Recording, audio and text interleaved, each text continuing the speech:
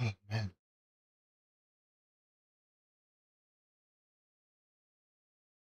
You stay up for some fucking deodorant. That's my dad's. Oh, holy shit. Oof. Oh fuck. Just smashed my hand off this fucking thing. Almost stubbed my finger in it. Yeah, pet hunting. I'm gonna go hunt down a pet. Hopefully get a friend. Hopefully make a little friend.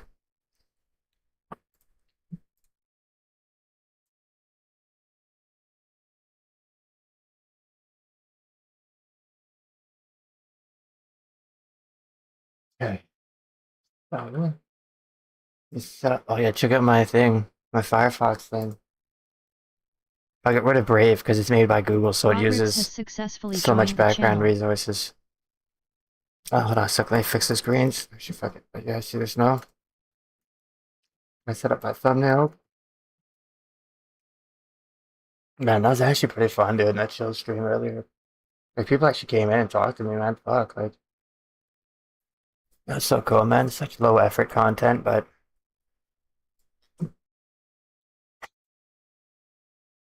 all the lower effort I put into content usually the worst, or it does the best, like my sleep streams. I don't put any effort into them, believe it or not.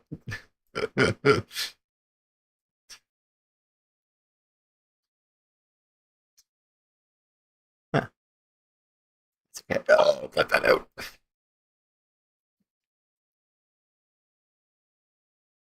Okay. 142 views? Holy shit, dude. That's really good for my just chilling streams. Usually get like fucking show you. I guess you get a lot worse, man. I gotta turn my green screen a little bit more up. That should be good. I'm looking right here. Okay, good enough. Um, yeah, my chill streams. Um, 2 hours, 54 views.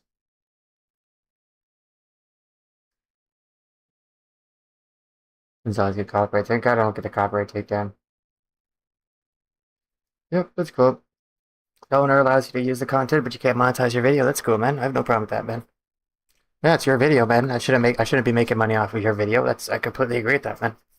Thanks for not giving me a fucking strike. Let's see who did it. Oh fuck. Every time, dude, I get this fucking thing, dude. Every fucking time I get a copyright strike, it's because this one fucking song, not strike, but it's always the proving grounds. What the fuck is this? It has to be somebody's fucking intro. Because I used to always get on fucking soup skill in our games.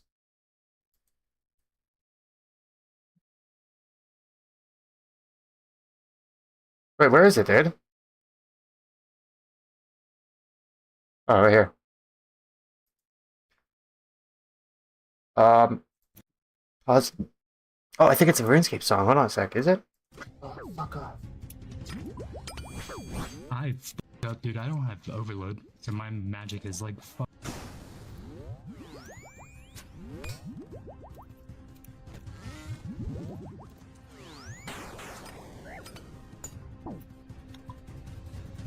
You don't even fucking hear it. How'd they copyright that?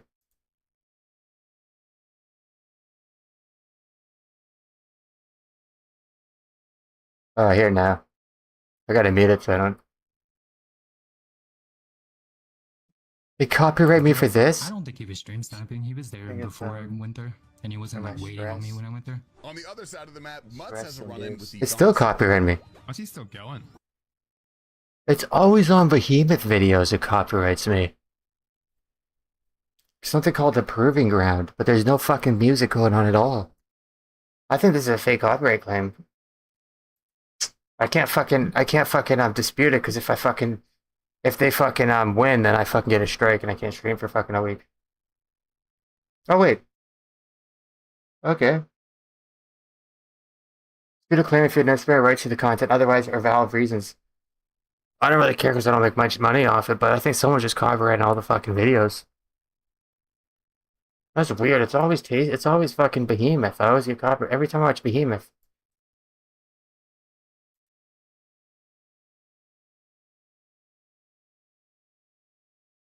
I don't know. Let me look something up. Improving brands. Maybe people got fake copyright from them. Copyrights.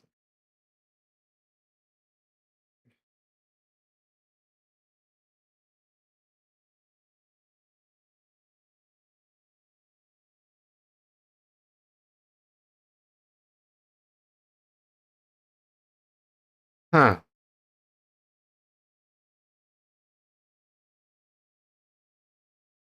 That's weird, man. I think they're just hitting my fucking channel for some reason.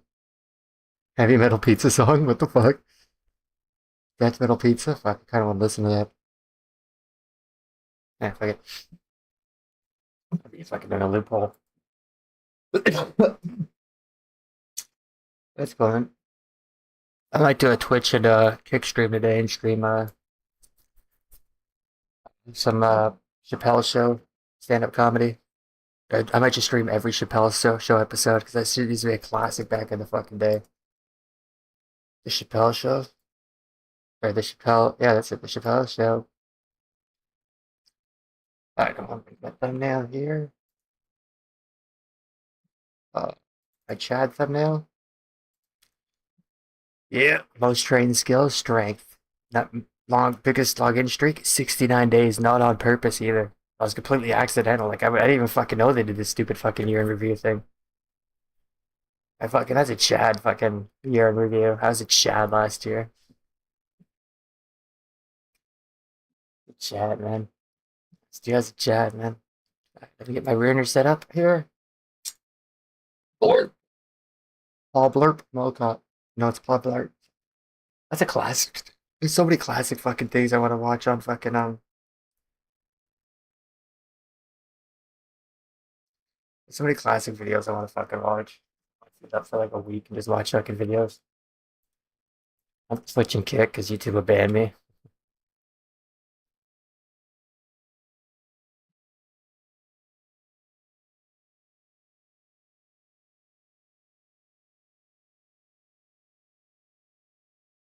I just take up that much of the fucking screen. Hold on. Hey, it's okay to be gay, baby. Just make sure to be gay with me, maybe.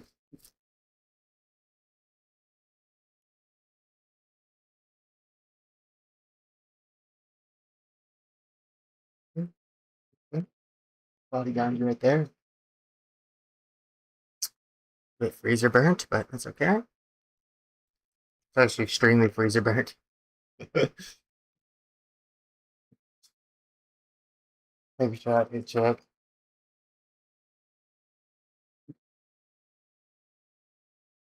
I got it too, dude. Just play, we can't open two, we don't have a powered off computer. I wish I could open two, dude. I'd fucking set like traps. I'd have like a fucking noob account and then my main account. And like I'd go on my noob account, like pretend like I'm a fucking noob, and if somebody helped me, I'd reward them on my main account.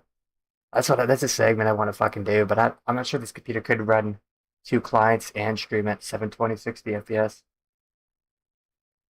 Because it's just a Lenovo ThinkPad i7 13th gen. It's nothing really special, right? But then again, I don't use OBS or Streamlabs. I use a fucking software that's way more fucking lightweight. Oh yeah, we can definitely fucking do it, I think.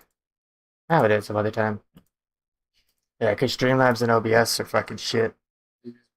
Way more resources than they fucking should. I fill up my bone.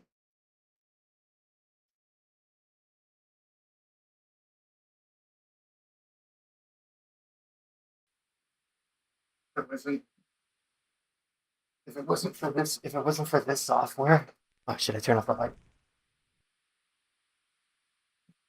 If it wasn't for this streaming software, I'd be streaming it fucking I wouldn't be probably streaming RuneScape. I'd probably stream just chatting, like just fucking chatting or watching YouTube or something. If it wasn't for this Prism Live Studio, it's called, and it looks way better than fucking OBS too. So always go down here. Oh, we just did it around. Okay. Do I have a hat?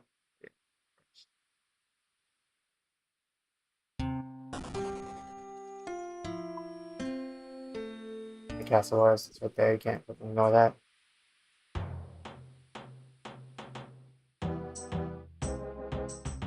He's already got 2 viewers. Holy crap.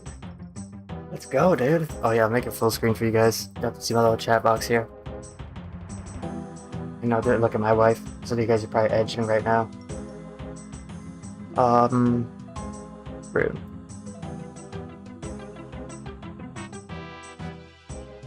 It's not from back in the day? Shit.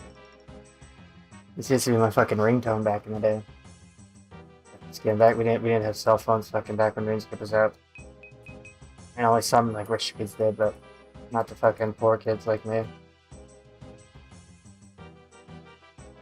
Alright, so God sword ready. Need a heal.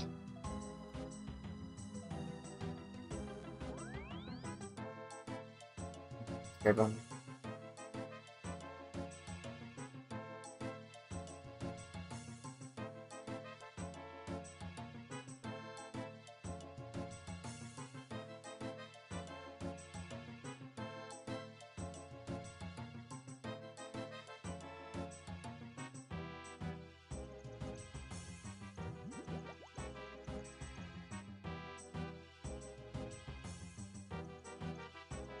That back.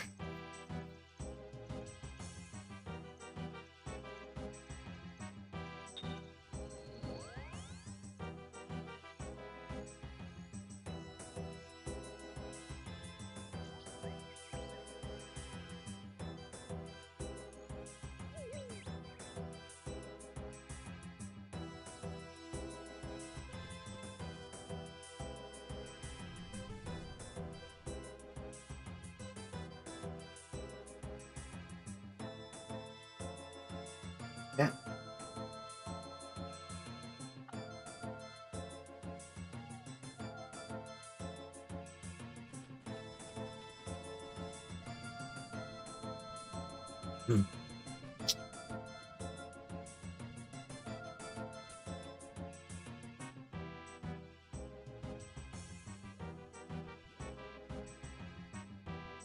So 12, 5, and 6 isn't good anymore.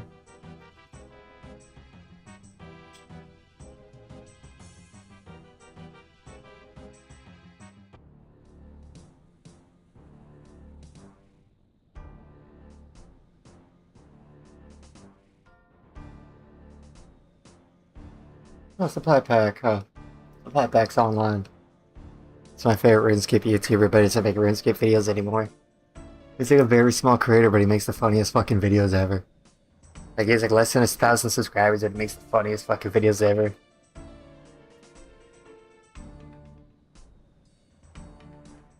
They kind of like social experiments. Like, he did a fake draw party one time. He one time he got a guy to lead him around the whole fucking map. He's like, can you take me to Varrock? And the guy takes him to Varrock. He's like, can you take me to Falador? And the guy takes him to Falador. He's like, can you take me to Rivington? It's so fucking, like, you'd never be able to fucking pull that off, dude. Like, that's so hard to get somebody to, like, that stupid.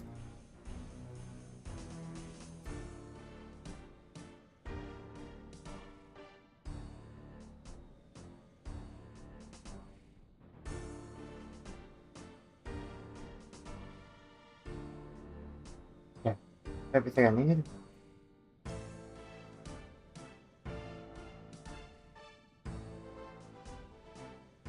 Oh, I need an overeat. There we go.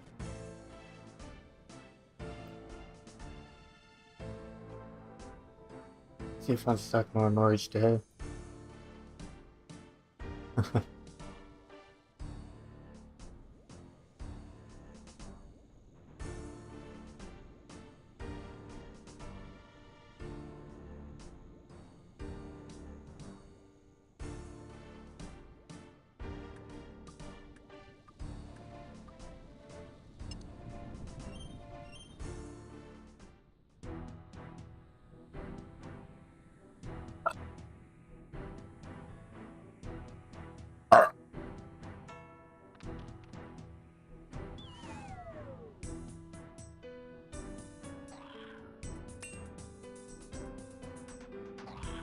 So where have I heard that fucking song so many times? It's on my way to 99 Slayer and so many fucking worm tasks.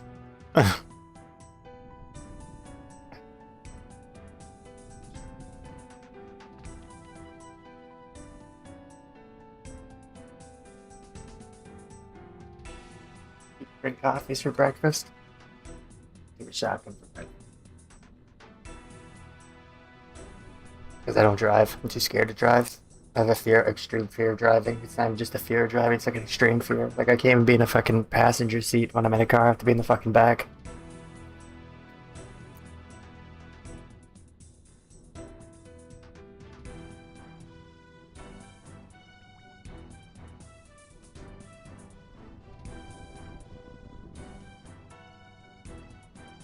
Yeah, if we're going to a car, you'll never hear me call shotgun. Nope. Fuck that, babe. I have a fear of driving ever since fucking Final Destination. Bash has got me. Here, dude.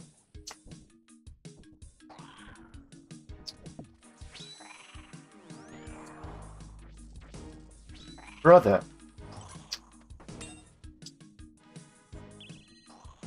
Oh, shit. I think I should do God's one anyways. He fucking sucks dick here.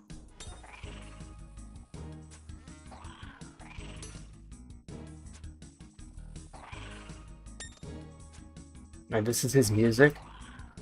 The fucking music in the fucking lobby to get here sounds fucking better.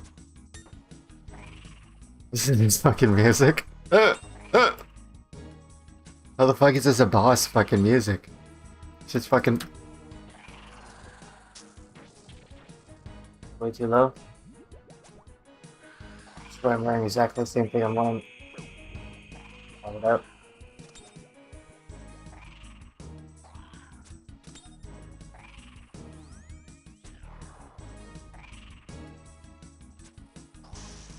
What? I clicked.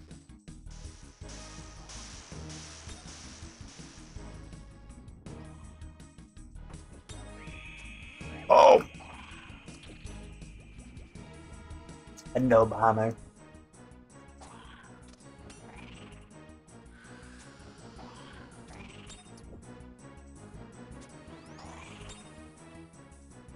Alright.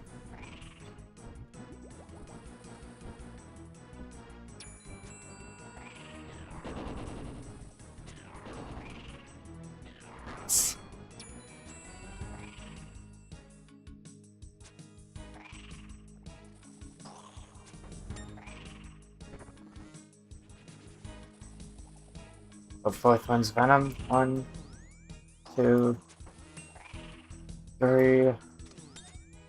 Back.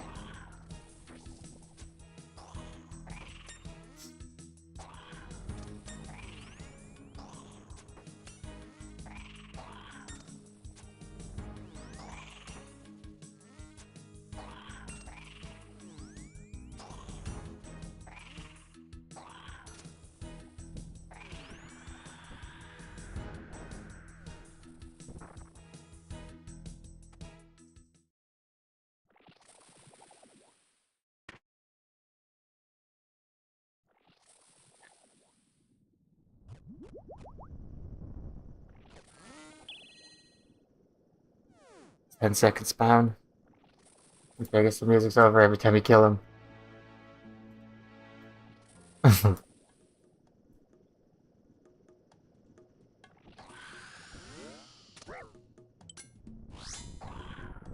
Hey.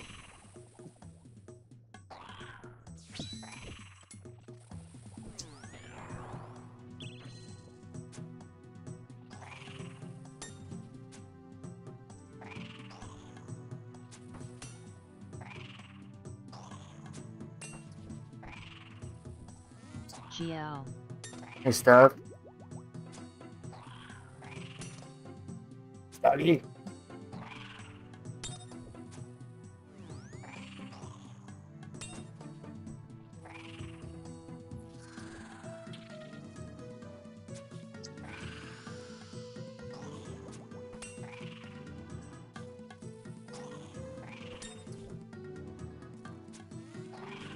I'm not expecting to get a fucking second task. Holy shit. I didn't even get one fucking Hydra task on my way to 99. And now we get fucking 2 back to back? Like, fuck. Well, it wasn't back to back. I did the 9 small. Well, I actually fucked up on the small ones. I wasn't paying attention. I did too many fucking small ones. Yeah, I actually fucked it up really bad. I think I'm at like 12 or something. So this isn't going to point pierce me, but I wasn't fucking paying attention. I just did fucking like too many extra tasks.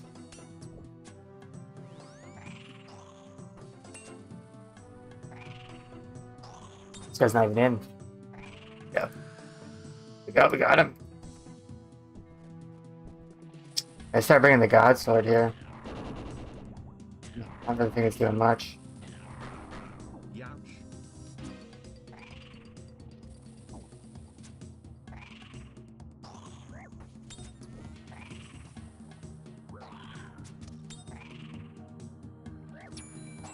LOL. Yeah.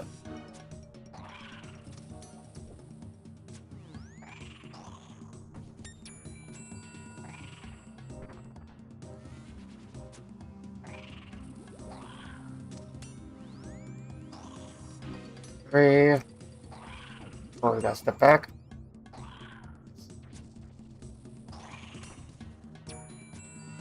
Twinkle, twinkle, little star, what a whore you are.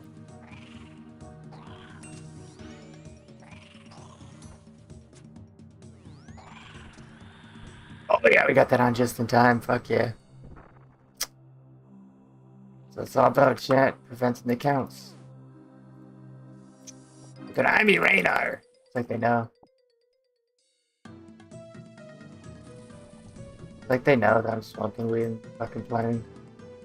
It's like they fucking know, chat.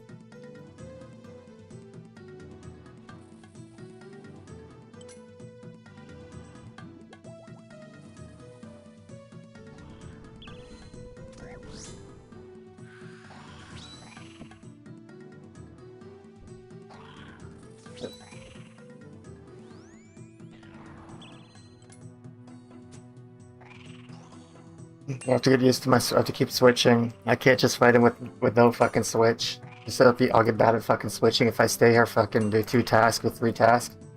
I'll be horrible at fucking switching after, so it's good I ran the God Sword so I can fucking keep that muscle memory fucking in the back of my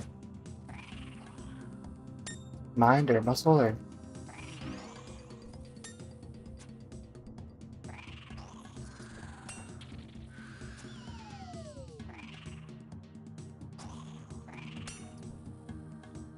Yeah, so I don't pull this guy to the fucking next vent because I wait for his fucking lightning to spawn because I know how to dodge it if he throws it right here. I don't know how to dodge it if he throws it here. Just run over here, run down there, then run over here. Sometimes one hits you, but it depends like where you stand. But rarely.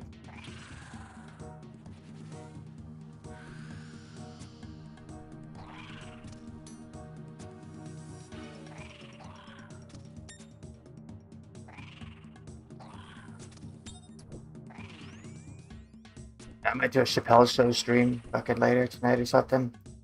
I bet it can't be on YouTube, it's going to be on fucking Twitch and Kick. Just watch all the Chappelle Show episodes. You got her ways, bro. It's working. That shit's fucking, that's just a fucking, that thing was fucking, that was an awesome show back in the day. That show was way ahead of its time. Clayton Bigsby and all that shit, dude. Black white supremacist? Fuck, I forgot about that. She fucking died there. Black white supremacist. The blind black white supremacist. That shit was way ahead of its fucking time, dude. Yeah, let's go. Let's find that.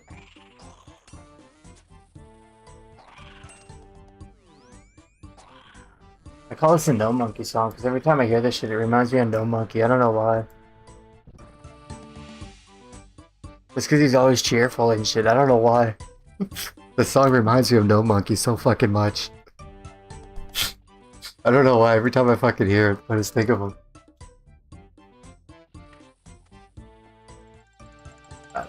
So sharks in every stores. Shrimps. We're here for the pet, not for the GP. We're here for the pet. We're already billing there, but I need more GP. I mean, I don't have a twister bow yet, but...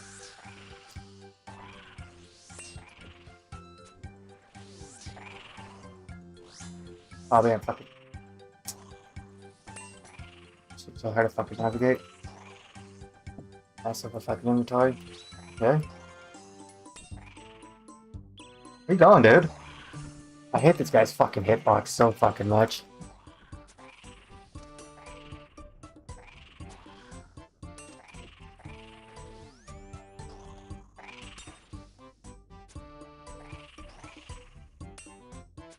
I think this is the right tile to stand on. I'm gonna test it.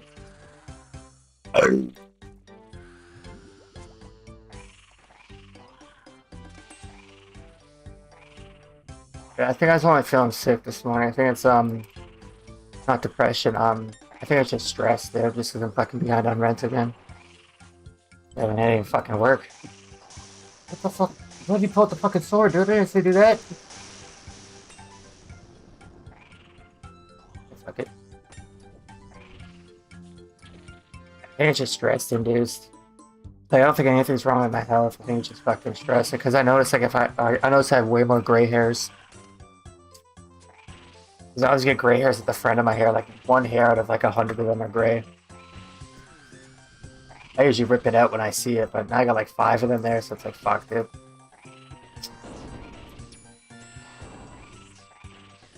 With my gene pool, I shouldn't be getting, gray hair at fucking, I'm going for a nap. I'll have stream on. Don't be too loud, please. Oh, okay, man. No problem, dude. Take a nap, man. Yeah, rest up, dude. Oh, yeah, you usually get off at this time, yeah. You're usually off at this time, yeah. Fucking 11 a.m. my time is usually your fucking... Yeah. I appreciate you just stopped by. I'm dead.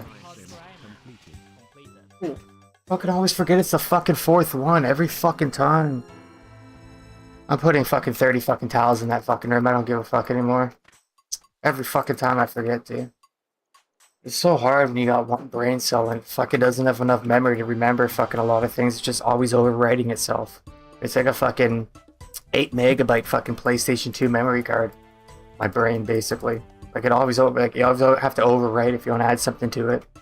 It's fucking stupid, man. It's just because I've been hit in the head way too many times in my fucking life. And I used to smash my head off the fucking wall and use prison to try to fucking murder myself, but it didn't really work. I wasn't strong enough to do that. Fuck, I used to do it so I was like knocked out cold, dude. It was fucking bad. Because I'd always fight with the fucking guards because they'd have some dumbass fucking rules. And like the guards would come and restrain you, but I'd fucking fight them and I knew a way to fucking counter their restraints. All you do is lock your legs around their kneecaps. So you put one of your legs behind their kneecap and your other leg in front of their shin while they're trying to restrain you, and it's fucked. They can't do it. The guard just falls right away. They can't do anything. So I got like addicted to doing that shit because it was so fucking funny. Because they had no clue what to fucking do when that happened, right? So they always throw me in fucking isolation, which is basically solitary confinement. You're in your own cell alone for fucking like 20 hours at least. I kind of got addicted to that, but that room would drive you fucking crazy. Because there's like a fire alarm in that room, and the fucking battery was fucking low. I'm like, what are you guys doing, dude? I can start a fire in this fucking room and burn down the whole place. Change the fucking battery. It was driving me fucking insane. All I heard was beep. Beep. Beep. You know? Beep. Beep. Fuck. Beep. Smash my head off the fucking wall. Just wake up on the fucking, in the nurse's fucking range. Or the medical range. Like, do you know what happened to you? I'm like, the fuck am I? This isn't my cell. Why is everybody here on wheelchairs? What the fuck? Did I just like knock myself into a different dimension? Why is everybody here on fucking wheelchairs? What the fuck's going on? Oh yeah, you're in the medical room because you had a oopsie daisy. Oh. You're on the medical range now for at least the next 2 months. Because you had a whoopsie daisy. Oh. Did I? I don't even remember it, dude. Maybe that's the whoopsie daisy. You didn't remember it because I smashed my fucking head so hard. It's like when you're at rock bottom, like in jail and you have fucking nothing. Nobody to visit you and shit like that. It kind of fucking sucks as a teenager. You feel depression a lot fucking harder. Right? That's the only reason why, like...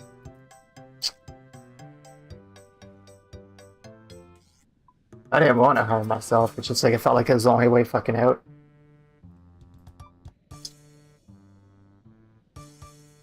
But you know, trial came. The motherfucker didn't even show up to fucking trial. I got off. Realized the courts realized that their fucking piece of shit was framing me and threw me in fucking jail as a frame. Because the judge is like, "What the? How'd you even get thrown in jail? This story doesn't even add up at all. Their statement doesn't even add up at all. How did they even arrest you for this?" The judge is like, "No, you can go. This is supposed to be a 2-day trial, but no, this is no, because in Canada it's not a jury. It's the judge makes the decision." So the judge is like, "No, I'm throwing this out. This is ridiculous." Like within the first like 10 minutes of the court, it was supposed to be a 2-day trial too. And I got thrown out fucking within the first like 10 minutes of the fucking trial. The judge is like, "Are you Brandon?" I'm like, "Yeah, that's me, man." But I didn't really say it. I'm like, "Yes, sir." It's like, this statement is so inconclusive. I'm throwing this completely out. You're a free man. Enjoy your freedom. I don't want to see you back here. And then my lawyer just looked at me and her eyes lit up. I'm like, oh, fuck. Because we were waiting for the second day of trial to hear. Like, she's like, "You want to hear that you're acquainted of all charges. Not that you're guilty. You want to hear that you're acquainted." She was waiting to hear that, but she did not expect that. Oh yeah, we need someone with fucking common sense, dude. It's really easy to frame. I can frame any single person I want in Canada. It's extremely fucking easy. All you need is a statement. You don't have to fucking punch me or anything. I can just say you fucking punched me and I can have you thrown in jail. Because it's he says, she says. And that shit goes really far in court. Because it's a statement, right? Somebody saying they saw something, right? Yeah. I just wonder how many other fucking people lost their fucking childhood or bullshit like that, man. Yeah, that was punishing, man. It destroyed my fucking childhood. It hasn't been such a great fucking childhood. Oh well, man. I think it happened for a reason to teach me like a lot of lessons in life and shit. Where the fuck's my rune pouch, dude? What the fuck's going on here? Scam. Where is it?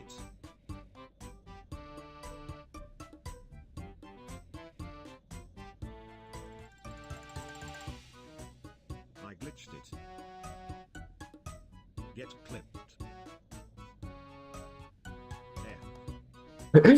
Yellow behemoth.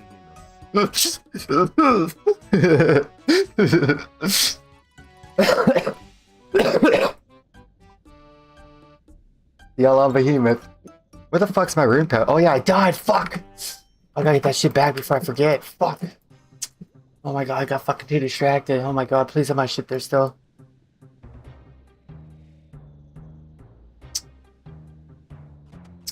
I don't care about those fucking things. I'll drop them if anything. Oh shit, I think there's a light.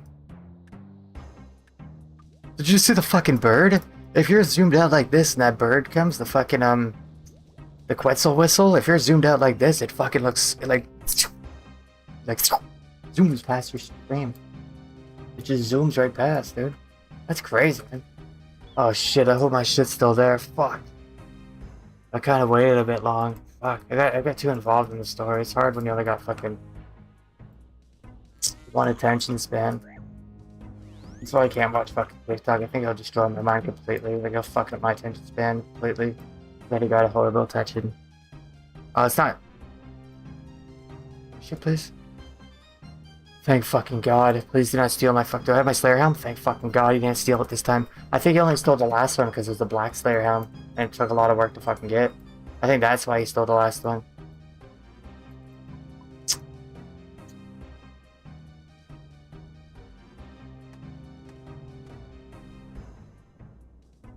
Look after. Give my shit, man.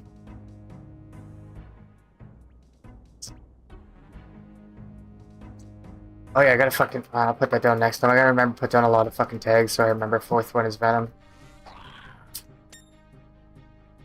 There's no way I'm gonna fucking forget after the amount of fucking tags or ground tiles I'm gonna put down. I'm gonna put down an absurd amount. It's just gonna be hell labeling them all. Third one is Venom. Or fourth attack is Venom.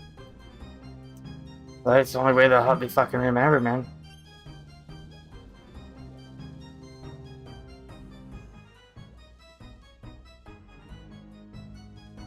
And I don't think I've ever had like full kit capability in my brain.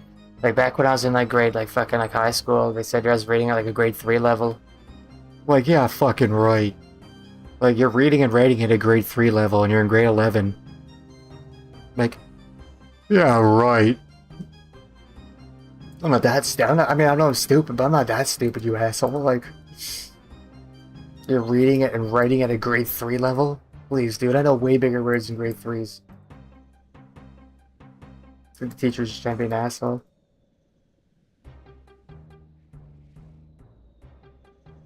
I mean, I know it's stupid, but I don't think I was that fucking stupid. And it's only because I was like, I had like a learning disability. Like, I couldn't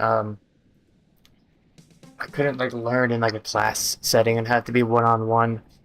And like someone had to be talking to me directly. Like if there's like a class and they're talking to the class, I wouldn't be able to grasp anything. If I read a book, I wouldn't be able to remember anything about it. Like I wouldn't be like I had a very bad learning disability before fucking they even knew learning disabilities were a thing. I mean they knew they were a thing, but they're like kind of like if you had one, you'd be fucking sent to special ed and you'd be fucking shamed and shit like that. Like it wasn't really um looked at like we should help this guy. It was like, oh, this guy's fucked up. He's not normal, right?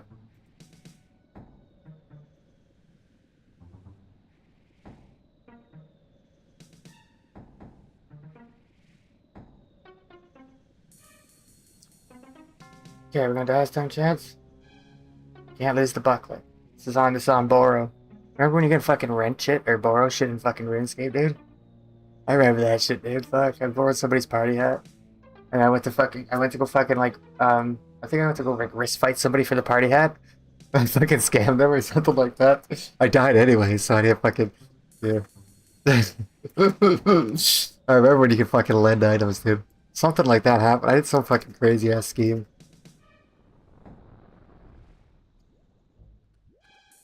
Oh, maybe the blowpipe would be better because it's a fucking heal. Yeah. Oh, they're bigger. I'm going faster. Yeah, maybe the blowpipe would be better because look at this.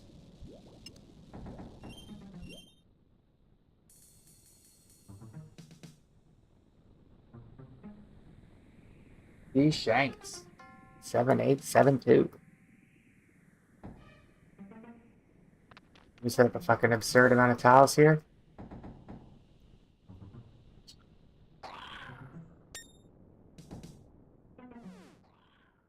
There's too many times I've died to that same fucking mechanic because I can't remember for his venom.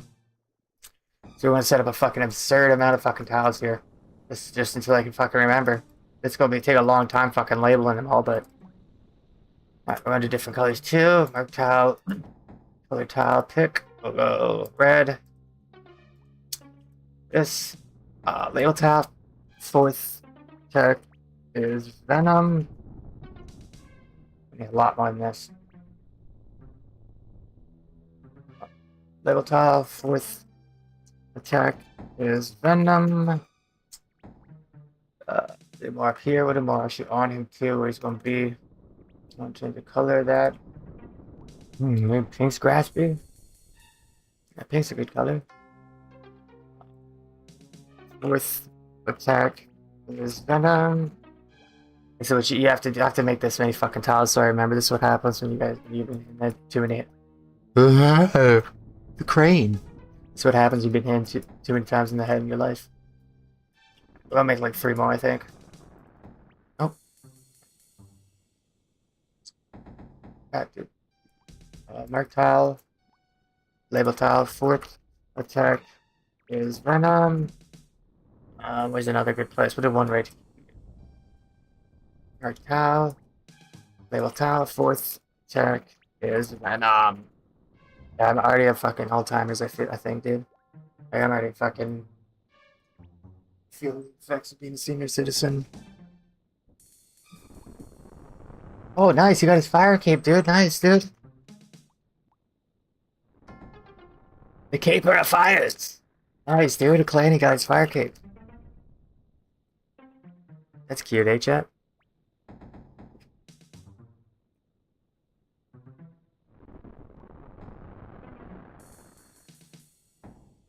The Cape of Fires.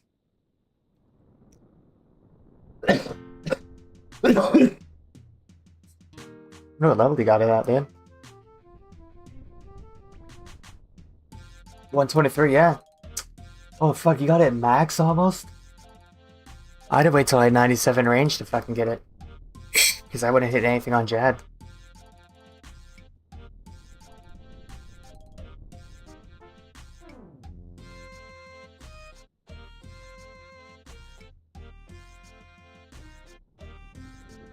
Yeah, I had to go when I was 120. I think I got mine at 120 or 123. Because I fucking had to get the 99 or 97 range because I just hit nothing on him the whole fucking time. It just sit there be 0, 0, 0, 0, 0, 2, Please 0, like the 0, video, 0, dogs. 0, 1, 0, 0, 0, 0, 0, 0, 10, 0, 0, 0, 0, 0, 0, 0, 0, 0, 0, 3, 0, 0. Like, that was my Jad fight. Fuck this shit, dude. I just ran out of the fucking caves. I get to 97 range, I start fucking hitting them.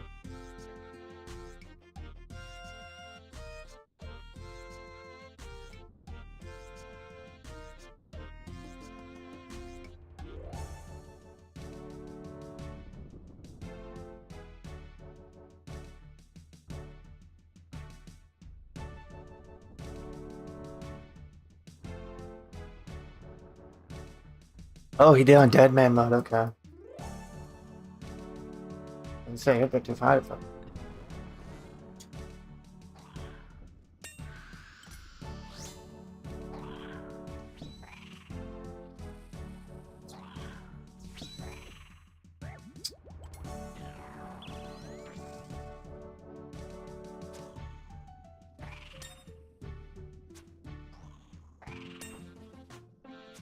Pretty clip.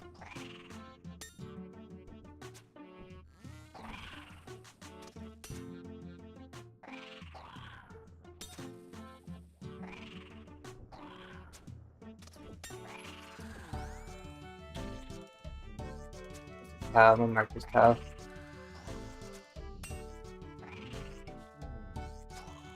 Lightning. I saw Light Knight. I saw Lightning Roars for Light Knight. Oh well. Light Knight, fuck, oh well. They'll be like, what the fuck? Why'd it say Light Knight over there? Oh, we skipped it. Skipper!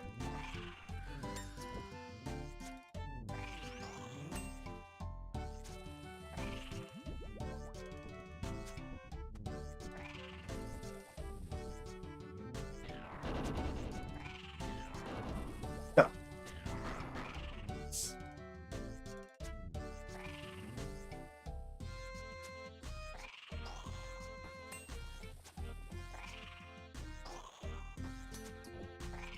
That's the buckler sound. Oh shit, that's you. 1, 2, 3. Yep.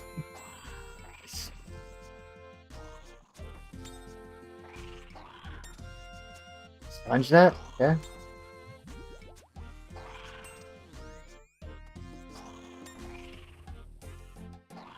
Oh, I thought he died there. Fuck you. I thought he was dead.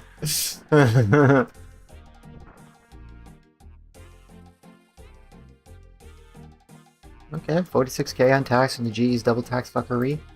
I'll take it. I'll take it. That's one thing I'm surprised players ain't ride over. They'd ride over the gay pride event. If Jagus does a gay pride event for the homosexuals and queers in the fucking community, the community fucking riots. But if they fucking double the G tax, the community doesn't give a fuck. So stupid, man.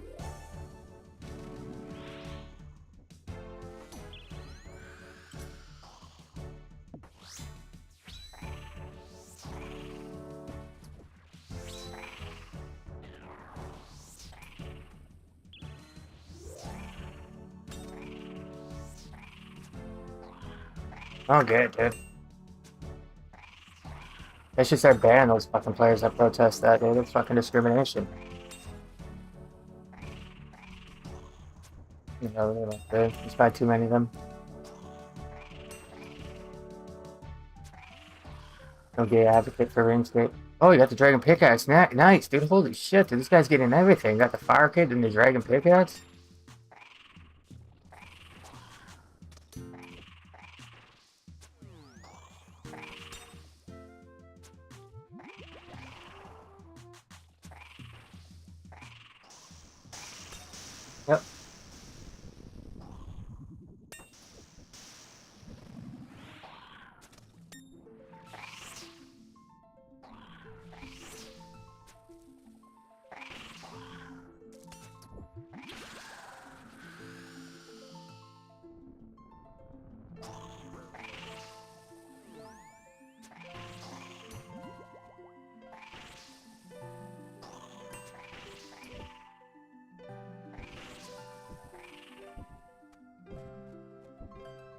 Yeah.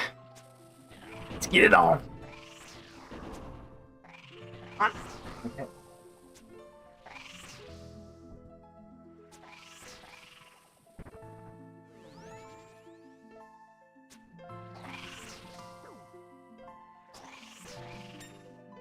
Three.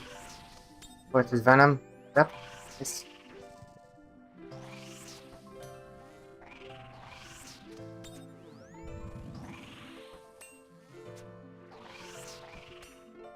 Ah, fuck, I switched. Fuck. Right.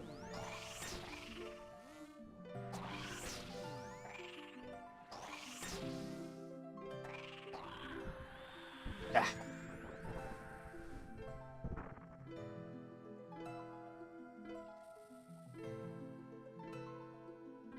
Just ask you how you're doing. You gotta say good, because if you say you're not doing good, everyone asks why. You gotta explain why you're not doing good.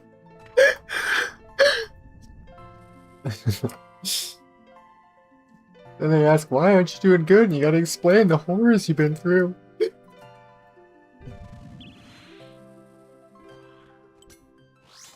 The God Son. Son of some gods. I like to cut paper. You cutting shit. Cutting paper.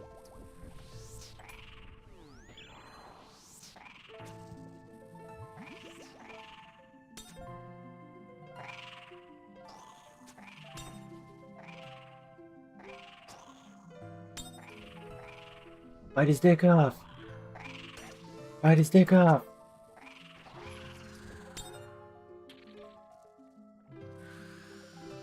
Bite his dick off and spit it out.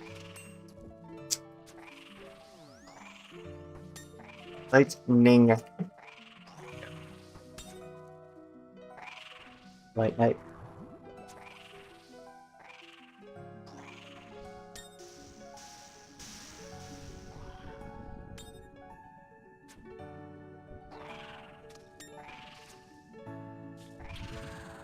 Right.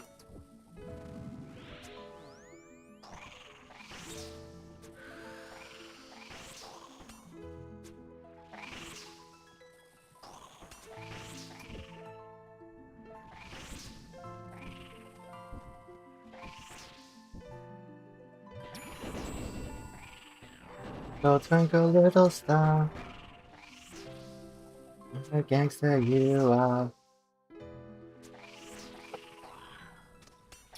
Twinkle twinkle little star, get the fuck in my car.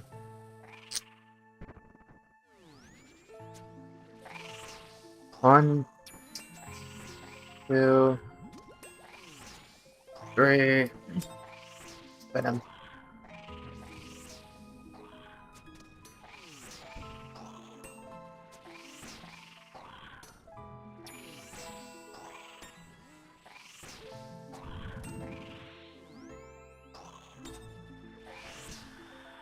Yes, decrease.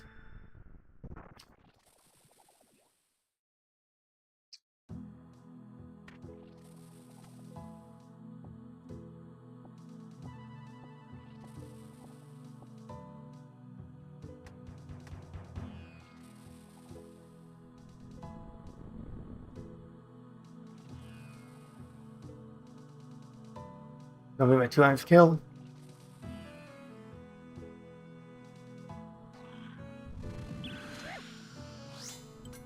The Godson. Nice.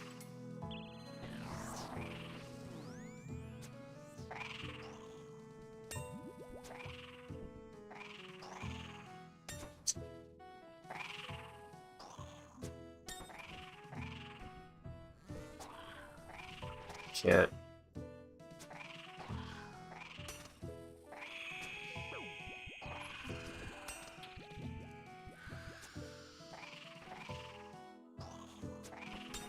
I could put fire jets.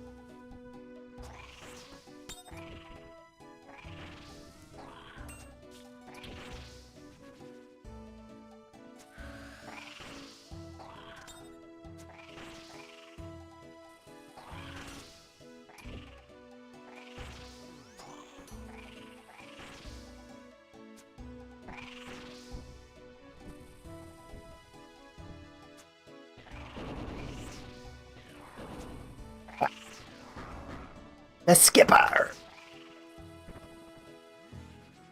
Hey, skipper!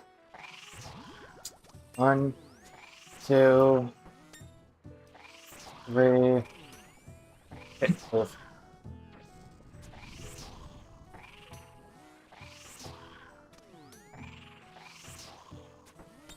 Damn.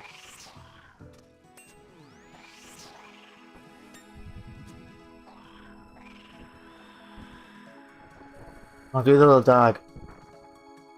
Give me a little dog, please. Oh, man. Stingy ass bastard.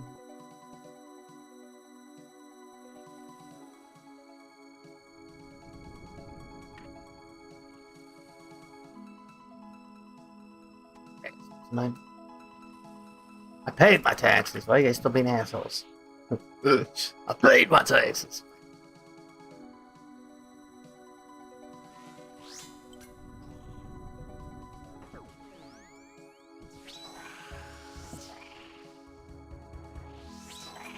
You got so much fucking muscle memory fucking doing that to Z-Bag. That's why I fucking step back. That's why I step back like that so I don't get bit by him.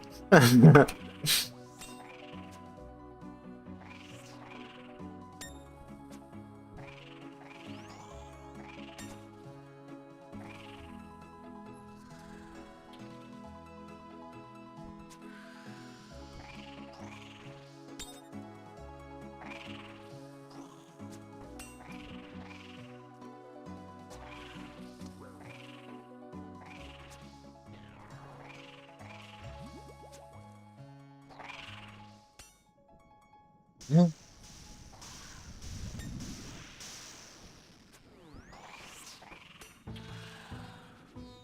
Crouch out. Go.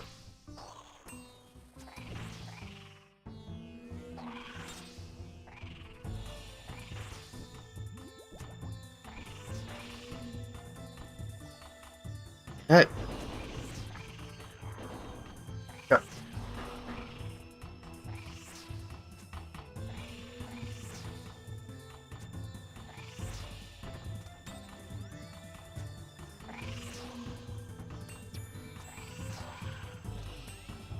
Three. This venom. Hit move. No.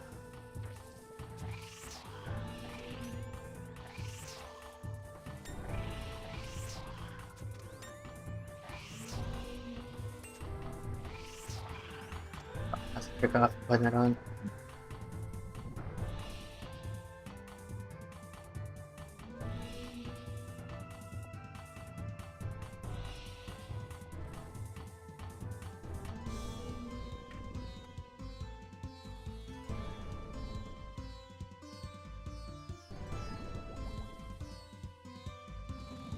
The drop. Let me hit the drop I want.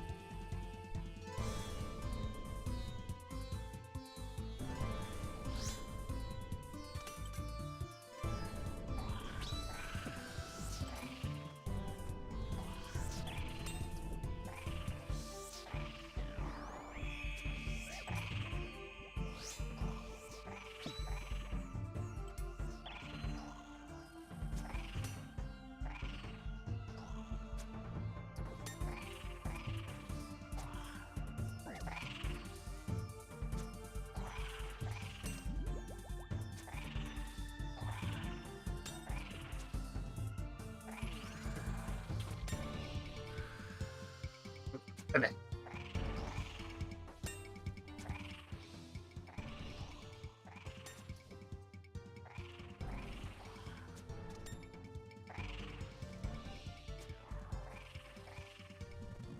Gonna blast some noobs earlier.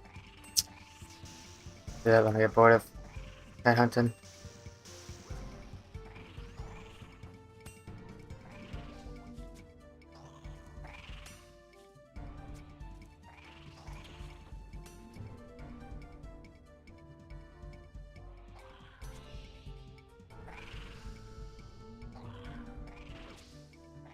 Fuck, that was scary.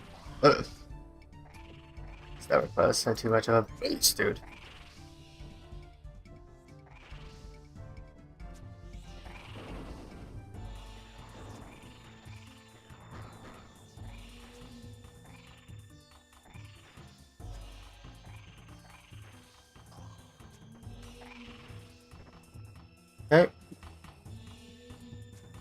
1, 2,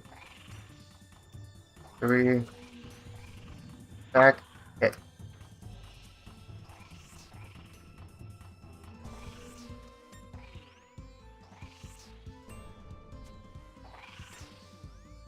Big hits, chat. Big hits.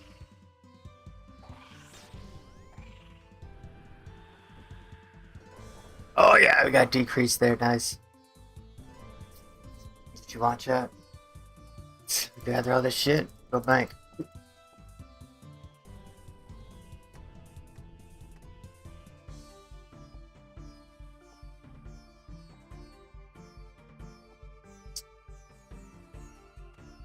Oops.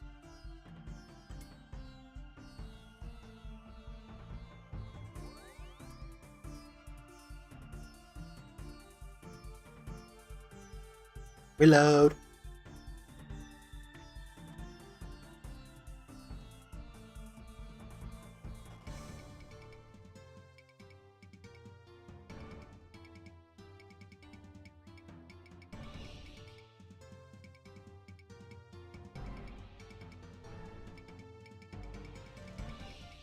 Oh.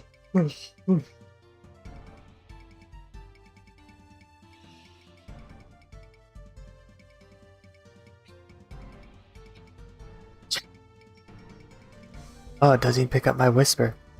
Then we gotta be quiet, Steven's sleeping. You can't make that much noise. Rank 25 RuneScape players sleeping shit. I know. I'm surprised they sleep at all too. I'm surprised anybody in their top 100 even sleeps at all.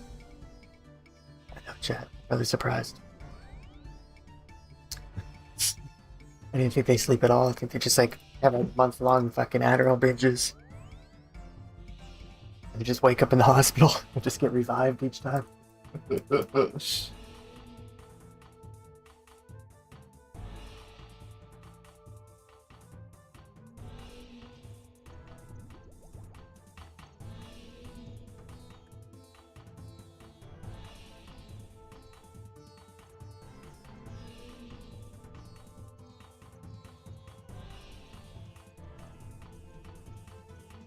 Don't do it. Don't do it. Oh. I didn't yawn there, chat. That wasn't a yawn, that was a sneeze. Oh, fuck. I guess my eyes say otherwise. It's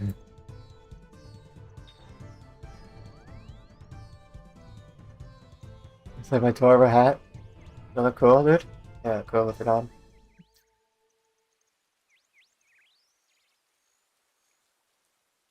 Imagine waking up in the hospital and the first thing you ask is if you hit 150 MXP in agility. Yeah, no, you've been out for the past 24 hours, you haven't gotten any agility. But no, I mean in RuneScape. The fuck's RuneScape? Bro, this is real life, you're not in a game. This is real life. I just start thinking he's having like a mental breakdown or he thinks he's in a different fucking...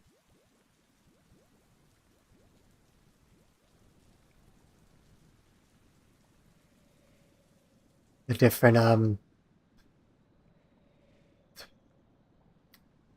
dimension. I was getting bitch slapped by a wave of tiredness. Holy shit. Yeah, I'm gonna fight it.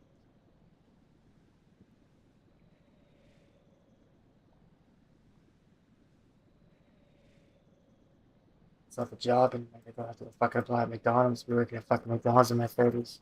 It's gonna be embarrassing as shit.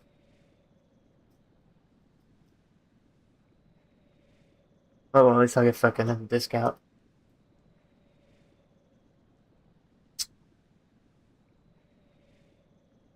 What the fuck's my music, dude?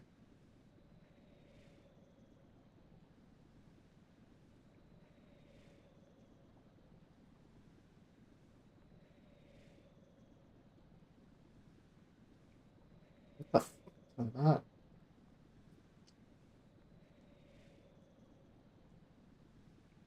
I gotta do this mage training arena BS just to finish Lumbee Hard Diary.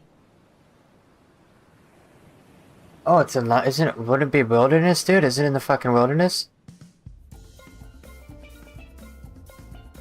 Isn't that shit in the fucking wilderness too? Wouldn't that be part of the wilderness diary?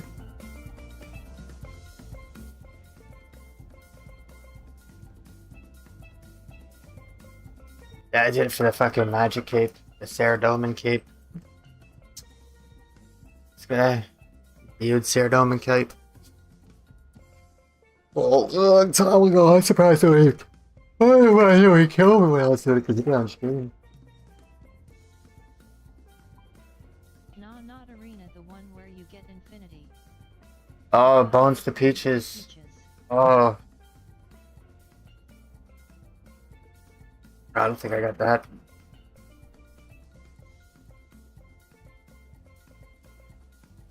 Is there bones to bananas you can use? Bones banana scroll or something like that? Let's try it. He's ready, dude.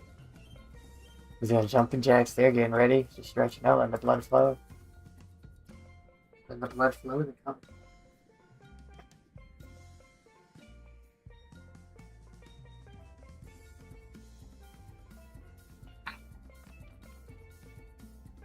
Big S, we call him back in the day. Big S. Diary won't allow you to use Bones to Peaches tab. Stingy bastards, man. Fuck it.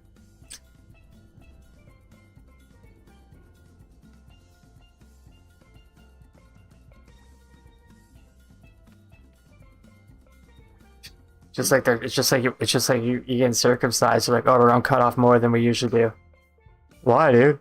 Oh, because your foreskin's a little bit thicker. I think I might be able to make a scarf out of it. It's just like, dude, what the fuck? Come on, dude. Just stupid shit like that, dude. Like, it doesn't need to happen. Just, that's fucking... They add in the game and you buy it and you're like, oh shit, and I can do this. And you get to the place you want to fucking do it. And you click it, you're like, oh, you need Lumber's diaries done. You're like, what the fuck? I know girl, I do no diaries, dude. I don't write no fucking diaries. I know fucking teenage fucking girl. Same.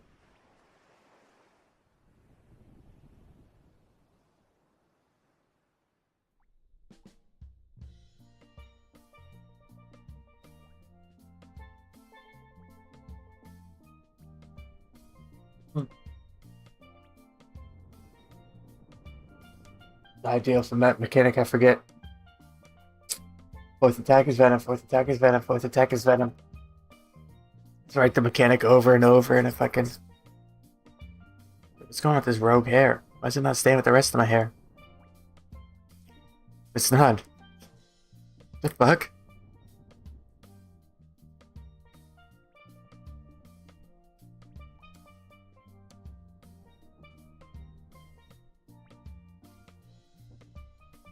What the hell is going on, Chad? Dude, I gotta cut this fucking thing off, don't I?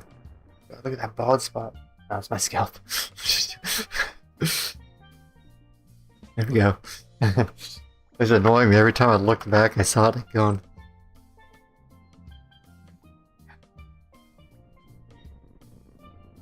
Lol. Yeah, I should have clipped that, dude. That'd be a good clip. Let me try to get back. Oh, I got it back. It is right there. I got it back.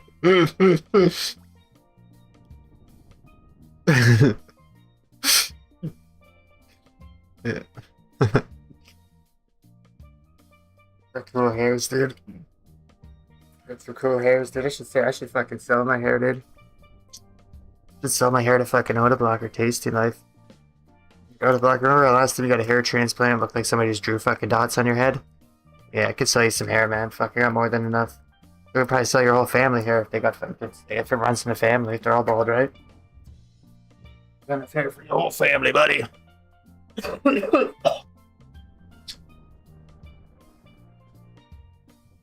What's funny, dude, is hair transplants. He says, go to Turkey for a hair transplant. Fuck that, dude. I ain't going to fucking Turkey for a fucking hair transplant. I guarantee their fucking medical's fucking way behind than ours, dude. If you get a fucking infection while they're doing that shit, you're probably fucked. You probably have no cure to fucking cure infections or something, dude, right? Like, fuck that, dude.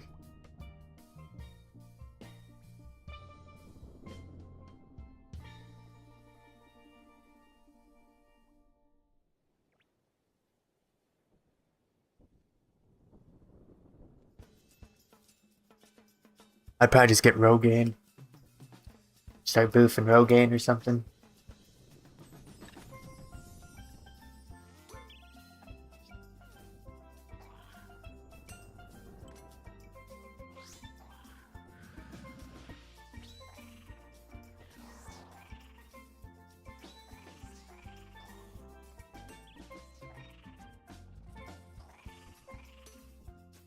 Grab it, man.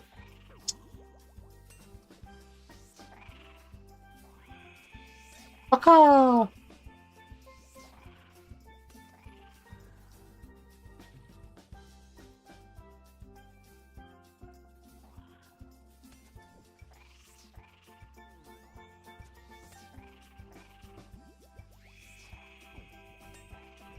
Here, come close, Liquid. Oh, back to that would have been back-to-back hundreds if we fucking weekend. Or weekend. Not weekend.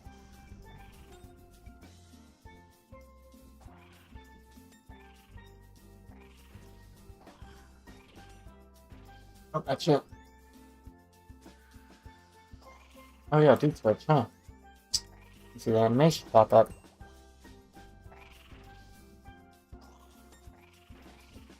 Go back, baby.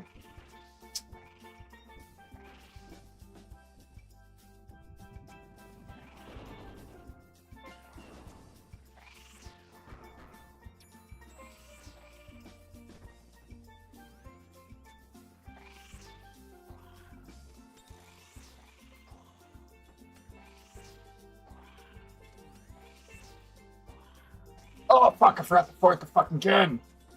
That's gonna hurt. We got fucking like 20 fucking tiles and I still forget fourth attack is fucking venom. Oh, I wish we had to fucking add more.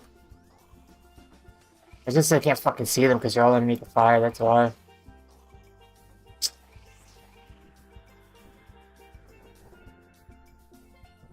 The clipper? The crane.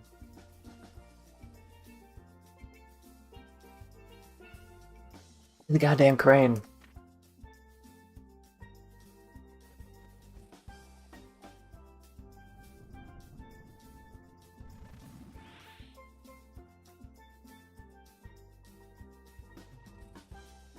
Pretty Tom Chancy.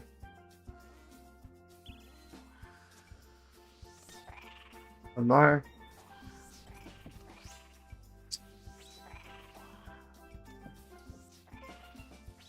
Nice.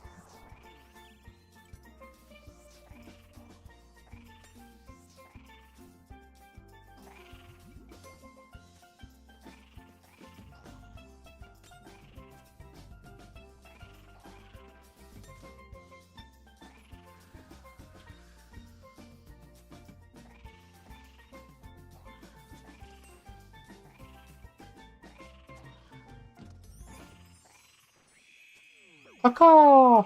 I didn't bother.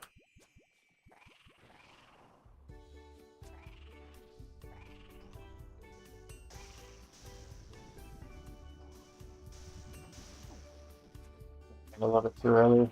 Okay.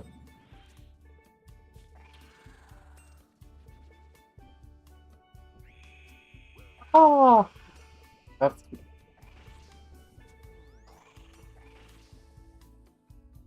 you know. Oh yeah.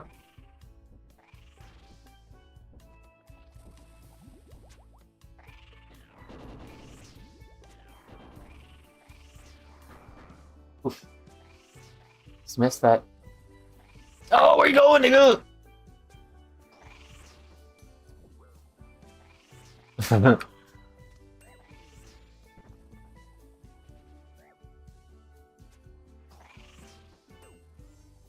Two, three. Yep. Hit.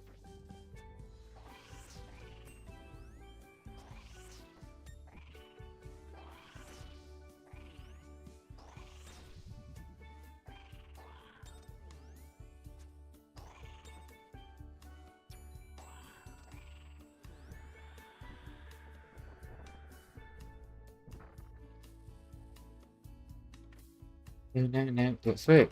Superstores and sharks in the same fucking bin. Same garbage bin.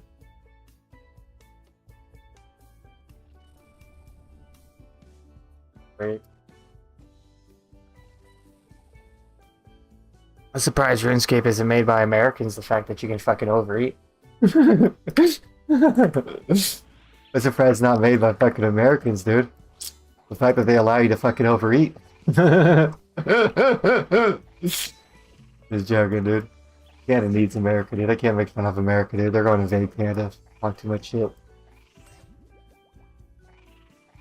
I was actually down for fucking Canada becoming the next state. That increased fucking our fucking money. Like, our money would be fucking worth a lot more. Like, our economy would fucking boom. Self-defense would actually be fucking legal finally. Self-defense is highly illegal in Canada. You're not supposed to fight. You're not supposed to defend yourself. You're supposed to sit there and call the police. Apparently, they say that that's why the police exist. You're not allowed to defend yourself at all. Even if somebody breaks in your house, if somebody breaks in your house, you can't defend yourself. So you're supposed to hide in the fucking washroom and call the police and wait an hour for them to show up. And hopefully not die. But if that person gets injured in your fucking house, they can sue you. Yeah, if they're breaking into your house and they get injured, they can sue you. That's the fucking stupid thing about Canada. Even though their intent to be on your property was 100% malicious, they can still fucking sue you. Yeah. Fucking stupid. Self-defense. I've been in jail for self-defense. I had a guy pull a knife on me and I fucking punched him in the face. His like nose like fucking blew up in my fucking fist. There's blood all over my fucking hand. I got arrested for assault with causing bodily harm because he bled. Because if you make somebody bleed in a fight, it's a lot worse. But it's self-fucking-defense. Like, I know self-defense is punching somebody in the fucking nose so their eyes water. I didn't mean to fucking destroy his nose, but... Good, dude. That distracted him, dude. That made him grab his fucking nose and not fucking grab me at the fucking knife in his hand. I'll do that 1,000 times fucking over. I don't give a fuck. I'm not getting fucking stabbed to death. Fuck that, dude. Holy fuck, that was fast.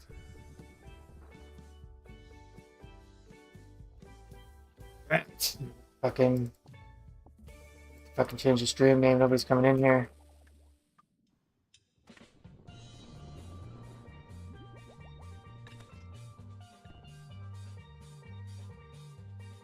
And a half fucking years, still no viewers.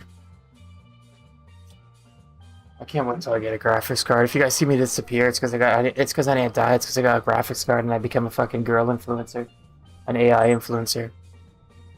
I'm sick and tired of this, dude. Fucking been busting my ass for fucking 10 years. No results in fucking all. I got 4,500 subscribers, but not even one fucking viewer. Except for Steven that's fucking asleep. It's so funny. It looks like my channel is so botted and shit. Like, it's so fucking dumb. Like, I need to make a video. Unsubscribe if you guys don't. If you guys don't watch my live streams, please unsubscribe. Please unsubscribe if you guys don't watch my live streams. Like, I'm sick and tired of this number being so fucking inflated.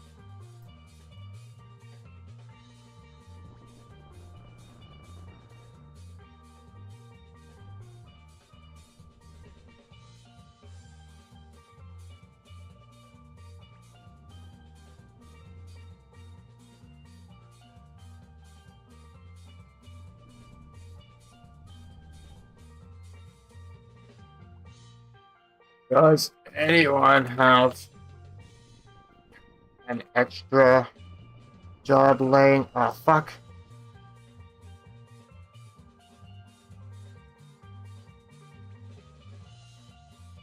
Borrow? How do you spell borrow?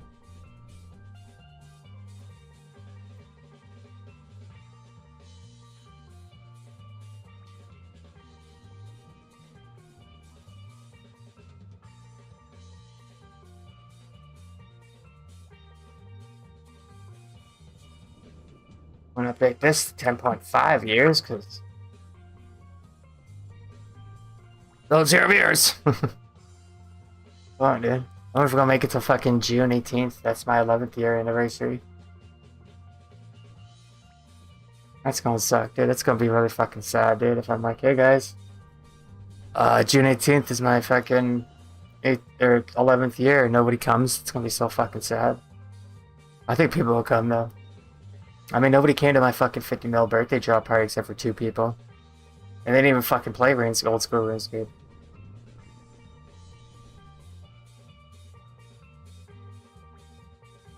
It just sucks, dude, working hard and say working and not getting a paycheck. Not even, I don't care about the fucking money, but I mean, I never had money. I don't really need money to survive. I can fucking survive fucking very little, but stupid. Never had shit, never probably will, no matter how hard I fucking work. It sucks ass, man. It's like a kick in the fucking dick every fucking time. It's only because Pokemon, it's only because Twitch fucking invented the fucking simp. Because Twitch was fucking down, they wanted to make more fucking money, so they went to some Asian cam girl fucking site and rented a whole bunch of fucking cam girls, and then they got them fucking contracts. That's one reason why streaming's not profitable for males. Fucking stupid. Because Twitch invented the simp.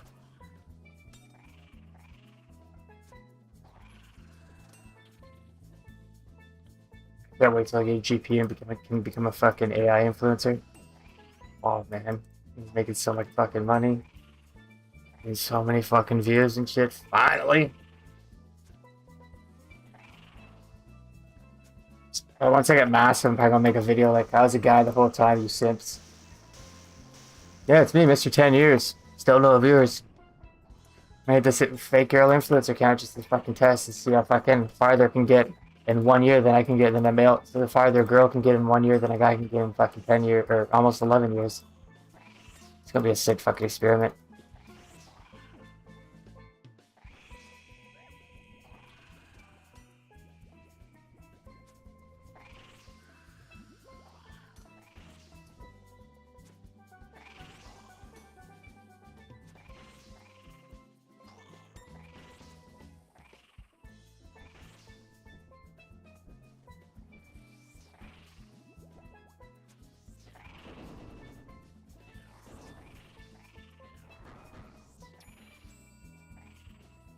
Alright. Both one's Venom. 2, 3. Get back.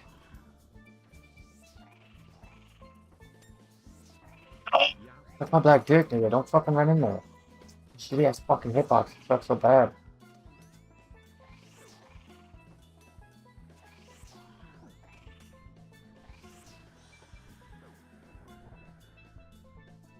He was dead. How is he still hitting me? He's dead. He's still hitting me? What's the game, Firex? Come on. Let's try to get our head out of our asses for 1 fucking week. Come on, JX. Only you can get your head out of your ass. It's pretty far up there, so good luck, but...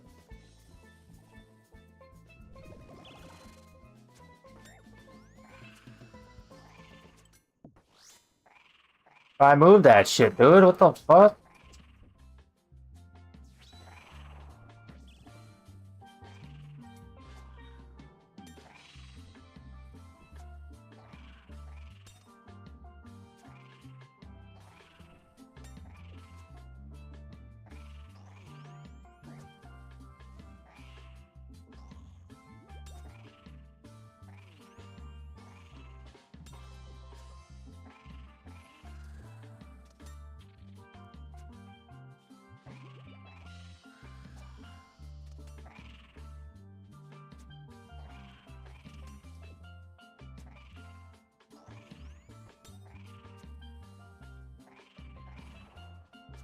Holy crap, I got 3 viewers. Hey guys. Hope you guys are doing well. Hope whatever you guys are going through in life. Hope you're not letting it beat you up too much. Please like the video, docs. Hope you guys get through whatever you guys are going through in life, or hopefully you guys are having a great time in life. If you're going through rough times, hope you guys get through it. Go get through it. Just stay strong, think positive. Set goals and shit.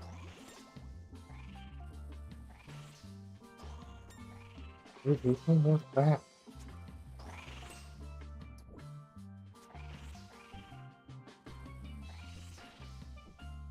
I live in Canada. I'm not sure if you guys can tell if I'm Canadian or not. I didn't really say bud or A yet, so. and you can tell I'm not American because I haven't showed off my gun yet. Well, I live in Canada. We don't have guns, but we got snowballs. But you know, Still deadly if you get hit in the face with an ice ball and you're not expecting it. It's still pretty deadly, man.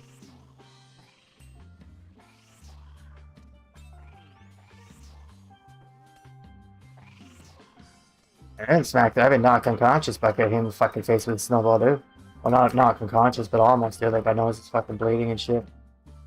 Because we used to have a rule, no ice balls. But people are assholes back in the day, and they'd take snow and just put it in their fucking freezer so it'd freeze even fucking more, and they'd make their own custom ice ball. Their own homemade fucking ice ball.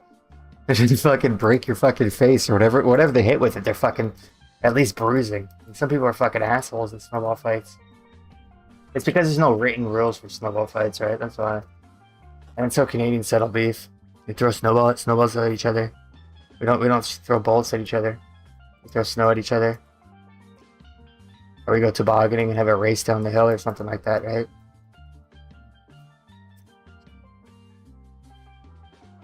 Nah, I'm just joking. Canada's a lot of guns. Canada's a lot of terrorist organizations from the Middle East too that came over too. A lot of terrorist gangs.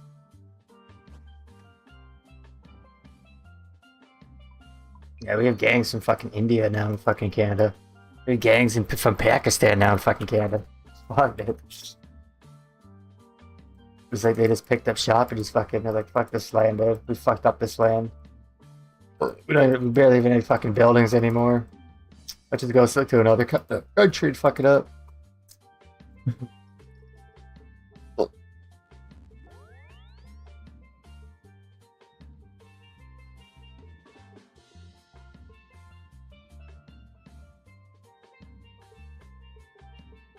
I mean, don't get me wrong, immigration is a massive part of society growth, but not when the fucking Canada only gets the trash that gets fucking denied entry to the fucking states. These guys try to get entry to the fucking states and get denied, and they're like, oh, I swear to God, the guards at the fucking U.S. border, they're like, oh, you guys can go to Canada. Canada will take you. Yeah, Canada takes anybody we won't take. Yeah, if you guys have criminal ties or terrorist ties, we won't take you, but Canada will take you. Yeah, it's just up that way. Yeah, it's really cold up there, so I recommend you buy a jacket down here and go up there. You might actually want to buy some gloves, a scarf, and a hat too, because it's really fucking cold up there. And you might want to sell your car and buy a fucking snowmobile.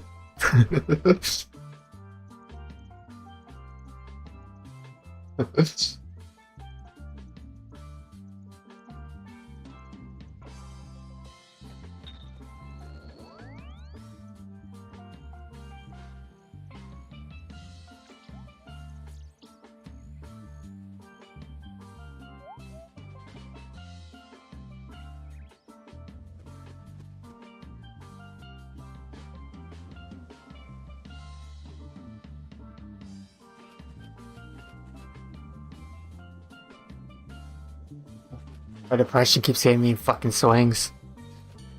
It just fucking keeps hitting me like fucking randomly. I'm smiling, although 90% of my smiles are fake smiles, it's me just fucking hiding fucking something, but it's like a defense mechanism I learned over the past fucking 3 decades. Or 2 decades or whatever.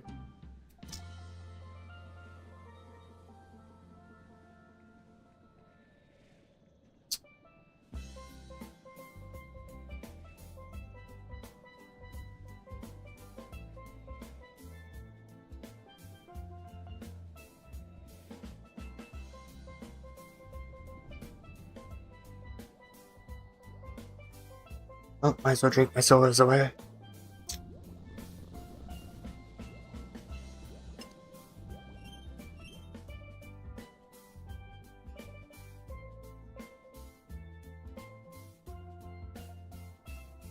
I wish I could quit and I didn't have to fucking drink this, dude. Fuck, I wish I could stop drinking and smoking, man. I don't think I fucking can. I think that's gonna be my death. Oh, I might as well enjoy it.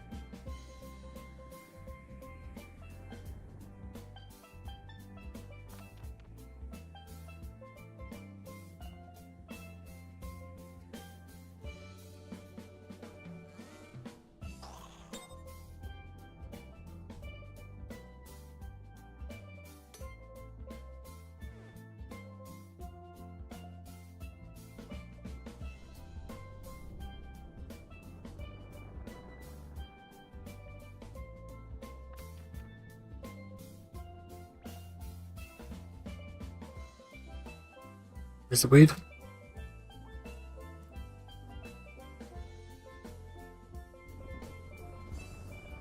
Yeah. Yeah. Live in Canada, guys. You guys can't call the police on me. Nice try. Nice try, guys. You guys can't call the police on me.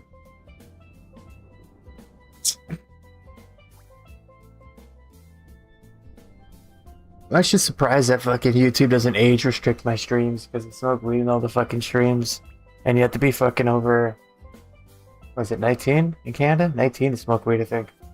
I'm surprised they don't age restrict it at all.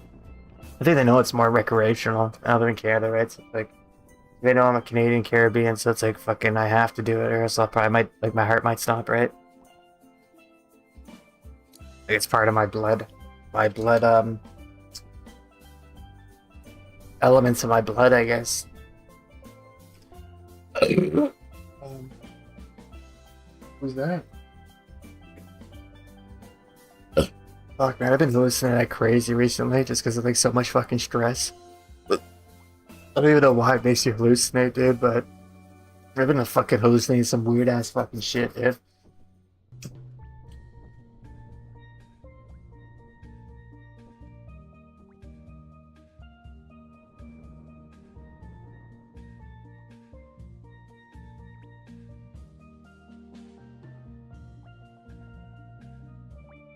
Let's get it.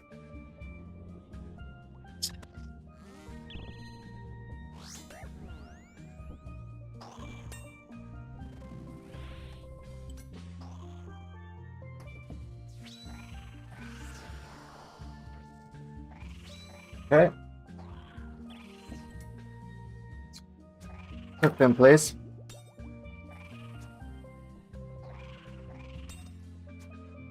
Forecast her rack store. Yeah, my pretty mama. I need this JP so I can get myself a RUNESCAPE girlfriend that will love me till the very end. And my GP stacked up plates.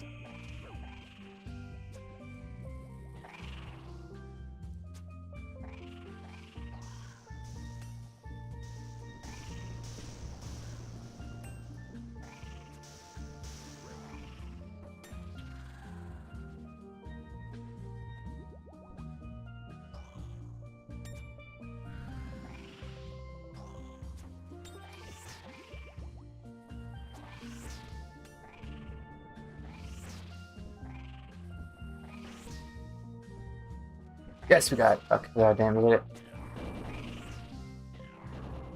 Done. A rack sword. My pretty mama. I need this GP so I can get myself a RUNESCAPE girlfriend that will love me till the very end. And my GP stacked up plates.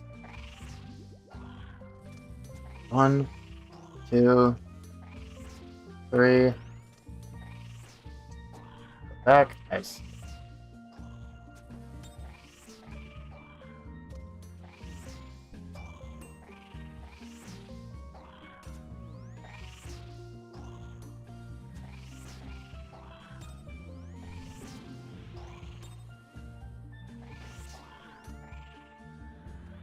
Come on, please put me on the beam and show this kill. Come on.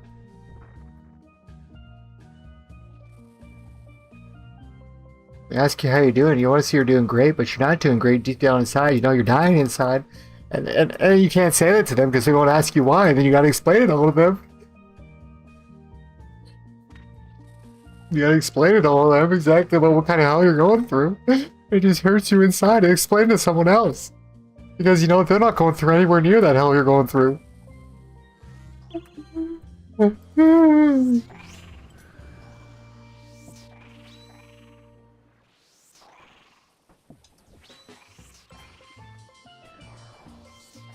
I got fucking 39 compared to 108. They're the exact. Oh yeah, we're not using as much yet.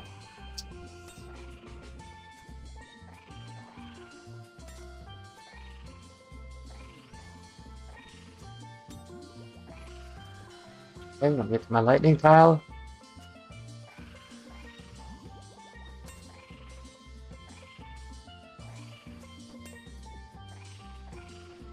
throw it back, shawty.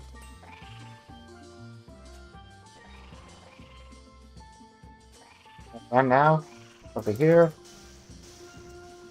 Be safe. Get it back. Yeah, we're safe, good.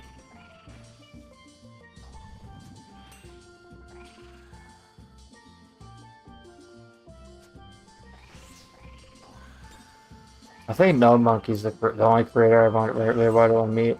Because No Monkey's so cool, dude. Like, he's such a peaceful guy. I mean, I'd love to meet fucking Nine Rain, but actually, yeah, probably Nine Rain's the probably fucking top creator I'd want to meet. But ain't no way my fucking black ass is getting to the fucking Europe, dude. Ain't no way they land me in fucking Europe, dude. I'm telling you that right now, dude. No way in fucking hell I'm getting to fucking Europe. He's a retired drug dealer. There's no way in fucking hell. I used to sell really fucking bad drugs. I grabbed the fucking wrong thing. I didn't grab the fucking... Are you fucking kidding me, dude?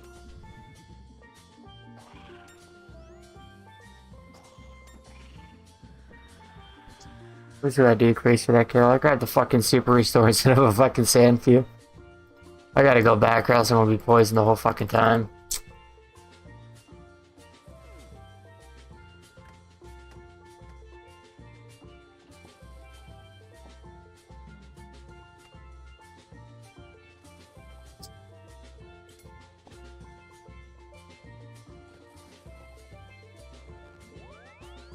It's so fucking stupid, dude. It's because I got one brain cell and it doesn't have memory. It just overwrites itself. So if like a new piece of like memory comes into my brain, then the current memories inside my brain just overwrites itself. Fucking so dumb, dude. But then again, I have been hit in the head way too many times in my life. I'm surprised I'm not fucking dead or fucking. Surprised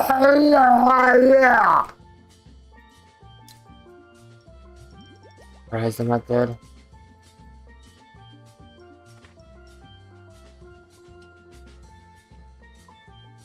One,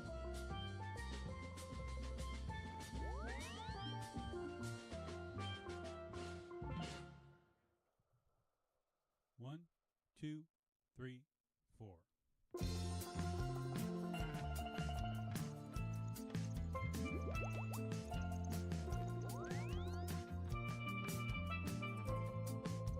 Okay, we're getting a lot of fucking restart or a lot of preventions this time. Okay, I fuck with that. I fuck with that, chat. Alright. Sand few, that's because it's in the fuck. That's because my sand fuse are down here, that's why I mixed it up.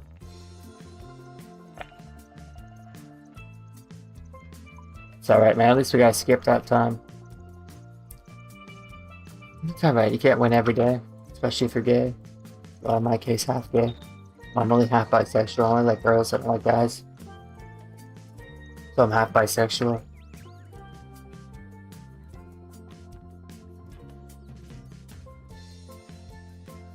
I need to start going on Discord as a trolling Discord servers.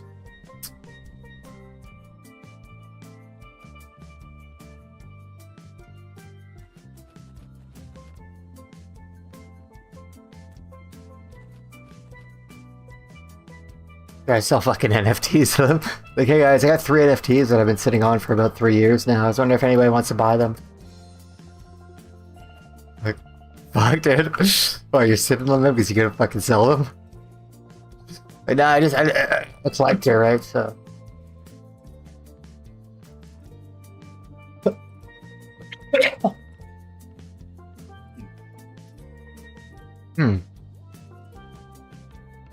Oh. Futar.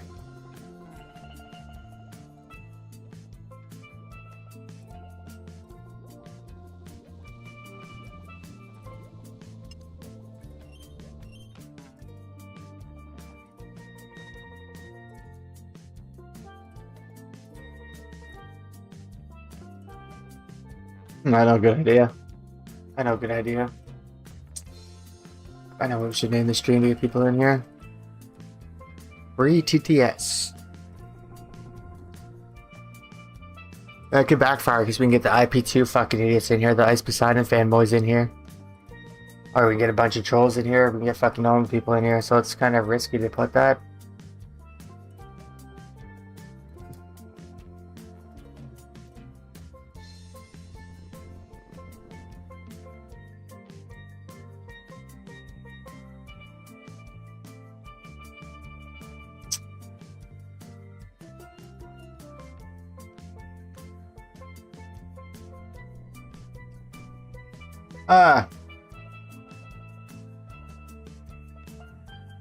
I can use. There we go. Anyone have an extra job I can use?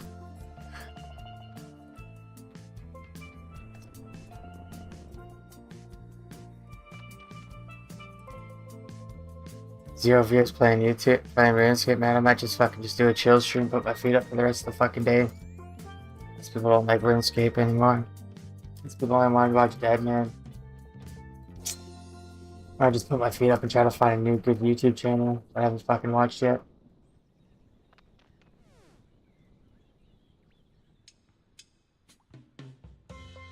Doesn't make sense. What the fuck? Like, do I have to fucking become a fucking Walmart prankster and just piss off fucking normal people outside and fucking get views? So fucking dumb. It's been 10.5 years, man. I should have started as a fucking menace and just been pissing off every single person fucking with retail employees. I guarantee I'd be fucking over like 3 million subscribers by now. Doesn't pay to be real on fucking YouTube, let me tell you that. You gotta fucking piss off people and shit like that.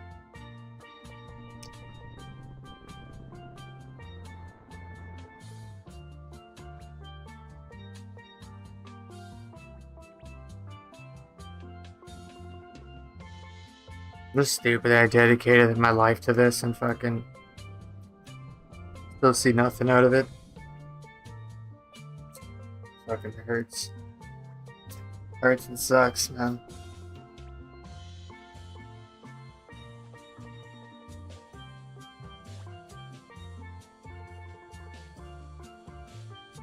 Oh, it can be a lot worse, I guess. We're gonna negative here somehow, I guess.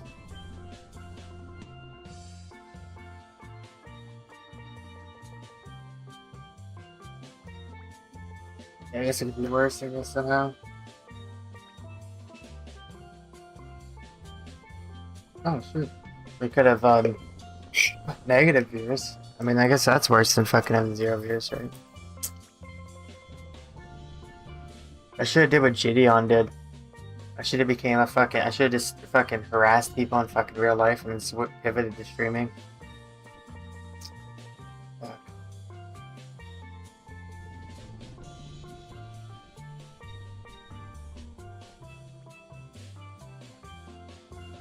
Sure how much fucking time I got left, dude. My fucking heart is fucking getting worse and worse every day.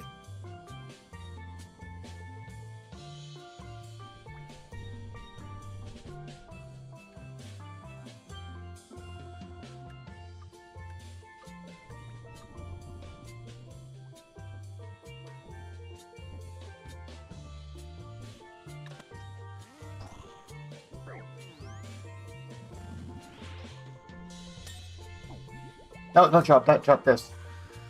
Silly goose.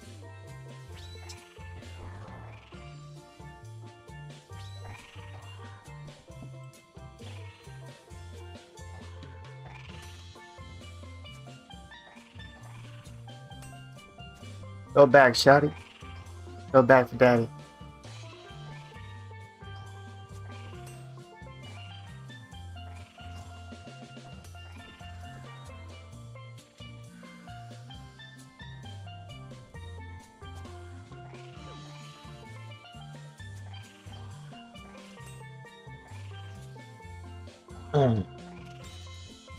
Go back, shawty.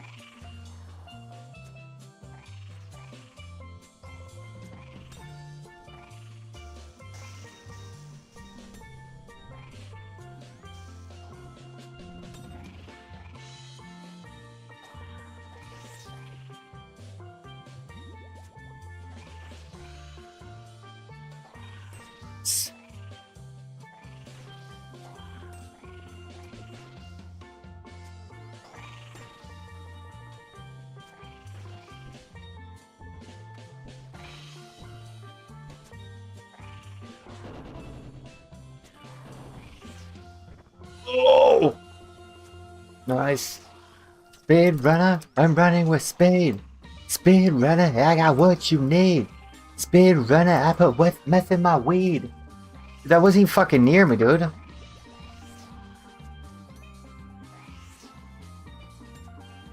Speed runner, I got what you need. Speed runner, I'm running with speed.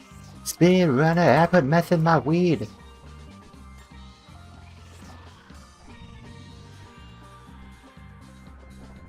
Oh yeah, we got a decrease, nice.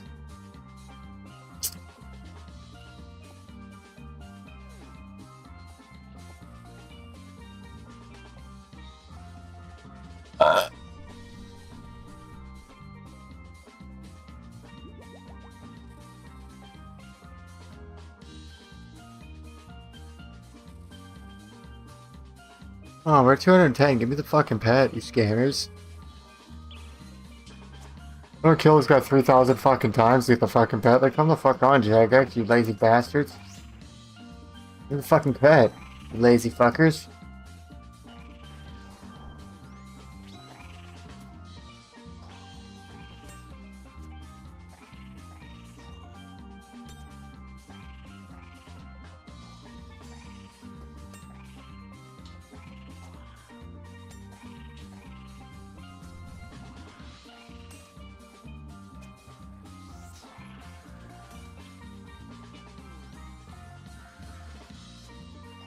You didn't throw your head back there, what do you mean? Oh. Oh, I just coughed up a mouthful of boogers. Ew.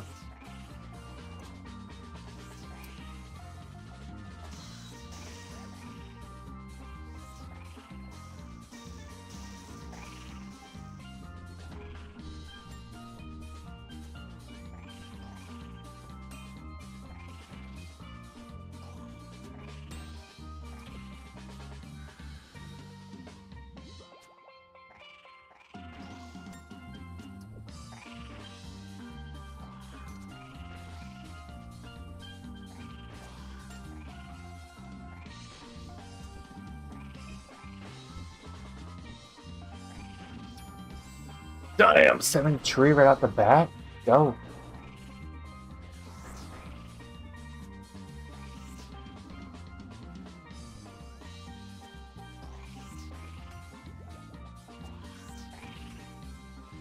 Hurry.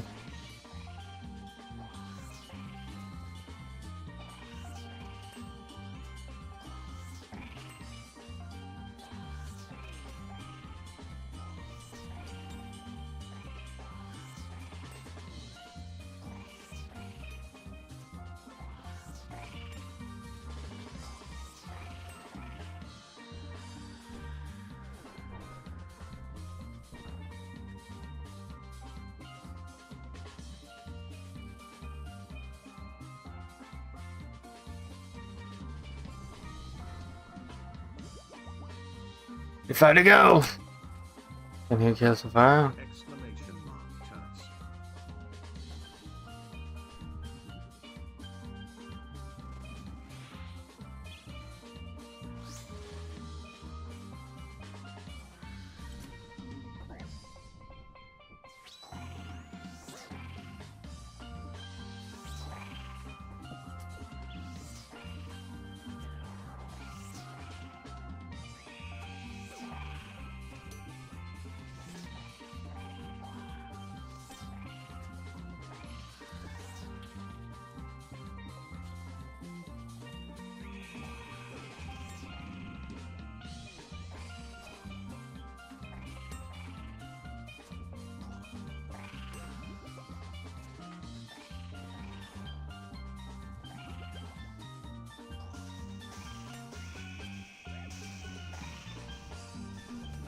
Sit down, Ziggy! I'll take that 100 pound like the big good girl you are.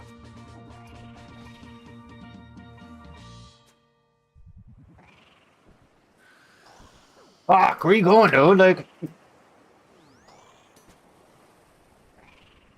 Ah.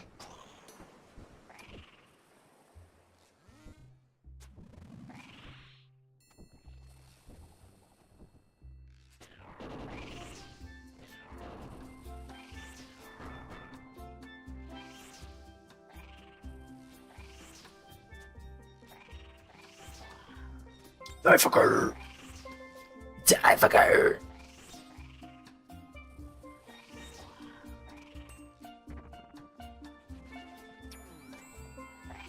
One, two,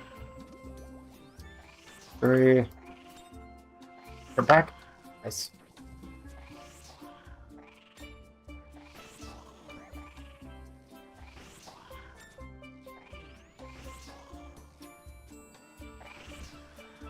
Yes, a decrease. Alright. As yet, with the G seed.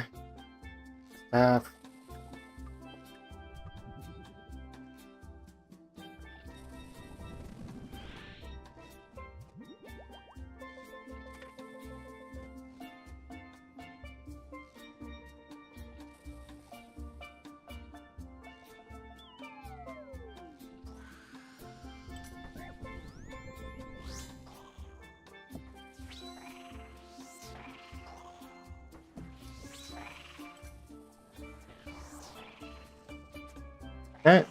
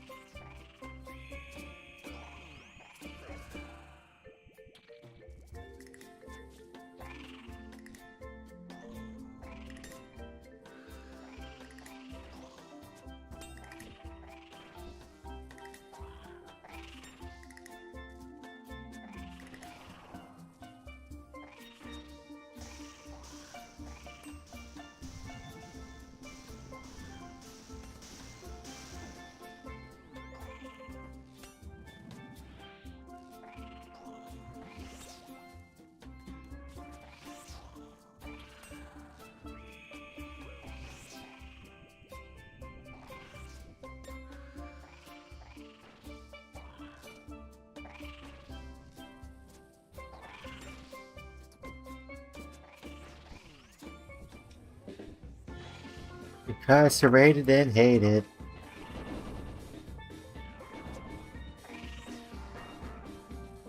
Yeah, I wonder if I streamed for 10 years as a chick, dude. I'd probably fucking like 10,000 viewers at least by now. Probably be rich as fuck. It's a lot easier for girls to get rich in today's society than guys. A lot easier. Especially the simps in the world.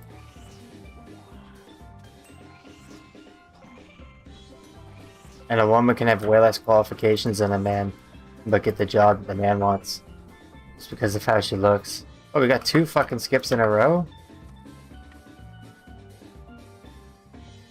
2 prevents in a row? Right, that's nice. Nice.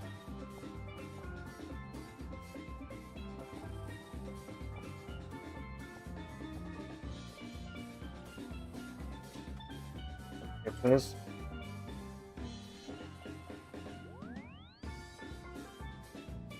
Got me some lunch watching YouTube. Next run set up though. This might be the last one. I think we're gonna need to buy more bolts after this.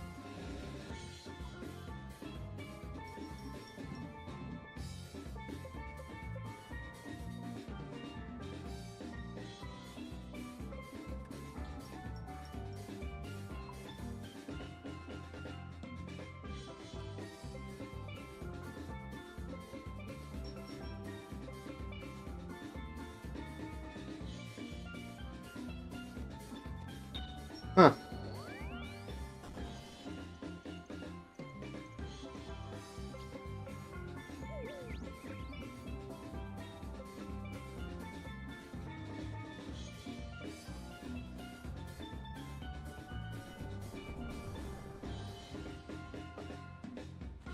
Take a break, need some lunch. I'll watch YouTube while I do it. Not going in the stream.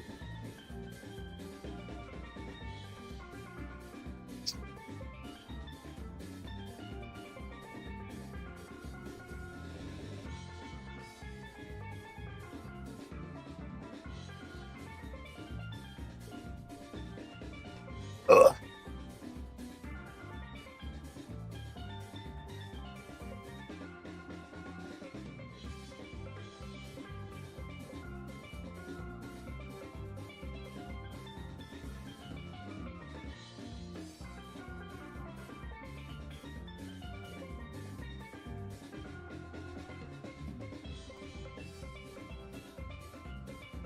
Calm down, dude.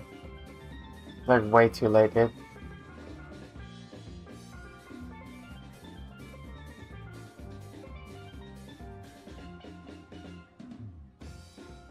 You guys need to talk about other block.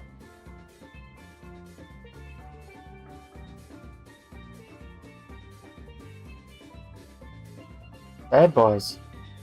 Hey everybody, it is Zach here from the These guys have good fucking 100 plus money. These guys have good what's it called? Guides to shit. Like, actually fucking way better than Chaos's fucking guides. Oh, bring 3 mil worth of gear so you can make 2 mil an hour. You're a fucking idiot, dude. You're making 3 mil an hour. But you're spending fucking like 3 billion gear. You're not making any fuck. You're losing money.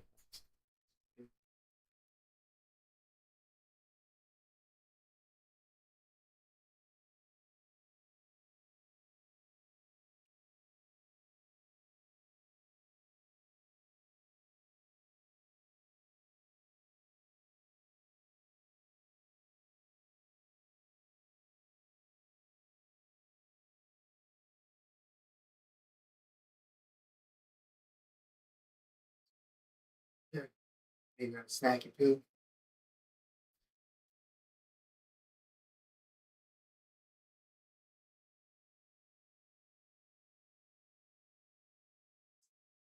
Showing the dark first, actually. Fuck that after. Oh, I got new.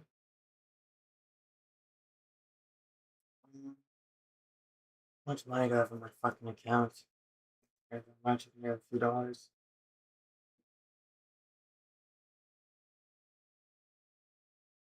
Okay.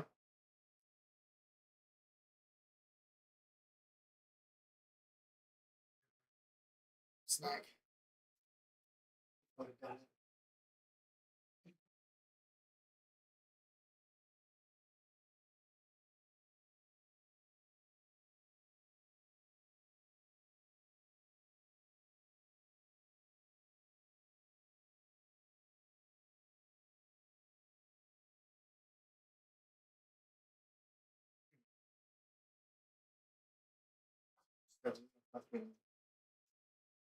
Hmm. Weird.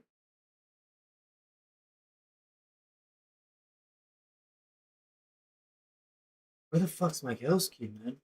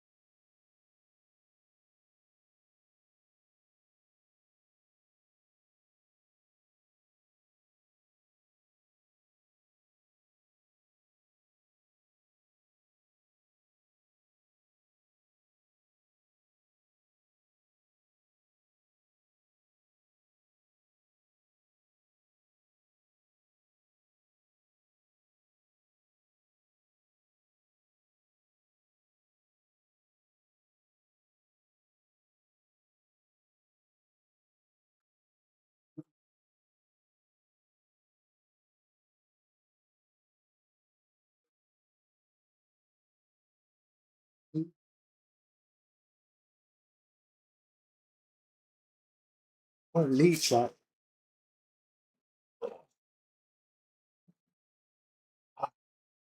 Surprised it's always fucking open, man.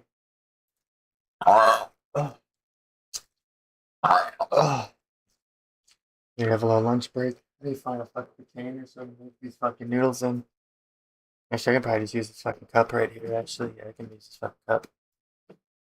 Moneymakers in old school RuneScape. In this guide, I will be simply listing off over 100 different moneymakers that you could grind if you need GP. I will order these moneymakers by the skill that it uses, and then of course some combat moneymakers at the end. These moneymakers will range from low to high level methods, so no matter where you are level wise, this video will have some moneymakers for you. I will be fairly brief about each money-making method, stating just like the requirements and how much money you can make with those methods. If I were to deep dive into how to do every single method on this list, we would be here for hours. Yeah. Each method, I will be giving it a rating for its general GP per hour, the difficulty of the method, including how hard it is to unlock it and get all of the requirements, and then how engaging versus how AFK or how multitaskable the method is. Okay. A quick shout out to today's sponsor, OSRSbricks.com. At OSRS Bricks, you can buy these dope RuneScape themed Lego builds. Okay. Using code THEED at checkout will give you 5% off of your purchase. That's Oh yeah, you're 5% about off like with code 30. You're about like THEED, 25 years too late, man. I don't collect Legos anymore, man. OSRSbricks.com, linked in the description. Shout out to If I did, man, for fuck, sponsoring yeah. the video, and shout out to you guys for supporting. Yeah, I'm way too old for Legos. I think those are for like 6 to 11 year olds or The something. first skill is going to be mining, a simple gathering skill where collecting ores is the majority of the Hey, profit. I agree Mining those. can push over 1 mil GP an hour, which is solid for skilling,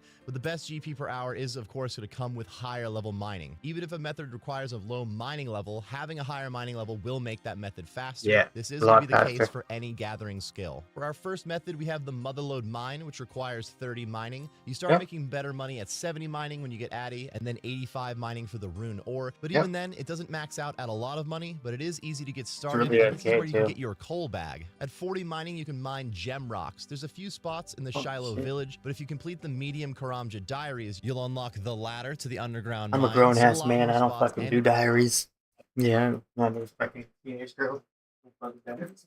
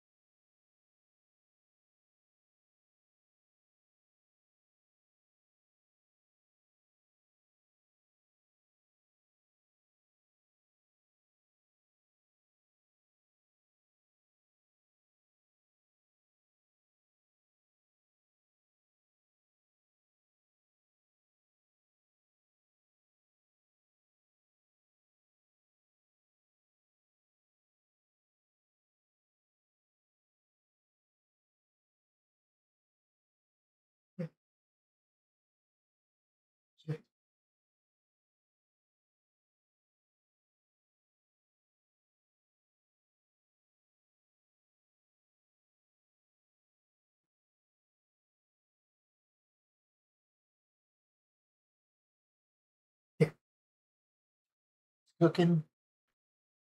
Good. I have no clue where my fork is, but that's okay. I'll find it fucking after I'm done eating. I guarantee it. I'll see my fucking hands. I care less, dude. I'm already adapted to the bullshit, man. deposit box. Make sure you I'm wear your fucking- charged Amulet of Glory when you're mining gems.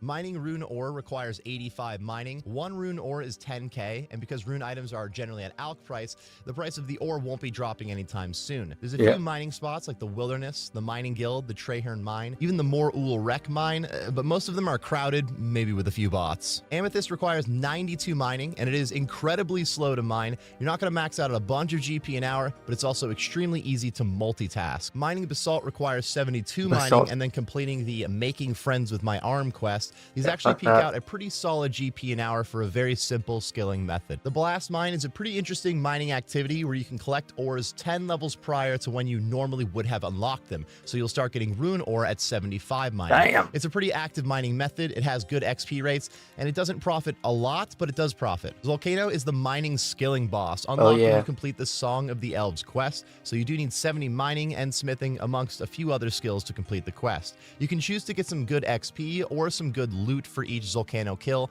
making him solid for both training and profiting. At 78 mining, you can mine Infernal Shale, which can be found in the Chasm of Fire. You crush this shale with a hammer to create Infernal Shale shards, which are tradable. Wait, how is and are that used to make harder than Earthplate fucking armor, which is a very somebody high-level else? armor, so there is some demand for it. Next, we're Or leveling easier down than a somebody little bit. else? Added in with sailing, we have lead harder. rocks. You can mine these at 25 mining. The price of lead Big ore money. has been These are all over big the money, place yeah. since it's only been in the game for a couple Price of is selling months. for 3K Even each at per lead's bar. lowest low, it's still pretty good GP for such a low level requirement. Next, we have some fishing methods. Again, a simple gathering skill where most of the money here is going to be made from selling the fish that you catch. Fishing doesn't max out too high in terms of GP per hour. Grab my noodles out of the microwave.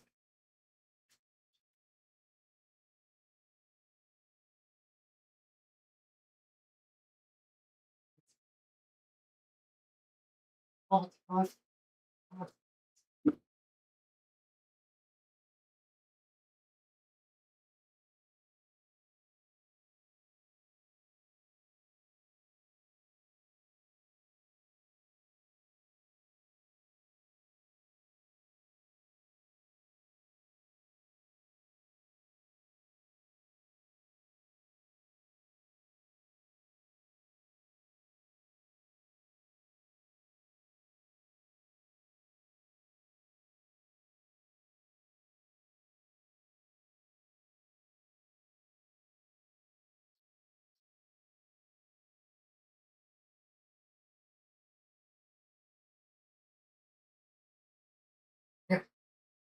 Nice. Cup of noodles.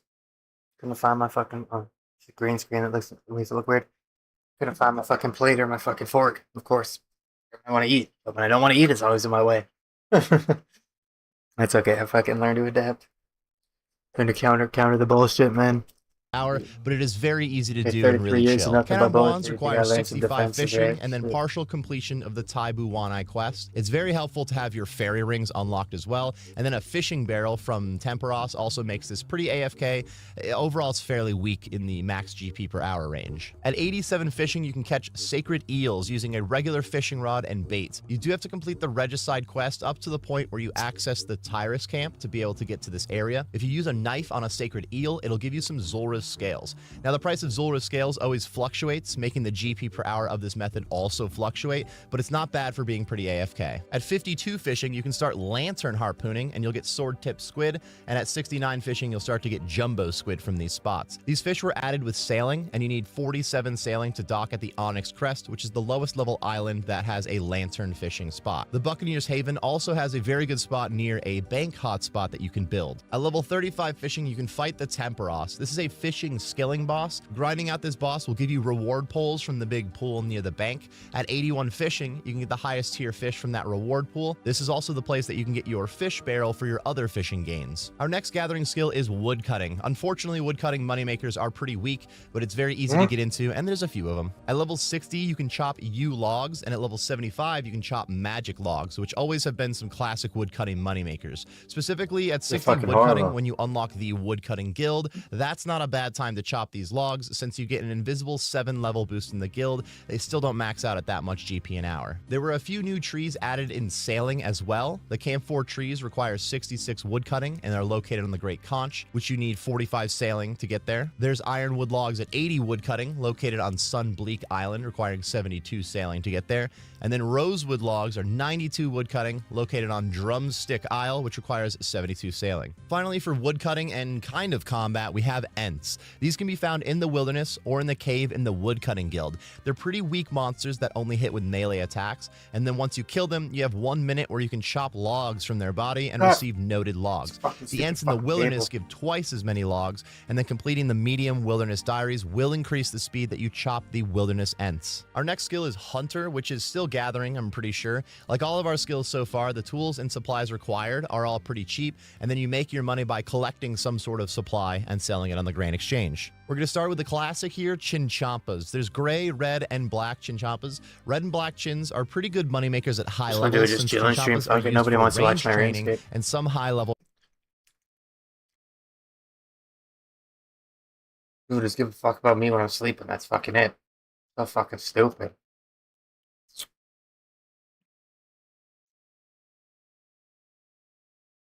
Fuck, I wish I was a chick, man. That's so much more fucking money. 1,000 times more viewers at least.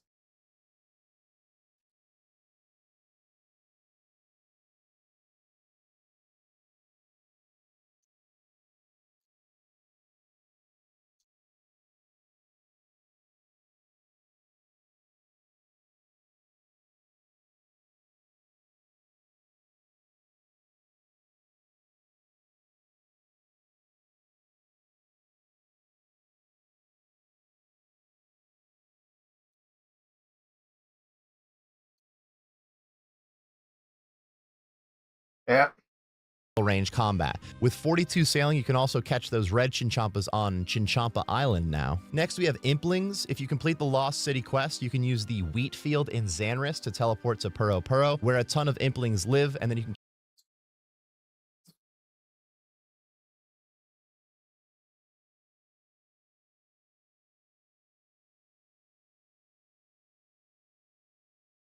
Mm.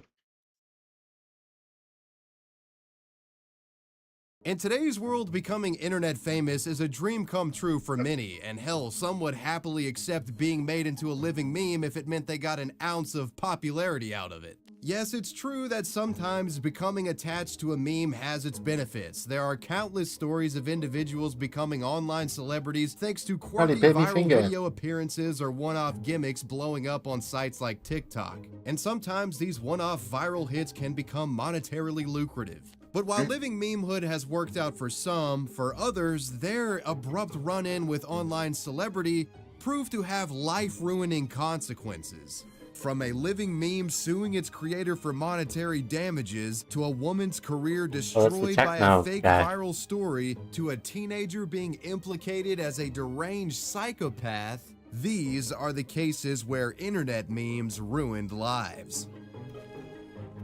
Okay. Yeah, first wavy. Star Wars kid.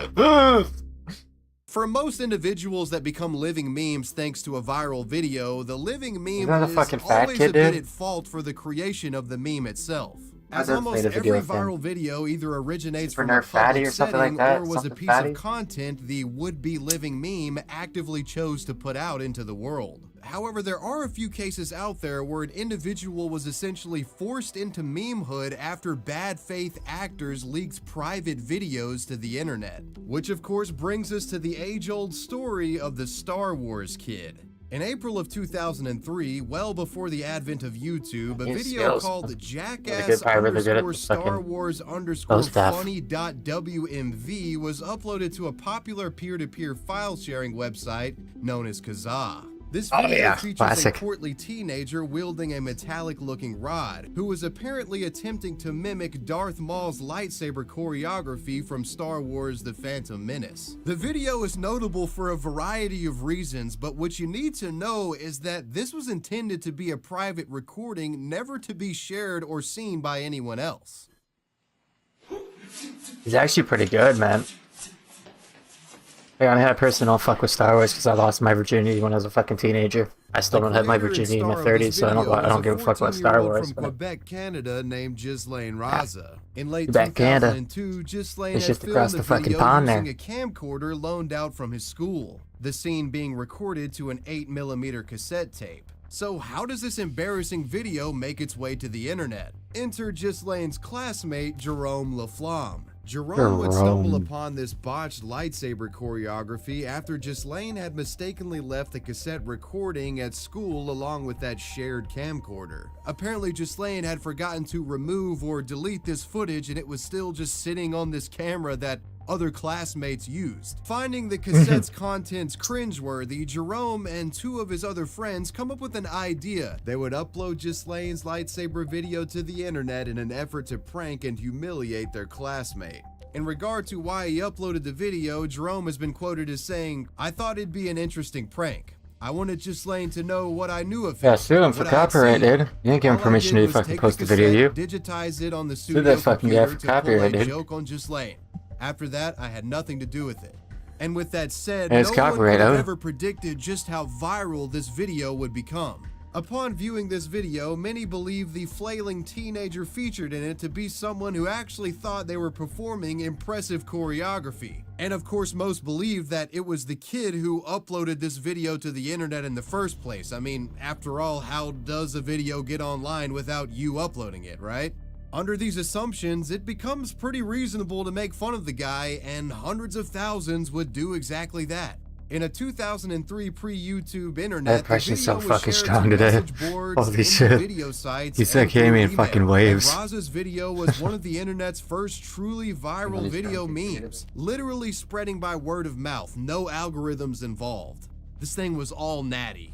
Within 2 weeks, meme edits of the Oh yeah, footage 99% of my created by smiles are internet faked. jokesters Just like a and many defense more mechanism. would follow, warping Ghislaine's original recording in seemingly unlimited I'm always ways. smiling. Internet blogger Andy Bio would mirror the file to his own website, waxy.org, under the name starwarskid.wmv. Here it would receive over 1.1 million downloads, and because of the name he assigned to it, Star Wars Kid sort of became the unofficial name of this meme. And this is still just the beginning of the meme spread. It's impossible to say watching exactly Wavy. how many people Nobody wants saw to watch the my video at the RuneScape time, fucking but pet some farming, estimates say over 900 Whenever this is million easier for me, I people can fucking had sit seen back the and Star relax. Wars Kid video by 2006. The video would become so popular it leaked It's a from the Family internet Guy. and entered pop culture. Star Wars Kid was referenced in shows like American Dad, South Park, and Arrested Development, and was also featured in more unexpected places like in Tony Hawk's Underground 2. Yeah, But right, eventually, dude. Holy as with shit. all memes, the Star Wars Kid would die off in popularity.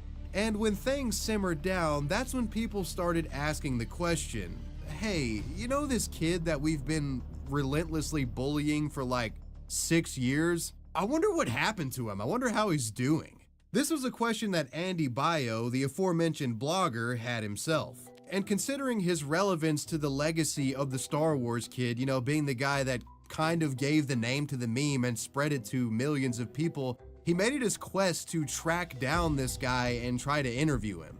Andy's quest would eventually lead him to getting into contact with one of the classmates that uploaded the video in the first place. Remember Jerome Laflamme and his 2 unnamed associates? Yeah, those guys. That's This how they spell classmate would Jerome in explain to France Andy and how they fucking got the Quebec. video, how they found it on a school camcorder and uploaded it to the internet as a prank. They would Accents. confirm that they were classmates of the Star Wars Kid and also told Andy Rain that Easel. the Star Wars That's a Kid's cool name, name dude. was Rain. Ghislaine Raza, and they Rain could get an ECL. interview with That's a him. cool With name, the help dude. of a French interpreter, Andy manages to set up an interview with Ghislaine to get the scoop on what the Star Wars Kid thought of his viral fame.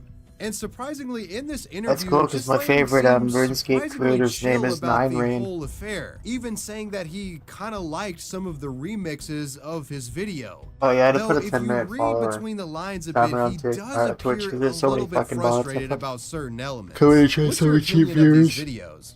From what I saw, they looked very well made. It's surprising to see what people have done with the video that wasn't meant to be seen. It's interesting. Did you know that over 500,000 people have viewed your video? Yes, I know. When you made the video, did you think this many people would be viewing it? No, I really never anticipated that. How did the video end up on the web? Actually, it was a mistake. The cassette was left in the studio and someone put it on the internet. In this interview, Ghislaine also expressed the desire to get an iPod at I some remember point in the fucking- near future, I had a which modded then gave fucking Andy iPod. Baiow the idea It had, to like, fucking ask this the custom internet's ass help in firmware on it. It was crowdfunding so an sick. iPod to gift to the Star iPod Wars Kid fucking Nano. himself. And about a month later, Yeah, this this effort custom proved ass firmware successful, on it. It with was over so sick, and 400 it's so many people fucking donating games to on the it. cause, raising the Star Wars Kid $4,334. Fun fact, Andy Baiow would later become the chief technical officer of Kickstarter. Anyhow, Oh, nice. Ghislaine was soon sent the iPod crowdfunded by Andy along with a gift certificate for the remaining balance of the funds. Andy also left a touching note which read, "In return for the countless hours of entertainment you've given us and the hardships you've had to face, please accept this 30-gigabyte iPod for your trouble. A very large gift certificate to Future Shop with the remainder remember of the Future funds Shop? in the Before mail. fucking Best Buy took it Remember, over? the internet loves you. May the force be with you always." So this seemed like it could have potentially been Future a Shop. turning point in regard to That's such a cool public store opinion name of for an Ghislaine electronics the store, Star dude. Wars Kid. Future You know, Shop. hey, he's kind of accepting the meme. Let's send him an iPod. I think they You know, fucking this got bought guy's out by pretty Best chill Buy or after all. something. But as Andy's note even mentioned, the guy went through a lot of shit. I mean, it's like, put yourself in the shoes of Ghislaine here for a second. It's like, hey kid, thanks for the years of content. I hope we didn't This is a ruin your 30 life or gigabyte anything. iPod. Here's an iPod for your troubles. Take care, bud. It just kind of really doesn't seem like making amends for much of anything, if you ask me. In response to getting the iPod, Ghislaine would respond via email to Andy explaining that while he appreciated the gesture of being gifted the iPod, Oh yeah, I got boosters. the video had remained private from the start, clearly stating for the record that becoming a living meme had been an overall terrible experience for him. After all, the kid had lost friends over the video and was being bullied relentlessly at school. According to Ghislaine, classmates would climb on top of tables and mimic the moves he performed in the video in front of him. That just sounds fucking terrible. Jesus Christ. Hey, just fucking doing something he enjoys. Ghislaine would be so mentally damaged by this viral disaster that he would eventually drop out of high school and was sent to a children's psychiatric ward to continue his education and receive indefinite treatment. He was just doing something he fucking liked. Like, what's the difference in doing this and dancing? Private video to the internet like, was he's a just doing clear something he fucking injustice, liked. and those responsible for the theft should likely be held accountable.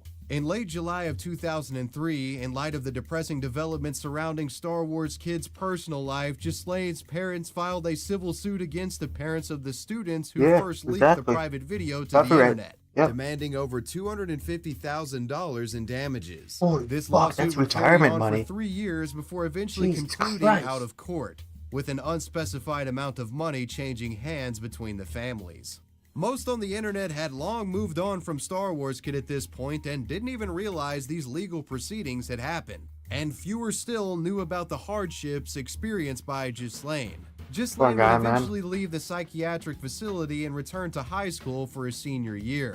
Upon graduation, I'm sure he did good continued his nowadays outside of education and TikTok. received a law degree at TikTok's McGill just children dancing and University in shit. Montreal, and has Actually, he's probably too reportedly old for garnered TikTok. other accolades in his adult life. Despite his adolescence essentially being ruined by a viral video, Ghislaine managed to pick up the pieces and move on to better things.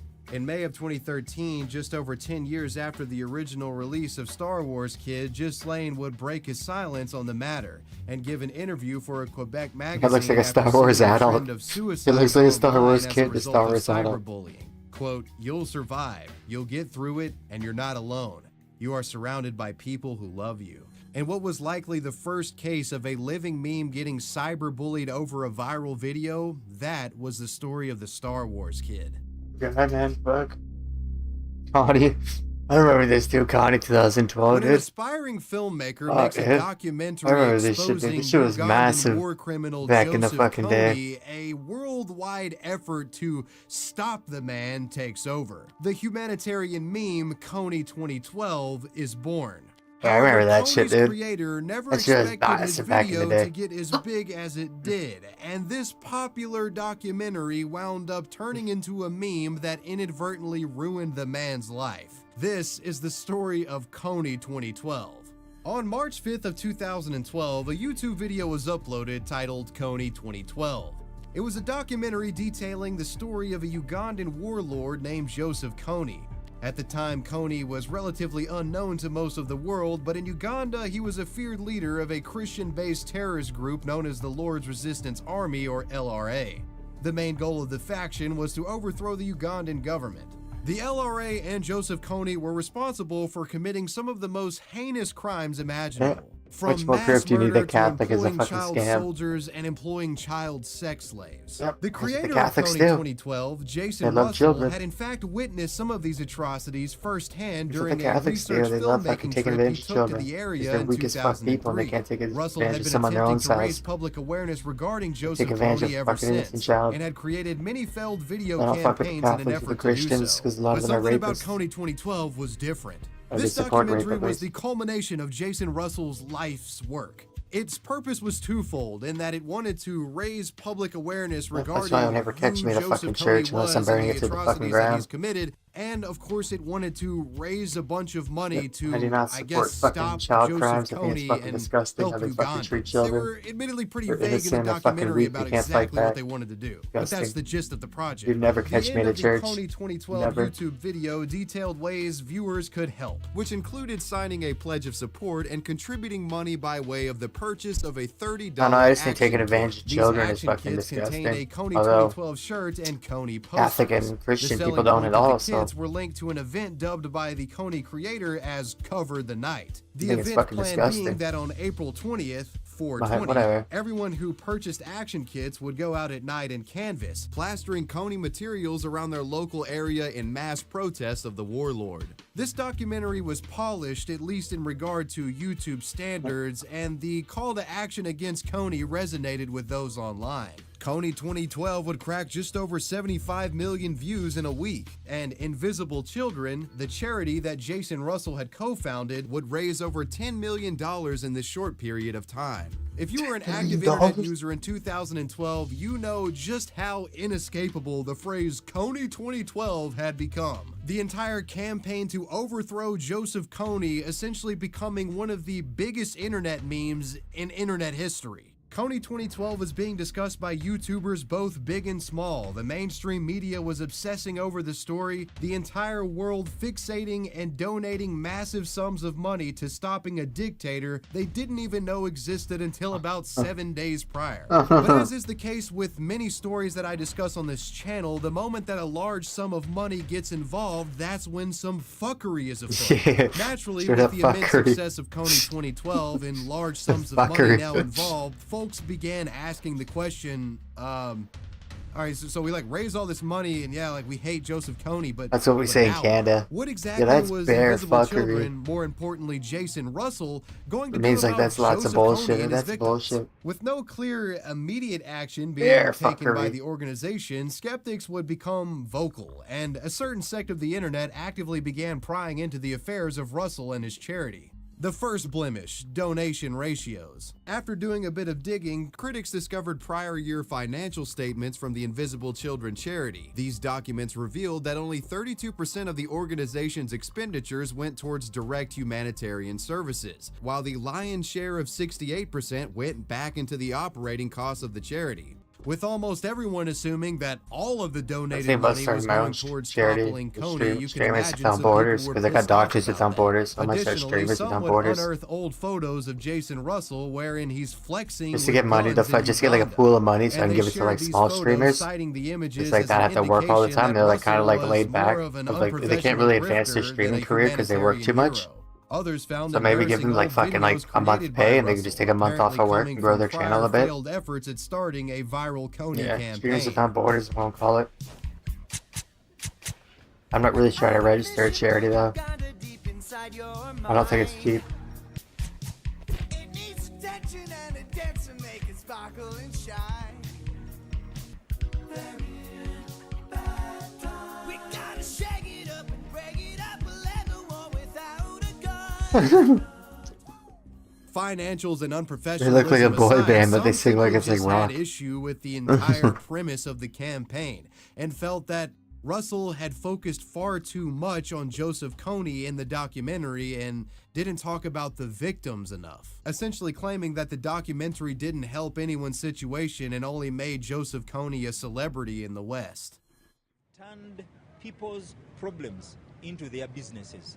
And it's unfortunate that we can have people Holy who fuck, they got are amazing English in Uganda. merchandising, but using people's problems. This scrutiny began to Okay, it's snowball amazing and fucking narrative cracks English. would begin to form in regard to the documentary itself. One such error was the fact that despite the documentary presenting Joseph Kony as this current scourge of Uganda, in all reality, Kony was no longer in the country and hadn't been there for years. It almost seemed as if Russell purposely omitted the truth about Kony's location and activities to strengthen the narrative of his story and attach his cause to Uganda's ongoing humanitarian crisis. So it was like the more you looked into Jason Russell and the Coney 2012 documentary and the fundraiser, it's That'd be like cool, dude. Going to fucking the less Africa or anything Uganda made and fucking sense. helping people, What man. the hell was the actual That'd be purpose cool, of man. this documentary? Like, why are we raising money? What's going on here? The entire Coney 2012 project revealed itself to be lazy and unfocused in regard I to its guarantee goals, Africa's and fucking media really fucking outlets hot all began the to time. accuse It's probably Russell beautiful and his there. organization of being slacktivists or opportunistic grifters who attach themselves to a humanitarian cause in Which an there's lots effort of to elephants, so attain you gotta fame, fucking money, be and prepared. notoriety. As the creator of the film and face of the Coney 2012 movement, Jason Russell would become inundated with criticisms. His phone was ringing off the hook with media outlets from across the country attempting to book interviews with the man and question him regarding the charity's next step. And for a while, Jason Russell attempted to placate the masses attending these interviews day after day. For weeks, Jason Russell spent his time traveling across the United States attending interviews, spending practically every waking moment of his life dealing with the unfolding controversy surrounding the Coney 2012 movement he personally created. The man got little sleep and was under immense stress. The media and public pressure exerted No, that upon feels Jason fun. would eventually become so unmanageable that the man essentially broke. And Jason Russell's psyche unraveled in a public display that would become one of the most bizarre mental breakdowns caught on camera in history. What do you mean? What would do you publish mean, dude? disturbing amateur You just tell them there's so many fucking news people that are contacting you for fucking interview. You want fucking cash if you're going. And then you just turn into a fucking job. How does it break you? You just turn into a fucking job, and there you go. It's the easiest life of your fucking easiest job of your life. You're just repeating the same story over and over. Fucking different news teams. footage. The recording I'll take showing that, dude. Jason Russell completely naked in public, yelling at the top of his lungs while aimlessly roaming around at a San Diego street corner. Russell had completely lost his mind, the pressure of maintaining the disaster that Coney 2012 had become, whittling his psyche down to a dysfunctional state. Concerned bystanders would notify police, and Jason would be detained and hospitalized not long after. While receiving medical care, Jason reportedly attempted to escape the facility and expressed that doctors were trying to kill him. According to Jason's family, he was diagnosed with brief reactive psychosis, an acute state brought on by extreme exhaustion, stress, and dehydration. Jason would receive extensive treatment, and after some well-needed rest, his mental state returned to normal approximately 2 weeks after his embarrassing public freakout. The video showcasing Jason hitting rock bottom of his downward spiral was published to YouTube, I've been a rock and the bottom video before, would man. go It on sucks to fucking amass dick. millions of views. Rock And with bottom's this thing fucking a now very floating bad place around, to be any in. goodwill that was out there towards Jason But Russell once you and get to rock Invisible bottom, you just Children think you had can't go any practically fucking farther. The only way you can the go is up, TMZ and you just video got to think proved positive to and be shit the to get out kill of it. shot of Coney 2012. While some devout Coney I remember being a rock. 2012ers I would remember the exact participate in fucking the April coordinates. 20th Cover the Well, Night not event in number their coordinates, local but I remember communities, the exact campaign towel I had, was on for in the all world intents and purposes, when I was going through Some fucking of Invisible Children's rock bottom. co-founders attempted to keep the sinking ship afloat with public appearances and reassurances that Coney would be stopped, but by this point the charity was considered nothing more than a joke, with Jason Russell and his nude mental breakdown being the punchline. Aftermath.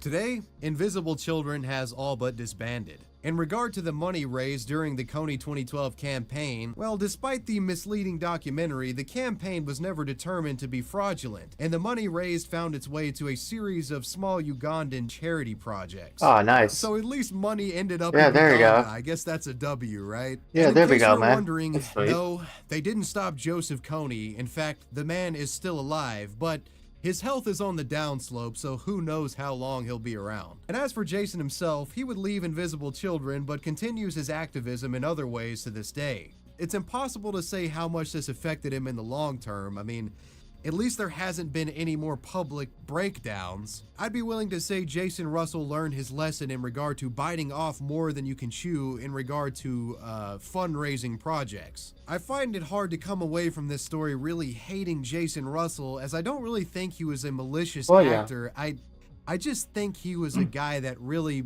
punched above his weight class and, like I said, bit off more than he can chew. But anyways, that's the story of Jason Russell and the Coney 2012 flop. Oh yeah, the Techno Viking. Many of you are likely familiar with the Techno Viking. One of the first viral memes in YouTube history, this muscle-bound chat of a human being and his signature dance moves have been viewed by hundreds of millions of internet users in the nearly 2 decades of the clip existing online. But what a lot of people don't realize is that the Techno Viking wasn't just all happy about being made into a living meme, and actually attempted to sue the man responsible for recording him. A meme that negatively impacted practically everyone involved with its creation. This is the story of the Techno Viking.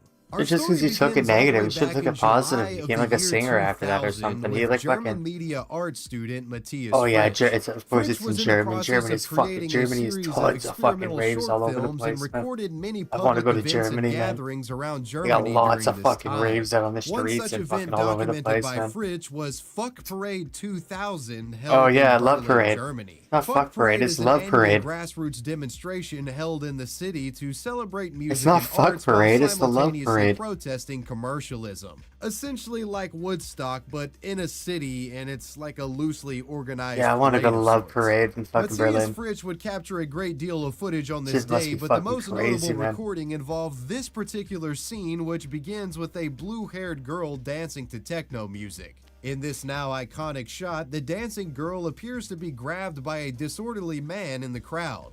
Moments later, a muscular, bearded individual, seeing this inappropriate contact, intervenes. The bearded man goes on to separate the offender from the girl and keeps the guy in his grip for a few seconds, apparently issuing some sort of verbal warning to the rabble-rouser. And then the disruptive parade attendee dejectedly walks away.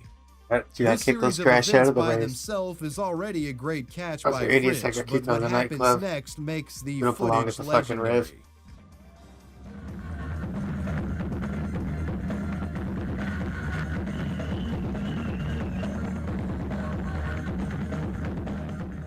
I'm gonna go to Germany, After the conclusion of the Fuck Parade, Fritsch would go home. It's a Love Parade, not the Fuck Parade. At the event to his website, subrealic.net. Why does he keep calling it the Love or the Fuck Parade? The altercation involving the muscle-bound dancer. Fritsch would title this recording Knee Cam Number 1. Matthias would go on to show footage obtained at the Fuck Parade at film festival events around the time. The distinct Viking-like appearance of the video's protagonist and the overall absurdity of events displayed in the footage certainly made for a compelling viewing experience.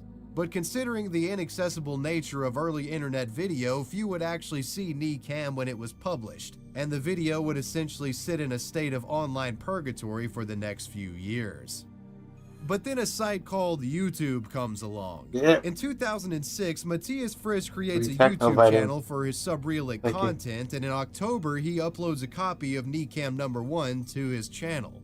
This upload receives little attention at first, but strangely enough goes viral in September of 2007 after the clip is discovered and reposted by a Central American porn website called petardist.com. Knee Cam's YouTube views began to skyrocket after the video had been shared, and in the comment section you would see a lot of commentary regarding the video's Viking-like protagonist. As with many living memes on the internet, folks are quick to assign a catchy shorthand nickname to any figure involved in a viral video. And the name that commenters unanimously seem to agree on for this individual was, of course, the Techno Viking.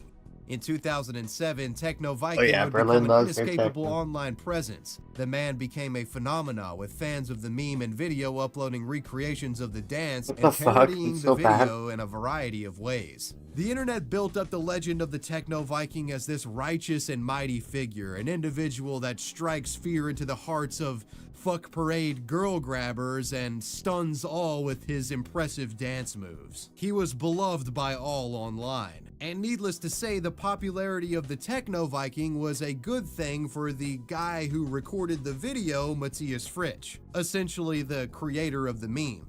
Fritsch's Techno Viking video saw such popularity that he was offered an AdSense deal with Google, with the company reportedly directly reaching out to him sometime in 2008. According to reports, this AdSense money was enough that Fritsch was able to essentially live off of the video for some time. In an effort to capitalize off the video's success even further, Fritsch would create and sell a wide variety of t-shirts featuring the Techno Viking's likeness.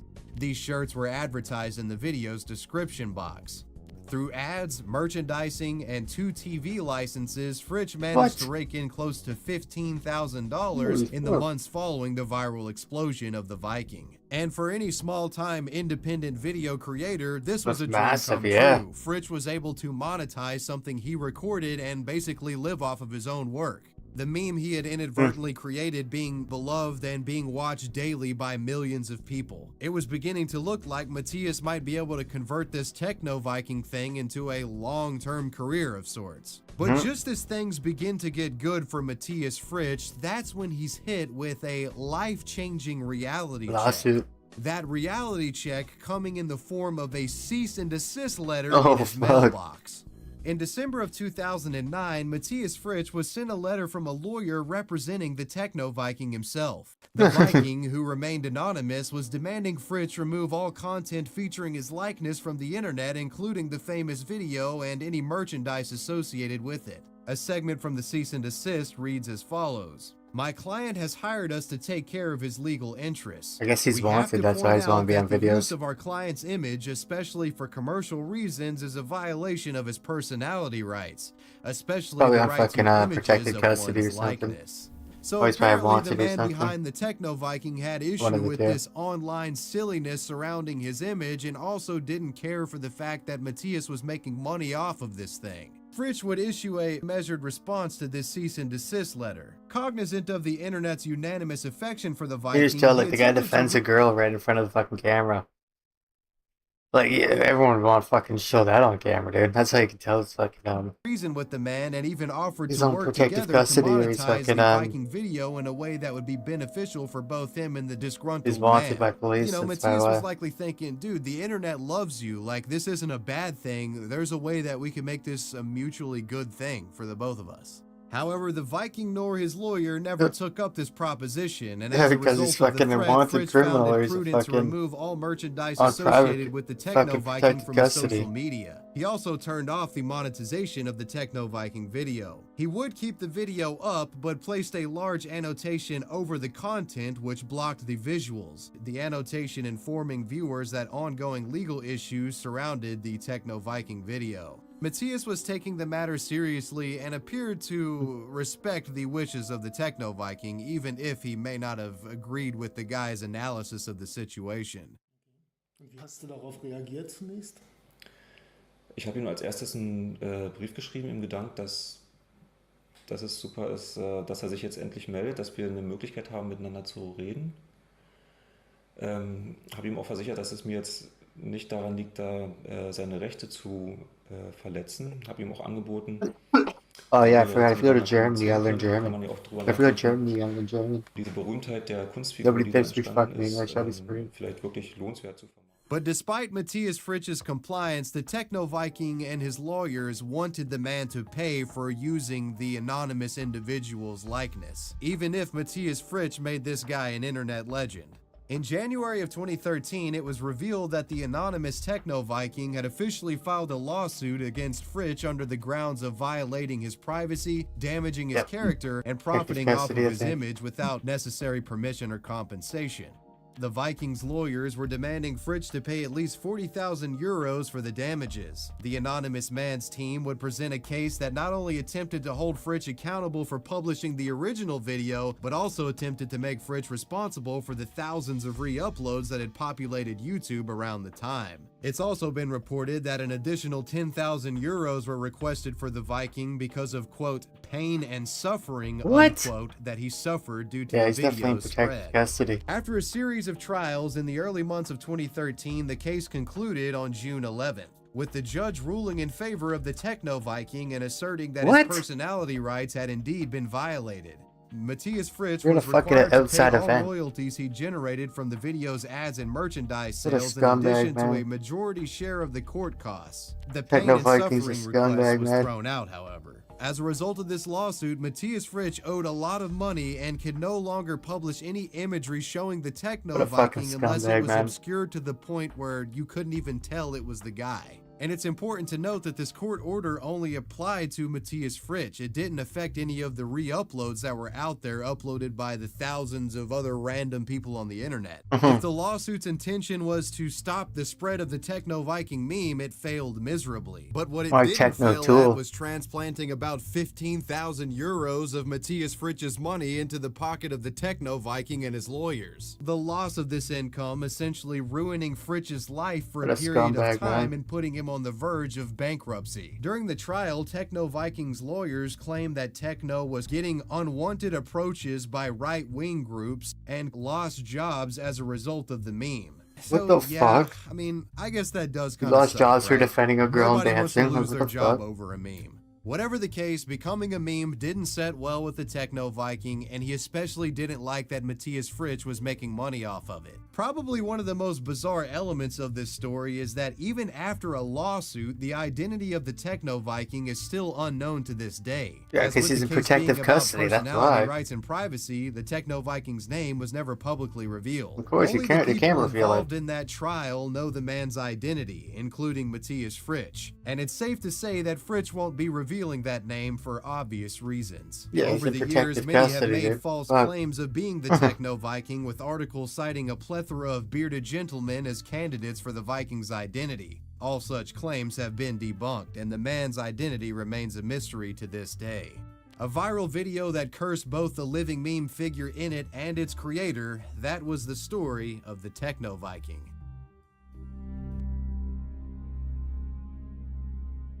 Oh, this shit's crazy. When a Taiwanese model's photograph is used to make an internet meme, what follows is a series of events that end up permanently damaging the woman's life and her career prospects.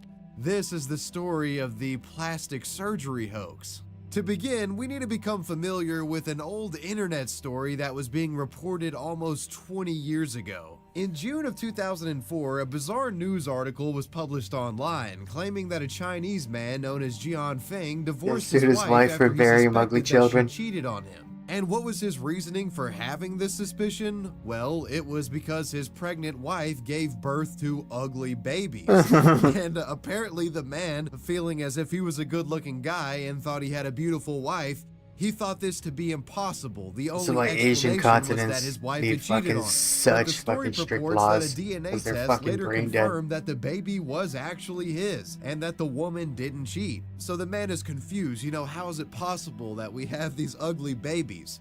Well, the story claims that eventually the wife would confess to the husband that she had thousands of dollars of plastic surgery done before the two had gotten together. Absurdly enough, this story goes on to purport that the man was later able to sue his ex-wife for $120,000 in damages for apparently deceiving him with her artificial looks. Now, I think it goes without saying that the validity of this story is extremely questionable. It may or may not have happened. That's why I need so many laws in fucking China and Japan and all those fucking just know that it existed. The people are and fucking brain dead. Bookmark this story and fast forward to 2012. In 2012, a Taiwanese model by the name of Heidi Ye was hired to participate in a photo shoot. Photos taken from this were going to be integrated into an advertisement for a plastic surgery clinic in the city of Taipei.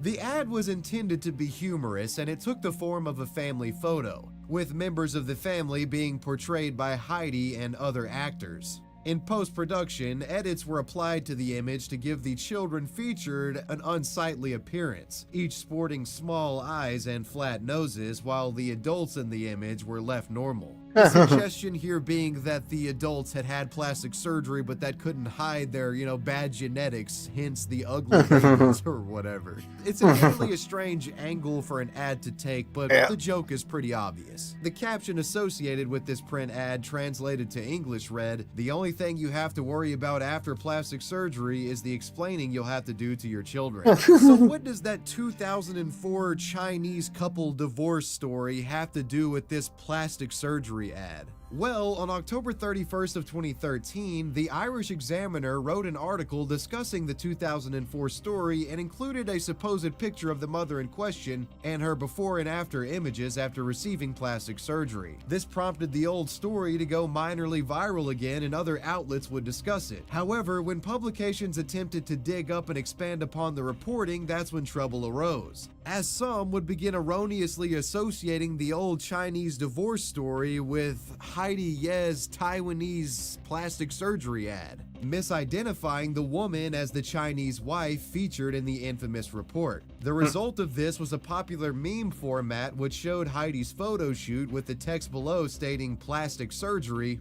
you can't hide it forever." Additionally, this image began to go viral on Facebook, and it almost always was attached with that bogus Chinese story. People online were mocking Heidi and the other actors featured in the image under the false pretense of them being the family featured in the old tall tale. Eventually, Heidi herself would catch wind of the development. She had heard about the confusion early on from a friend and could only watch in horror as lies about her spread around the world. People in Taiwan had become aware of her story, and the meme started to negatively affect her personal life and modeling career prospects. Prior to all of this, Heidi had gotten major modeling roles in commercials for large brands such as KFC, and also was hired to promote many Japanese beauty products. However, after the meme featuring her and the bogus story started to spread, the woman struggled to lock down even minor gigs. In an interview with the BBC, she would describe modeling hardships isn't how faced you during look, this it's who you time. know. When I first heard about this from a friend, I Yeah, you thought can it look was like just shit a and be a one-off model. rumor. Then It's I just who you realized know. the whole world was spreading it, and in different languages. People actually thought it was real. Even my then boyfriend's friends would ask about it. People refused to believe that I had never had plastic surgery. Clients would ask me if I was the woman in the picture. After this, I only got small roles in advertisements. The model stated that the spread of the meme left her crying constantly and needing to change professions. These claims would later be echoed by an attorney hired by the woman, who was representing her in an effort to sue the plastic surgery clinic and advertising agency responsible for the image, stating that the usage of the images violated the copyright agreement specified in her contract. And Heidi claims that she didn't know that this plastic surgery advertisement would be posted to the internet. She thought it was a print-only ad. A representative from the ad agency stated that both their use and the clinic's use of the image had been fully legal and that the defamatory actions had been perpetrated by others online. Quote, "As we all know, no one controls the internet. We can't anticipate what degree of an impact it will have, how people will view it, and what they will do with it." These legal threats from Heidi resulted in both companies threatening to sue her back for claiming that they were responsible for the wrongdoing. A lawsuit regarding this incident would begin in 2015. Details of how that went are unclear. Whatever the case, it's clear this meme caused irreparable damage to this woman's life. Moral of the story here, guys, is make sure you're not just blindly reposting wild stories you find on the internet, because you just may be actively participating in a mass defamation campaign against a completely innocent person.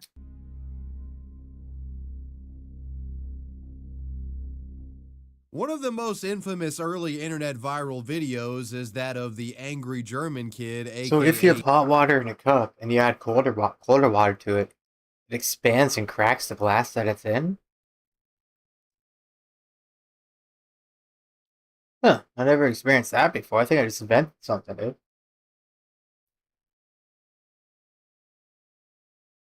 That's weird, man.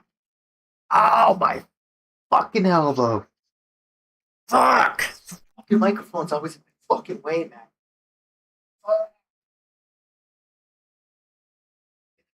Smash it right off the fucking microphone. Dump this fucking gas fucking microphone fucking arm, dude. It's staying all the way fucking up here from now. So I'm fucking done with this shit, man. It can stay all the way fucking up here, man. The thousands of fucking times that I smashed my fucking arms off this fucking dumbass fucking microphone arm. Staying all the way fucking up here. It's a classic video apparently showcasing a clearly disturbed youth experiencing a bit of gamer rage. And for decades, the kid featured in the video was a target of mockery, derision, and relentless memery. However, what few fail to realize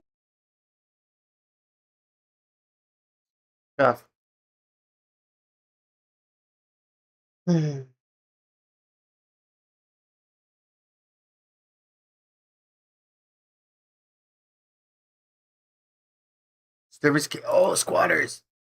As someone who enjoys learning about the various forms Peter of Griffin imposter. crackheadery that goes on here in the United States, squatting is one of the wackiest rabbit holes that there is to go down, and it's getting deeper every day. No, I'm not talking about the compound lift that many of you skip in the gym. I'm referring to squatters, the people that have used eviction laws and essentially managed to take over someone's property without paying any rent or even a dime to the bank. Oftentimes, these freeloaders ransack the properties that they squat in and act violent to any who attempt to remove them from the home that they've infiltrated, resulting in some pretty insane altercations. From axe-wielding marauders to corpse-defiling drifters, all the way to campers turned killers, these are the internet's most infamous squatters.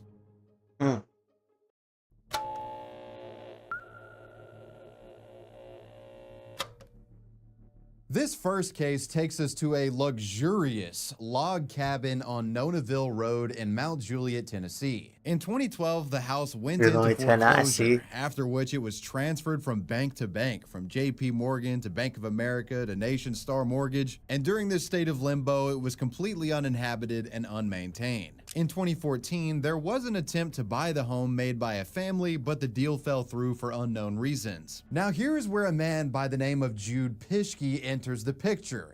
Jude had a bit of history with law enforcement, going back a whole decade of the guy getting in trouble. Back in 2008, Jude was found illegally moving a modular home to a piece of land that he didn't own near the town of Hermitage, Tennessee. This brazen action would result in the man's modular home being condemned by authorities. Seeing that this log cabin had been pretty much unoccupied, Jude would take advantage of this, moving his entire family to the property in October of 2014. He would end up staying here, living in the house for 2 whole years, even going as far as to pay back taxes for the property in order to make sure that the house wouldn't be seized by the government. This whole time, he would somehow fly under everyone's radar, despite the fact that the police had actually been called to this property because of him before due to a domestic dispute that him and his wife had back in April of 2015. And if that wasn't enough, they even found a stolen car in the parking lot in September.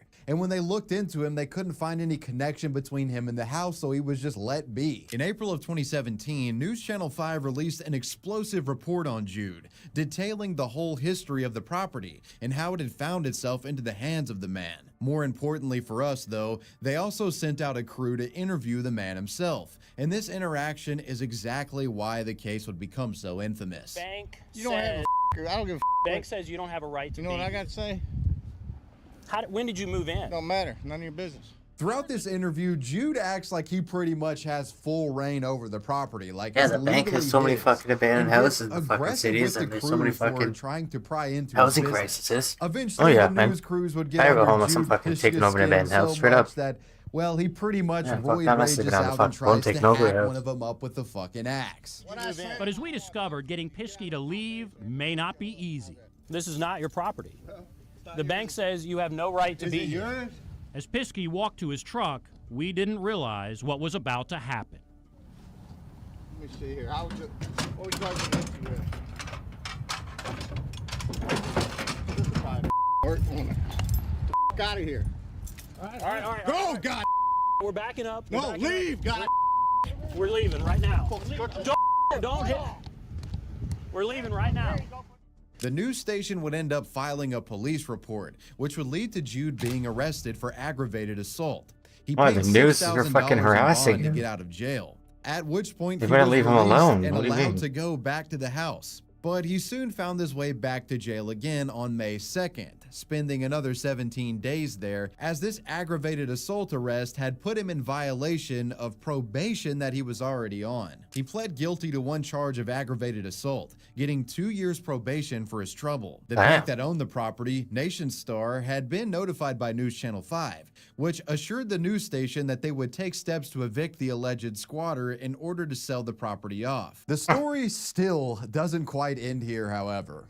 Jude would be officially handed eviction papers, but he tried to stay as long as he could, even while the property was being listed for sale at auction for $231,000. Jude, though, wasn't done with the bank yet. as he tried to get his own side of the story out there by contacting Fox 17. Now, during the interview, Jude starts to form this little narrative that what he was doing on the property wasn't squatting, he was engaging in a practice known as adverse possession. Yeah, exactly. He's paying the taxes on it. Adverse possession is a law which states that if you live on a property that doesn't belong to you for an extended period of time while maintaining it, you become eligible to be the property owner. Or to put it differently, if a landlord doesn't evict a squatter in a swift enough manner, the squatter can basically make the point that the house should belong to them, because they're the ones taking care of it. It's really fucking stupid, but America. Jude would also reveal that he'd attempted to make a deal with the bank, wherein he would actually buy the property, although presumably for a much lesser payment than the $231,000 ask price. When asked about the whole assaulting a news crew situation, he gives an alternative reasoning for that as well, explaining he simply wanted to get them to leave because he was in fear for his own life. He says in that moment, his fight or flight instincts kicked in, and he simply responded in the worst, hastily, violent way possible. Unfortunately for Jude and the 4 kids that he had living there, the eviction process would eventually be completed, at which point his entire family was unhoused from the property. A young couple would then buy the home and promptly move in.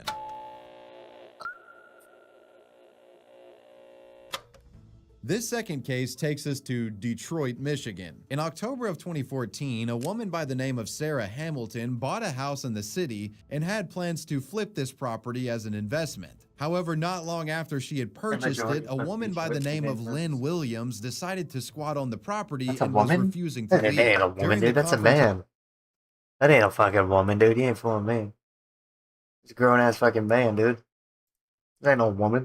With Lynn and the homeowner, police were called to the scene, and when they arrived, the would-be squatter Lynn claimed that the homeowner had attempted to run her over with the vehicle, which actually resulted in Sarah being put in jail. Meanwhile, Lynn moved all of her stuff back into the house and continued to squat there unabated. Luckily, we would get a full recap just a couple of weeks later in an episode of The Americans with Charlie LaDuff, where the titular presenter decided to give Lynn a taste of her own medicine, intending to squat in the house, but with the actual permission of the owner. The guy basically showing up this squatter like, all right, if this is free reign, then I'm about to move my ass in here too, bitch. May I have your permission to enter your domicile? May you have my permission? May I have the keys? No, the Maybe fucking you're a psychopath squatter trying to outmaneuver a squatter. Charlie would have the police accompany him fucking bathrobe outside due to Lynn's history with felonious assault using a deadly weapon. Then Charlie walks right up to the porch where Lynn was standing to confront her. And I highly recommend you guys actually go in your own time and watch this video, but pretty much what happens is Charlie approaches the house while wearing a white bathrobe, making it clear to everyone that he's about to move in and make himself comfortable. Wonderful. I'm coming to move in. You are? Yeah, I got the keys. What's for dinner? I'm not cooking dinner. I'm gonna go pick up my child. Oh, can I get in? No, sir. But I have the deed here. You do? Yeah, here's the deed. Here's the check. All right. Here's the deed, and I got permission from the landlord. Okay, tell the landlord to come here. I can legally go in there. To Lynn's credit, she actually remains relatively polite throughout the whole ordeal, admitting that she does indeed to squat on the property and that because she's made improvements on the house, she somehow deserves to live there. This isn't exactly enough for her to come across as particularly sane, though, as she ends up admitting on air that she was actually stealing electricity from another house. Hooked up legit there? My power is... That's not legit. It's not legit. No, you stealing a little bit of power. I am blessed. It's completely fucking stealing and not even running a wire to their fucking house. Investigating Lynn once again for the alleged How the fuck did she know to steal power? And she tries to prove that she actually has the legal right to live there. Her effort this time is to show them a piece of mail that was, sent to her at the address. So I guess in her mind, that's like, if someone mailed something to me at this address and it says my name, it's my house now, right? I'm gonna start mailing shit all over the country with my name on it and just start fucking living in people's houses. Start claiming houses, yeah. This visit from police would actually result in Lynn getting arrested, which is recorded live on air. Only thing that I have stays here until she is. Oh. I'm going to jail for squatting. That's a turn of events. Call my boyfriend next door. Turns out that this whole ordeal actually put Lynn in violation of previous probation that was on, which in result had her facing upwards to 2 years in prison. Unfortunately, I'm unable to ascertain her court records at this time, so I can't figure out what happened after all of this, but needless to say, she hasn't been causing Sarah Hamilton any more issues. Old squatters, oh shit. Our next story highlights a group of mysterious squatters that some believe were up to some cult-like practices. For this one, we're gonna have to go to Vacaville, California, to the small town of Vallejo. And as far as the squatting reports go in today's video, this is one of the worst cases. Sometime around the end of 2019, a group of people would reportedly start squatting on a property belonging to one Kurt Lind, who at the time would have been in his late 70s. Pretty quickly, Kurt would attempt to evict them off the property, but these squatters were stubborn. It seems he had to make a compromise of sorts with them, wherein they would be allowed to stay there only as long as it took for them to fix their vehicles that they had broken down, and then after that, they would be off the property for good. However, as you've probably gotten used to by now, this promise fell through, and it was now up to him to try to evict them. Kurt's attempts to get this gang off of his property proved even more difficult after the COVID-19 pandemic hit the United States and California instituted its eviction moratorium. As a result of this, the alleged squatters would stay on the property uninterrupted for the next 3 years, all the while, as the story goes, getting up to some rather strange shenanigans. The neighbors who lived nearby described the group as behaving rather erratically, sometimes even walking around the property naked and talking to themselves. These same neighbors would eventually come to call the group the Cult. Eventually, after about 3 years of fruitlessly trying to get them off of his property, he was able to secure a court order to evict the squatters. The Cult, as you might expect, was not too thrilled about this, and they became highly belligerent. They would allegedly go to Kurt's trailer, which appears to have been on the same property, around 2:30 a.m., and they threw rocks at his house and tried to beat down his door. The story gets a tad bit confusing from here, as around 2:30 a.m., either Kurt himself or a neighbor and a friend of his, one Patrick McMillian, called the police. Different reports say different things, but I believe that it was actually Patrick that called the police. Regardless, when the police were called to this property, dispatch told them that they'd be sending out police officers soon. Those officers never actually arrived. Here's where things would escalate. Again, this report is a bit muddled on what actually happens here, but the basic gist is that at some point, a confrontation between the homeowner and the squatters occurred, during which one of the squatters pulled out something only described as a samurai sword, and then they stabbed clean through the man. Kurt then, either prior to being attacked or right after being attacked, pulled out a firearm and shot 2 of the 3 attackers. Kurt, rapidly fading, would then stumble out of his trailer and come up to Patrick's trailer, where he begged his old friend for help.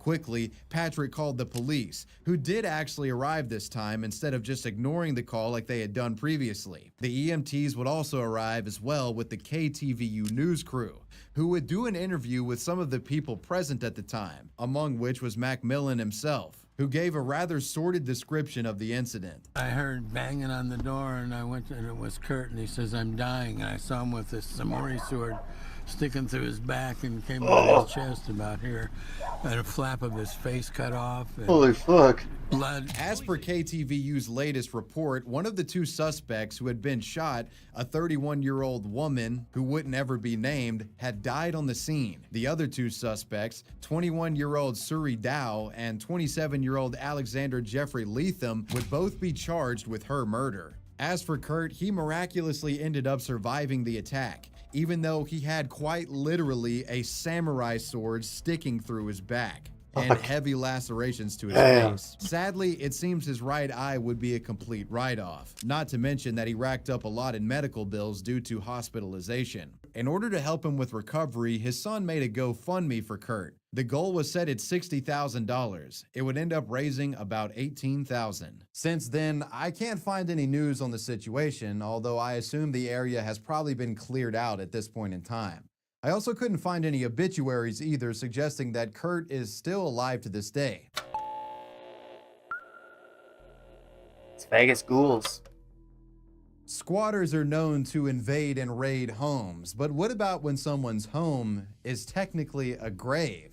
Well, this next case will discuss some Las Vegas grave robber squatters. As the story goes, a house belonging to 82-year-old Lucille Payne had been occupied by squatters in early 2021. When they settled in, they started selling off her property and draining her finances, with no one making any attempts to unhouse them. So you might be wondering, why wasn't Lucille trying to get them out of her house? Well, to put it plainly, it's because she had already been long dead at that point. Reportedly, Lucille had died all the way back in 2018, but because she had no friends or family, no one actually reported her missing or dead. Reportedly, she had been found by the squatters sitting in a chair and Oh my decomposing. God. After this, the police claimed that the squatters made the rather horrifying choice of not telling anyone about her death, and they would then cut up her body into several pieces and bury her remains in the backyard of the home. Oh my Then, God. knowing that no one would be able to report them, they went all out in taking advantage of the situation,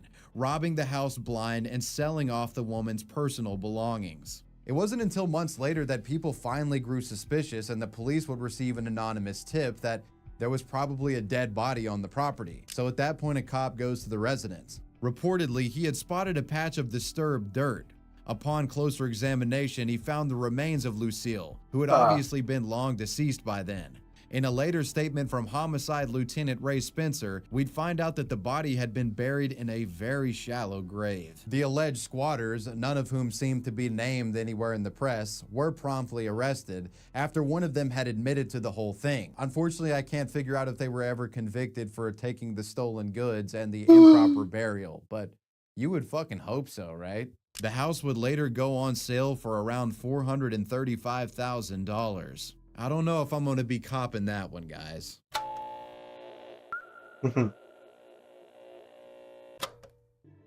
This next squatting case showcases just how violent they can be. A recent one, in fact. We now move to New York City, where some of the most depraved squatters City, big roam. titties. Sometime in early March, a 52-year-old woman named Nadia Vitale went to a complex to check on a vacant apartment owned by her late mother. Instead, she allegedly found two squatters, who, per the police's report, attacked and murdered the woman with a blunt object before stuffing her into a duffel bag and then putting it into a nearby closet. They then allegedly left the premises, getting caught by security cameras and driving away in Nadia's car. The top story tonight, police Holy say the fuck. woman whose remains were found in a duffel bag inside a Kips Bay apartment was killed by squatters who were staying illegally in the unit. Investigators say there was a struggle and the squatters threw the victim into a wall and put her body in a duffel bag. The woman's body would later be found by her son on March 14th, who Oh called my the police God. immediately. By A her manhunt son? was launched, and police would claim the suspects had stolen Nadia's vehicle and used it to escape the scene. About a week later, on March 22nd, the suspects had been caught all the way in Pennsylvania. Eventually, as the 22nd rolled around, they would both be taken into custody on suspicion of murder, and they were identified as Hallie Tejeda and Kinsley Alston. Apparently, Kinsley had been a minor at the time of the crime taking place, so her Ew. name wasn't immediately revealed to the public. with The case is still girlfriend's a ongoing, minor? so The more fuck? info will probably be unearthed as it develops. Yeah, of course, it's a We lot now of move Detroit. to a There's so many quiet abandoned little houses in suburb Detroit. in Detroit. Sometime in 2015, a property owner who wished to remain unnamed claimed that they had been contacted by a woman named Tanya Houston. She was applying to become a tenant of his, saying she and her kids were about to become homeless if he wouldn't help her, while assuring him that she would be a good tenant. The owner allowed her to move in. And at first she was paying rent, but after just a few months of staying there, she stopped paying entirely. The woman, along with a group of friends who were living with her, were told to move out. But instead, her and her friends reportedly began squatting on the property. Rather quickly, this group would start causing a lot of problems for the neighborhood, as they were caught doing everything from sicking their pit bulls on passerbys to Holy even fuck. stealing electricity. This would go on for months, with the police reportedly being called to the area at least 7 times. Eventually, their behavior would catch the attention of the media, with news stations like News Channel 7 of Detroit trying to conduct interviews with this mysterious group. And as per their report, we would find out the group was led by Tanya Houston, who would become the let's just say the main character of this entire degenerate saga. Now, she wouldn't actually make an appearance during this first interview, as her two companions would end up being the ones to talk to the reporter. These two didn't seem to have any trouble talking to the media and were rather candid in regard to what they were doing. Hi, how are you? Friday afternoon, I stopped by the house on Oh yeah. Eastburn Street. You black guys, they love fucking squatters. snitching. That's me. Oh, okay, okay. That's me. I'm Ronnie. Oh, the camera on? Yeah. We on the news right now? Yeah, you sure are, honey. News crew or not, they don't seem to care. If the fact of these guys being squatters isn't enough for you to already not like them, one of these individuals goes out of his way to make himself as unlikable as humanly possible when at one point during this interview, a dog walks over to him and, well, he does this. Billy Joe came down while we were talking with a neighbor, an apparent show of intimidation, which ended with him kicking her cute little dog. Hey. I don't like dogs. I'm allergic to dogs. Well, we don't like squatters, but you're still here. Despite the fiery language from this interviewer, the truth is that not much would actually be done about the squatters for a very, very long time. All the while, they continued to terrorize the neighborhood. It wouldn't be until April of the next year that Houston and her friends actually faced some repercussions when she received a felony charge over illegal use of public utilities. Channel 7 would once again be on the scene, and Houston would have some rather choice words for the interviewer present. Outside the courtroom, Tanya Houston was all mouth. You were the one squatting, not me. Houston was offered a plea deal to drop the felony charge down to a misdemeanor, which meant she would avoid potential jail time. She didn't actually accept this plea deal, and instead she chose to try to fight this in court. In the interim, her and her friends would eventually get evicted from the home. When they left, it was in horrible disrepair. According to the owner, every room had some type of damage, including holes in the walls and pipes missing. It didn't seem that Houston would actually face any charges for the squatting, at least as far as I could find. The case related to her stealing electricity, though, would drag on all the way to 2018, when a jury of her peers found her guilty, giving her 1 year of probation. She would later appeal this decision, arguing that there wasn't sufficient evidence to prove the charge, but fortunately, she lost the appeal. Husband and wife squatters. We now move on to a story from northern Texas, where Heather and William Schwab would make a name for themselves as serial squatters. As the story goes, they would approach an unassuming landlord and pretend to want to rent their place out. They would apply to become tenants by presenting themselves as an upstanding family with good jobs, a high credit score, and a bunch of kids. The landlords would accept them into the house, and the family would start paying via checks. However, as I'm sure you astute viewers have already caught on to, there was a bit of a snag, as they pretty much lied about everything in their applications. In all reality, their checks were fake and would bounce as soon as the owners tried to cash them. The couple would then start making excuses for why that was, playing on the landlord's good nature by lying about how bad their situation was, or by acting like William was actually a war veteran who had tragically lost his job and needed some time to get back on his feet. Because of this appeal to sympathy, the landlords would allow them to stay there for longer, often months at a time. At the same time, the couple would allegedly demonstrate a shockingly good understanding of squatter and eviction laws, which allowed them to skirt eviction for as long as humanly possible. But of course, they would eventually get kicked out, which would lead them to starting the same process over again. It's frankly crazy just how brazen this couple would be. They would start their little squatting journey all the way back in 2015 and then simply keep it going until 2017. All while flying under the radar. These guys were so daring that they would pretty much stay in the same neighborhood, squatting in houses that were less than a mile away from old houses that they had squatted in. The story would eventually get widespread attention when CBS Texas documented and reported on their antics. They interviewed every single landlord that had been taken advantage of by them, and they also did an in-depth investigation into who these people really were. More interestingly for us, though, they would also find Heather Schwab, whom they would personally attempt to interview, to some interesting results. She seemed very intent to use every slimy strategy imaginable to protect her little hustle here. First, she would pretend not to have any idea about anything the reporter was talking about, pretending that the reporter must have been talking about the other Heather. She then attempts to just get the hell out of Dodge, not answering any questions and simply trying to leave the situation entirely. Well, you and your husband, you don't pay rent and you keep going into more expensive homes when you owe thousands of dollars in back rent. No idea what you're talking about. Then she said it was another Heather Schwab. Well, I know there's another Heather Schwab, in fact, in the same court I am, so. No, it's definitely you. We've been investigating this for months. For months? This news story would gain quite a bit of attention, bringing into focus the couple's rather despicable antics. Still, they wouldn't actually stop doing it for quite a while, eventually getting evicted from 20 different homes until they were finally arrested in November of 2018. Although it wasn't quite for the reasons you might think, as they were actually charged with conspiracy to commit identity theft, to which William would plead guilty to, receiving 5 years in prison as a result. And Heather would get 6 years. They were of course both charged due to the fraudulent conduct in leasing 2 of the many properties that they had been in. Although I'm not sure if they were actually convicted for this as well. Now you might think that this is where the story ends, and you'd be hopelessly wrong.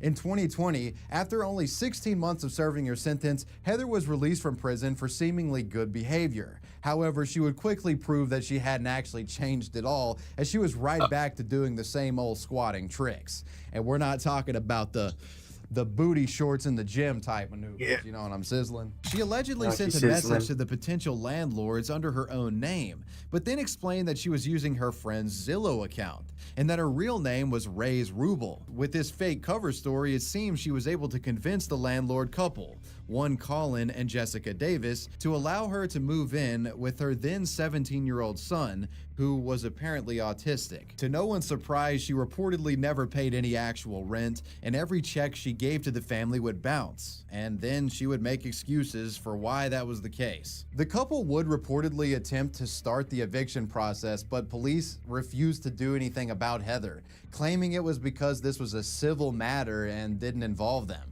So Heather would stay on the property for months without paying anything. So that's when the couple started to do some of their own deep research into their troublesome tenant, Ray's Ruble. And their own investigation eventually uncovered that they were actually housing none other than Heather Schwab, who was using a fake identity. Once they made this connection, it was turned over to the cops. And with them now knowing it was actually Heather, this was something they couldn't ignore. As a result, Heather would suddenly escape into the night, and she would become a wanted fugitive. In fact, as far as I could find, she still may very well be a wanted fugitive.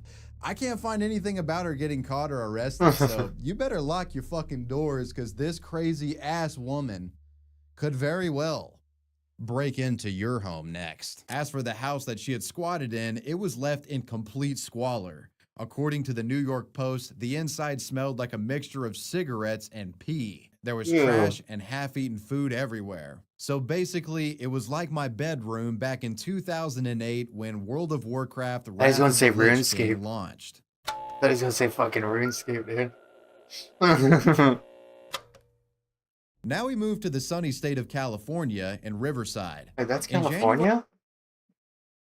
Holy fuck, it looks like kind of Arizona or something, from Nevada, because of the fucking mountains. I've never been to California or Nevada or any of those, but, you know. It's California? Fuck, I thought California would be surrounded fucking, it would have water on one side, not just be surrounded by mountains.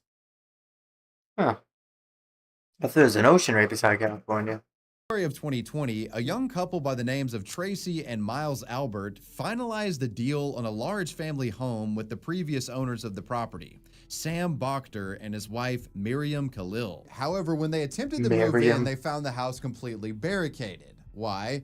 Well, because the previous owners who had lived at that house decided last minute that they really didn't want to leave. Oh shit. He just said he wasn't leaving. That was it. Wasn't going to leave the house, barricaded himself in the house. So who's the guy blocking their way, refusing them entrance to their own home? It's the previous owner. This would result in an over year-long standoff between the old owners and the new ones. During this time, Sam and Miriam would basically never leave the house, continuing to hold the fort. When the COVID pandemic went into full swing and the state of California put a moratorium on all evictions, the old owners ended up being even more secure, as there was basically no legal way to get him out of this house. At some point, after allegedly attempting and failing to get any help from their local government, the Alberts would attempt to enter the house themselves by hiring a locksmith, who did manage to open the door for them. But Sam very quickly runs to the door and shut it, and then when enough people come to pry it back open, the dude threatens them, comes out with a tire iron. Okay, hey! You want to assault? You want to Get assault? out of my home! But this wasn't enough to get him evicted, no. In fact, Sam would actually call the police after this incident, and when they arrived, they took his side, telling the family that if they attempted to enter again, that they would be arrested. The standoff would go on for about 14 months until the story was picked up by Inside Edition, where the couple would give an interview going over everything that I've discussed already. The news crews would try to get in touch with Sam himself, but he didn't respond to any calls for an interview. Now, as bad and ridiculous as this situation was, the couple wouldn't have to wait much longer, as just a month after this initial report, the squatting ex-owners suddenly left the house without any explanation. The stubborn squatters likely finally breaking thanks to the pressure applied by the family and the persistent news reporters that were covering this case. The new couple would have the opportunity to finally move in, which ended up being a bit of an emotional moment for Tracy, to say the least. It's been a hard year. Oh, calm down, sweetheart. Your whole life has been easy. Oh, they This made a next movie about the story roof, man. discusses the tale of a squatter who went to prison, escaped it, Yeah, and watch only this went movie. back This movie is after pretty trying good. to pull one of the most harebrained heists of his career. Jeffrey Allen. Allow me to introduce you to a man named Jeffrey Allen Manchester, better known by his infamous nickname, the Roof Man, or alternative title, the Rooftop Robber. Not much is known about this man's early life, other than the fact that he used to be an Army reservist, although I haven't been able to ascertain exactly what role Yeah, he there's no filled. proof for that. Starting in Anyways. 1998, however, he would make a name for himself for launching a bizarro series of heists that rocked the nation. Beginning in November of 1998, Jeffrey began to routinely rob McDonald's fast food restaurants. Now, it wouldn't be this fact alone that makes it particularly remarkable. It was the manner that he got into these fast food places. Basically, he would scout out the locations in advance, getting as much information as possible beforehand. Then when he felt comfortable, he would climb onto the roof of the fast food restaurant that he'd been staking out and cut a hole into the roof, and that's how he invaded them. He would enter in the early hours of the morning before the restaurant opened and hide in the restroom, at which point he would pop out of the restroom with a gun, threatening the staff and locking them in a freezer, and then simply emptying the cash register and getting out of there. Sometimes this would-be roof squatting bandit would be violent in his robbery attempts, reportedly pistol whipping victims, while at other times he was actually remarkably polite to the people that he was robbing, doing them favors in the act, like allowing them to wear coats when he would have them put into the freezer. As soon as he was done emptying the registers, he would leave with the funds and call the police, tipping them off about what he had done in an effort to make sure that the workers didn't, turn into icicles. As it would turn out, Jeffrey's style of robbery was incredibly Forcible successful, confinement and murder. leading to a massive robbery spree across 9 U.S. states, from California all the way to North Carolina, with the police suspecting that he might have pulled off as many as 40 robberies Well, that's between where Mr. Beast lives, 1998 North and the Carolina. year 2000. Due to the unique way that he entered the restaurants that he robbed, he would be dubbed the Roof Man in the news, gaining quite a bit of notoriety during his tenure. But This is all a good good movie, things dude. must come to an end. Yeah, kind And of. in The May comedy of was pretty 2000, shitty, he and the was fact that it was a arrested love for story armed was pretty robbery fucking and stupid. kidnapping by police in North Carolina, after he had attempted to rob 2 McDonald's restaurants in the same day. They would reveal that Jeffrey was a sergeant in the Army, and that the robberies coincided with his deployments. All in all, this was enough to charge him with these crimes, resulting in a sentence of 45 years. After being sentenced to 45 years, he would be transferred to the Brown Creek Correctional Institution in Brown Belton, Creek. North Carolina. After spending about 4 years inside, while working in the prison's metal shop, he made a successful escape attempt by attaching a plywood platform on the underside of a truck. He would stow himself away in here, and the driver of this truck would unknowingly drive him straight out of prison and to freedom. After this, he would remain at large for several months, with police keeping an eye on his family in California in hopes that he would just come straight to them. But he never would come back to California.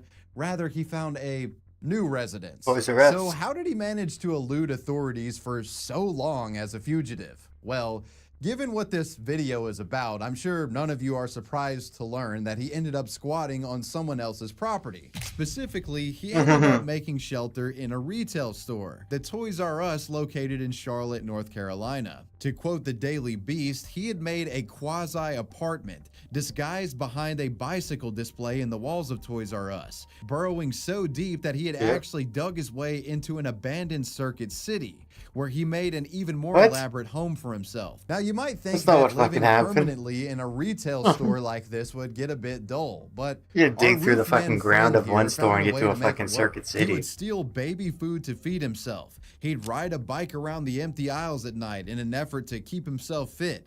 And he'd also play with the RC cars in the store to keep himself entertained, supposedly. Roofman would also often go outside, specifically to visit a local church where he would actually become quite popular in the community due to the fact that he was oddly charitable. And, you know, he was charitable because he would steal toys from the place that he lived at and give them to the kids of the church. A real roofman Robin Hood here, guys. And when people questioned him how he was able to afford all these toys, he simply told people, "I've got a government job." However, Jeffrey wasn't completely satisfied with just idling in the toy store. In fact, he was in the process of planning a major heist of this said store. A heist bigger than all he had committed prior. That plan was to steal tens of thousands of dollars worth of merchandise from this Toys R Us that he had lived in for so long, and then move on to greener pastures with tons of pawnable toys and collectibles in his possession. He planned meticulously for this heist. Yeah, this is nowhere near the real story. Surveillance systems by strategically placing baby monitors around the store. He did that, yeah. According to police, in preparation for the job, he had also robbed the pawn shop for a gun and allegedly even went as far as to burn down a dentist's office in an effort to destroy his dental records after he had gone there for a checkup. This elaborate plan to rob the Toys R Us is what would eventually get him caught again, as when he put his plan into motion and jumped the employees that were guarding the store, the two employees evaded his initial attack and reported the incident to police. When they arrived at the store, the assailant was nowhere to be found, so cops had to do some detective work to track down the apparent violent squatter in Toys R Us. So the police ended up visiting the local church mentioned earlier to conduct some questionings, asking churchgoers if they knew anything about what had happened. Through questioning, they were able to find out that Jeffrey, known by everybody at this church by the fake name of John, he had a girlfriend that also went to the church, and they talked to her, and when she found out that her boyfriend had committed a crime, she worked with police to get him locked up again. This involved his girlfriend inviting Jeffrey to a fake birthday party, where at this birthday it was essentially a sting operation with police arriving and locking him back up. With that, Jeffrey was promptly whisked away back to prison, and he hasn't been able to escape since. What a shitty girlfriend, dude. A squatting story that's short yet sweet, the cheesy tale of the Auburn squatter. This next case takes us to Auburn, Washington, and the story starts sometime around Christmas of 2019, when a supermarket employee called the police over suspicion that there had been some sort of break-in. The police arrived, entered, and upon looking around a vent on the roof, they managed to find tools, clothes, and other miscellaneous items. However, there was no sign of any suspect, so they were forced to simply leave for the time being. After a few days, the employees began to suspect that it hadn't been the last time the mysterious visitor would come by, as they would begin to hear strange noises coming from the ceiling, with one of the employees even spotting a pair of legs dangling from the rafters. They called the police, who once again didn't find anyone. Since they were pretty much getting nowhere, the police decided to take the story to the public, releasing camera footage of the suspect moving through the store with a bag full of stolen cigarettes. This is a glimpse of the person Auburn police have been hunting inside Haggard Northwest Fresh Market. Leading to the suspect getting identified and apprehended just a few weeks later, which the police would announce in a Facebook post. Who's X-ray vision? I can see they that. managed to find a bunch of stolen cigarettes as well as a $350 block of cheese. The police would never reveal the identity of the man in question. Revenge of the homeowner. Oh shit. He's going What bad. happens when you try to exterminate some squatters that are on your property? Well, you could find yourself facing serious prison time. For this next story, we're going to the town of Sparks in Nevada. Sometime in February of 2014, 73-year-old Wayne Bergello would visit one of his properties, which was supposed to be vacant at the time. He was armed with a pistol when making this check-in. Once there, he found two squatters, 34-year-old Cody Devine and 29-year-old Janae Wilson, sleeping on the ground. Janae in particular had been squatting on the property for 3 years at that point. They were both meth addicts who had allegedly taken a hit just before going to bed. Wayne had known about the squatters beforehand due to being notified by one of the neighbors, who had called him to report a break-in. Thus, he may have come to the property with the intent to evict them. However, things wouldn't quite go as smoothly, as when he tried to wake them up, asking, "What are you doing here?" Cody woke up and raised his arm. Now, to Wayne, this allegedly looked like in the darkness that he was pointing a firearm. So in a split-second decision, the man raised his own gun and shot 8 times in the direction of the two squatters. Cody was dead on the scene, being hit 5 times, while Janae was hit 3 times and severely wounded, although she managed to run out of the house in order to get medical help. In the end, she would actually survive the ordeal. Following this, the police would start gathering evidence on the case. At first, they did not arrest Wayne, simply letting him roam free. He would later be arrested during a traffic stop, though, and the police would interrogate him. Throughout, he would maintain the story, saying that he genuinely believed he had been in real danger and that he had acted almost purely on instinct. With the arrest came quite a bit of media attention. Through these articles, we would find out that Cody was actually a father of 2 and that he was planning to go visit his children in Phoenix, Arizona. The trial would end up being delayed until 2015, throughout which Wayne never changed his story. Needless to say, the prosecutor didn't believe he had a claim to self-defense. The defendant arrives, comes out of his truck with a gun in each hand, opens the door, and sees 2 forms on the floor under a blanket, a white comfort, and opens fire. In the end, after looking at all the facts of the case, the jury found him not guilty, despite the prosecutor arguing that Wayne's actions warranted a first-degree murder charge. Following the ruling, he and his attorney would give a brief interview to the media, where the attorney thanked the jury for making what they deemed to be the right decision. Thank you to the jury for finally seeing what this case was about, which was justified self-defense. And we would like to thank everyone in the community's support as to what occurred here. Thank you. Taylor Swift squatter. We now return to California, specifically the city of San Francisco, to an over 100-year-old mansion located at Presidio Heights, which at the time had been unoccupied for many years. In 2013, the owner of it had gone bankrupt, losing the home in the process, and since then it had basically been left to rot in a bankruptcy sale. In 2014, the one and only Taylor Swift reportedly expressed the desire to buy the property herself, but that doesn't seem to have happened. It's around this time that the main figure of this story comes in, Jeremiah Kaler, describing himself as a master carpenter and father of 5 who's dedicated to, quote, searching for solutions to end the tragic deaths of our children to cancer and guns, unquote. He is a rather kooky character, as you'll come to find. Being rather obsessed with the pop star, Jeremiah Kaler would come upon the house and, according to media sources, he immediately fell in love with it, seeing it as a perfect place to turn into his personal thug mansion. That's a quote. I didn't write that into the script, okay? Kaler allegedly first entered the house around the summer of 2014, although he wouldn't actually be on the property nonstop. After supposedly sleeping on the front porch for weeks, he'd been run off by the real estate agent. He would return only 2 weeks later. This time, instead of just sitting on the front porch, he tried to open the back door to the main house, which he found to be unlocked. When he entered, he found the place had been terribly moldy and largely unfurnished, but to paraphrase his own words, he saw the beauty of what the house must have looked like when it had been freshly built. Quickly falling in love with the house, he decided to start squatting on the property. While the main house was unfurnished, the guest house was seemingly fully equipped. So after finding the right place to settle, it seems Kaler started to draw up paperwork that would enable him to take adverse possession of the property. He pretty much behaved as though the property belonged to him. As a part of settling down, he seemingly saw it fit to sell some of the luxury items peppered throughout the property. And over the next couple of months, he began to sell off expensive paintings that were in the house, reportedly getting extremely underpaid for them, although it doesn't seem like he was very bothered by this. He would also sell a premium stereo system, a Viking stove, and some chandeliers, as well as other household items that he would sell to pawn shops, bookstores, etc. For the most part, he stayed completely out of people's minds, given the property had long been abandoned.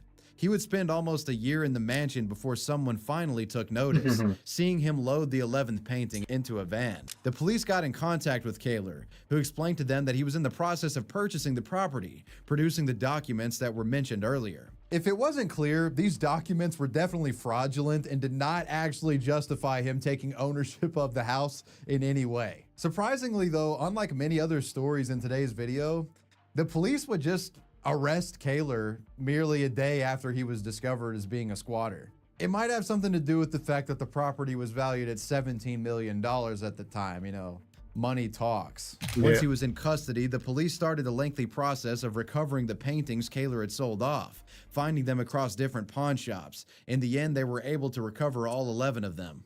As for Kaler himself, he would not actually be charged with squatting or anything of the sort. Instead, he was charged with grand larceny. His defense team would argue he should be set free for the duration of the trial, with the prosecution arguing that that's not viable due to him being a flight risk. The judge set the bail at $140,000, which forced him to stay locked up throughout his trial. He had first entered a non-guilty plea. This would become rather amusing because of an interview he would do right after doing so. This interview is where I drew a lot of the information in this story from, as Kaler pretty much admits to everything that we just discussed, meaning there's pretty much no room for claiming it didn't happen. So needless to say, they didn't have a difficult job getting him convicted. Likely realizing he couldn't get out of this situation, he eventually pled guilty to 2 felony counts, including grand theft and identity theft. He received a 1-year prison sentence and got 5 years of probation. That's it? Oh, fuck, America's so easy, man. Especially Wisconsin. Another grim squatting story for you all. American jails are extremely fucking easy. The setting of this They're allowed to be in gay relationships in there, like northeastern coast of the U.S. No, they're not Canada, dude. They'll beat the shit out of you if you do that. Named Jameson Bachman. From a glance, Jameson would appear as a rather upstanding member of society, America's so with a much good easier than childhood Canada. where he would He's got consistently easy-ass demonstrate his jails. intelligence, his Very confidence, and lenient, his very aptitude for lenient pretty much sentencing. everything. In adulthood, he got a master's degree in history, and at the age of 45, he even got a law degree from the University of Miami. However, he never actually Probably great passed to the be a bar, great gay meaning man he going to couldn't fucking practice jail. law. Jameson Since would fucking first everyone in squat American at a jail turns residence gay all of owned a by sudden. one Arlene Harabedian. The man had given this woman the impression that Great he would fucking only time, man. stay at her place for about a month or two.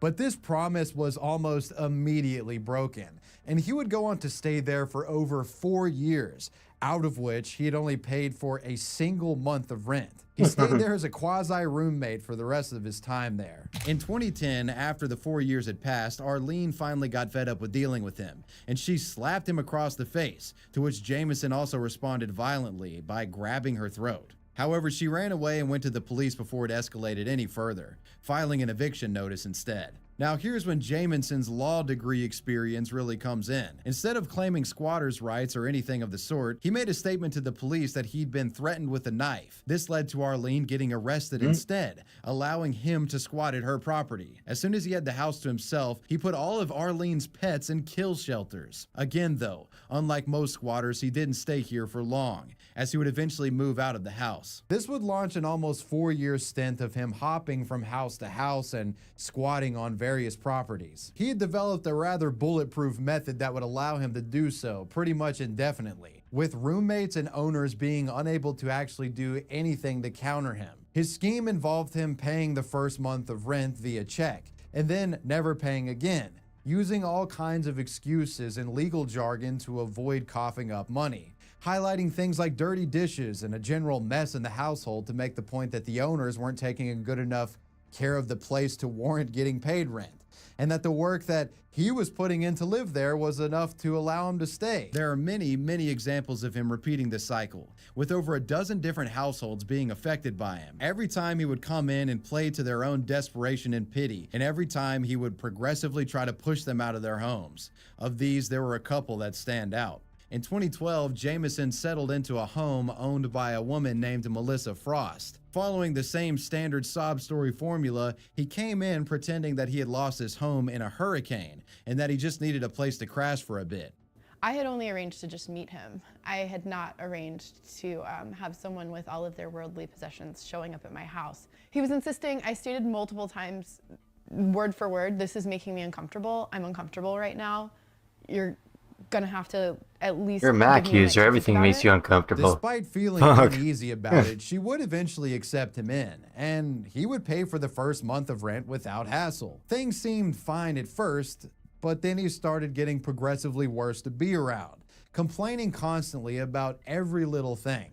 At some point, she told him to pack his things and leave, but he refused. He tried to give me a check for December, and I said, "What the hell is this? No, you're leaving." And he said, "Well, I'm not leaving." He would also start being physical, although never in a way that would actually get him in trouble. He knew how to terrify you and to let you know that he could do serious harm to you without really crossing that line legally. So he would hold his fingers like this and shove you in little shoves while talking to you, or he would poke you in the chest while yelling at you. While there are a lot of other examples I could go over here in greater detail, there frankly just isn't enough time. So instead, let's narrow down our focus on one of his very last victims, Alex Miller, who lived in Philadelphia. Jameson would approach Alex sometime in 2017, claiming to be a New York City lawyer by the name of Jed Creek, who came to Philly in order to take care of his ailing mother and brother. That name, Jed Creek, is one he would actually use on a number of occasions. Alex was initially quite welcoming to the new roommate, as her last tenant had just left and her lease was going to be renewed soon. It helped that at least at first he actually seemed quite charming, being rather put together for his age. For context, he was around 60 years old at that point. In her own words, it seemed that they had started off on a good note. Jameson had brought his dog with him so that he could meet Alex's black Labrador. He pulled out a check for $800 in order to move with her, which cleared. As mentioned, things went well for the first couple of days.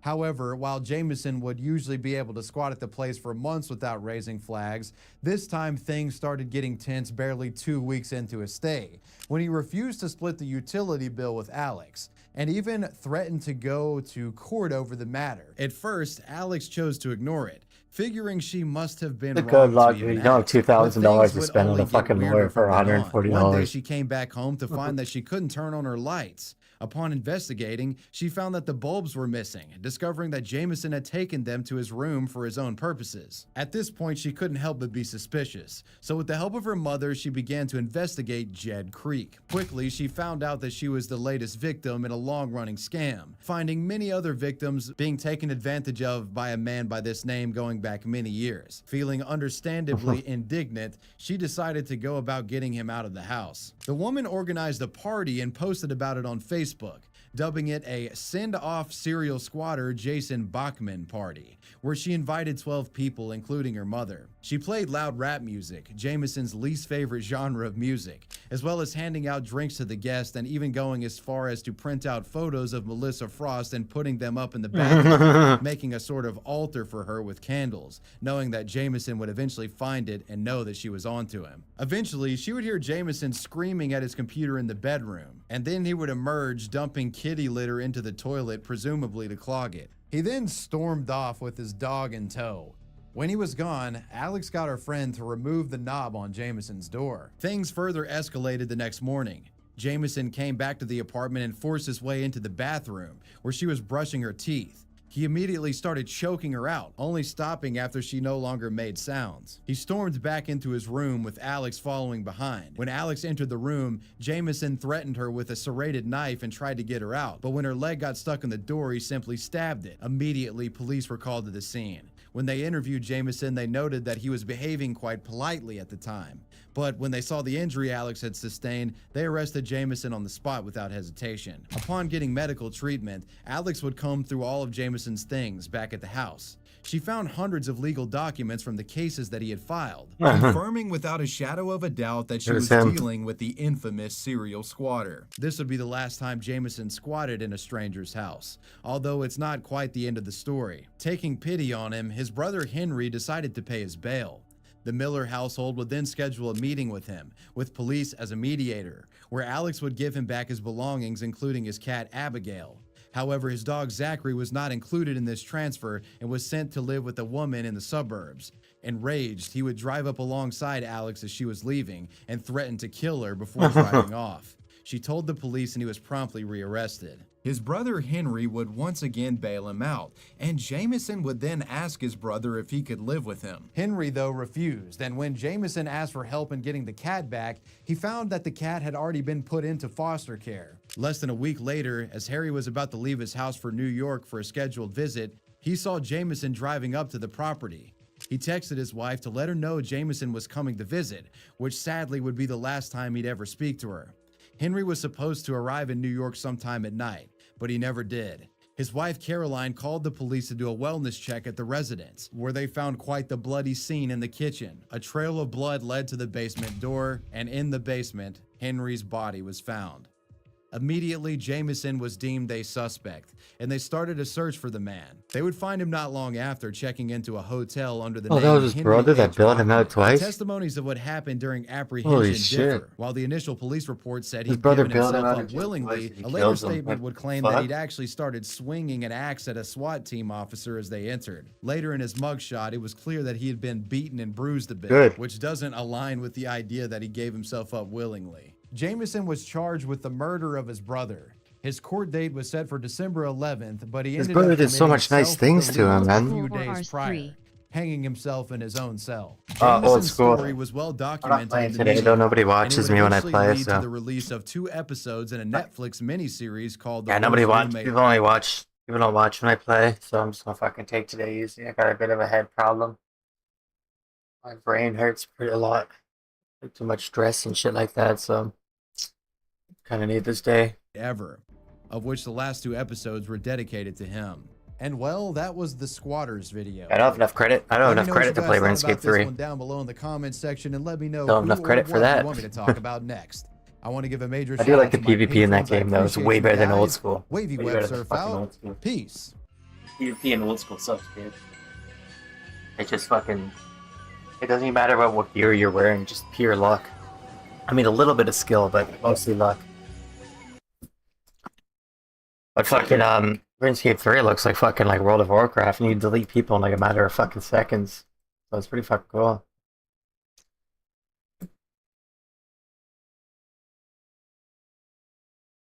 He's in fucking.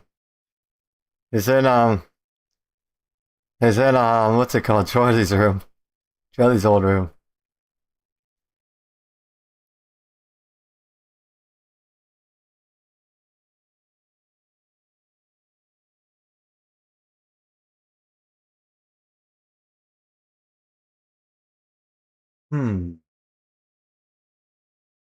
Oh yeah, I wanna go. Wanna go back to his channel? I wanna go to his catalog.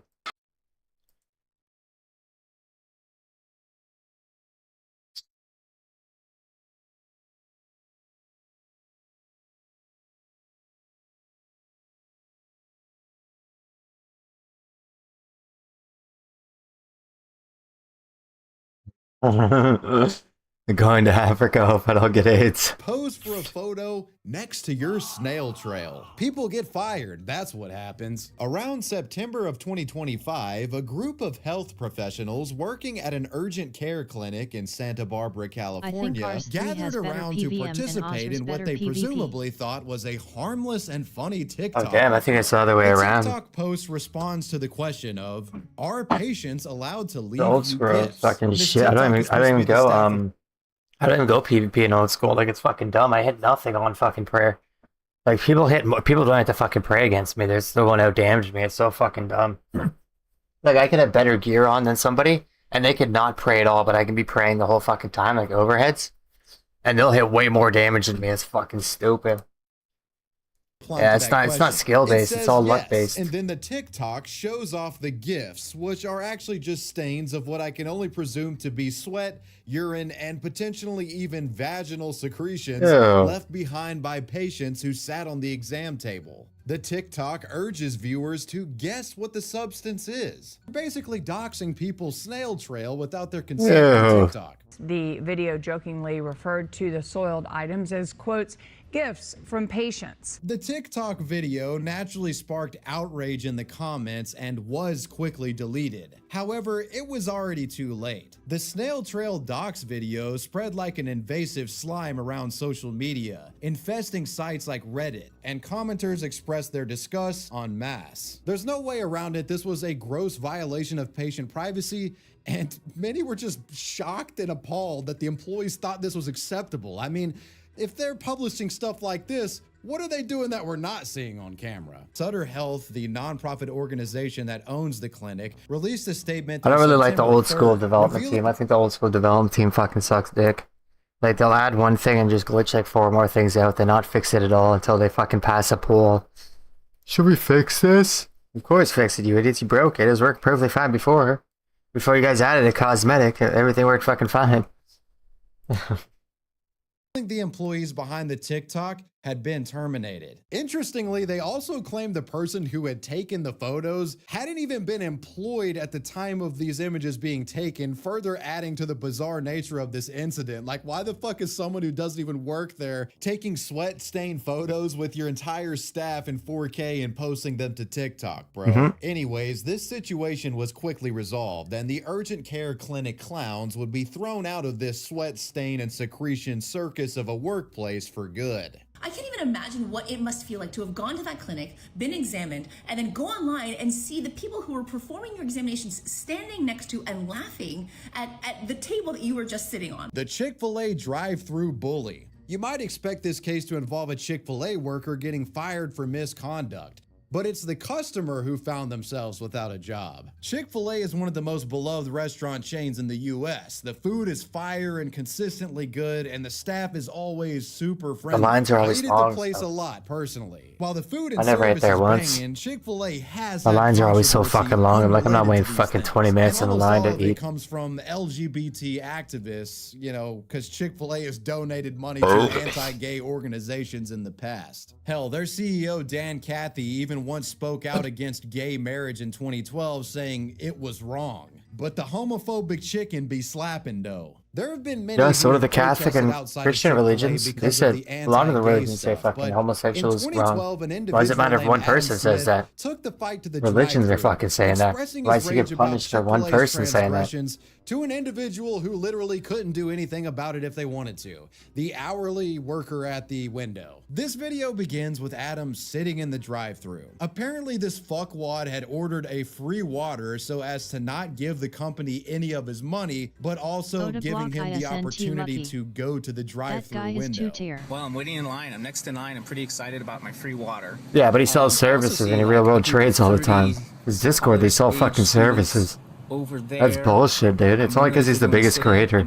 If he was a small creator, your Jagus would fucking ban his ass right away. I think I might just say a few words too. Let's see. As soon as he makes it up there, Adam unloads on the He's the king of fucking RuneScape's clickbait, dude. employee. And I gotta say, this girl Claims he can hit a she fucking. deserves a He claims his fucking what's the fucking normal longbow? The fucking wood long before oak.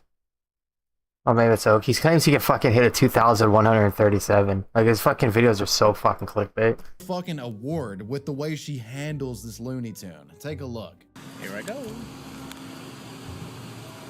But YouTube won't punish him because he makes YouTube too much more money, so he's allowed to copyright. Awesome. You know why I'm getting the free water, right? I do not. Because Chick-fil-A is a hateful corporation. I disagree. I wouldn't. I know, we but don't treat any of our customers differently. We don't. I know, but you guys, but the corporation gives money to hate groups. Hate groups. Just because people want to kiss another guy. Yeah, I know, but she's not fucking sending the money out. Why? My personal belief No, I understand. Yeah, I believe that too. I don't believe corporations should be giving money to hateful groups. Totally Yeah, understand. it's really good at hiding his like Zick Lover, like his real world trading. He's really good at fucking hiding it. I can take a little bit of money. He's really good at fucking hiding. Less money to hate groups. Have a great day. We're always happy to serve every. Yeah. I don't know how you live with yourself and Well, I mean, he's not the best, dude. I think Dino slammed him in the fucking one-on-one. You deserve In the fucking 2 minutes, build your fucking inventory and fight. Dino's a fucking animal. I think Dino might be the fucking best, dude. Dino's a fucking animal. Okay, I'm a nice guy, by the way, and I'm totally heterosexual. Like, Dino's RNG is fucking crazy. That guy hits fucking crazy numbers in Elite Void. I hit nothing in Elite Void. Stand up. That guy hits fucking that guy hits like 60s in Elite Void. Clarify that he's not gay. I'm totally heterosexual. I mean, what a half. Yeah, I think Dino's better than him. You can kind of tell he knew he was getting owned halfway through it. It's pathetic. But like, he's more entertaining than Dino for sure. But I don't like how his editor is, because his editor just clickbaits the shit out of all his fucking videos. Considering what we've seen from this block, What the fuck you doing? You know you're RuneScape's top creator. Don't get the fucking views. You don't gotta clickbait it. Here. But no, he was almost unanimously hated. After all, he was harassing a hardworking employee, and she was so nice to him in spite of his awful behavior. It's my pleasure to serve you always. And he's fucking. How could you? And he's such a he's the biggest fucking hypocrite. Like last year, he's like, Rot destroyed Dead Man mode. No creator should ever collaborate with fucking Rot and make a video. And then like 5 months fucking later, he makes a fucking video with Rot. Like, fuck, dude. He says something, he says not to do something, and he fucking does it. Because he wants the fucking opportunity to do it. The blowback from his actions at Chick-fil-A. I don't like how he runs his shit. Severe. I don't like his editor, how his editor edits and shit like that. I think he's a scumbag. He's trying to clickbait it when it doesn't have to be clickbaited. Viral. It turns out he was chief financial officer. I don't like his content and all that. He's entertaining and shit, but... Which I can only imagine was a pretty lucrative position to be getting fired from over The something Swan. this dumb. After getting fired, The Adam Swan. went into damage That's control fucking hilarious. and When he's tried playing his best Yama to and he got repair his fucking slapped. reputation. Even created He's just an like, apology the video, Swan. but it didn't help much. Rachel, I am so very sorry for the way I spoke to you on Wednesday. You handled my frustrating rant with such dignity and composure. And every time I watch the video, I'm blown away by really the beauty in what you did and your kindness and your patience with me. His apology did little to quell the backlash, and the video was bombarded with dislikes. Apparently, this situation has gone on to haunt Mr. Smith in a serious way. A couple of years after the incident, ABC News released a report revealing that Smith hadn't been able to land a significant job in the time since. I don't know. I said that was a good apology, man. He didn't just say he was sorry. He said like why she did, like what she did good. I think that was a fucking pretty good apology. Like, usually just say sorry, but he like did like what she did. Like he pointed out like the good things she did. Like she was able to fucking not react to it and shit like that. Chick-fil-A drive-through fiasco, stating that he went from making over 200 grand a year to now subsisting on food stamps. He had gotten a job at a firm in Portland, Oregon, but had been fired only a couple weeks after his employment due to them discovering. Is it like a fucking stamp that gives you food?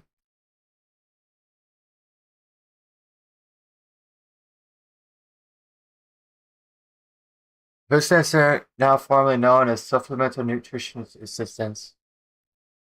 Oh wow, I need that. Fuck, I need that, dude. Food's so fucking expensive over here. Does Canada have this?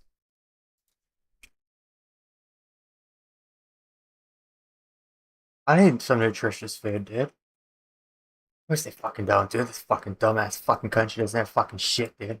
Fucking retards. Oh yeah, we got fucking welfare. You know what?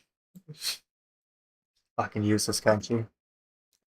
Fucking like $10 for a fucking carton of eggs. Fucking like $15 for 4 liters of milk. His old rant. Canada And what needs about food stamps, Rachel, man. the Chick-fil-A employee that he yelled at? Well, you probably won't be surprised to hear that she actually ended up forgiving him. She actually felt bad that the guy blew up his own life. How Christ-like of her. Very Chick-fil-A coded behavior from Rachel here. I was still in shock from the fact that the video he took of me was going viral on the internet, and I just really didn't know how to react when he came by the next morning. Well, now, as you know, he has apologized, and I believe that apology has probably gone viral too. Do you accept that apology? You're such a sweetheart. I do forgive Adam Smith. I think he realizes how bad of a decision it was to make that tape, and I feel really sorry for him and his family and everything that's happened to him since Wednesday. Next, we'll be discussing one of the most classic fired for a social media post cases out there. An unhinged, racially charged tweet made by somebody who worked in public relations. Justine Sacco was a public relations executive for IAC Incorporated. She would make a rather unsavory social media mistake that propelled her into the spotlight of public scrutiny in a big way, ruining her life for a period of time. In December of 2013, Justine was taking a trip from her home state of New York to visit family in South Africa. It was around the holidays, so she thought she'd pay him a visit. During a layover in London, she got bored and began firing off a few tweets from her personal they're gonna say Twitter fired account, off a couple pitch which only shots. had about 200 followers. Most of these were relatively inoffensive, but one of them was, let's just say, a bit spicy. It read, "Going to Africa. Hope I don't get AIDS. Just kidding. I'm white." Like, bro, this tweet is bad on Holy like fuck, 3 dude. levels. It makes fun of Africa,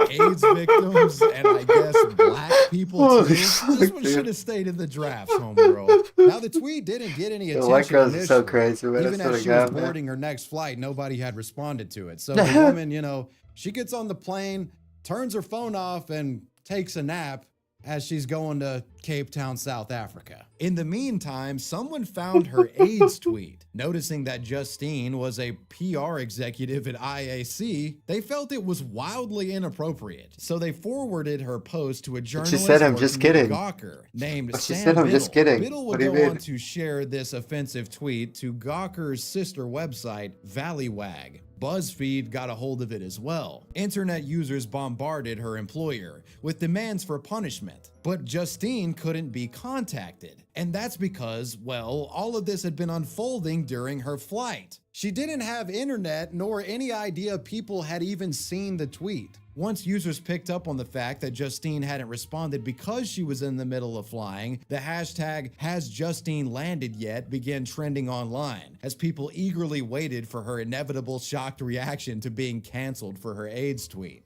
When Justine did finally land, she was horrified as to what had unfolded. The woman instantly deleted her Twitter account, but Pandora's box had already been opened. Pandora's shit box. Justine soon got word that she was getting fired, understandably so. In light of her termination, she offered this apology. "Words cannot express how sorry I am and how necessary it is for me to apologize to the people of South Africa who I have offended due to a needless and careless tweet. Unfortunately, it is terribly easy to be cavalier about an epidemic that one has never witnessed firsthand." While you might expect this to be a career ruiner, Justine would recover from this absurd controversy and has landed additional corporate roles in the years following the scandal. Yeah, she's a blonde you gotta girl, wonder dude. what Of was course. going through her head when she hit Gonna get a publish job on right this away. tweet. I like to think the years of PR, mental gymnastics, and communications jargon involved with her job just caused her to snap one day, and in the lap, she just tweeted out the most offensive thing that she could think of at the time. Remember when women used to Whatever the complain, case, it's fucking a guys truly make a lot classic more. tweet.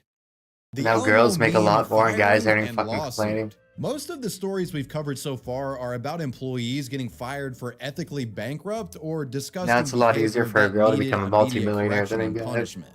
However, By a in lot. this next case, the cause for firing really isn't all that egregious. It's actually quite silly, and ironically, what this employee did led to some of the most serious consequences that you'll see in today's video: a lawsuit. This story begins in late 2019 with a 23-year-old named Cody Hidalgo. Cody had recently gotten a job at a small masonry company based in Detroit, Michigan. Things were great for a while, but it could be assumed that the work there was hard and the physical labor at the job certainly was worthy of a gripe or two, even by the most dedicated of employees. Which brings us to social media. Let's do concrete work unless you get paid a lot. You're going to destroy your fucking body, and on especially a day your back. off, That's what I do. Cody is browsing Use that shit Facebook for when he fucking minimum finds a wage, and I meme fucking regret posted it. to a friend's page. My fucking The back meme is going to be featured fucked up for the Elmo rest of from my life. Sesame Street And I got nothing sitting to on the fucking show for toilet it. with the caption stating, "Boss makes $1, I make a dime, that's why I poop on company time." Boomer tier meme, right? We've all seen this type of I hate my job joke on social media before.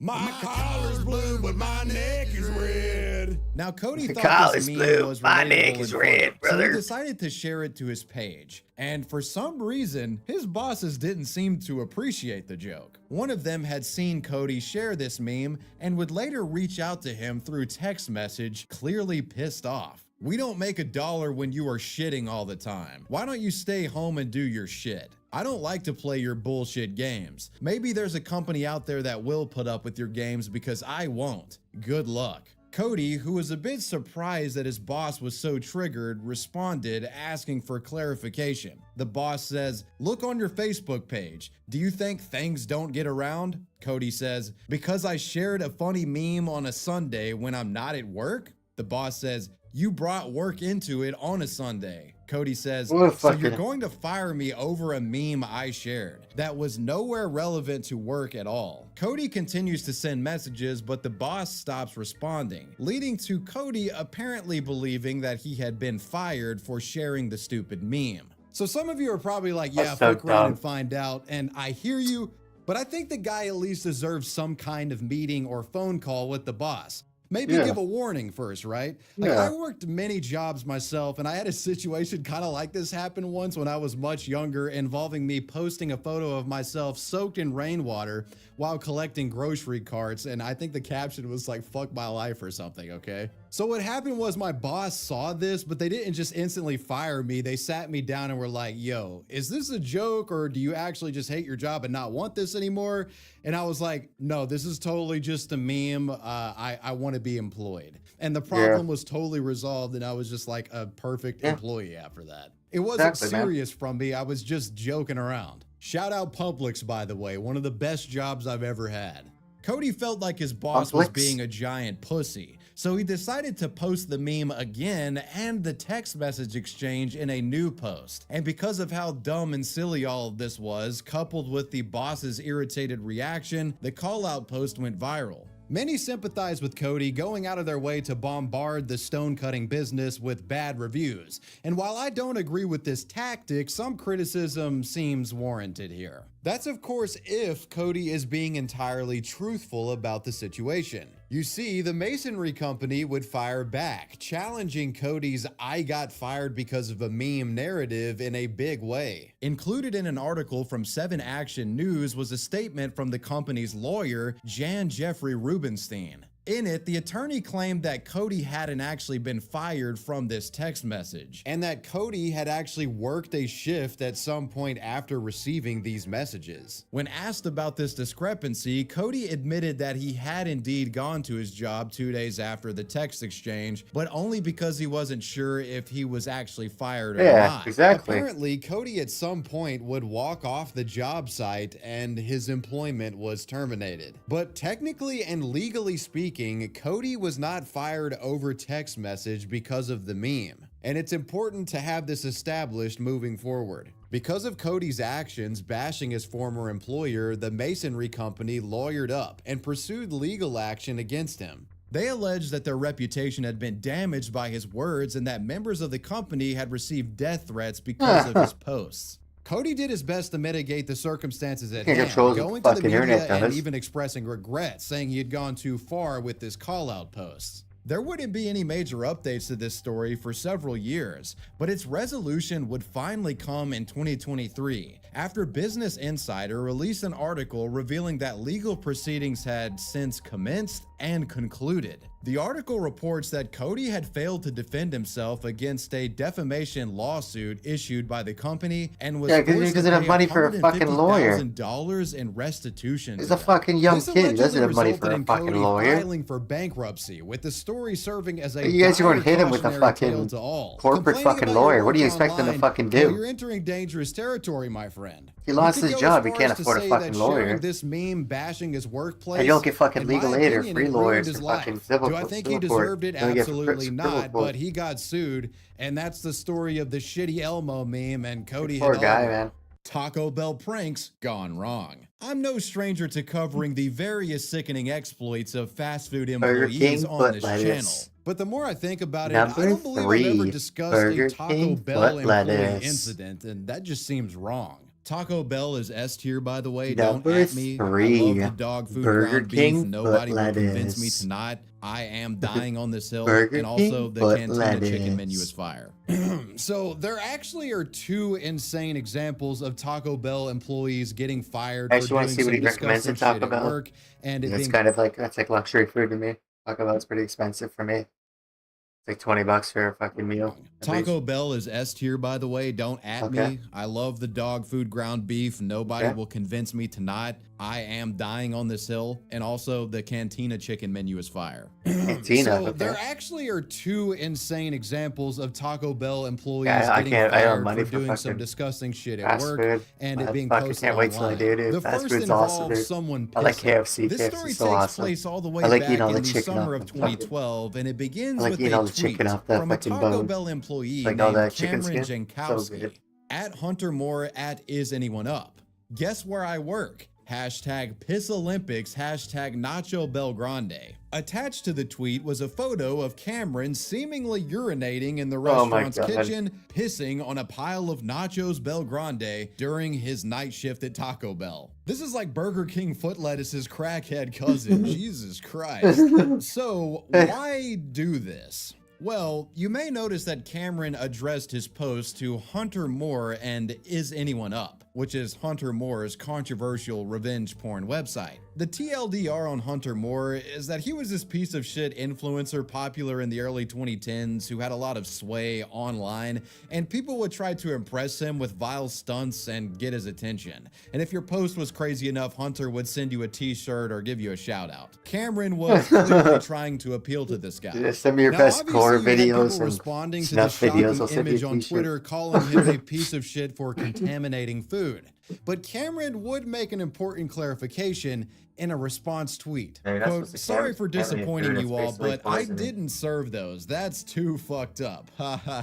I pissed on them where nobody could see, in private, and threw them away. There's literally nothing they can do. Fire me. I don't care. Yeah, it looks like a According to faucet. Cameron, it was faucet. You can see the broom right there. was Yeah. a victimless crime, but I mean, how sure are we that Nachos Bel Grande aren't sentient? While a firing was most certainly on the horizon, that's Oh, yeah. not all Cameron had to worry about. After posting this nacho desecration image and pissing off the internet, his Twitter account was literally hacked by Anonymous. Yes! Yeah, like the scary Get online 'em, hacker Anonymous. guys with Get the 'em. masks. I'm not making this up. And his fucking docs was Remember published November online 5th. shortly after via a public I remember. YouTube video that was created by one of the anonymous hackers. These dudes were passionate about their Taco Bell. Yeah. Image of the Anonymous actual is so hacker sick, shown dude. on screen now. They always like This come in at the doc same would fucking in time. turn They always reveal come in at that like the the great nacho times. Like pissing they always, incident they always by fucking Cameron like took place hack at a the fucking Taco like Bell people that located in deserve to be Fort fucking Wayne, hacked. Dude, I Indiana. love With the Anonymous, guy's dude. name out there and the store identified, Taco Bell quickly stepped in and terminated Cameron within hours of the incident. Because they're not, they don't After steal being from fucking fired, like every Cameron was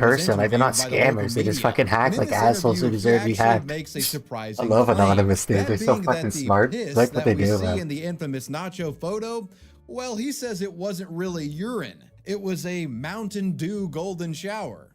But Jankowski says what looks like urine was all a prank. Yeah, I don't think your urine stream is that wide, you know? Yeah, your urine stream isn't that wide. It should be like maybe this wide. It shouldn't be this fucking wide.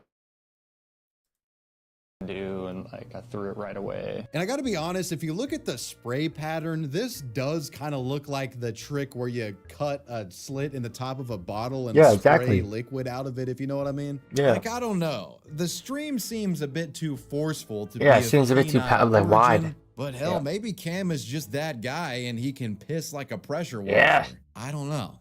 In the end, maybe a lot in the chamber. Seemed remorseful, saying the incident had resulted in him being unable to get work in the fast food industry. And he ended his statement here with a warning to anyone who might be thinking of pulling off a similar stunt. The 19-year-old says he finally got another job, but the kicker? Jankowski never got that t-shirt for the picture. All he received was a lesson on what not to do on social networks. The worst phone ever made. The iPhone 4. Those phones are so shitty. You can drop it one time, the screen will crack fucking way more than it should. You drop it again, the screen doesn't even fucking work at all. Fuck. Social networks. Bad those phones were, man. They're so fucking weak. Or anything. Like it'll come back. But I didn't have the real version. I had the Canadian version. It turned out to be a pretty bad era for Taco Bell in terms of employees acting like idiots, because about a year after Cameron's incident, another worker got in trouble for online antics. In June of 2013, a sickening photo began circulating online, this time showing what appeared to be a Taco Bell employee licking a massive tower of taco shells meant for customer consumption. Absolutely diabolical. This taco liquor image quickly made the rounds on social media, with the pic becoming somewhat of a meme, though most people were just disgusted by it. Commenters wrote, "This sure says a lot about your employees, food treatment, and what they post on the internet. Had to share it. So disgusting." Taco Bell immediately took notice, quickly launching an investigation into the matter. Who was licking on these shells? Yeah, that's cool. I just don't really like how he treats his fucking family and shit. The fact that the employee's face like his wife tries to talk to him and he said he was ragging her and shit like that. Apprehend this tortilla. I mean, I'm sure he spends a lot of time with them, but I just don't like the way he talks to his fucking wife and shit like that. Which may or may not have involved torture. On June but then again, I'm not married, so maybe it is ragging. I don't ever plan to get married either. Exactly what had led up to the infamous image being taken. They said it wasn't maybe as it is bad ragging, as it I'm not sure. Apparently, around the time of this photo being snapped, Taco Bell had been making I mean, if I had a kid, I wouldn't be release streaming their as much new as he's been line of streaming. Cool I Ranch stream for like 2 or 3 Doritos hours a day at Locos most. Which are vastly inferior to I'd be the hanging out with my nacho kid all the cheese fucking ones, time, by the man. way, but I'll continue.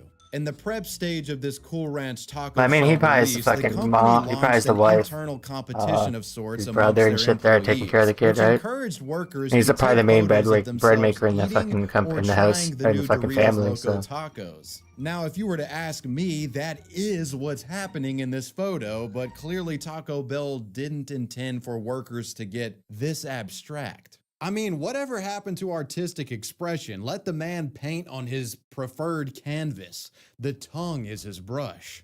Anyways, this photo was taken during an internal contest and it got posted to the internet months later by this worker, sparking online disgust. Taco Bell's response, quote, "We do not believe these employees harmed or intended to harm anyone, but we deplore the impressions this has caused to our customers. Our franchisee is responsible for the employment and conduct of this restaurant's employees and has informed us that he immediately suspended the employee shown in the photo and is in the process of terminating his employment. The employee who took the photo no longer works there." It was later discovered that the infamous incident had occurred at a Taco I'm not Bell even sure if I location could work in in a fast Ridgecrest, food place. California. I think my Though back's the too weak. I particular don't think I store can number stand for or 8 name hours of a the day. employee I has think been that's gonna lost hurt to so time. fucking bad within I like gotta an be hour. honest, I feel bad for this worker. I mean, they just got a little too enthusiastic while participating in Taco Bell's photo challenge. The world just wasn't ready for this guy's artistic vision.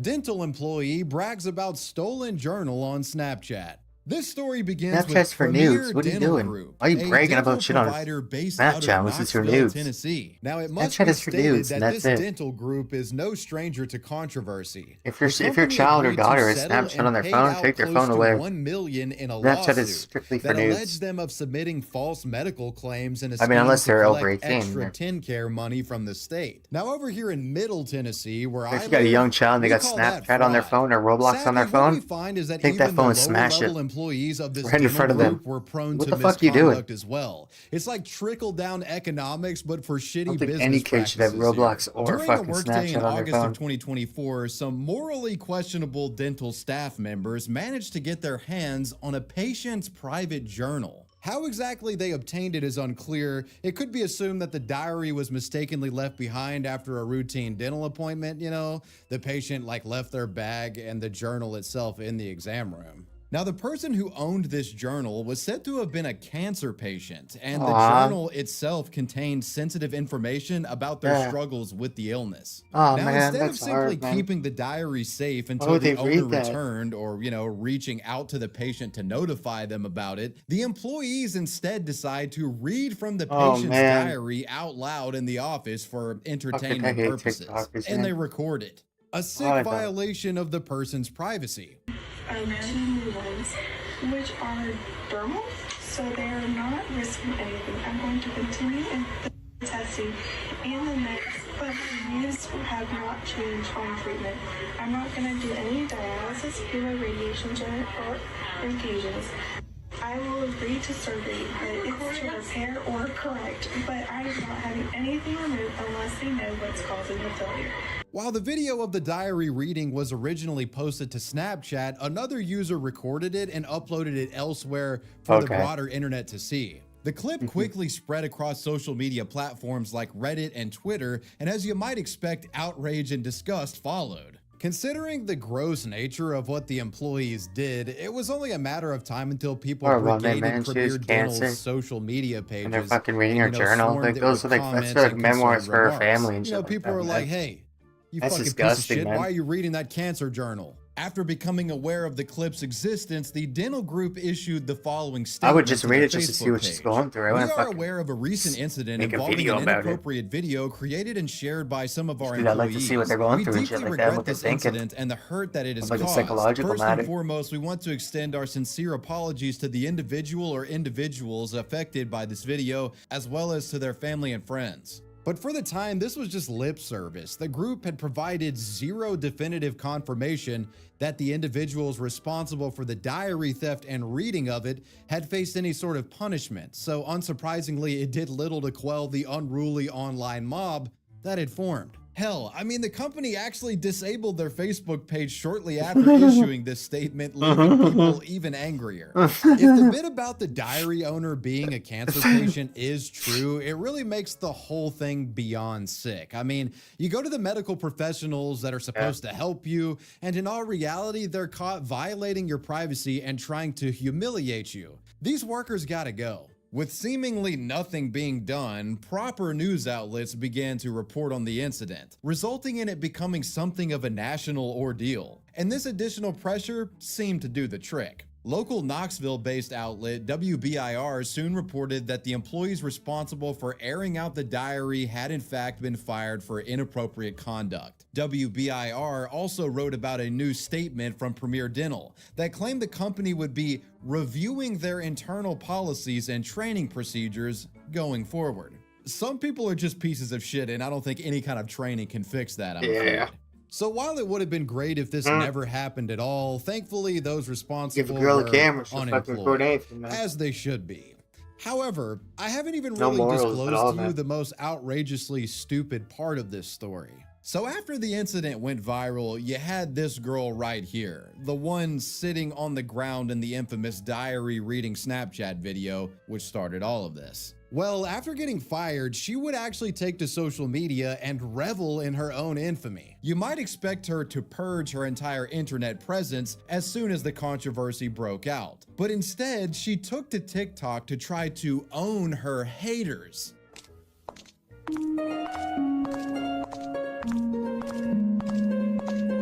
You're way too old to be on TikTok. What Look, the fuck? I'm sorry, girl. She's like in her 30s. You're actually fucking TikToker soon found herself facing mountains of comments, essentially telling her to jump into an active volcano. The bratty former dentistry employee would eventually deactivate the account. Who the fuck you gonna find an active volcano? Her own shitty behavior. You ain't gonna be there jumping in an active volcano. You're gonna burn to death before you get close to fucking jumping in it. Tweet, get somebody just climbing up and you're going So up. in today's internet landscape, Jumping it's in an active common for volcano. companies and brands to employ the I think use that's of actually physically snarky, impossible. I think you'd die public-facing before you even social fucking get media close to accounts, jumping you in know, it. to stay relatable with younger customers. Wendy's, Popeyes, Denny's, you name it, companies are posting memes Yeah, and jokes now, Denny's. Shout out to and my that's boy just kind Denny's. of part of the way businesses Yeah, like this market these Denny's. days. If you go back to 2011, the That concept dog, of Denny. a brand That's my embracing motherfucking internet dog, dude. culture and memes Denny's was my still boy, pretty dude. foreign Me and Denny go and way novel. back, dude. Most accounts belonging to corporations stuck to standard announcement So we style go to a posts rave for fucking advertising 10 their hours. products in a really We boring go to fucking way. Denny's, But there all was day one breakfast. company Oh, that fuck yeah, man. accidentally broke the mold.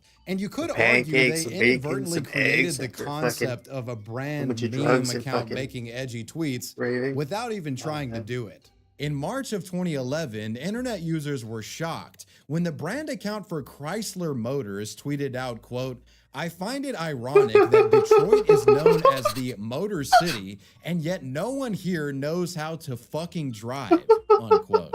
Now, this actually does kind of seem like something a car company would tweet in 2025, but needless to say, it's really That's great, dude. unhinged for 2011. Nobody had seen anything like this before. Yo, Detroit dealers, what's the That's traffic fucking like awesome, up there? dude. I mean, I can tell you it sucks here in Nashville. Are you guys Oh, actually you're in terrible Nashville, dude? drivers? Holy shit. Naturally, the tweet sparked tons of chatter, with most being amused at the Nashville's like party absurd central. juxtaposition here. An esteemed company posting something so crass online, it was truly novel. Perhaps Now, this isn't was some Nashville like sort of Rockville City or publicity like Rock stunt, City or some something like thought. that? Maybe the car giant had decided to embrace a new, edgier image. While many companies would in fact take this approach in the coming years, it turns out Chrysler had no such plans to do so, and this entire tweet was a massive mistake. But the post was soon deleted, and a new one was published replacing it, claiming that the Chrysler account had been compromised, though that wasn't the full truth of the matter. Over the next several weeks, more details would emerge as news outlets such as NBC began reporting and digging into the bizarre incident. The real reason for the controversial tweet being published was due to an operating error by a contracted employee, Scott Bartoszewicz, who worked for a third-party marketing firm which handled Chrysler's media pages. Apparently, Scott had meant to issue the offending tweet to his personal account, but had accidentally forgotten which one he was logged into and posted his shitpost to Chrysler's And you're a main professional one. social Scott, media of expert? course, Come the was fuck on, immediately dude. fired for the mistake, but he wasn't all too bitter about the company's decision, That's as he a really had good made job a of running a legitimate company's screw fucking up Twitter and and social completely media. owned up to it. That's A really spokesman for fucking easy. Chrysler named Ed Garston stated, quote, "The company has invested greatly, not only financially but philosophically, in supporting Detroit and the U.S. auto industry, and we simply couldn't tolerate any messaging, whether or not there was an obscenity that was denigrating to Detroit." By the end of things, the tweet had become a legendary meme, and it still makes its rounds on websites today, becoming iconic and earning its place in the proverbial snarky brand tweet Hall of Fame. Thankfully, Scott would end up getting a new job. In the aftermath of his firing, he landed a gig managing the social media profile of the Michigan Arts, Beats, and Eats Festival. With all of this having taken place over a decade ago, it's unclear what the guy's doing today. But if he's currently unemployed, Wendy's, Popeyes, He's a nice and these outfit, annoying car. fucking brand Nice accounts painting on his online, fucking you wall. should hire this guy. He's pretty based and knows what he's doing. Whatever the case, Detroit, are you guys going to accept Scott's slander? Do you really not know how to fucking drive? Sound off below. The apartment complex hall monitor Karen loses her job. I hate In these October of fucking Karens, 2018, a filmed interaction between a black man named De'Arion Tolles and a white woman, seemingly in her late 30s, went viral. The video shows Mr. De'Arion, who happened to reside in the same apartment complex as the girl, attempting to enter his building before being stopped dead in his tracks at the doorway. I need you to move out my way, please. No. Ma'am, please stop touching me. I'm not touching you. You just was previously. Before. I'm not touching you at all. So I'm going to step in. I'm not touching you, and I'm not in any way doing anything outside of letting my dog go to the bathroom. And I live here and you're blocking the door. What unit? I don't need to tell you that. What unit do you live in? Despite repeatedly making it clear that he was a legitimate resident, she continues to pester him. The video goes on for another few minutes, showing the chick following him up to his apartment and even standing there as he puts his keys into his own door. Fucking creepy. You just follow me all the way to my door. As a player, And you see my keys in the door. That is so, that... As a record, I just want to say Please, hi. ma'am, What have is a... your name? Ma'am, And I'm you just... not- No. Have a good night, ma'am. Don't ever do that again. You look pretty stupid on video. Have a nice night. And my name's Mr. Toes. Thank you. Mr. The video was initially shared to Facebook, but it garnered so much buzz that it spread to the wider internet. Once it got to YouTube, it received over 42 million views. The woman's extremely entitled attitude resulted in many characterizing her as a Karen, giving her the nickname Apartment Patty. Women with small That being dogs. said, it wouldn't be long before the Women with woman's small dogs employer and men with stumbled small across the dogs. controversy and took action. Karens. Mainstream news outlets such as the New York Times reported that her name was Hillary Brooke Mueller, revealing that she worked at a real estate management company called Oh, fuck Tribeca them, bitch. STL. Apparently, after the cameras had been turned off, she had gone so far as to call the police, claiming she was, quote, uncomfortable. She was fired from her position at the company, What the fuck, with many man? onlookers baffled as to why she had even bothered the man in the first place. As you can probably guess, most assumed it was because she was another racist Karen lady that didn't know why somebody who was black could Watch too much possibly TikTok. ever live in Yep. her complex. Though Hillary said this wasn't the case, soon hitting back at her critics. She soon did an interview with Fox 2 News, attempting to justify her behavior, claiming that she had been concerned that Mr. Tolles didn't actually live there. And she said that she was just trying to keep the apartment complex safe. Oh, When you're not questioned security about why guard. she You don't get felt paid that for this was that. a responsibility, Yeah. she stated, My only intent was to follow the direction that I've been given by our condo association board members repeatedly, and that is to never allow access to any individual that you do not know. Ironically, the article Yeah, goes you don't on know to every point person out in that that she fucking had building. been married to a biracial man named Brandon Mueller, who later spoke out on the incident. Business Insider reported that although Hillary had initially tried to defend herself by claiming she was married to a black man, Brandon revealed that they had been separated for over a year by that point, though they weren't technically officially divorced. not though. fucking He was black, dude. What horrified the at the fuck? incident, stating, "My only hope is that we as a community can use this as an opportunity to do what my late father taught me many years ago, to not allow others' ignorance to incite anger and hatred, but to use it as an opportunity to learn, grow, and promote love." In the end, this It's true. incident went I'm down not as sure what yet world you're another fucking example in. of a Your Karen dad lives gone in, but wild. definitely ain't this Occasionally, it's fucking world. referenced on social media platforms like Reddit and Twitter, but it is one of the more goated Karen moments. And well, you made it to the end of the video. Let me know what you guys thought about The this one banger, down below in the baby. comment Shit. section, and let me know who or what The you want me to banger. talk about next. I want to give a major shout out to my page. Still shout out to all your fucking patrons, man. Oh yeah, man. I can't afford that shit. That's way out of my tax bracket.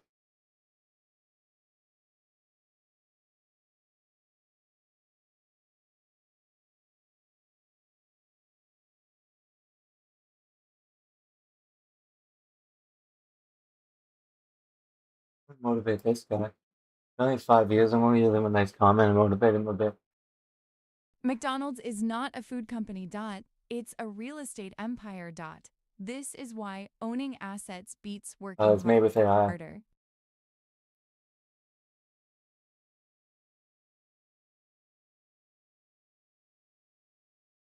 The fuck?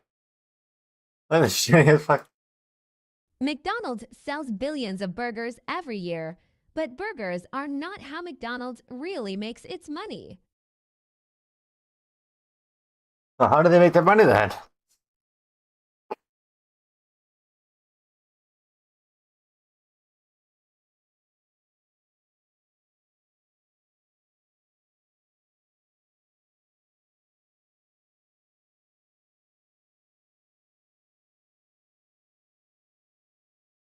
Or less than I don't know about that, but I think the money how? An AI channel, but I'm gonna give him comment. Man, there's only comments on his videos. Might as well give him one.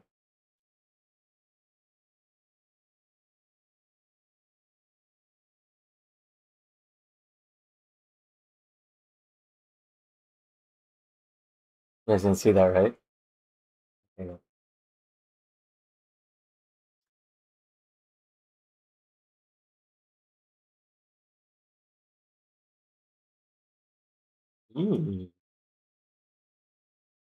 saying it was.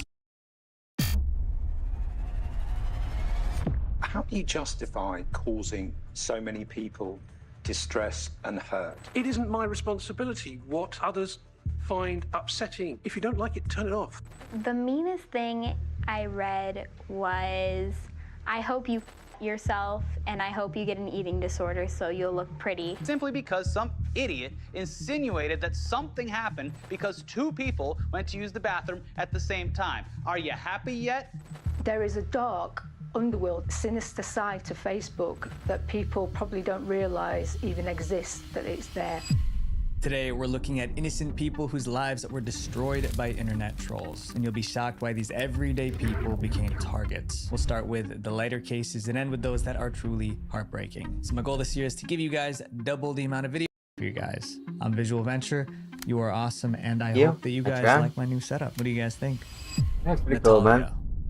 Imagine getting roasted online. Nice YouTube blacks, dog. I ain't gonna yeah, nice blacks, nice blacks. You got them on their own shelves. Nice cats. I ain't gonna lie. What happened to nice blacks. Natalia. In 2015, Natalia lived in Russia with her husband. She had a relatively quiet life, but her big mistake was using a social media platform called VK. It's basically the Russian version of Facebook. She posted innocent pictures like dinners with her husband, selfies, everyday stuff. Little did she know a troll was watching her page. Like and that troll was about to steal her life. This person downloaded hundreds of Natalia's photos. They took those photos and created a Twitter account. They called the account Uma Compton, same face, different name. And Uma Compton was preparing to cause a lot of trouble. The Uma Compton account introduced itself as a Christian mother. Proud Christian mother of 3, suicide survivor, anti-bully advocate. But the things Uma Compton posted were the opposite of Christian. Not long after the account's creation, Uma started posting and quickly garnered attention for a series of outlandish and often vulgar tweets that she would publish. In one tweet, Uma bragged about her skills in the bedroom. Another tweet implied that she was romantically involved with her brother. Remember, this account was using Natalia's real face. People thought the woman behind those controversial tweets was bold enough to show her identity. The account went viral. Screenshots of the tweets went viral. It felt like everyone was talking about Uma Compton. The troll behind the Uma Compton account didn't stop at tweets. They decided to make music, and things got even worse. The internet troll released full songs under the name Uma Compton. The lyrics were offensive and the quality was terrible. There were even music videos with a cartoon version of Uma, which was actually Natalia's face. Soon, she had fans who started making fan pages of her. To them, Uma Compton was an internet icon. She was famous for being inappropriate. Meanwhile, Natalia was still in Moscow living her normal life. She had no clue. Use Twitter or speak English, so she had no idea that she was the face of Uma Compton. That's probably why the troll chose her in the first place. She seemed like someone who would never find out. But then the troll slipped up and everything came crashing down. In January 2016, the Uma Compton account uploaded a new photo of Natalia. She was pointing at a street sign written in Russian. In the background, there was a phone number. A reporter named Ryan saw the post. Immediately, he realized that something was off. Uma always tweeted that she lived in America, so why was the street sign written in Russian? Ryan looked up the phone number. It led him to Natalia's VK page in Russia. Natalia's page had the exact same photos Uma Compton was using, but it showed a completely different person. Ryan reached out to Natalia and her husband. When he told them about Uma Compton, they were shocked. Ryan knew he had to expose the truth, so he published his findings. And the internet finally saw those guys are Uma Compton scumbags, wasn't real. It was just I'm surprised a they actually did something good, but BuzzFeed scumbags, Twitter you take advantage of people with homeless people and shit like that. The damage in was Toronto. permanent. Tweets had already been screenshotted. Songs Fucking were trash over here. downloaded and Nobody reposted. fucking likes them over Natalia's here. face was tied to all that Take advantage of disgusting fucking homeless people content, like and she crazy. could no longer come People to with mental health America all the because if fucking she time. did, she would be recognized as one of the worst people ever. Caitlin Upton. Caitlin Upton thought she was about to become a beauty queen. Instead, she became the target of internet trolls who ruined her life. In November 2006, Caitlin became Miss Teen South Carolina, and it was time to take the next step. She moved on to the national stage Miss Teen USA. Tonight, 51 of the hottest teens from all over the nation are getting ready to compete for the dream of a lifetime. It was a huge event. Millions were watching live from home. Caitlin made it to the top 5. That's when the questions began. One of the judges asked her a question. Recent polls have shown a fifth of Americans can't locate the U.S. on a world map. Why do you think this is? It was a question about education and geography, but maybe Caitlin was I nervous can, dude. because what came out next was One- not a 1/5 logical of fucking answer, it was Americans a don't know where mess. fucking. Because some people out there in our nation don't have maps, and I believe that our education, like such as in South Africa and Iraq, everywhere like such as. The crowd went silent. Even the host froze. He wanted to help her, but he couldn't. As a host, they specifically tell me She thinks Africa and Iraq is in fucking. Caitlin wasn't the first to The fumble typical during the blonde, pageant, dude. but She internet thinks trolls fucking Africa decided and to make Iraq her is in suffer a fucking mistake. Someone Australia clipped Caitlin's or mistake fucking and posted it USA. online. It spread like wildfire. The video crossed 1 million views on YouTube. On Reddit, the comments were vicious. One said, "This is what having a brain fart looks like." They made memes and parody videos. One showed cartoons dancing in her brain. I personally believe that U.S. Americans are unable to do so because But the online joke spilled into her real life. One day, Caitlin's family found a strange letter in the mailbox. It contained hateful comments telling Caitlin to go die for your stupidity. At a college party, a group of guys recognized her, and they started mocking her on the spot. Her mental health took a hit. She didn't feel safe in public. Caitlin even lost childhood friends because they were embarrassed to be seen with her. Years passed, the trolling slowly became less and less. Well, she's And pretty. after She all can't be these smart years, too, Caitlin dude. was finally able to The move girls on aren't with her capable of life. both. This Only next capable case of is one. about a kind gesture that backfired. Nicola Brooks.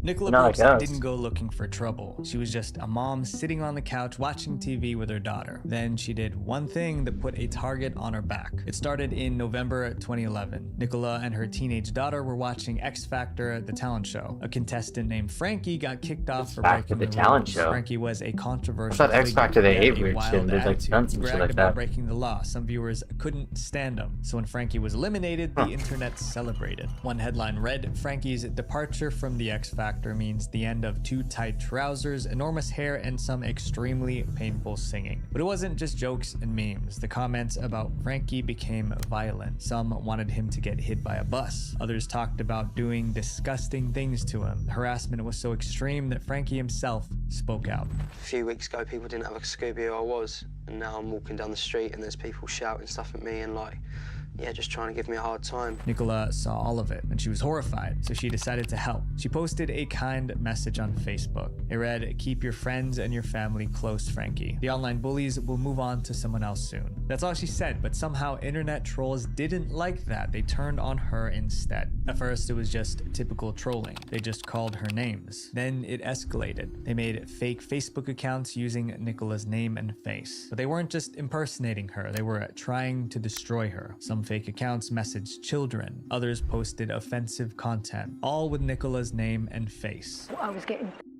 photos made of me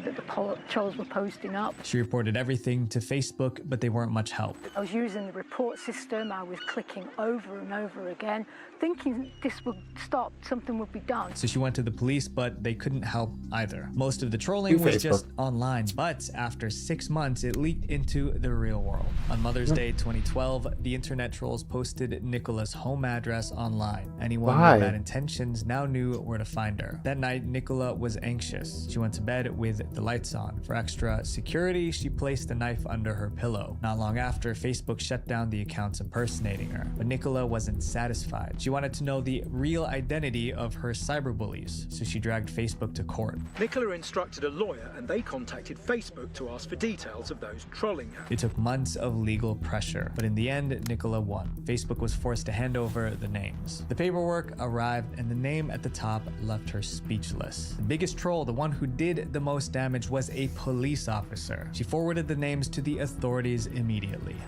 2 men were arrested and later released on bail, but the Crown Prosecution Service has since recommended that no charges be brought against them. Nicola defended someone who was being bullied, and internet trolls tried to destroy her for that. This next case was about someone who was hurt by their own hero, Alexis Carter.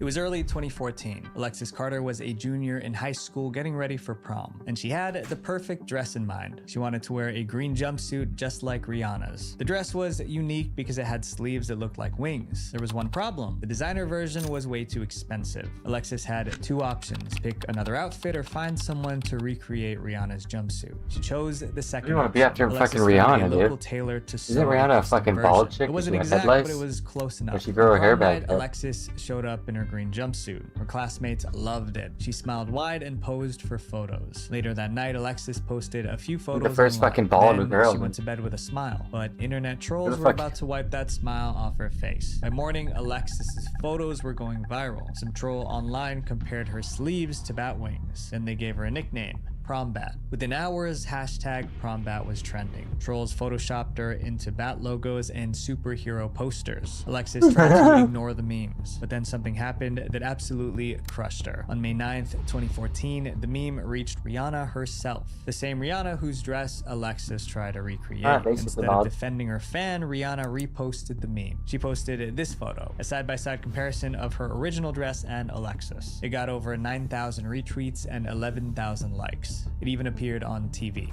Alexis' super low-cut green jumpsuit with wings got a Rihanna emoticon frown, along with a split-screen tweet comparing it to the Wu-Tang Clan's logo. When Alexis saw Rihanna's post, she was The Wu-Tang heartbroken. Clan. Alexis said, "I started crying at first when it went viral. When Rihanna posted that photo, cares it about made Rihanna? it She's 10 the- times she's worse. the first Later that fucking day, bald she gathered chick. every Rihanna CD Who the fuck she cares owned about and threw Rihanna? it all in the trash. Shit, too. Eventually, memes slowed down, and people finally stopped bullying Alexis. This next story proves trolls don't need facts. They can just make things up. Norman Kohanowski.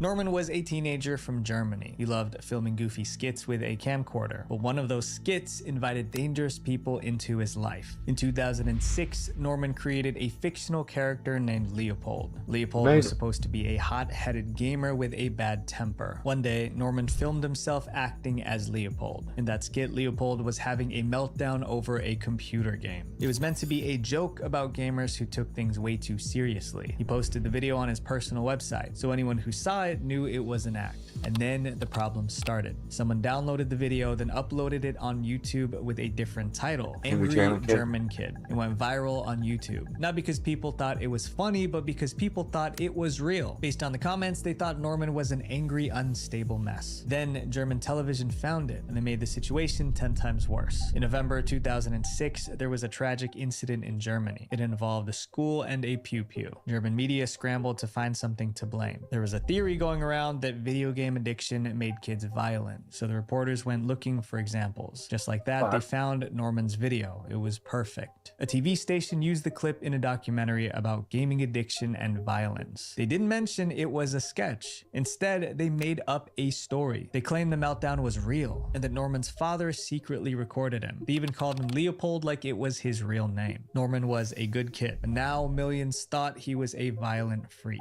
Just when it seemed it couldn't get any worse, the trolls showed up. Oh, well, you said the media company and you make fucking a lot of money. Norman became a meme. Trolls edited the footage with fake subtitles. But the worst part wasn't the internet. It was the kids at school. They teased him every chance they got.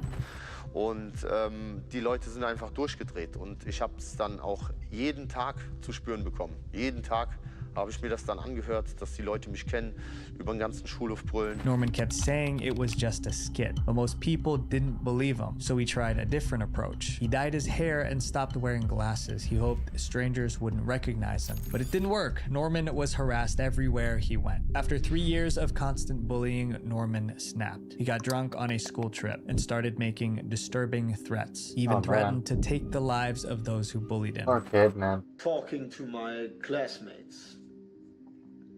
How I hate all people, how I hate this world. While he was Oh, man, ranting, you're better someone than that, man. recorded him. They took it You're straight just to the shitheads, teachers. man. You're better And than Norman was arrested and expelled from school. By this point, Norman was in a fit of rage. He refused community service, Poor so he was kid, sent man. to Holy juvenile crap. detention. By the time he got out a month later, everything was different. He locked himself in his room, hiding from the world, all because people online turned a joke into a nightmare. Poor It kid, took man. 2 years, but Norman started putting his life back together. He made new friends and got into Nice, a man. relationship. He even became a music producer. Nice, Imagine man. Hell doing yeah. someone a favor, only for that person to turn around and backstab you online. That's the next story.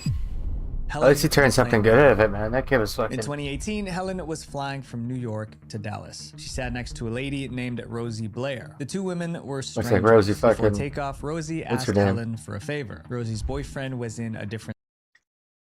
Oh, 1 second.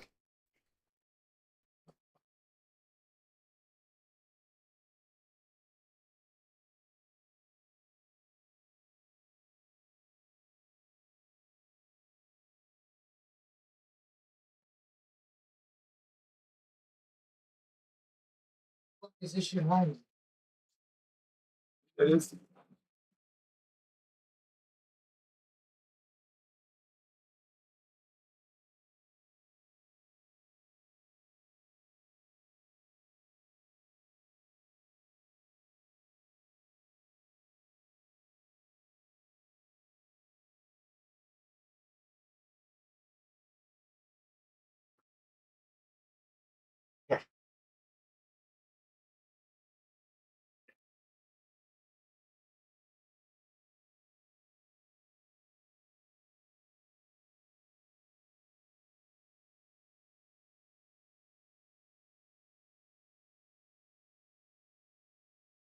It is. Oh, there it is.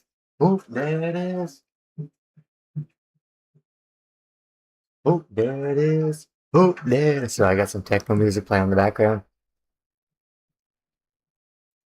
seat, and she wanted to sit next to him. So she asked Helen to switch seats with him. Helen agreed. But just before the swap, Rosie made a joke. She said maybe the guy Helen was about to sit next to might be the love of her life. They both laughed. Helen didn't realize that joke was a red flag. Helen moved seats, and she ended up sitting next to a random guy. Helen and the guy started chatting. They really got along. Helen had no idea that behind her, Rosie was watching everything. From the row behind, Rosie saw Helen talking to this random guy, and she believed that her joke was coming true. So she pulled out her phone and started live tweeting what she thought was a love story unfolding in real time. Rosie took pictures. She listened in on their conversation and tweeted everything she noticed. One tweet said, "No wedding rings in sight." Another said, "They're both personal trainers. They have touched arms a few times, and they're both vegetarians." Then one tweet went a little too far. She wrote that Helen and the man both went to the restroom at the same time, and when Helen came back, her hair was down. Rosie's tweet hinted that something intimate happened. Saying that the girl in question went to the bathroom with her hair up.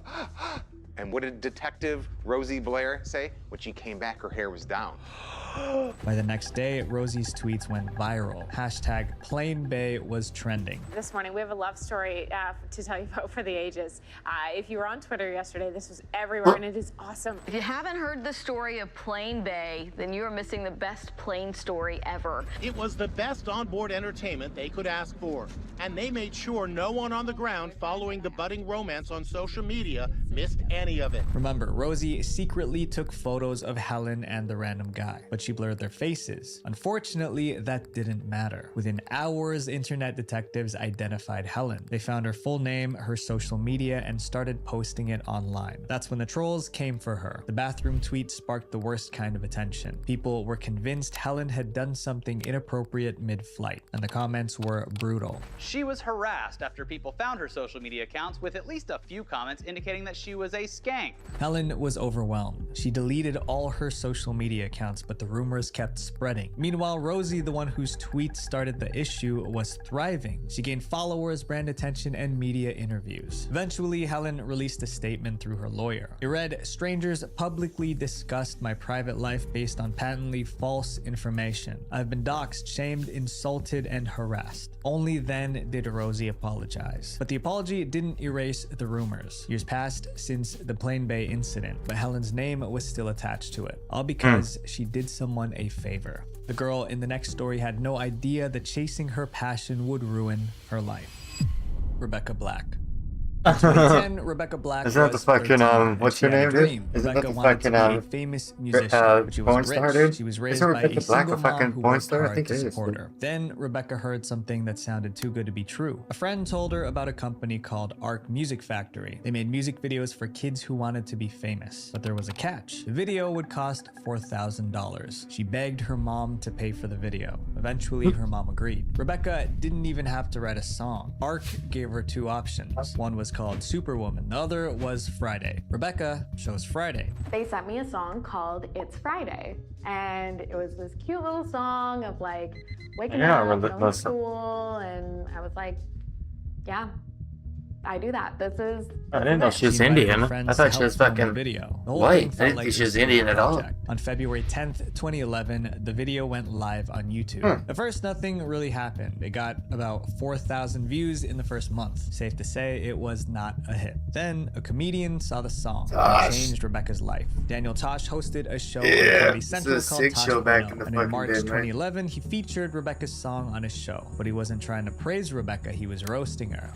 Some artists work forever to get in the spotlight. Others have their mom pay a shitty producer $4 grand to make a music video with an especially talented daughter. That one joke lit the fuse. Rebecca's video shot up from 4,000 views to 70,000 overnight. Then it hit 200,000 the next day. By the end of the week, Friday had 29 million views. And almost every comment was a punchline. Comments were starting to come a bit more, and they were That's like definitely 29 making grand. fun of me. I should know it's a female creator, so it's probably around 60 grand. The biggest pit in my stomach I've probably ever had. Friday was among the most hated videos in YouTube history. YouTube It had pays over girls 2 million creators more dislikes money and than only get about big ass. 300,000 likes. Then it turned dangerous. 2 people contacted Rebecca's family. One Guys by usually make phone, $1 the per other 1,000 by views or email. $2. Both said the Girls same usually thing. make Take the video $3 down or or we'll take your daughter's $5 life. That's when it stopped or being a 1,000 joke. views. Specifically, they mentioned that they were going to take her life, and that's where you have to draw the line. Rebecca didn't take the video down. The Friday music video remains on her YouTube channel till this day. Eventually, celebrities like Katy Perry and Lady Gaga told people to back off, and slowly the trolling and threats Lady stopped. Gaga looks Most like people shit expected now. Rebecca Holy to fuck. disappear forever, but she kept making music. She released albums, became a DJ, and now tours with major artists. Rebecca Black went viral for all the wrong reasons, but somehow she turned it into something real. Well, My don't talk friends, about her porn hurt career. people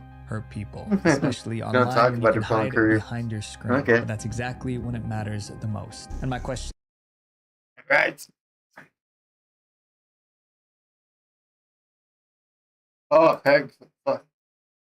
Wasn't a A good penguin. person and that they couldn't be trusted. You know, basically victim blaming. Complete degenerate year-olds were grown adults, many of them not having the best intentions and literally played these games to gain access to vast pools of potential child victims. Today we'll be looking at various cases of criminals infiltrating online kids games. From a Roblox player dev exposed as a pedo, to a Minecrafter who killed a child. I mean, if you're to an playing illegal Roblox as a fucking adult, child-ran you're probably most mafia likely in that. Habbo Hotel. Oh, fucking Habbo Hotel was fucking sick. Remember the pool, dude? Remember those fucking guys at the Afro shut down the fucking pool, dude? I was pissed the fuck Club off, dude. Penguin, man, this is a throwback. I spent many hours on this game. We spent a lot of time on Habbo Hotel, So dude, Disney's gambling for Club furniture Penguin, and it was shit like launched in that. 2005 I remember I as an stole a credit card as a interactive fucking online kid and I game bought a whole for bunch of kids fucking aged 6 to furniture and I started 14. gambling And it. while it was a game, it also kind of served as a proto version of social media as well. where, Habbo Hotel, it Coke being pretty Music. easy to communicate with each other in a time So before basically- the popularity of, you know, Facebook, Twitter, Stick Arena.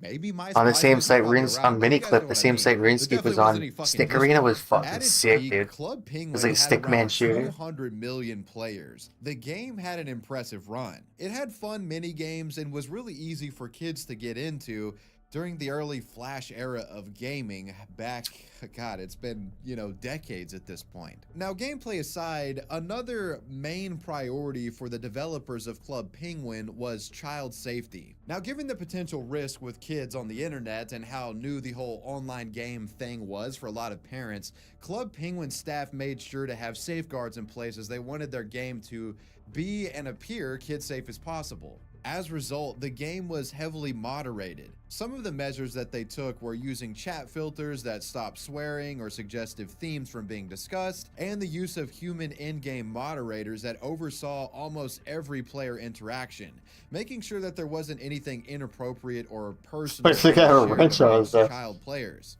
Thanks to these measures, Club Penguin was truly one of the safest online games that a child could play. And during the over decade run of Club Penguin, there never were any controversial crime, cases stemming from grooming that came from Club Penguin. That cannot be said for this game's spiritual successor, though. After the official Club Penguin shut down their servers in 2017 due to its eventual commercial failure, several copycat versions of the game sprang up after independent developers online had acquired the Club Penguin source code for themselves. These bootleg servers would prove to be quite popular, and many children who played the original Club Penguin would migrate over to the unofficial options. A server called Club Penguin Online was the main copycat and was surging in popularity around the time of the COVID-19 pandemic, with almost 7 million users being registered. While Club Penguin Online resembled the original on a surface level, the vibe of the game itself was much different. Without the manpower and financial backing that Disney gave to the original Club Penguin, the bootleg servers had little to no moderation to speak of, leaving children vulnerable. Pedophiles began filing into the game world to mingle with kids. And even worse, some behind the unofficial Club Penguin Online server would be called into question themselves regarding inappropriate conduct with kiddies. It wouldn't take long before parents and vigilant online users began to notice the inherent danger posed by the unregulated Club Penguin Online. It was a bizarre situation, as the game was being praised by much of the internet as a grassroots revival of a beloved dead game. So it was being spread by like word of mouth and trending topic article promotion. There were some people out there that didn't clans, even your realize cheaters the and shit Disney like that. Club Penguin Your was lag shut switches, you down, can and they fucking thought Club you Penguin can cut open your Online fucking was the Ethernet OG cable and game. fucking you cut the fucking green cable and then you put it on the fucking you put one end on a light switch and you put the other end on the other end of a light switch and you just fucking you stand behind a wall, then you flip your fucking switch and you run around the fucking corner, then you flip it back and you disappear behind somebody. Oh, dude, I remember lag switches, dude. Those things were fucking sick, dude. I wonder who the fuck invented those, aware dude. of the unfolding situation, notably Kavos, exposed not only what was happening, but also reported that one of the Club Penguin Online creators was allegedly soliciting nudes from minors and would source a former employee named Dom to back up his claims. But what if the owner of Club Penguin Online himself was a predator and used it to solicit nudes from minors? That would be extremely alarming and cause for huge concern. This brings me to Joey. I should care about the Catholic Church or the Christian religion. A former They take advantage of Penguin children. Online employee who made a series of Don't you make a video about them, showing right? The Like, owner of Club Penguin Online allegedly garnered nudes of underage girls. Club Penguin Online is ran by someone known as Riley, Anthony, Sienna. That's all the nicknames that he's gone by. So yes, Riley does have nudes. He does ask underage girls for nudes in exchange for admin or moderator or whatever he wants to do. Yes, the developers of Club Penguin Online were grooming kids, or at least one of them was. The Club Penguin Online admin in question went by two aliases online, Anthony, but more commonly Riley. And he would be accused of not only soliciting nudes from minors, but also hacking, doxing, and swatting his enemies. The employee also accused Riley of hacking his Snapchat to get his nudes for blackmail, as well as keeping his docs so that employees would continue to defend him out of fear due to threats of swatting. The only reason why I stayed silent was because Riley had my personal information. He had my address, he had my phone number, he had photos of me, exploit photos of me. I never sent Riley nudes. I just want everyone to know that. I never sent him nudes. How do you get exploit photos of you? Because he hacked my Snapchat account. Yeah. Because I pissed him off. So he had information. Why you send nudes to people on your Snapchat? If I spoke out against him, if I told anyone what was going on, that he would swat me and he would make my life hell. It would also come to light that another YouTuber in 2018 named Tamago2474 reported that their Snapchat was hacked by someone in the Club Penguin community after he had made videos on the drama surrounding the website and the Discord servers associated with the game. He says, "Hey bro, I think your Snapchat account might have been hacked." "Yeah, that's weird. I didn't send anything. What did it say?" He's like, "Well, yeah, so the message said, all you gentlemen, dick pic." Yeah, I'm like 90% sure I didn't send that. So I go on my phone, open up Snapchat, I've been logged out. I try to log back in, I can't log in. I go check my email, 3 emails in a row from Team Snapchat. And the alleged leader and orchestrator of this hacking, surprise, surprise, they went by Anthony or Riley.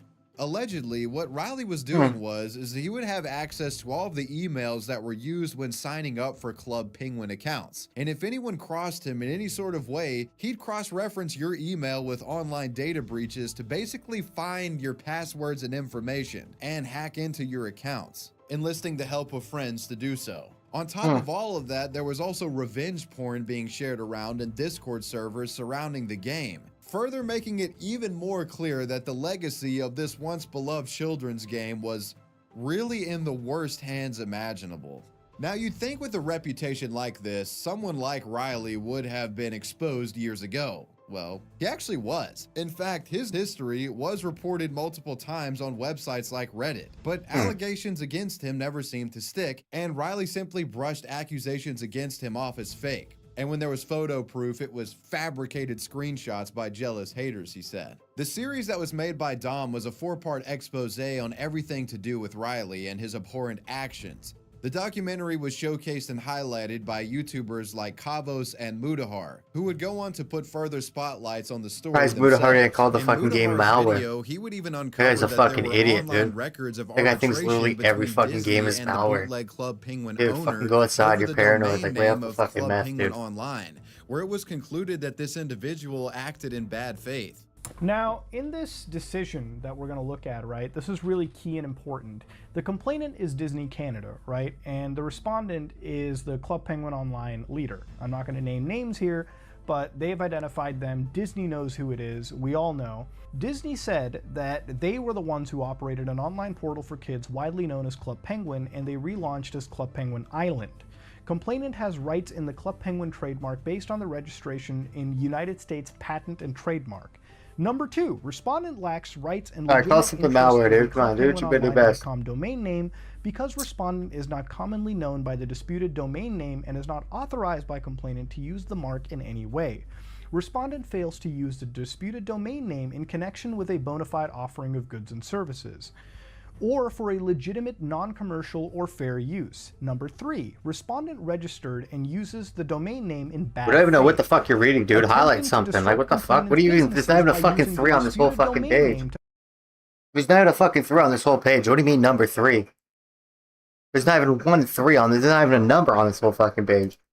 To offer pirated copies of hate the this guy, dude. component's products. After YouTubers began to tackle the subject, the Yeah, mainstream clickbait media drama, would also YouTuber. become aware, and BBC would do an investigative expose on the Oh, big black website cock. in late May of 2020, witnessing firsthand how players were simulating sex in the game and exchanging racist and anti-Semitic verbiage, stuff more accustomed to a 4chan message board, not a children's online game. The report also found many children playing alongside adults, as well as an internal proxy war that included other Club Penguin copycats attacking one another to take down their rivals, which included hiring hackers and other nefarious online delinquents to hack and dox users from other Club Penguin websites. What's been going on inside the game is one thing, but behind the scenes, it's truly murky. Since Disney dropped the game a few years ago, there's been a nasty battle for supremacy. Is that Belgian beers from of RUNESCAPE? these fluffy penguins and their fans. Is that Rival Belgian versions beers? of the game or servers I are think it is. accused of hacking, intimidation, and stealing in order to get one over on each other. This former volunteer administrator of Club Penguin Online claims he was A encouraged volunteer to admin. attack other Penguin games. I dox users, so I would dox them, which is personal information on the person, their address, what they look like, their family's information, etc. I would DDoS other users. I would threaten people. I never swatted anyone. I just want to make that clear. Never did anything like that. The stuff that I did is kind of similar to what happened to me. So obviously now I feel really bad about it. A lot of Does he their go to jail sources for for the hacking and DDoSing? swatting reports were the same sources from Kavos and Mudahar's video. These videos would aid in bringing attention to the subject, and it wouldn't take long before Club Penguin Online staff took a hit. On May 14th of 2020, Kavos would say that there were reports of Riley being arrested, making bail, and then breaking the terms of this bail. There are reports, no confirmation yet because we haven't found a police report, but that Riley was arrested and is made bail, in which people have said he has broken the terms of his bail. We don't know what's going on yet. However, this story is probably far from over. He concedes, though, that he's not Yeah, he refused to say 100% about anything the for views, reporting. man. Muda No would proof at also all. make a similar statement, If but I there made was that no same video, concrete people would be like, proof? Just testimony that he had been arrested. Now, are the police in the United Kingdom doing anything? Allegedly they are. I've heard he's been arrested. I heard he's posted bail, and then I heard he's broken the bail.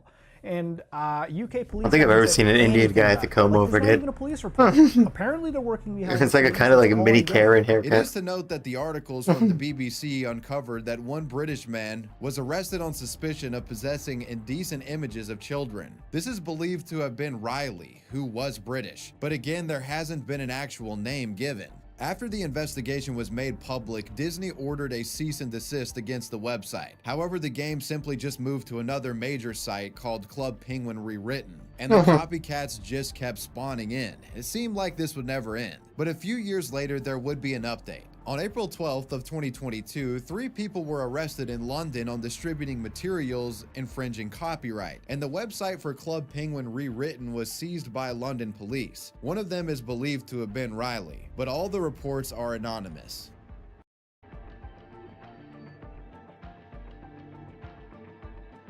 In 2015, 21-year-old Brandon Fisher of Galway, RuneScape. New York was one of the wealthiest players in RuneScape, where he went by the name Moltrinex. But while he may have had things together within the game, his real-life situation was apparently not so stable.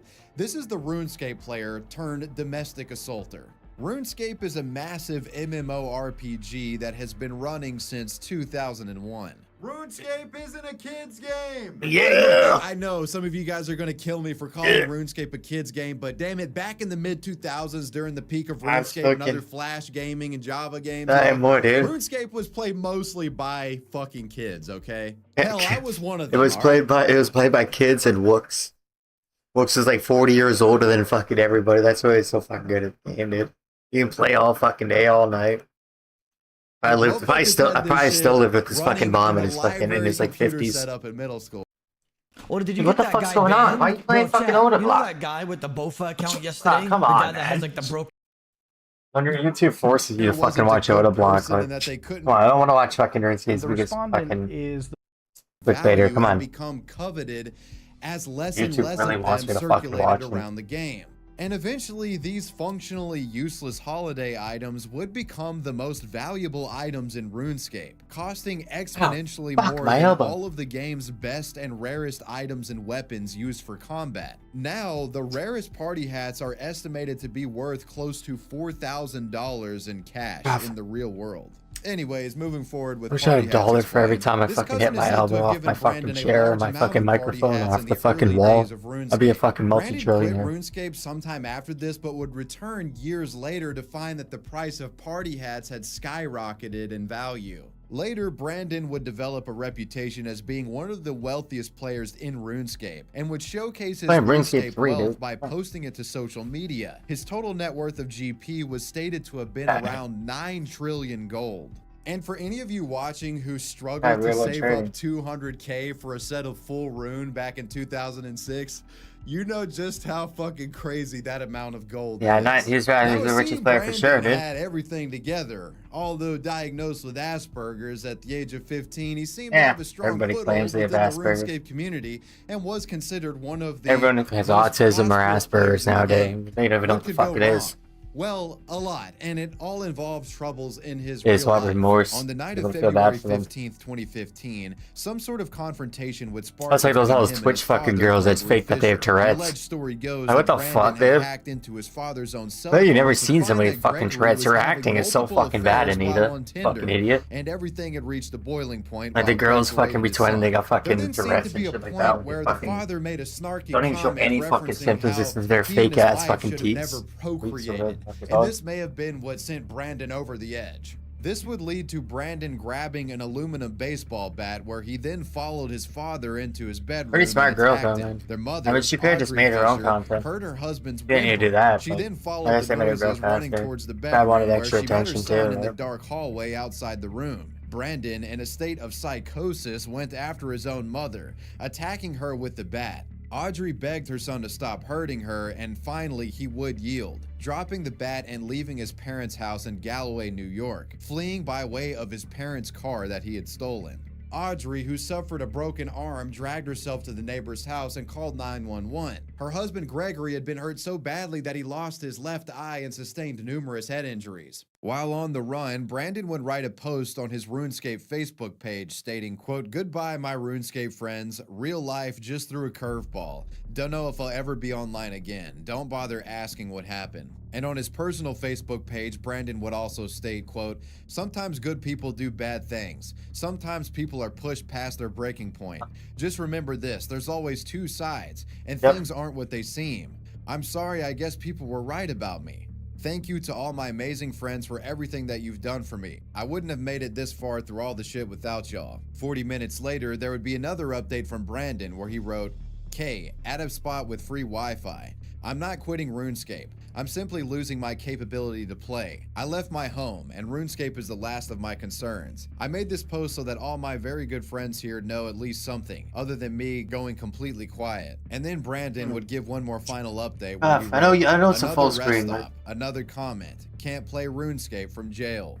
But it would be these Facebook posts that would be his undoing, as authorities were able to cross-reference the posts and find exactly where he was, locating him in Buffalo near the Canadian border. He was found and arrested on February 17th of 2015. That's one place you want to be. Don't be in Canada, man. 2015, Brandon Freeze made your his ass first off, man. appearance in court where a judge ruled that he must attend a mental health evaluation before the case could proceed. The parents were reported to be in critical condition, but were expected to make a full recovery. While in jail and awaiting trial, one of the things that would be used against the RuneScape player in court was his jailhouse phone calls to his family, where he stated, quote, "Dad lost an eye, but he has another. I should have finished the job," unquote. He was also accused of attempting to manipulate his mother into changing her story so that Brandon looked more of a sympathetic figure. And on September 15th, 2015, Brandon attacked a fellow inmate with what's been described as a martial arts kick. He tried to say that the attack was in self-defense, but surveillance cameras would show the complete opposite and that it was completely unprovoked.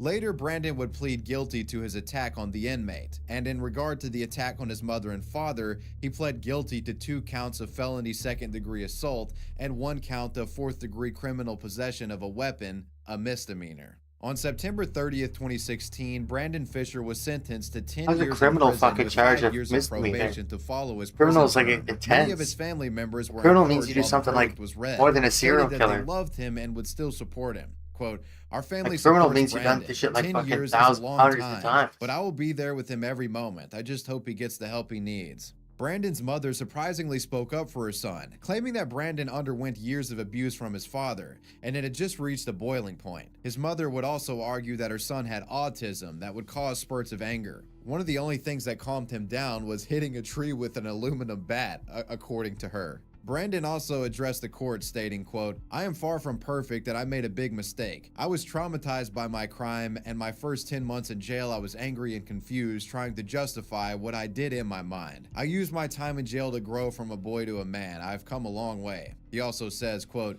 "Dad, I'm so sorry for hurting you. Mom, I love you, stay strong. Someday I will be back and we can create more beautiful memories. We will heal as a family, I promise." After sentencing, Brandon addressed the media when asked about his parents. Quote, "I love them very much. I'll be home in 6 years." Adding that he wouldn't serve the full sentence because he would get good time. Yeah, of course. You only do 1/3 of your sentence time. Roblox. Or 2/3 of it. It's an online gaming platform developed for children and sadly has a history of being a nest for pedophiles who hide within the ranks of these child players and strike when you're least expecting it. One particular incident involved a Roblox community developer, Roblox is rated for kids, but it's not made for kids. of Or it's not Patterson, New Jersey, modernized- who went by mod- the online alias moderated Jacob for kids. Shedletsky, which was a name derived from John Shedletsky, one of Roblox's founders. Arnold had been developing a Sonic simulator within Roblox starting in 2017, which had gained a bit of notoriety online, and he became one of Roblox's top player developers.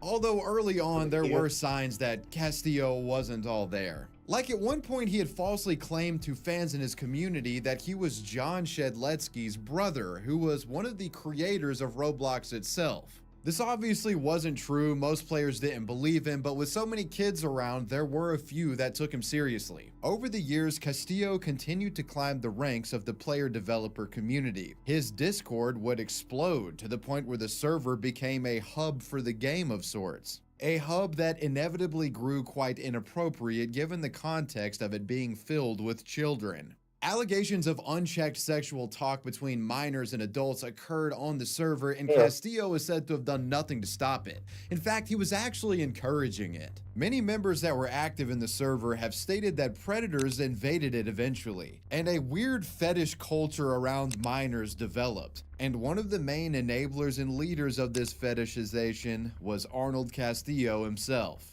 At one point, it was reported that Arnold even went as far as to personally message a 12-year-old girl, and he would get called out for this behavior within a scandalous Google Doc that was trying to expose him. On September 16th of 2020, Arnold would respond with his own YouTube video. This is a serious video, so there's no room for satire in this. I just want to get straight to the point. Let me start by apologizing for the things I've said. I know I shouldn't have said those things regardless of the context. My sense of humor has always been very harsh, dark humor, if you will, and while it doesn't excuse my behavior, it does reveal that I had no intention on moving on any of the things I said. It was pretty common knowledge that these jokes were being made in my community. Maybe not to the extent it actually occurred, but definitely known. So far as to the point where I was known as the old man with kids in his basement. In the video, Castillo would also attempt to defend himself by recruiting various individuals he allegedly worked with and had them speak on his behalf, with them giving testimonies in an attempt to dispel the pedo allegations and salvage the guy's public image. Hey there, my name is Charlie. After seeing this, I want to make my point clear. I've had these things happen to me in the past, as I've spoken to him in that way. I tried forcing explicit content out of him, guilt-tripping him a lot of the time, and making him feel bad. However, he never took advantage of my young age at 12. I was 12 at the time. I am Dead Inside Sonic. I've known Jaden for the past 4 or 5 years. Jaden's humor has never been the greatest, and he has no doubt taken some jokes a bit too far, but never to the point of illegal action. He understands the clear dividing line between jokes and serious, harmful actions against others. Yes, the jokes he had made were very inappropriate and should These are never people he been said paid to to a minor, fucking talk, but dude. the jokes were never more than just jokes and were completely taken out of context. Castillo even goes on to blame a 12-year-old in a server for the allegations he was facing, essentially trying to say the minor wasn't a good person and that they couldn't be trusted. You know, basically victim blaming. Complete degenerate talking points that no one should be fucking taking seriously. Red, what I said to you earlier about my apology was completely sincere, and I hope you can someday let go of this hatred. However, I will call you out on this because you cannot be claiming to be an angel. Red has no problem admitting that she craves attention. Her behavior before anything else really just kind of screams it. Now, in a community of children, initially Castillo's bullshit defense worked at quelling the allegations, and it looked like he may just get away with grooming minors. But some adults within the Roblox community, including the YouTuber Ruben Sim, would eventually catch on to the story and became outraged at what they saw as outright grooming by a popular Roblox community developer. Seeing that official Roblox staff weren't doing anything about this community developer, Ruben and others called them out, organizing tweets, videos, and Google Docs with evidence against who they believed was a pedophile taking advantage of the youth. This would be a success, and Arnold's main Roblox account was deleted after Ruben Sim had gotten in touch with the company. Yet, unfortunately, this wouldn't stop the guy from making money due to his main account not being a main source of his income. The man used other accounts as a developer and would claim that his revenue had actually tripled since the controversy. He was being braggadocious. He's like, y'all can't fucking stop me. There would be a continued back and forth between Ruben Sim and Arnold Castillo, which involved Ruben making many attempts to expose the guy to the official Roblox staff. But his complaints mostly went on deaf ears. The grooming server would persist despite all inquiries. There were certainly many occasions where Roblox could have intervened and stopped Castillo because they had his identity. But they never would. Yeah, Rubenson why would and they? others remain frustrated The by creator this is lack making of them fucking money. understanding and urgency regarding children's safety. However, in It's 2022, just like YouTube someone doesn't noticed ban that people who make Castillo them was no fucking big longer money. active in his Discord and would begin to wonder if something had finally happened to him. Well, after doing a bit more digging into this mysterious matter, they found that Arnold had actually been arrested by the FBI. Turns out prior to this, Arnold Castillo had become infatuated with a 15-year-old girl in his Discord. Using his alias, Jacob Shedletsky, from January to May of 2022, Arnold is reported to have communicated and groomed the 15-year-old through social media and gaming applications, using Instagram, Roblox, and Discord. He began messaging her privately and sending her large sums of money, buying the girl's anime artwork using Cash App, along with purchasing items on Amazon, such as an artist glove for her drawing tablet, a Mac Smart tablet drawing stand, and a Wacom Mobile Studio Pro 13 Windows 10 computer that was delivered to her parents' home in Indiana. He was a fucking sugar daddy groomer is what he was. You know, basically an attempt to spoil or sugar up this young minor to get her favor, leading her to believe that Arnold had clout and could connect her with potential employment opportunities in the online gaming and art sphere. He then reportedly used his leverage as a prominent Roblox community developer to coerce the minor into sexually explicit conversations while turning her against her family. You know, telling the girl that they were in love and that, you know, her mom and dad were just trying to ruin the relationship that they had. The girl's family members were starting to get worried as their daughter was receiving gifts on the internet, and Castillo used that to his advantage, twisting the narrative and making it seem like the family was trying to come in between their relationship. Ugh. Things would grow even darker when Arnold concocted a plan to transport the minor across multiple states to his residence in New Jersey by way of Uber. Arnold would use the app to hire a driver in New Jersey and then transported the girl 700 miles to his residence, paying the driver $500 through Cash App before they left in New Jersey and another $500 when they returned with the victim. I don't know if the driver noticed anything suspicious or maybe he just figured he was transporting a girl to her family. I don't know. Yeah. Regardless, this depraved mission was a success, and the 15-year-old girl was picked up in Indiana and taken to Castillo's house in New Jersey. While within the confines of Arnold's home, the minor was sexually abused multiple times to the point where Arnold even hired an Uber to purchase Plan B for her in an attempt to prevent pregnancy. It's also reported that while she was with him, Arnold confined the girl to a small room where he kept his eye on her at all times, controlling her movements and where she went, along with access to food and basic necessities. While this was all going on, the young girl had been missing for days, and the parents of her were absolutely worried. They would report her missing on May 3rd of 2022 and hope for the best. Now, the family was well aware of Castillo, and he would become the #1 suspect. But it is to note that Castillo wasn't using his real name. He was going by his alias Jacob Shedletsky. Police even conducted an interview through phone call on May 5th with Arnold, who lied to law enforcement, stating that he had no idea where she was and that she must have run away. However, authorities would finally catch up to Arnold on May 11th of 2022, after FBI agents were staking out his house and caught Arnold walking with the girl in front of his house. They then swooped in, recovered the girl, and arrested Arnold Castillo on the spot. While searching the pedophile, officers found several unopened condoms in his pocket, and when taken in, Castillo would confess everything to authorities. FBI Indianapolis Special Agent Herbert J. Stapleton would have this to say. Quote, "This was a horrible nightmare for both the child lured away from her home under false pretenses and the family who was left to worry about where she was, if she was safe, and if they would ever see her again. The FBI and our partners will always do everything in our power to safely recover a child and reunite them with their loved ones." United States Attorney for the Southern District of Indiana, Zachary A. Myers, would also say this, quote, "No parent should have to endure 8 torturous days not knowing if their child is alive or dead, only to learn that a stranger used social media and other online tools to groom their child and spirit them across the country. This defendant is a stone-cold manipulative child predator who used the tools of social media and gaming to abuse a vulnerable child and then obstructed the efforts of law enforcement officers to secure her a safe return home. I commend the outstanding work of law enforcement agencies along with the FBI, Indianapolis, and Newark field offices for working around the clock for 8 days to bring the victim home safely. Thanks to the outstanding work of these law enforcement officers, this dangerous predator will be unable to harm another child.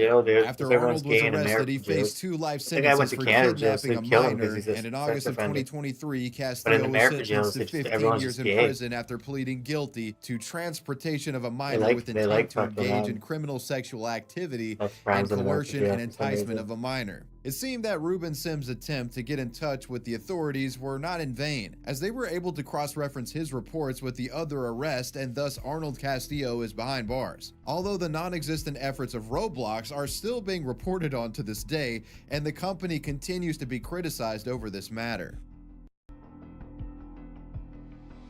Yeah, the hotel. Sick. Where the Habbo fucking Hotel. Afro guys Most of blocking you the pool. watching probably know of this game That's thanks to a hosted. famous internet historian video. It's a second lifestyle game developed for teenagers and boasts a Takes me large so far child back, dude. player Holy base. shit. It's an MMO based around 2D graphics with Oh my blocky god, the little pixelated fucking avatars sidebar, where dude. players Holy navigate shit, through dude. virtual The fucking rooms while in sidebar, I the forgot hotel. about that The shit, game dude. is operated by a Finnish company called Sulaki and was created in 2000. In-game, players can create their own character, decorate their own rooms, Oh, and yeah, all I while remember playing this a shit, dude. This multitude shit of was games awesome, that are man. purchased by using Habbo credits, which have to be obtained with real-world cash along with Burn. special items bought inside He bought the game furniture, he itself. called At the time burn. of this story in 2007, 6 Yeah, million enjoying people random in games? over Yeah, I 30 know that. countries were playing Habbo Hotel every month. Although Oh, yeah. the MMO was an incredible financial success, it has had some community controversy over the years. Hotel, hang out In-game for teams. scams and fraud attempts involving users' accounts getting hacked and the effort of stealing in-game belongings for real-world cash. Usually this involved hackers stealing stolen in-game furniture. The way hackers Burn. gained access was I'll by creating burn. fake Habbo Hotel websites intended to fish gullible account holders, tricking them into putting their login info into Oh, yeah, there's a fake lot of website, those, yeah. thus unknowingly granting access of all of their items to a scammer. Now, early on during Habbo Hotel's infancy, scammers and hackers who swiped in-game items were able to get away with it pretty easily due to Habbo Hotel's terms of service, which stated that a player, quote, did not have any other interest, including no property, proprietary, intellectual property, or monetary interest in your virtual currency and virtual goods, which remain our content and property. Basically saying anything they steal isn't actually yours, and like you can't press charges. 'Cause you Anything, never and owned it. anything you They owned buy it. See, is back not then, yours. the idea of digital currency theirs yet to still. really be fleshed out, therefore anything in game wasn't actually yours, it was Habbo Hotels, who could theoretically do whatever they wanted with it. However, soon that would all change and the crimes would begin to be reported and prosecuted. While investigating these attacks, authorities would soon find out that quite a few were teenagers. In November of 2007, Dutch police in Amsterdam were Online able to furniture nab a theft. 17-year-old who was accused of stealing around 4,000 euros worth of virtual furniture that was bought with real-world money. 5 other 15-year-olds were also questioned, and all 6 teens were suspected of working together as they phished accounts and obtained access to various Habbo Hotel accounts, where they then nefariously logged into these profiles and swooped up all of the furniture, transferring the items into their own virtual rooms in-game. A spokesman from the operators of Habbo Hotel said, quote, "The accused lured victims into handing over their Habbo passwords by creating fake Habbo websites. In Habbo, as many other virtual worlds, scamming for other people's personal information, such as usernames, has been problematic for quite a while. We have had much of this scamming going on in many countries, but this is the first case where the police have taken legal action. 3 of the minors would be convicted by a Dutch judge on April 2nd of 2009. The theft of accounts through phishing would continue to become a massive problem for Habbo Hotel, as in 2010 there were numerous investigations in Finland for phishing attacks on the website. There was also another incident involving RUNESCAPE, in which 2 boys in the Netherlands, a 14 and a 15-year-old, physically forced a 13-year-old boy to transfer them a magical amulet from RUNESCAPE into their inventories, beating the kid up and threatening him with a knife.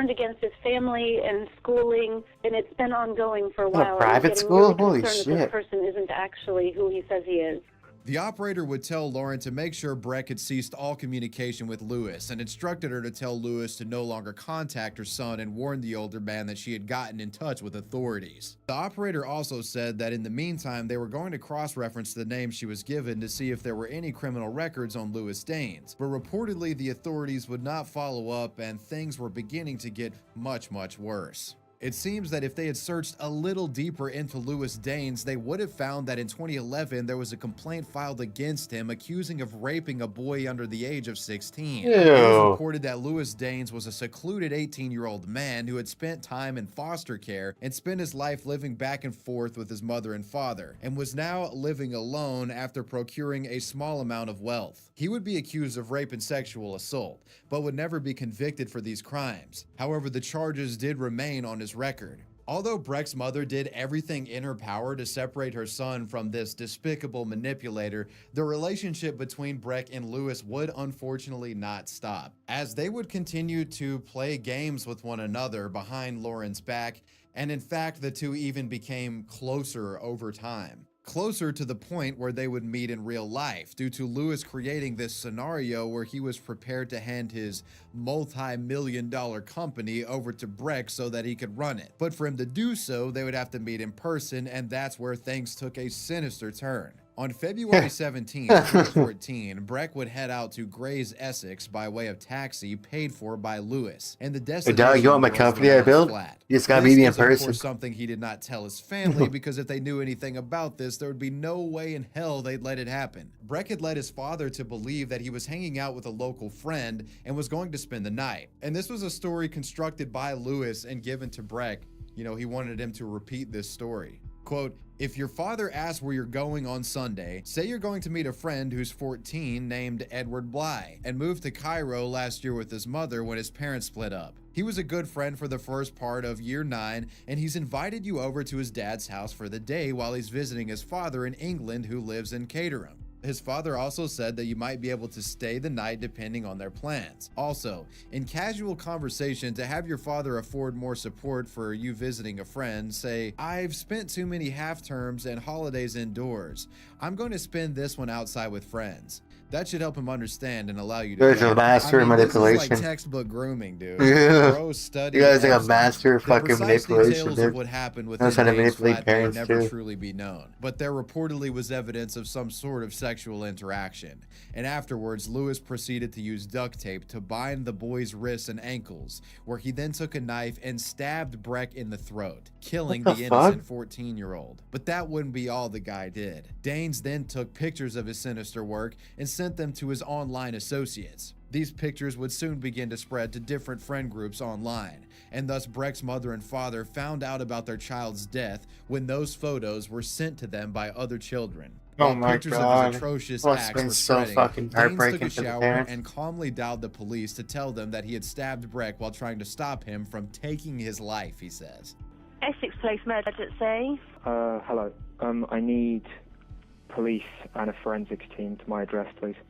My friend and I got into an altercation, and I'm the only one who came out alive. Are you telling me you've killed somebody? Yes, I am. Right, and who am I speaking to? Are you My telling me name is that you Lewis killed Danes. I'm somebody? 18 years old. He came to stay with me because he was feeling down. Adjacent to my bed, I have a chest of drawers. I had a penknife on there. He picked it up, opened it, and then lost control. I grabbed the knife and I stabbed him once in the back of the neck, I believe somewhere near the brainstem. I don't remember exactly what happened, but the fight ended with me cutting his throat. I believe I turned around and I slashed his throat.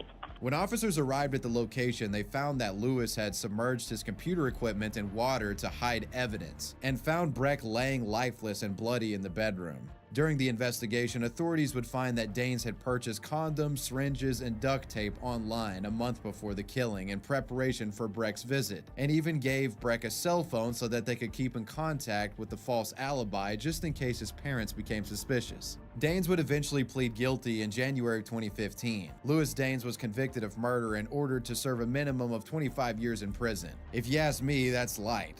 The man shouldn't be able to see the light of day for the rest of his life. The murdered boy's mother would comment, "No amount of years behind bars will ever change the poisonous attitude and actions of a psychotic animal who can behave this way. No amount of years will bring back the lovely boy taken from us." Yep, the parents were trying to keep them away from him, that but Lauren's they son had didn't been listen. murdered on her own birthday. Oh now, my it wouldn't God. end here. Poor Although woman. prisoners are banned from communicating via social media and mobile phones, many Her began son was witnessing killed on what her birthday? appeared to be Lewis Danes blogging from behind bars. These blogs were open letters criticizing Lauren's behavior after her son's death. The first was an online blog that was allegedly posted by Lewis or someone pretending to be him in November of 2015, stating that Breck had suffered severe abuse at home along with other slanderous statements. The blog also claimed that Lewis had no intention of killing Breck and that he was planning to leave the country soon, but Breck saw his suitcases, freaked out, and a fight ensued. All of this is bogus though, because if you got in a fight that accidentally led you to killing your friend, why would you take pictures and post them in group chats where everyone could see? Also, why would you bind up the person you accidentally killed with tape? They're dead, so they couldn't do anything. If they can't The move, you second don't gotta blog tie was them posted up. on January 26, 2016, in response to the announcement of the BBC documentary about The the big murder, black where cock. the alleged Lewis criticized Lauren for accepting Oh, they have a donations fucking 3 news days company after made the after killing, named and after a also tried dick to size. poke holes in Lauren's story of how she stayed in bed The for a year BBC. after her son's murder, Fucking alleging Europeans that are the so woman fucking had actually stupid. traveled all around the world doing press tours. He also wrote that he didn't The send any of the BBC. pictures of the body I to swear to Breck's God, stuff is stupider than a Lauren would fucking also launch a European dude. lawsuit A against European surrogate fucking like police government forces worker, over there's the nothing fucking handling of their stupider. case. After the Independent Police Complaints Commission found that the operator The and her BBC. supervisor during Lauren's 999 call Right, what about lacked the BBC? knowledge of dealing with grooming concerns. Hey, what are you And doing it with was the also BBC? found that there were Are we previous married? reports on Lewis Dane that were never followed up on. There have been many documentaries released about this sad case over the years. A stage play was even written about it in 2019 that centered around the grooming incident as reported by Breck's friends and family. This next story involves a Minecraft PvP hacking war that resulted in players getting thrown in jail. Allow me to introduce you to the Apophis Squad. The Apophis Squad were a collection of swatters and hackers that organized together to cause chaos on the internet. Their reputation preceded them, as they are known for making threatening phone calls, sending false reports of violent school attacks through email, as well as launching DDoS attacks on websites. They also serve as a hacker-for-hire hitman agency of sorts, and allegedly can be paid to swat your online enemies. But to be frank, their main focus isn't money or providing services, it's simply to create chaos. And in 2018, a few members of the Apophis Squad would do just that, putting many lives in danger. Between January and August of 2018, members of the Apophis Squad went on a complete rampage, cyber attacking over 86 school districts across the United States and the United Kingdom, sending multiple threats using spoof Comment. Why you send his bomb threats? Hackers are us.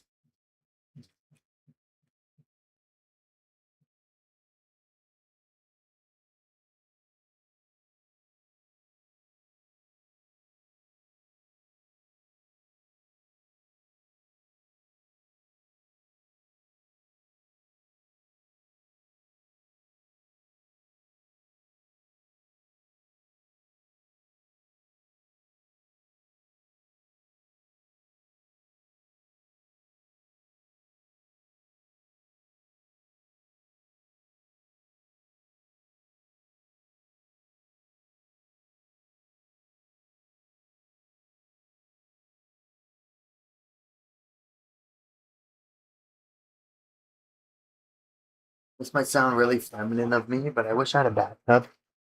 Fuck, dude. Have a nice fucking hot bath and just fall asleep in there and try not to fucking drown. That was so nice, dude. Falling asleep in a nice hot bath. Fuck, dude. So emails, fucking nice. which Just my included the muscles are mayor so of sore and London, shit. where they Like, used that'd be the a nice mayor's email relaxation. to send threats about rocket-propelled grenades being planted under school buses and landmines located within the school that would go off if school wasn't canceled. Apophis Squad is an interesting bunch. They claimed they were not happy with the way that, quote, schools let these boys and girls dress and not worship Allah the God. They said that students What? needed to You're follow in the wrong the country, rules you or fucking be idiots. killed.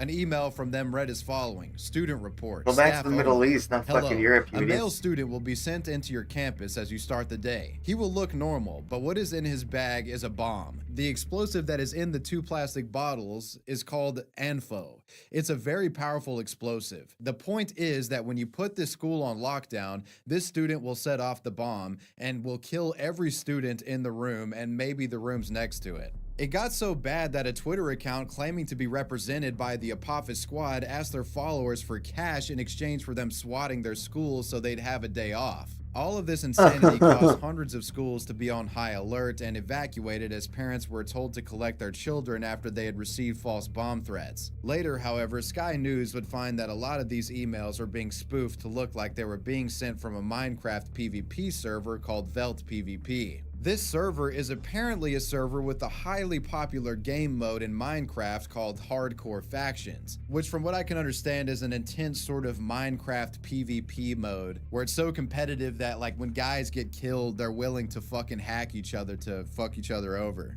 It's so insane that there's like rings Children's of people fucking doing block this. game, like, I want to come give a on. shout out to the Idiots. YouTuber Law and Lore who Play an does a adult good game, I'll job play a fucking child exploring game. how Minecraft was involved with the Apophis Squad. Basically, it was like an all-out online war between 2 rival Minecraft servers that started out as harmless trolling and then escalated into frantic carnage that put many lives in danger. Sky News was even able to get in contact with one of the anonymous users responsible for sending the hoax emails. When asked if he regretted frightening school children, the hoaxer replied, "It's horrible. It's not the nicest thing." He added that the reaction from schools showed failures on their part and understood that there was a chance that he would be arrested. When asked if he felt remorse, he said, "Mentally, kind of yes. That's human nature, but with the community, you have to become very thick-skinned or you'll get exploited." He said that he wasn't going to lose sleep over it. The goal in turn was to make it look like the Velt PvP server was responsible for all the false reports and bomb threats, along with other rival Minecraft servers. In a statement, Velt PvP said, "We're being harassed by a group of cyber criminals that are trying to harass us in any way possible. We're extremely sorry for anyone who had to deal with this, but just know it's fake." This didn't stop here, however, as more crimes were committed, which included DDoSing and virtually vandalizing websites, basically holding the websites hostage and demanding Bitcoin as a ransom payment. Another member called the FBI field office in Omaha, Nebraska on several occasions, reporting that they were deploying Ebola or anthrax in the office, and also threatened to rape and kill the wife of FBI personnel. The squad also reportedly hacked and defaced a website from a university in Colombia, blasting a picture of Adolf Hitler on the website, holding a sign saying, quote, "You are hacked by Apophis Squad." The problem with attacks such as these is it's on the internet and it can be quite difficult to track down the culprits.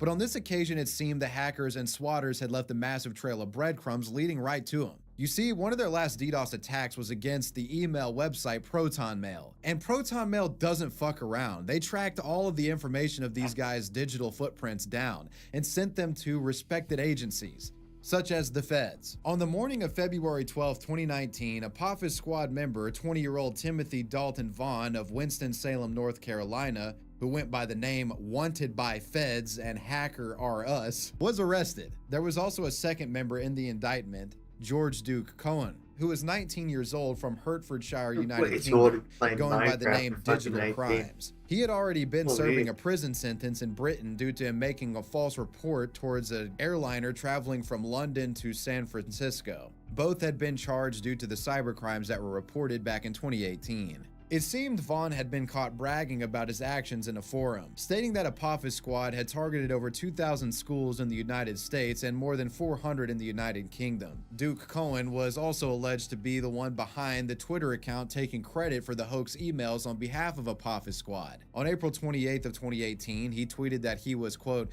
"planning to hit as many schools as possible on Monday. We hope that anyone just wants to have a day off or get out of that math test you have will email us any schools. We are working hard on getting 100,000 emails." Crazy thing is that George Duke Cohen had already been caught red-handed in 2018, and in turn was arrested, kicked out of school, and ordered not to get on the internet after making bail. But then he did it again and was thus arrested and again made bail. But that didn't stop him. Third time's the charm, and that's when he made the hoax threat towards the airlines and was finally arrested, this time kept in prison. Both Vaughn and Cohen were charged with conspiracy and 8 additional felony offenses, including making threats to injure interstate commerce and making interstate threats involving explosives. Vaughn is additionally charged with intentionally damaging a computer and interstate threat to damage a protected computer with intent to extort. However, this would not be all for Vaughn, as while searching his computers, the authorities found that he was in possession of nearly 200 sexually explicit images and videos depicting children, including at least one depicting the image of a toddler. In November of 2019, Vaughn pled guilty to 1 count of conspiracy to convey threats to injure, convey false information concerning use of explosive device, and intentionally damaging a computer, 1 count of computer hacking, and 1 count of possession of child pornography. In November of 2020, Vaughn was sentenced to 95 months for the CP possession and 60 months for the other charges. George Duke Cohen was only sentenced to 3 years in a UK prison in 2018, but faced possible extradition requests that reportedly were never pursued. His mother did say in an article from June of 2019 that, quote, "I am proud of the fact that he came clean. Prison is doing him good as he has to grow up." And well, you made it to the end. Let me know what you guys thought about this video down below in the comments section, and let me know who or what you want me to talk about next. I want to give a major shout out to my patrons. I appreciate you guys. 10 years, Wavy still 0 Web surf viewers. out. Peace. 10.5 years, baby.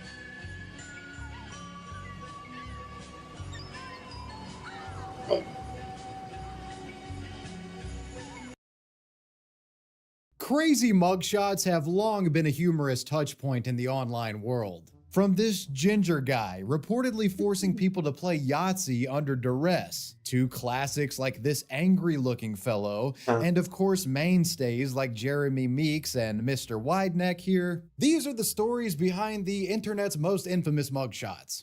The Yahtzee kidnapper mugshot.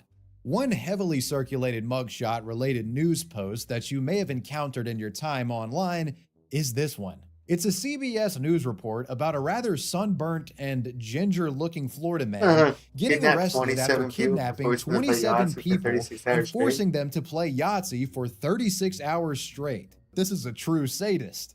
Yes, that's right, this man entered a suburban neighborhood on foot, went house to house, systematically bounding and gagging his victims. Then he transported all 27 of them to his underground criminal compound and tormented these poor souls with nearly 2 days of unconsented board gaming and Yahtzee-themed torture tactics. Jigsaw ain't got nothing on this sunburnt ginger.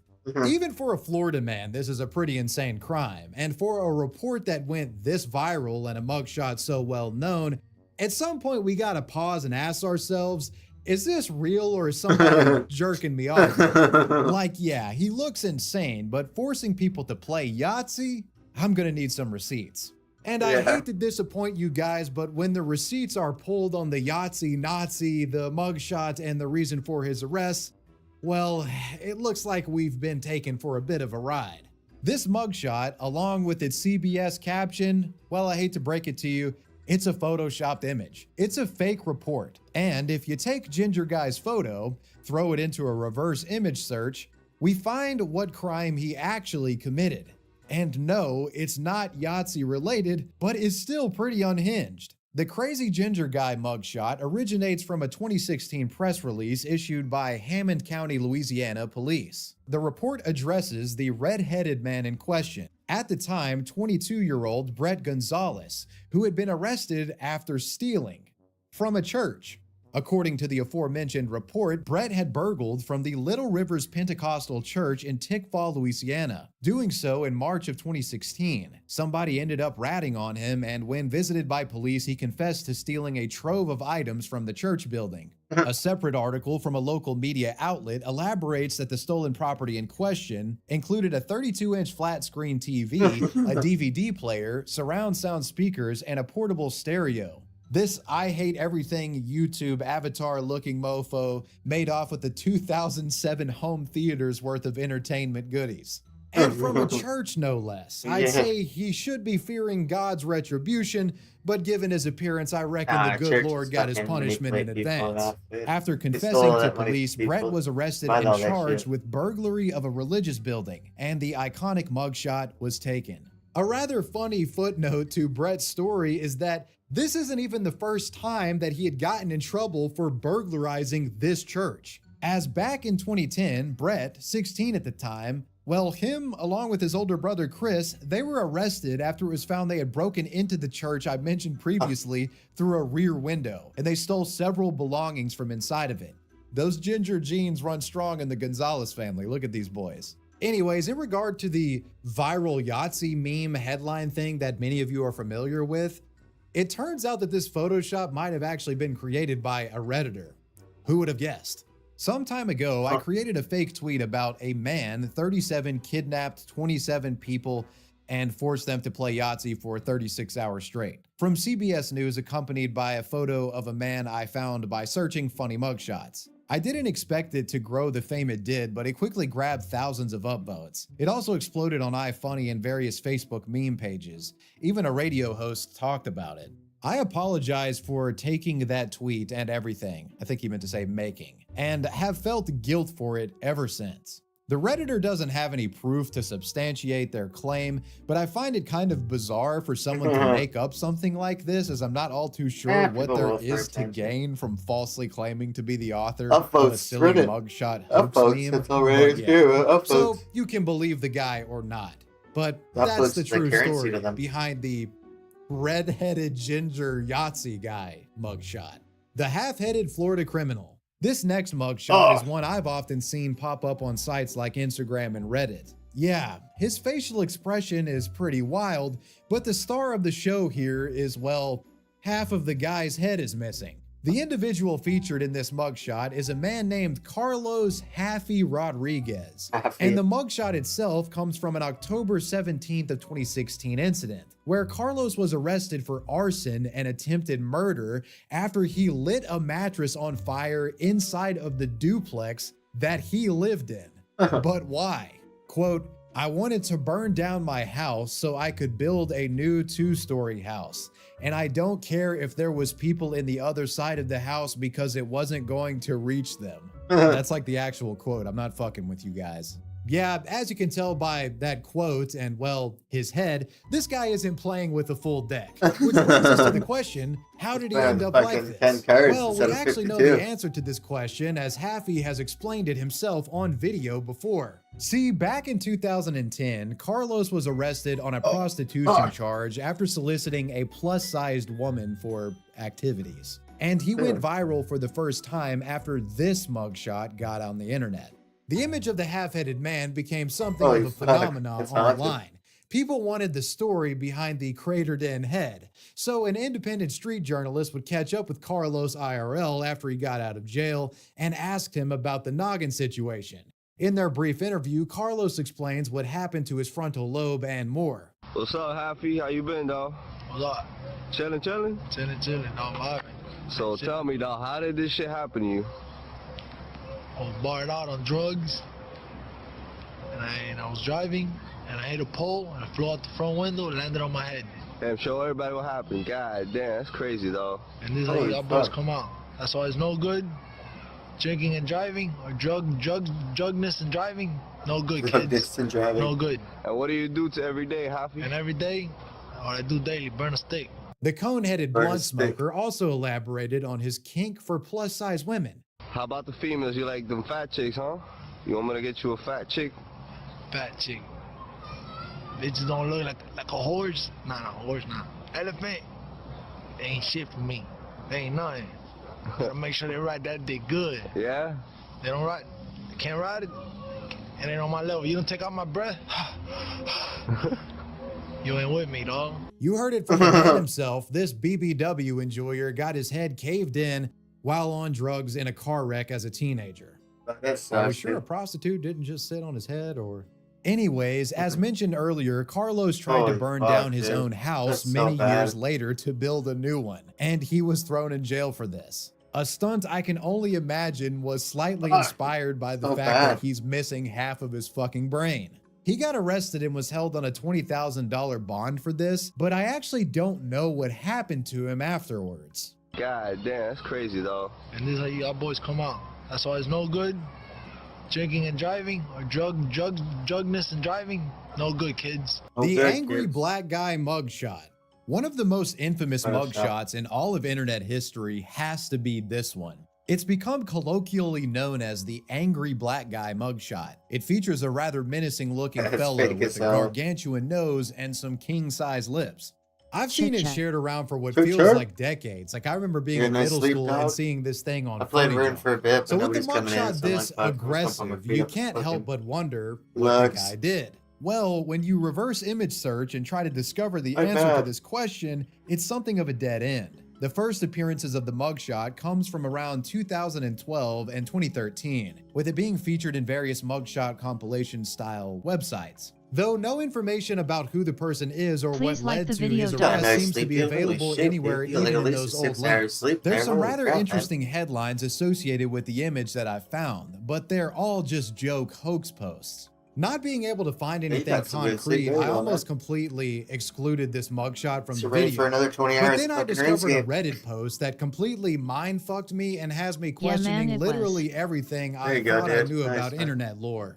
Turns out I this can't even sleep for photo, that long, one dude. I'll of, wake if up not like the 4 or most 5 famous times mugshots online in that ever, time frame. it's actually If I try to fake. sleep for 5 Walk hours, I'll with wake me. up like 4 or 5 This fucking is times. the original, scarcely known about mugshot of the angry black guy. Don't believe me? Let's take a closer look. Putting the images side by side, you can see the upper lip structure has the same borderline to it. Yep. And the nose, well, the foundational shape and the 24 light hours. glinting off the side of it there, It's the exact it's the same, same. yeah. It's just been made to look bigger. The same goes for the lips. And for the Same eyes, with the eyes, they're well, stretched. they look different at first. But looking closely, you can see that someone has seemingly added a sphere eyes effect to the middle of his forehead, which sort of expands the image out in a small area, warping the middle of his brow here, giving him a scowled look. It's the same guy. It's just an edited photo, and we've been lied to for all these years. Yeah, Don't it's feel like, too holy bad though shit. if you thought this was a real person. I think the Yeah. Photoshop is so well done that it perfectly sits in that line of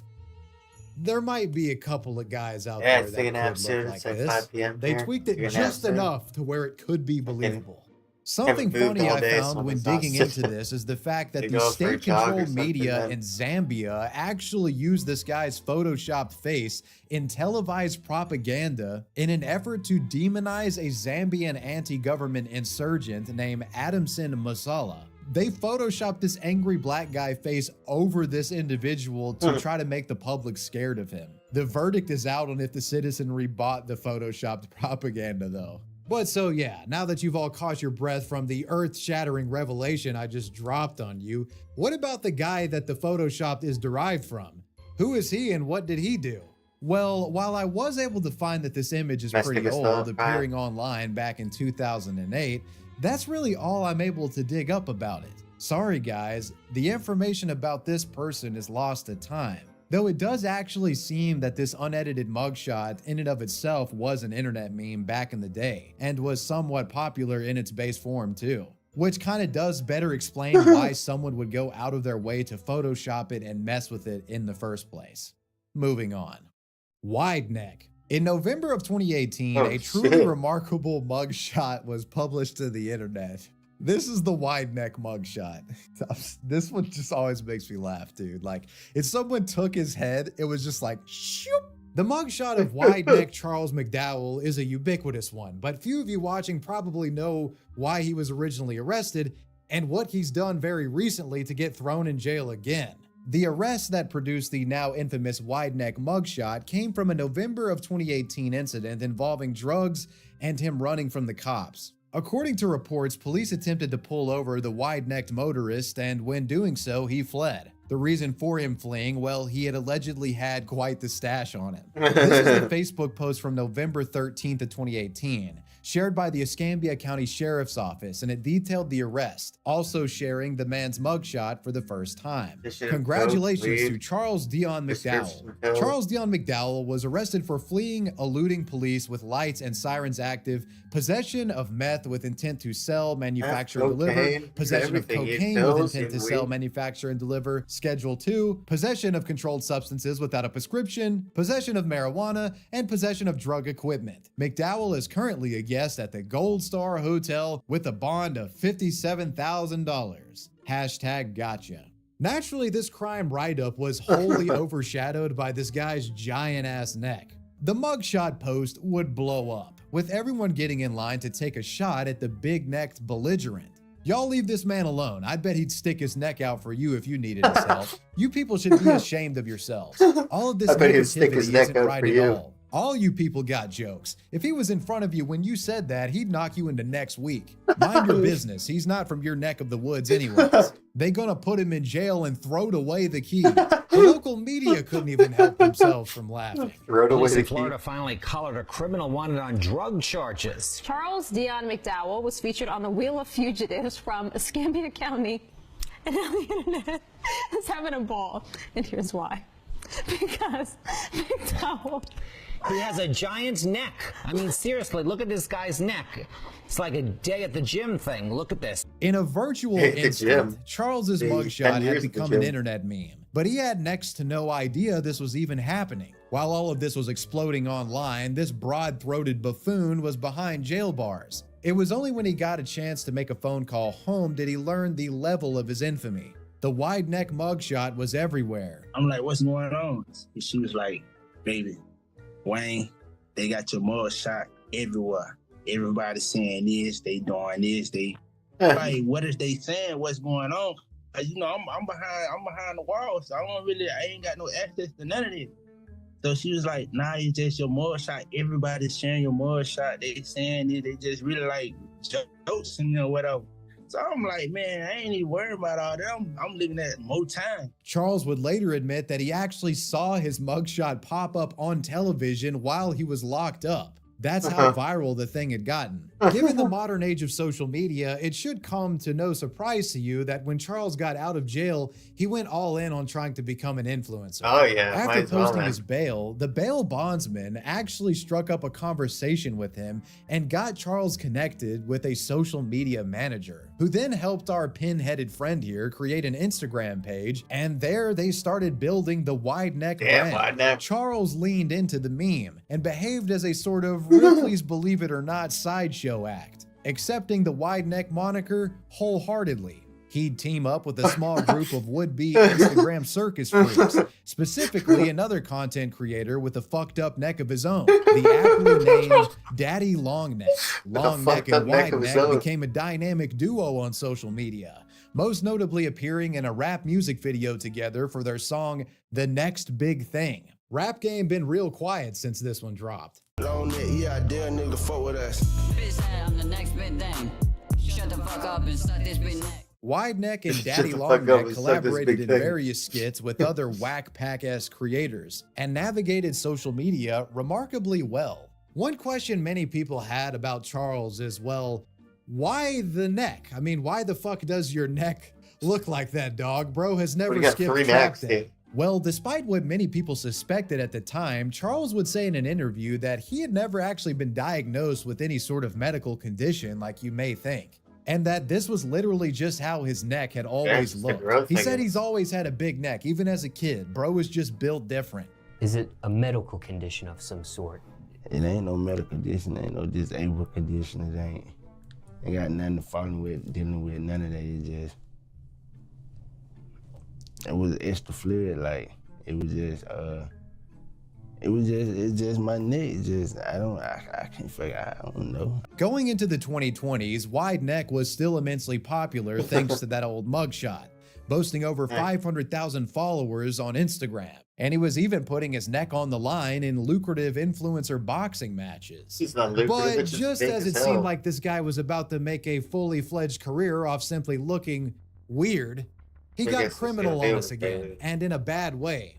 On November 27th, Charles McDowell was booked into the Escambia County Jail on charges of aggravated stalking after an event on August 24th where he allegedly showed up to a woman's home after sending her threatening text messages. This would naturally put a pause to anyone wanting to be associated with him in a business sense, and what happened a couple of years later would prove even more disturbing. On February 19th of 2025, Charles found himself arrested in Cherokee County, Georgia, and the charges weren't pretty. McDowell is now facing multiple felonies related to allegations of him sending obscene material to minors. More specifically, sending a sexually explicit video of a woman without her consent. The video of this woman was allegedly sent by Charles to her own 13-year-old son and 16-year-old daughter. Charles also allegedly sent this video to the woman's mother and another unnamed person, reportedly using a cell phone and laptop to send the video.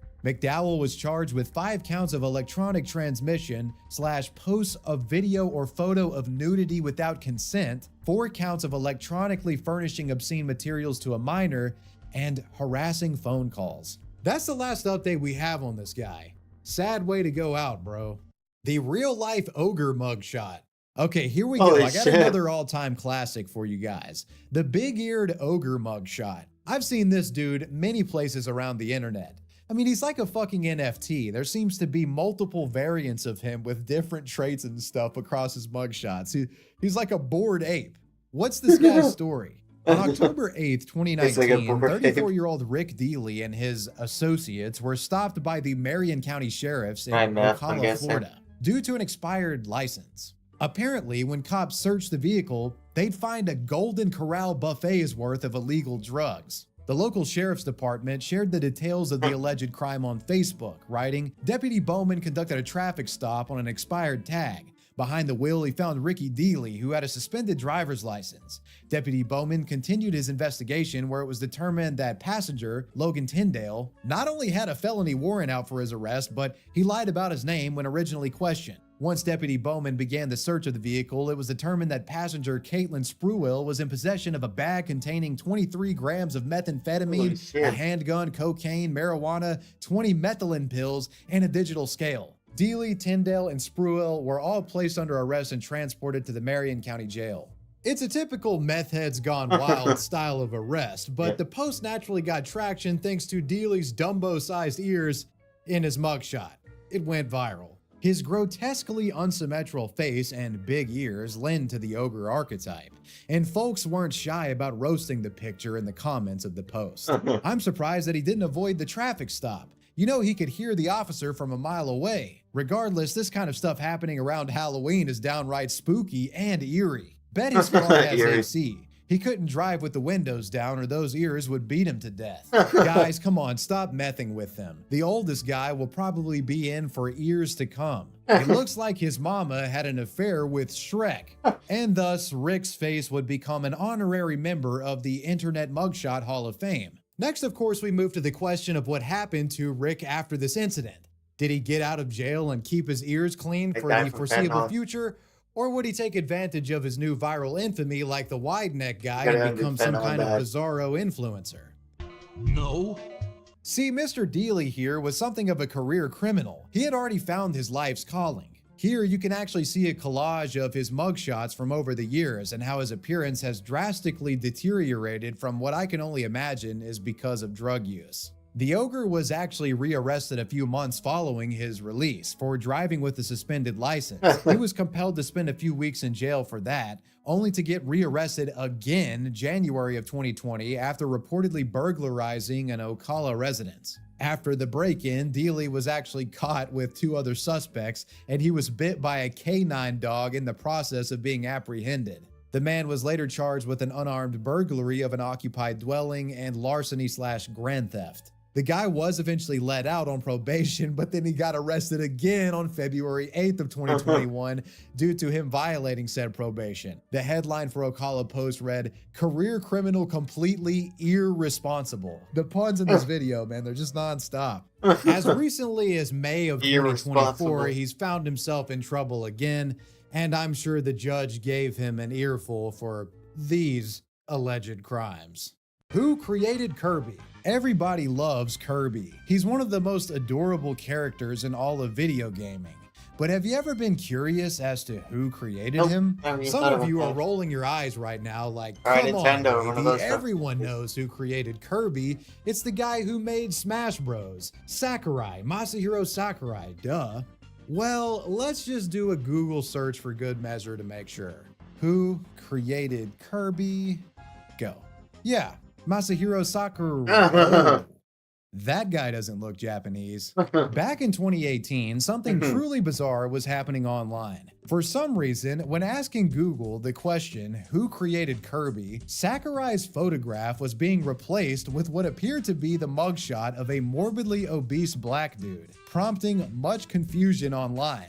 Have we been lied to all these years and this portly gentleman is the actual progenitor of the pink puffball? I mean, you could argue that he made the character in his image, especially when you consider Black Kirby. The resemblance is uncanny. Well, I've seen the real Sakurai in enough Nintendo Directs to know that this is not Sakurai. But the question is, who is this guy and why was his image being shown when people were searching who the creator of Kirby was? Despite it mostly being known from this Google incident, the mugshot in question has been shared around the internet for over a decade at this point, and its usage online has not been flattering to say the least. It's been featured in image macro memes, fat shaming posts, and most commonly, it's just found in crazy or ugly mugshot compilations on listicle style websites. There's something about this guy's marsupial pouch-sized double chin and the squinty eyes. It's an undeniable classic. The first instance of it being posted that I can find comes from February of 2013 on a site called lawandcrimeinfo.com. The website administrator included it in a post titled Fat and Ugly People in Mugshots. The name of the mugshot image file is literally Ugly Fat Black Man. Little on the nose, don't you think? Unfortunately, there's no context or other information about who this arrested individual was or the crime that was allegedly committed by them. I can only imagine that this law and crime site snagged the image from a court records database somewhere, but we'd really have no way of getting that original source without someone pointing in the right direction. I mean, they could have literally pulled it from any county, arrest records database in the entire US. And this was over like a decade ago. While it's something of a dead end, it's not actually the end of the rabbit hole because there is another viral mugshot of this enigmatic big boy that's even older, implying he was something of a repeat offender. Here he is again in a mugshot compilation post created all the way back in 2009. This time though, he's wearing a blue shirt and has little braids. While there's no information about his name or anything, it's unmistakably the same guy. At least in my opinion. Like the mugshot previously discussed, this one too has been made a mockery over the years online and is equally mysterious in regards to its origins, the arrest that resulted in its creation, and the man's identity. With me giving you everything I know about this mugshot, or mugshots I should say, now let's move to part 2 of this mystery. Why did Google think he was the creator of Kirby? The real Kirby creator, this very Japanese guy, Masahiro Sakurai, has long been active online, and his posts and announcements are often very much anticipated as they sometimes tease upcoming games or potential Smash Brothers related news. Given that his social media posts hold a bit of weight, there have been a number of imposter accounts created over the years that have attempted to trick the public with fake Sakurai posts announcing new Smash characters and what have you. And it appears one rather popular imposter Twitter account is responsible for this mugshot replacing Sakurai later down the line. Way back in 2014, a Sakurai social media doppelganger, user @SmashBros_Nin, often got a lot of attention for their imposter from posts, Australia who's on with all the one time, in but he's particular rich, standing right? out and He getting got a lot of inheritance. likes. Tweeting the as fuck if you they on were all the the time, real dude? Like, you're on Sakurai, fucking- they like, I shared thought I this. streamed a lot, When but you're people on think fucking, like, PlayStation All-Stars 30 Battle fucking hours a Royale day. is He's better like, than oh yeah, I'm Smash rich. Bros. I got an The image inheritance. attached? Like, Oh yeah. Oh, so you don't have to work? Sakurai is not amused. Sit at The home all day. internet was a bit simpler Go back fuck, in you these lucky times, and a bastard. lot of people did actually get tricked by this post if it blindsided their Twitter feed. So it kind of went viral. And thus, this mugshot and Sakurai became linked for the first time. After this, it became something of a recurring trend on Twitter for people to use this mugshot when making memes involving Sakurai. But the true incident that would result in Google short-circuiting and replacing the real Sakurai with our plump friend here, that occurred in 2018. And I'm just going to sort of break this down from memory because a lot of the sources have been lost to time, but I do remember this going down in real time. That's too hot in here, man. Holy fuck. I might get a couple of details. degrees in this fucking room, dude. Holy shit. Dude, he's that fast, man. Holy fuck.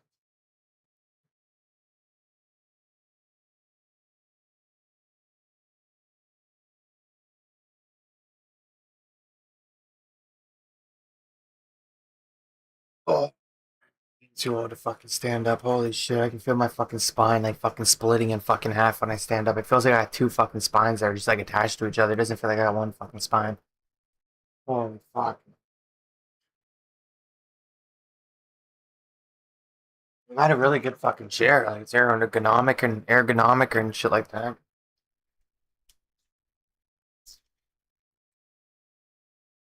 Thank God I sleep in a hammock now. If I slept in a mattress, I'd be fucking probably in a wheelchair, a full body wheelchair or something. Thank God I got rid of the fucking.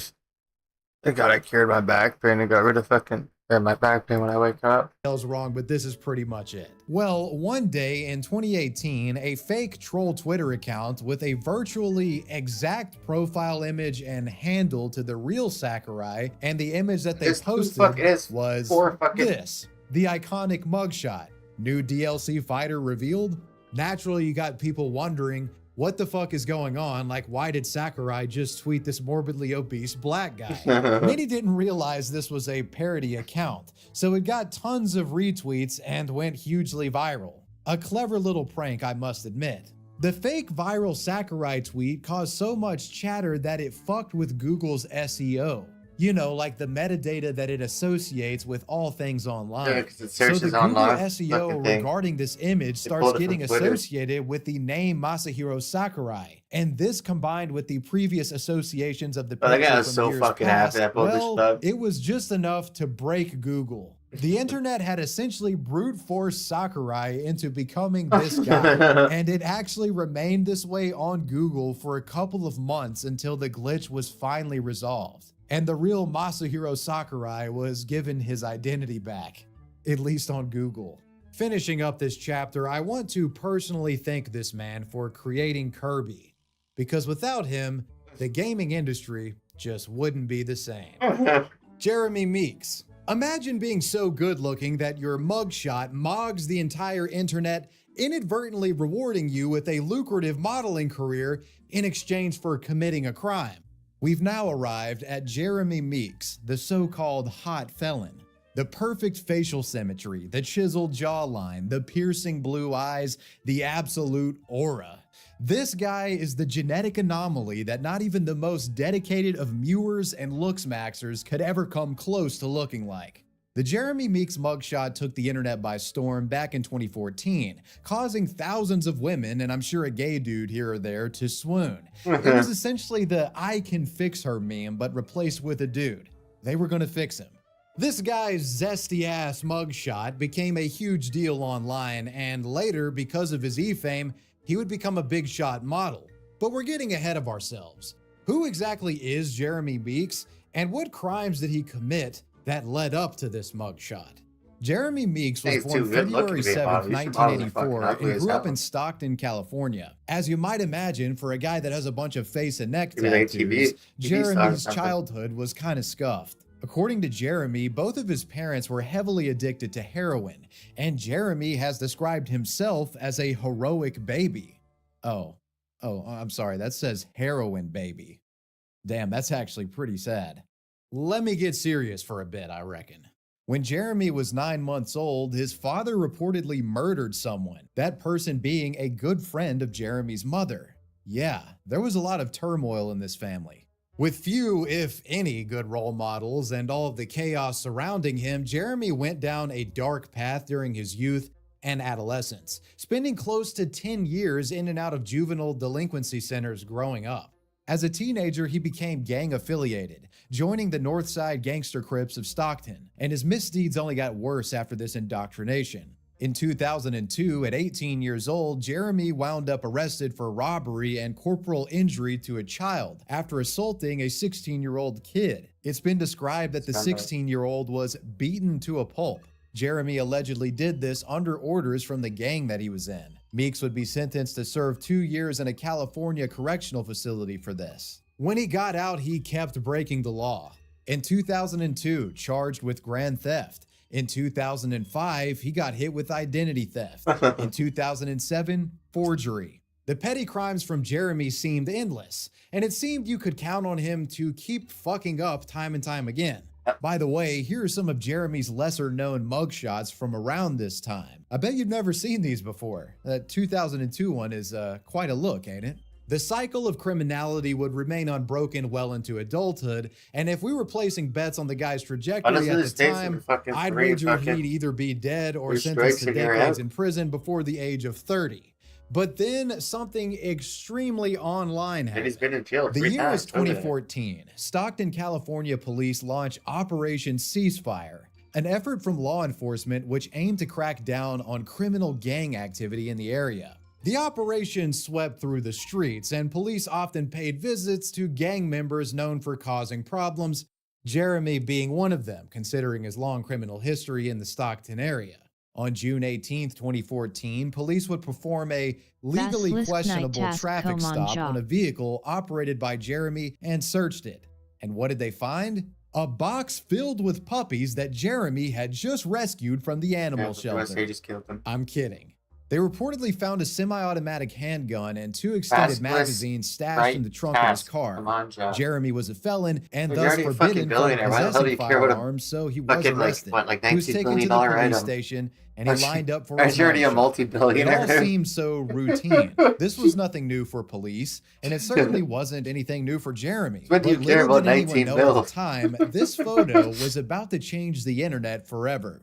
Well, You probably got depending on who you 19 ask. mil worth of fucking On the anglers same or day fucking of worth of Jeremy's fucking prayer mugshot potions being in your taken, fucking the bank. Stockton PD gloated about the arrest on At their least. Facebook You probably got page. 19 mil worth Another of fucking dangerous prombos in your fucking gang-affiliated bank that you haven't criminal touched for locked so up long. thanks to ceasefire, they said. Well, I think Operation Backfire is a far more appropriate name because this post had the opposite of its intended effect. People in the comments were actually praising Jeremy. The Facebook mamacitas were literally gooning over this guy's mug. you don't know. OMG, Yeah, come to that's mama. right. Hot. I don't give a fuck about He the can money. rob my bank I don't give a fuck anytime. about a 50K Holy hell, collection I log would or arrest him a too. 20K collection Hottest log or bad boy 100K I've collection seen. log. He can add I want a another fucking 80 teardrop bill after drop. he murders this pussy. Why is he breaking the law when he should be making millions modeling? Wowzas. Within a couple of days, the mugshot had Go received make over Bill's file, get the 95,000 XP likes and close to clogs. 25,000 comments. It was being discussed all Hey, over let's the see internet it. and had become a bona fide meme, with hundreds of thousands online swooning over this Say it like criminal. 50 The hot clicks away. felon was born. like Some 50 of the million hot clicks felon's away. Gooner fans took to Twitter to express their love for the at-the-time jailed Jeremy, posting the man's mugshot with the hashtag Felon Crush Just need a break Friday. from RuneScape for a minute. I Thousands don't were really simping respect you. I over. guess it's a Goes to company, show so that it's if time you're to take a break. conventionally attractive, your life can be a complete disaster and you can be I the only biggest play red 'cause I flag just play as a kid, imaginable, not 'cause I fucking and like people will Dragons still at fuck all. with you. The Yes, Village my of Clowns. black-pilled incels out there, it's never been more over for you. But, Still love you though. The attention the mugshot was getting Yeah. was surprising to the policemen who had shared See it. the break, They didn't man, see I'll what the stream it big fucking- deal was. Like What, right are after you you guys went to fucking fucking blind? sleep, Look you at him. You break, can't put an get shower, attractive person in jail. like, This get is back on it, America, just for fucking Christ's couple pills, sake. couple Jeremy runs. would first learn about the viral nature of his dinner and sit back and mugshot relax. from Nobody's his coming in wife, anyways. who visited him shortly after he had been locked up for the gun charge. Quote, I just visited my wife and she said I blew up all over Facebook. I just want people to know that this is really not like me. I'm not some kingpin. And in all fairness to Jeremy, at this stage in his life, he really had settled down a bit. Got married, had a kid, and had avoided major trouble for a number of years up until this recent arrest. Plus, given the sort of, I don't know, inconsequential nature of his crime, it makes it somewhat less annoying to me that people were clamoring over him. So, what would be the outcome of his charges?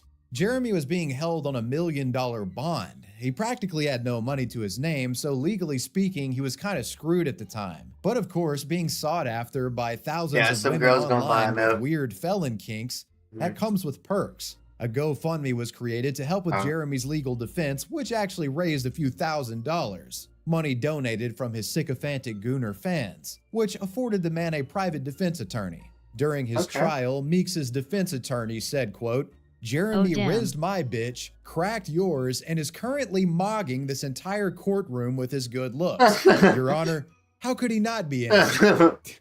That's so corny.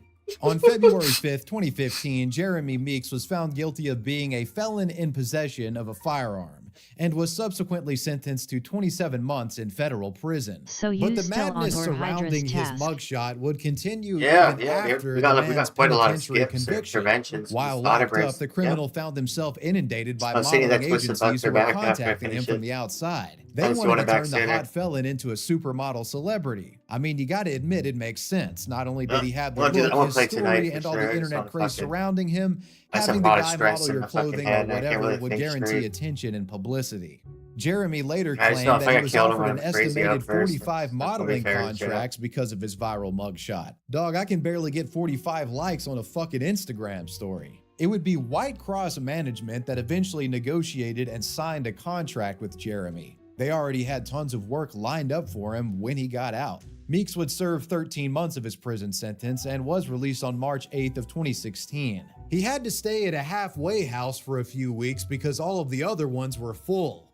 Finally, in June of 2016, the highly anticipated modeling photography from Jeremy Meeks was published. It was a modest start, kinda just looking like bro was mewing at the cookout when they took this, but whatever. It gets more glamorous as time goes on. Meeks took to his new line of work very quickly, making his runway debut on February man. There you 13th, go. 2017 for the Philip Plein Fall-Winter 2017-2018 Women and Men's Fashion Show at the New York Public Library.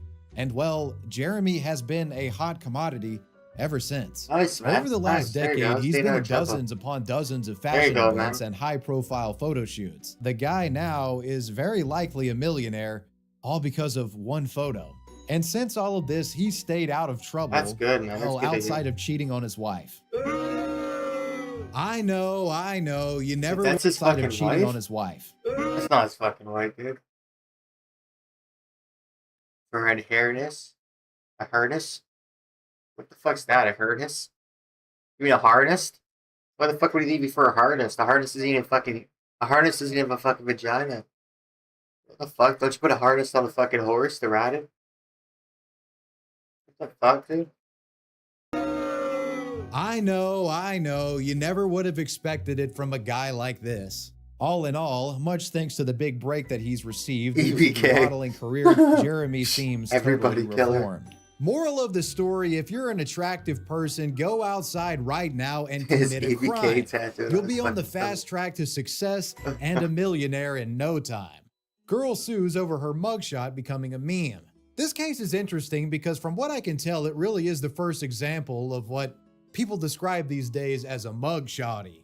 Mugshots that feature Mugshotty. conventionally attractive women that go viral from people simping over their looks, despite the women allegedly committing crimes. Mugshotties is like an entire genre of mugshots, and this woman is kind of the OG case. Sometime in 2010, 28-year-old Megan Simmons of Zephyrhills, Florida, was arrested for a DUI and reckless driving. Several years later, in 2013, her mugshot found its way on the internet, and it went viral as she became the subject of infatuation for many online because of her good looks. A plethora of memes were created highlighting her looks. You know, the joke being people didn't care what kind of a mess her life may have been, have her they'd cell still number. wife her up. Megan would be granted the This chair online looks good moniker, killed. the attractive convict. She was like the female version of Jeremy Meeks before Jeremy was even a thing. The internet seemed to have a crush on Megan as they began taking her mugshot and writing phrases like,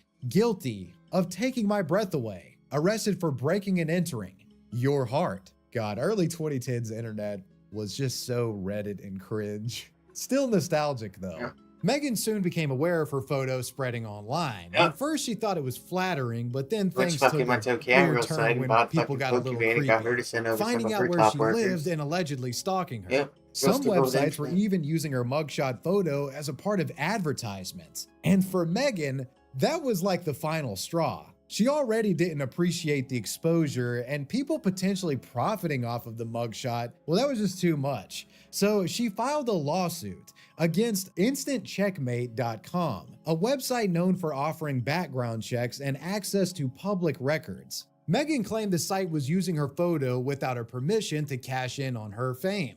The attorney representing her, Matthew Christ, compared her case to a brand using someone's likeness without their permission to sell a product, stating, quote, if Tom Cruise is promoting Axe body spray, The guys at Old Spice can't use his picture. It's the same issue.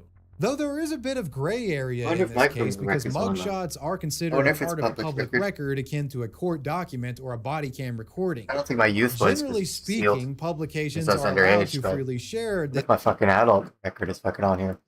Canada, public record.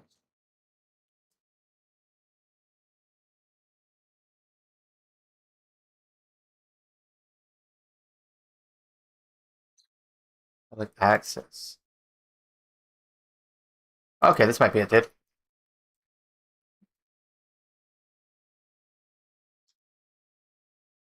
Yeah,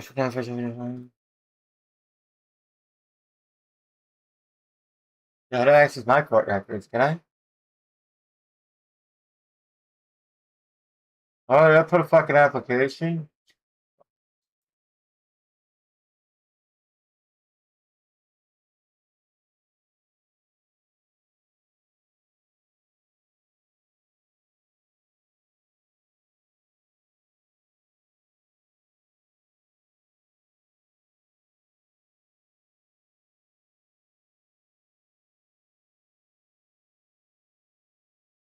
What the fuck is this? A Fort Brandon story?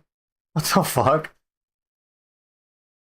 Brandon University Teachers Training Course. What the fuck?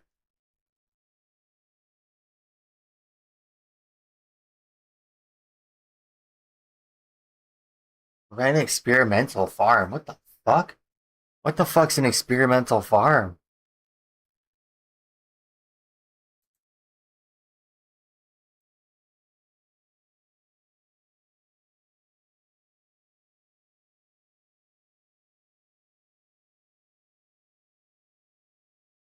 Oh, I guess they're all sealed. I guess all Canadian records are sealed. Huh.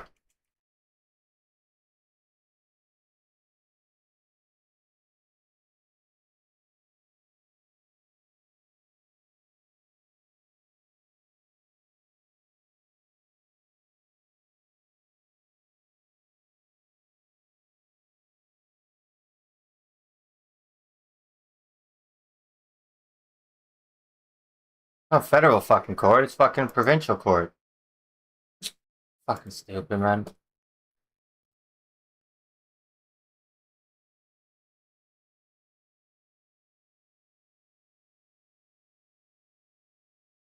I think I was arrested in Toronto like twice, so some of my shit might be on you.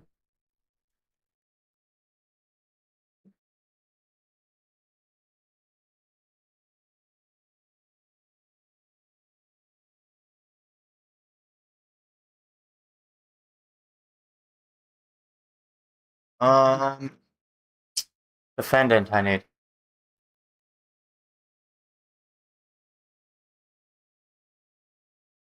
I'm gonna be defendant. Right?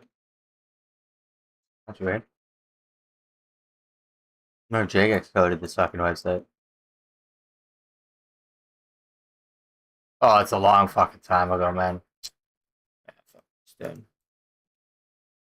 Must call my lawyer and tell her to fucking fax me over my This type of documents. content and expect to know. have full protection under the First Amendment of the United States Constitution.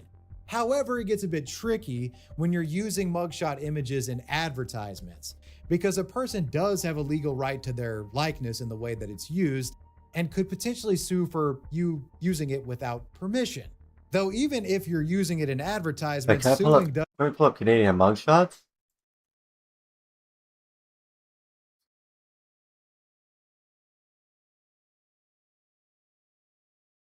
You guys see me age completely from all my teenage years to my fucking 20s to my 30s and all these. I got like fucking like, I got probably like 15 fucking, I got probably like 10 to 15 fucking of these.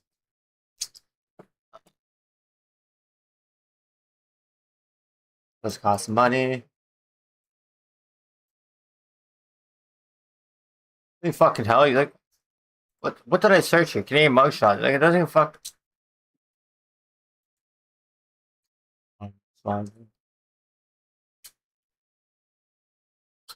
Ah, typical suspects.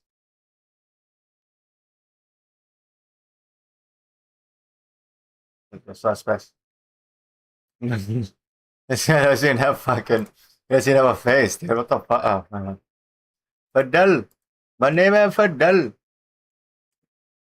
One for fucking homicide? Fidel. Sounds butt, dude. This fucking guy. Muhammad Ali. Muhammad Abdullah. It's most of a.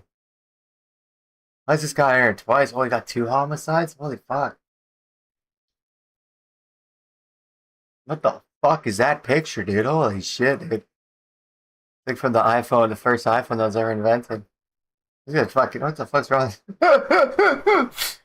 Abdullah.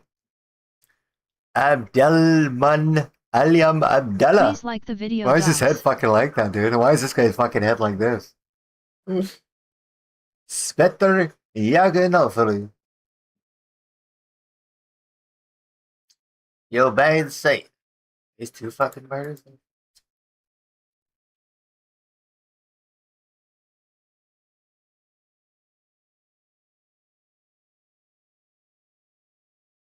Oh, he's an Asian guy, dude.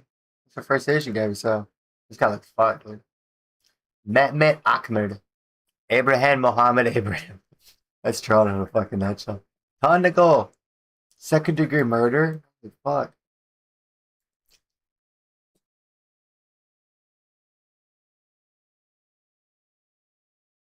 Bruce Nandanish. Franklin Irish. John Antonio Rish. Yangwan Wanja. This fucking guy. Omar Mohammed Mohallen. Saliam Abdi Ahmed. Mohammed Khalid. Alice Wessam. Yeah, that's a fucking Toronto in a nutshell, dude. There's one white person there, dude. Okay, look at that. There's white person. Holy fuck, look how old that picture was, dude. Dude, I still haven't caught this guy from 1987? Oh, fuck, yeah, you don't want to go to 51 division, dude. That's a crooked ass fucker. Those guys fucking beat you. If you get arrested, they'll fucking strip you down, fucking beat you, and fucking throw you in a cold cell naked until you freeze your ass off. Those guys are fucking scumbags, man.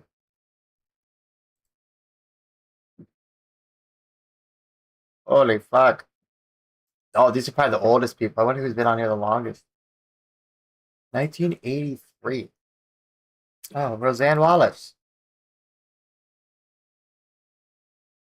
Manslaughter. Crazy bitch.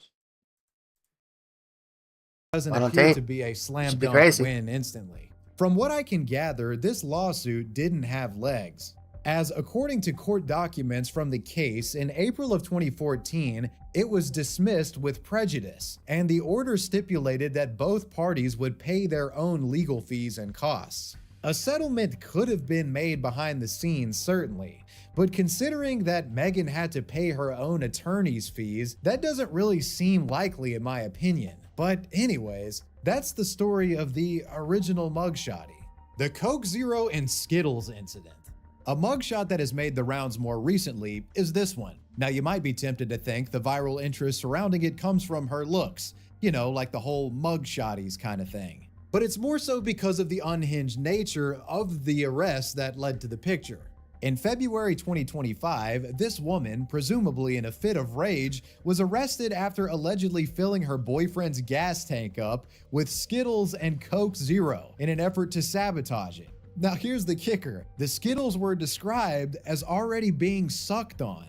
Like, does that make it cause a bigger reaction? Is this a Mentos and Diet Pepsi kind of thing? Allegedly furious over their breakup and decided to take matters into her own hands. During the night, she covertly went to his residence and allegedly stuffed his gas tank with pre-sucked Skittles and the Coke Zero. Barstool says the next morning, the ex-boyfriend tried to start the vehicle and ended up badly damaging it. Quote, mechanic estimates for the repairs reportedly soared into the thousands as the mixture wreaked havoc on the vehicle's fuel system. If that is indeed what actually happened, this is truly a one-of-a-kind Nightmare X scenario.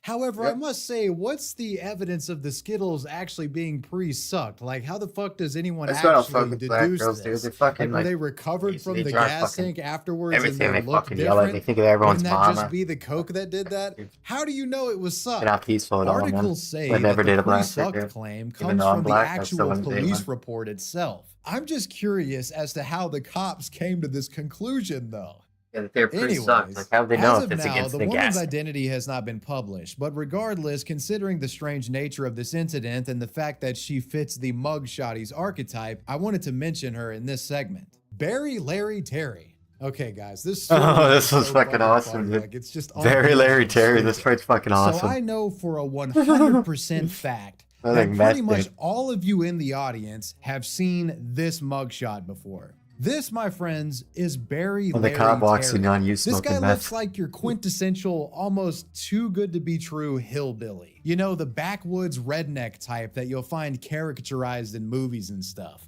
but like the real world version of it. And the crime he is associated with committing, you can't make it up. Or can you?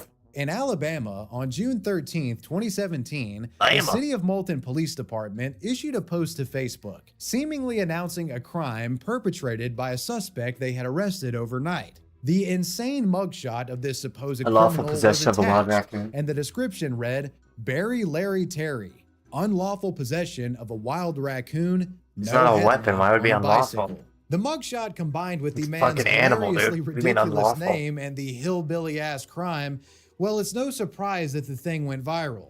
Screenshots of the Moulton PD's post spread Unlawful across the discharge of a internet, firearm with is folks from fucking- Alabama to Alaska getting a Shooting a chuckle. firearm without giving a fuck. But there was a bit of a problem with the amount of spread this thing was getting. That's because, well, it was a hoax that got out of control, orchestrated by the police. This is MPD officer Russell Graham, and let's just say he had done a bit of trolling. According to Graham, he was in the process of uploading mugshots from recent arrests when he suddenly felt a bit cantankerous after stumbling upon this mugshot online. He thought it would be funny to slip it in there with the real arrest, so he did that and made up a fake absurd crime to go along with it. Quote, "It just looked humorous to me. There were several that I went through and I said, there's our guy. When asked why the name Barry Larry Terry, he said, I can't tell you where it came from.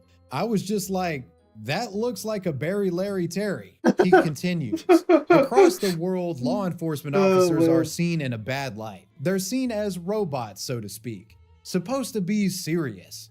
We were trying to project a little right on. humor Hell yeah, and man. hopefully build a little rapport with the citizens that come across the page." So I can't even really begin to tell you how insane Yeah, this is man. because, like, yes, it's funny Oh, as shame fuck, for but that, bro, man. That's funny this as is not fuck, Twitter man. or Instagram. You can't just meme on main account when you're the And you're a police. cop. You can't beam on What he fucking did people's here mugshots. is pretty much defamation of character. As Barry Larry Terry, or whatever this guy's real name is, he never did any of the things mentioned in the viral post.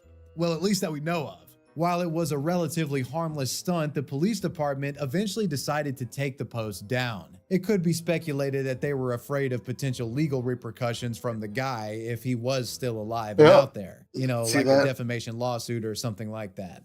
The first instance I'm able to find of the Barry Larry Terry mugshot is from 2013, but it's not associated with any newsworthy articles about him. The true reason for Barry Larry Terry's arrest remains a mystery to this day. They choked him during the mugshot photo. This mugshot is a curious one, not for the man's expression or looks or anything. It's because he's being choked by police in it. On July 29th, 2015, in Harris County, Texas, Christopher Johnson was arrested under suspicion of driving while intoxicated. While he was being booked, Christopher decided to smile for his mugshot, and the Harris County PD employees weren't a fan of this as they allegedly choked Mr. Johnson as he posed for 10 more photographs. All of this happening in approximately 30 seconds. A report from ABC provides context, detailing the complaint later issued by Mr. Johnson. While Mr. Johnson was handcuffed, 2 Harris County employees placed their hand around his neck, depriving him of the ability to breathe, emasculating and humiliating him in front of other Harris County employees and bystanders. The complaint also claims the incident caused Johnson, quote, physical and emotional abuse, unquote. "Take the picture right. Man, stop smiling," the police officers were quoted as saying. And Mr. Johnson allegedly said, "This is how I always take my pictures," unquote. About a year after this incident, while Christopher's DUI case was pending, he announced that he was actually suing Harris County for $5 million in damages due to the choking incident. Christopher's Yep, you attorney killed him. would state it was a willful violation of his civil rights and Yep. civil liberties. He should have the right to smile. We do hope for some reform in the jail policies and procedures and more Yep, clarity. you have a right to freedom Now, of there was no expression. denying that the Right. Harris County officials That's were correct. choking and restraining this guy.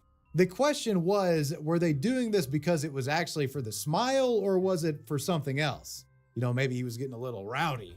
Harris County officials responded to the lawsuit, stating that there were no policies or procedures prohibiting someone smiling during the booking process. And I gotta admit, what the county says here is pretty sus in response. Quote, "It is not uncommon for detention personnel to assist impaired or uncooperative detainees while taking booking photographs. An initial review of the photograph in question appears to be consistent with proper procedures for assisting an impaired detainee in order to obtain a photo." Yeah, put your The arm Harris around, put County your fucking Sheriff's hand around Office their believes throat. that proper procedure was followed during the course of Mr. Johnson's booking. Should any evidence arise to the contrary, proper administrative actions will be taken. At this time, evidence suggests that Mr. Johnson's pleading does not hold merit. Even if that is the case, was it not possible to get one mugshot where you're not choking the shit out of him? I mean, surely you could have had him wait around for a bit until he sobered up and would take it. Even if that's not the case, you should have known how insane this was gonna look. I don't know. I don't work at the police station. But do you feel me? But despite these bad optics, I'm actually not able to find any evidence that this lawsuit went anywhere. Let me know what you guys think down below. Do you think you're justified to do this if the person's being disorderly enough? I don't know. Oh, you just throw them looks in a so fucking bad. put them in I a would fucking try to chair get and at you strap least them one down. blurry ass photo I'll where I fucking don't choke have my somebody. hand around his neck. Real life Walter White. On September 3rd, 2019, the Galesburg, Illinois Police Department was requesting aid from the public in apprehending wanted fugitives, and they posted a slew of suspects to their Facebook. One of the photos uploaded would take the internet by storm. It was an image of a rather distinguished looking fellow named Todd W. Barrick Jr. He was wanted for a probation violation. Heisenberg, is that you? The 50-year-old man received quite a bit of attention in the comments, with people comparing his signature look to that of Walter White from Breaking Bad. Well, I guess we have a I really spoiler like that for show. the It's so Breaking slow, Bad dude. movie. You're saying that This shit new was so Breaking Bad fucking- movie looks like it it was good, but I sucks. think that I shit think was he's so hiding slow. out It at was barely Tuco fucking Salamanca's action. house. He's hiding till he can see what Pinkman's been up to in the El Camino movie. Pretty sure I saw the bald guy in an RV with a skinny looking guy. The funniest part was the probation violation was related to, yep, you guessed it, meth possession. Baby Blue was at it in the real world. Barrick managed to remain at large for some time until finally being captured and arrested in Des Moines, Iowa on December 2nd, 2019. He was later transferred to Knox County, where a hearing to revoke his probation was scheduled for January 9th of 2020. Jesse, we have to cook. The zombie mugshot. In probably what Holy is the most fuck. visually unsettling and disturbing mugshot that I'll be discussing today, this is what has become known online as the real-life zombie mugshot. At first glance, some of you may believe the mugshot to be from a Comic-Con cosplayer or like a guy at a Halloween party, but no. This is literally what this person looks like. It's a really harrowing image. The details of why this mugshot exists are pretty unnerving as well. Solomon Galligan, the individual pictured, has been described by the media as a transgendered registered sex offender with a long history of crimes, some of which are rather grotesque, such as alleged sexual assault. From what is known publicly, Solomon was a foster child, adopted at a young age, and lived with a family in Colorado. At the age of 16, he was diagnosed with schizophrenia, starting what would become a lifelong downward spiral. Curiously, there does exist some old social media posts authored by this individual, one of which actually concerning their apparent trans status. So I'm starting my hormone shots and I really can't wait. I'm on my hormone pills. I've been on them for almost 4 months. I wake up all depressed and crying, but in the end, it's going to be totally worth it, you know?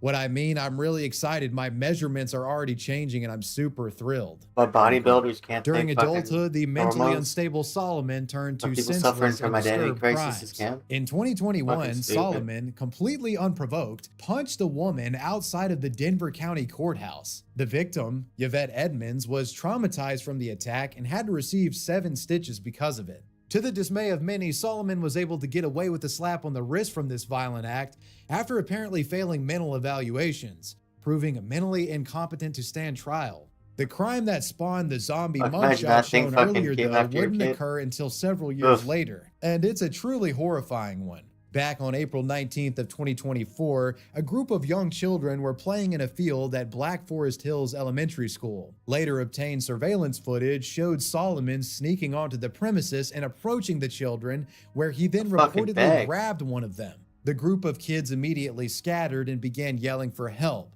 "Stranger danger" is a phrase that one of them was heard yelling. Solomon's grip on the child would thankfully come loose as the man tripped over a white blanket he had been carrying. Fortunately, the child was able to get away. When authorities were notified, children would tell the police that the alleged assaulter had white powder smeared on his face and smelled of alcohol. I can't imagine how scared those kids were. Like, getting almost kidnapped is already a nightmare, but by this guy, I Yeah. mean, that's just really disturbing to think about. Those kids are gonna Cops have ended up nightmares. finding Solomon not too far away at a Walgreens, where he was apprehended and charged with 1 count of second-degree attempted kidnapping, and he was held in Arapahoe County Jail on a $25,000 bond. Most of you are likely going to be disappointed to learn that this crazed lunatic didn't even have to go to trial for this incident. In August of 2025, the prosecution against Solomon was dropped after he was found by doctors as too incompetent to stand trial. This registered sex offender that had literally tried to kidnap an underage child now had the opportunity to once again be let back on the streets.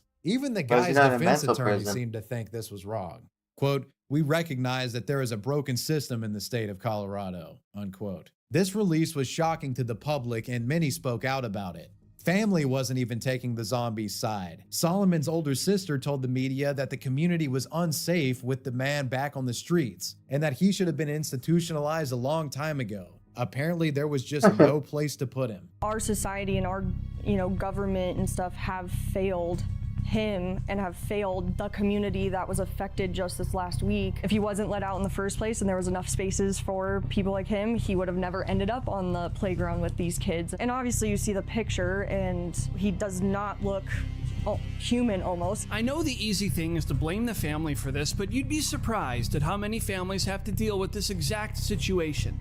There's nothing they can do except hope that the system will eventually realize a person is an actual threat and needs to be taken off the streets. Later, it would be revealed that the children who Solomon had his encounter with were in therapy due to the trauma that they endured. A father of one of them said, quote, "A lot of the kids were just constantly being vigilant. Even at home, my son wouldn't even go upstairs to brush his teeth unless I was right there with him, and that's not a way to live." The president of the Aurora Police Association accused the judicial system of failing those children. Quote, "My heart breaks for the kids that were at that school on the playground that day, that they had recently experienced that." And then to see that he wasn't held accountable for that, my question is going to be, what's kind of the long-term impact that those kids have in the police and our judicial system? Truly, Well, the kids one of don't know he's most not in jail. disturbing mugshots in this collection. That was the story of the real-life zombie mugshot. The Miami Joker. In Miami-Dade County, 29-year-old Lawrence Patrick Sullivan was arrested on May 23, 2017, for allegedly aiming a gun at passing vehicles, and would instantly receive viral infamy for his unique mugshot. The dyed green hair, the facial tattoos, it was like a real-life version of the Joker. And as this mugshot gained traction, the guy was given the moniker the Miami Joker or the Florida Joker. Many publications would write about this guy's mugshot, and the photo would be everywhere on social media. Soon, outlets were trying to interview him while he was still in jail. He'd be arrested again for marijuana possession, and clips of him in court would be shown to the public. Now, keep these clips in the back of your mind because they're kind of relevant later in the story. Miami Joker used this new fame as a jumping off point, taking to social media and becoming a pseudo-influencer. He was making content and also getting into beefs with other Instagram creators like Boonk Gang, while also dabbling in music. You wanna jump on my wave? I fucked your bitch with cocaine. You wanna jump on my wave? I fucked your bitch with cocaine. You wanna jump on my wave? I fucked your bitch with cocaine. You wanna jump on my wave? I fucked your bitch with cocaine. In a 2018 interview, he gave a bit of background as to why he got the tattoos, stating he started to relate to the Gotham antagonist due to various tragedies that he had experienced in his life, including losing a friend in 2014 and truly living in a society. He said Heath Ledger's Joker was the biggest inspiration. But it would truly be in 2023 when this guy would enter the zeitgeist in a big way, after a dispute between him and Rockstar Games began bubbling.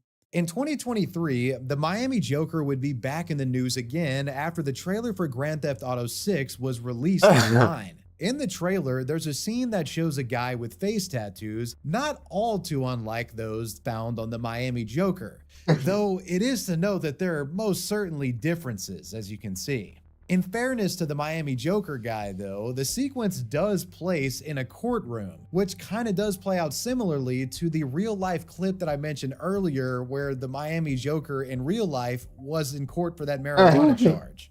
The point that I'm getting to here is that our boy MJ saw this trailer and felt as if Rockstar had stolen his likeness and used him as a character in their game without notifying him. On December 9th, 2023, the Miami Joker would post a TikTok video accusing Rockstar Games of stealing his likeness, demanding at least $1 million in compensation for the perceived infringement.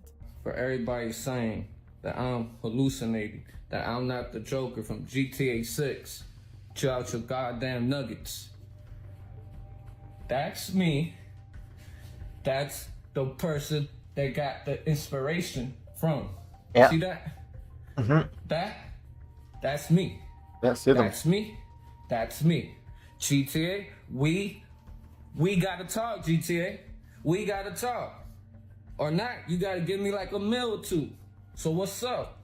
It's quite the claim. Ass. Yeah, give me $1 million too. Mocked the guy, sounding off with comments essentially saying he was full of shit and had no case. Others cited a similar case where Lindsay Lohan attempted to take the creators of GTA to court for a similar reason and lost outright. People saw this guy's behavior here as just a big temper tantrum, and he got a lot of shit and pushback from GTA fans around the world. Under mounting social media pressure, later the Miami Joker would backpedal, stating that he did not plan to actually sue Rockstar.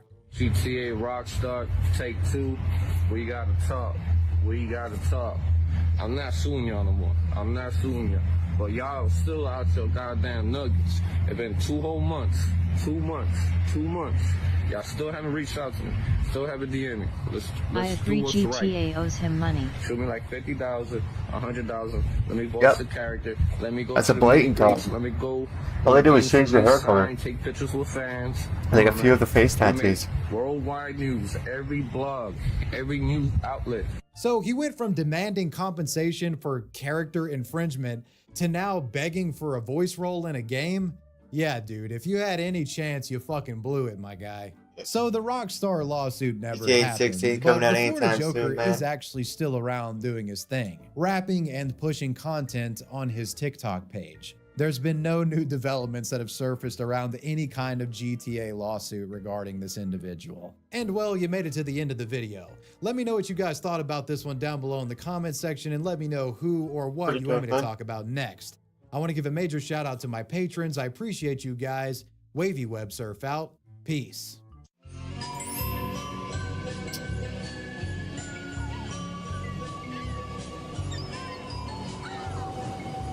I fucking hate that exit key. Escape key. Like this one right there, just press down. Hands my mouse pad. Oh, I think I'm gonna take a nap. Oh fuck. Oh no. No, I've seen what I want to watch. I want to see the trail cameras. And that they couldn't be trusted. You know, basically victim blaming. What the fuck? Complete degenerate talking points that no one should be fucking taking seriously. Red.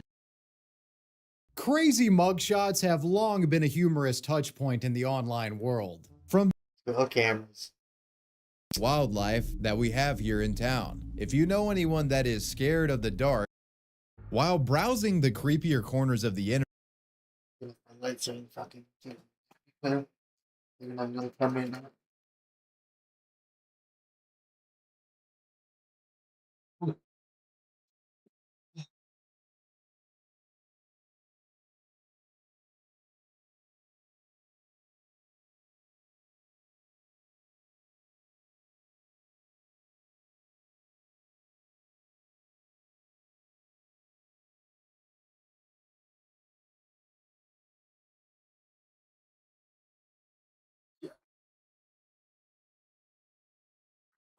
sit. I should put it right beside me so I know. Don't answer it beside me when I stand up.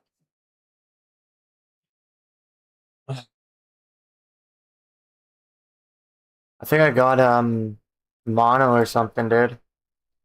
Because my energy levels are so fucked. Say mono fucks up your energy levels.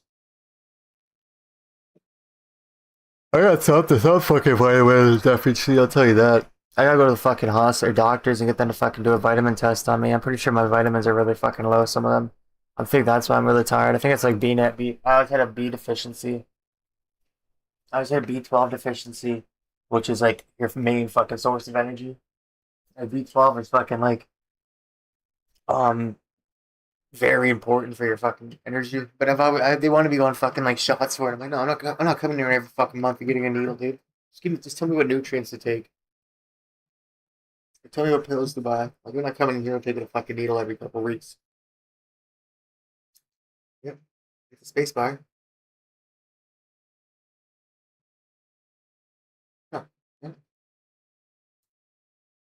Internet, you likely encountered unsettling images taken from trail cameras. In these, we find everything from would-be Bigfoot sightings, creepypasta-worthy horrors, and disturbing human silhouettes. The thing is, though, 99% of these images and videos are either digitally edited creations or staged photo ops carefully designed to be creepy and go viral.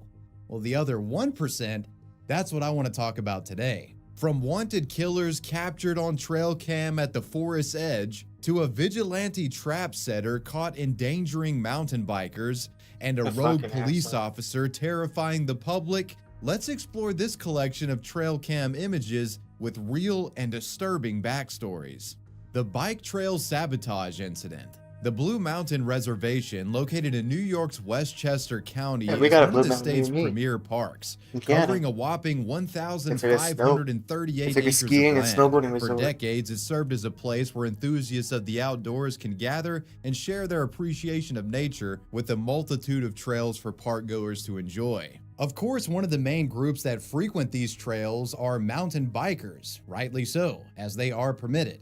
While most hikers don't seem to mind their presence, there was one prominent incident in which a disgruntled citizen launched a war against these riders for seemingly no reason other than him being annoyed by them. It all began in 2024 when several bikers began noticing an uptick in debris blocking their paths. Now, this is a common nuisance you find on these trails, and most people would simply assume that it was the work of nature. However, they soon became suspicious that there was actually a human involved here. This was due to the fact that the logs and sticks were always placed in seemingly intentional positions where they would cause harm to a rider, and the frequency and pattern in which they were finding the debris, it just didn't make sense for it to be natural. It's pretty disturbing to think that someone would be essentially placing traps that could hurt or kill someone on a bike. But considering the pattern of debris and how often it was being found, a human interloper was a grim possibility they had to consider. Malicious incidents like this are not unheard of. There have been cases of mountain bikers being critically injured by booby traps set by disgruntled outdoorsmen,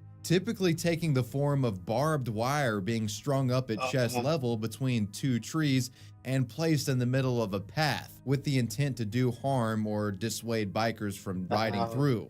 Incidents like this have occurred on both public and privately owned property. The worry that something akin to this was at play resulted in numerous complaints being made to authorities, with sources later reporting that an official investigation had been launched in the fall of 2024. This entailed officers roaming through the woods, hoping to catch the would-be trap setter red-handed. Despite this, the serial log dragger always seemed to elude capture, with bikers consistently having to deal with the issues that he made.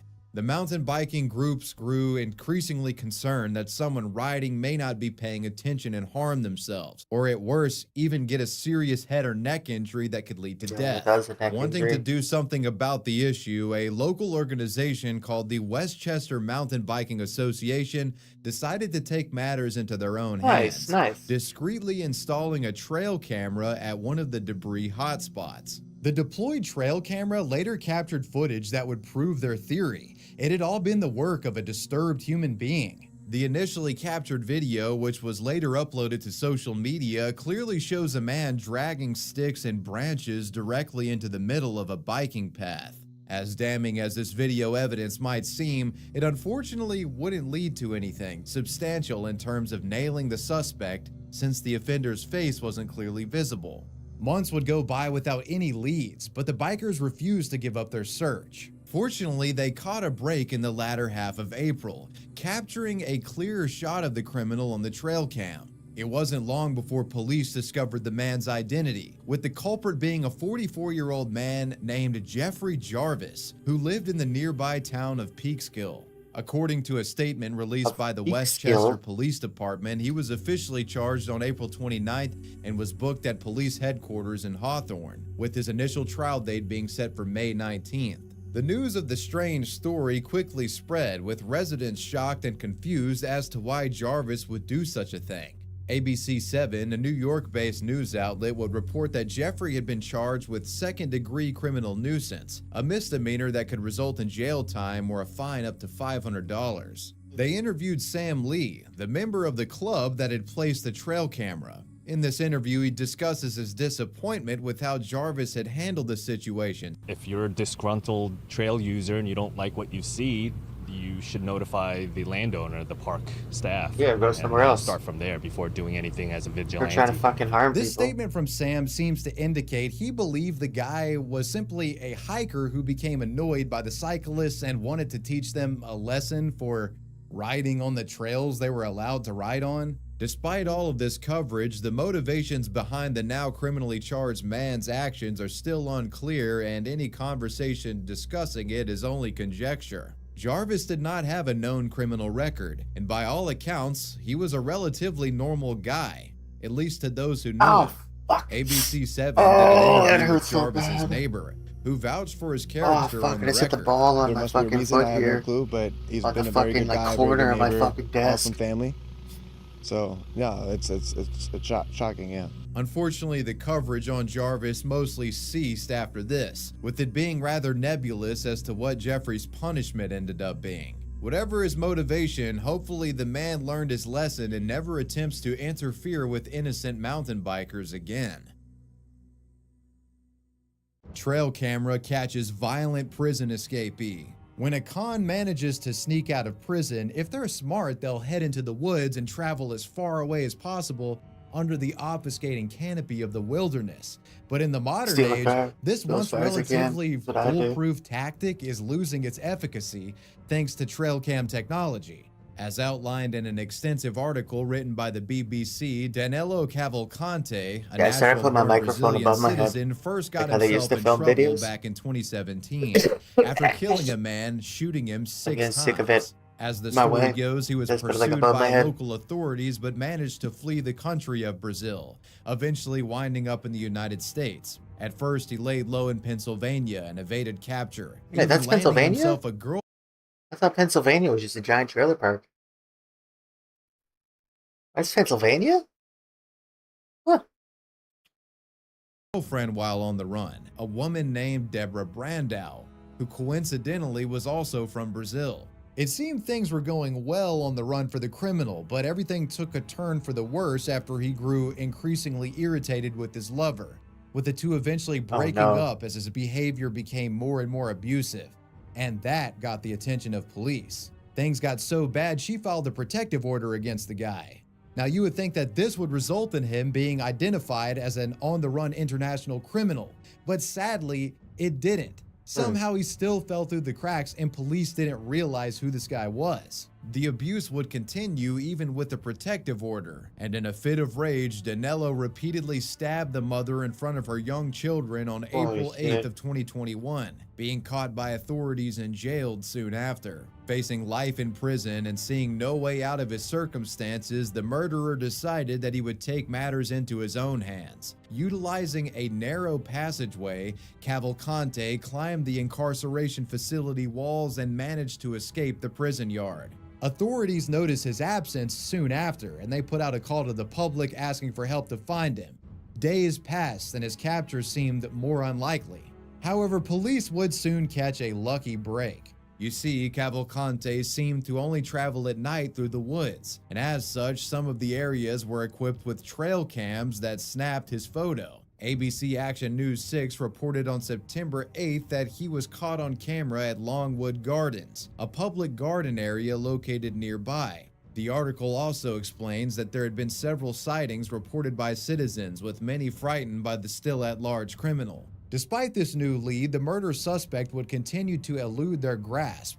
Unfortunately, they hadn't discovered the photo until a day later. But it was still an incredibly important find that allowed law at least they enforcement know where to he move is. in and significantly narrow down their search. Yeah, definitely. The story garnered attention in both Brazil and the United States, and the man's capture was inevitable with all of this hype. Authorities would finally track him down several days later, with NPR writing that they were able to find him after he tripped a burglar alarm. They also utilized thermal imaging techniques as well as police dogs, taking him in once and for all. The man was in hot water beforehand, but this new set of crimes landed him in even more trouble, with a multitude of charges being levied at him. He had committed additional crimes when he was on the run. This included stealing a rifle from a homeowner and stealing food multiple times. The man is currently serving out his life sentence after pleading guilty, with his escape forfeiting any appeals he could possibly make to his original conviction. Man accidentally takes incriminating selfie on stolen trail cam. The stories we've discussed thus far involve some sort of illegal act being caught by trail camera. It either happened to be close by or was intentionally placed in an effort to catch a potential criminal.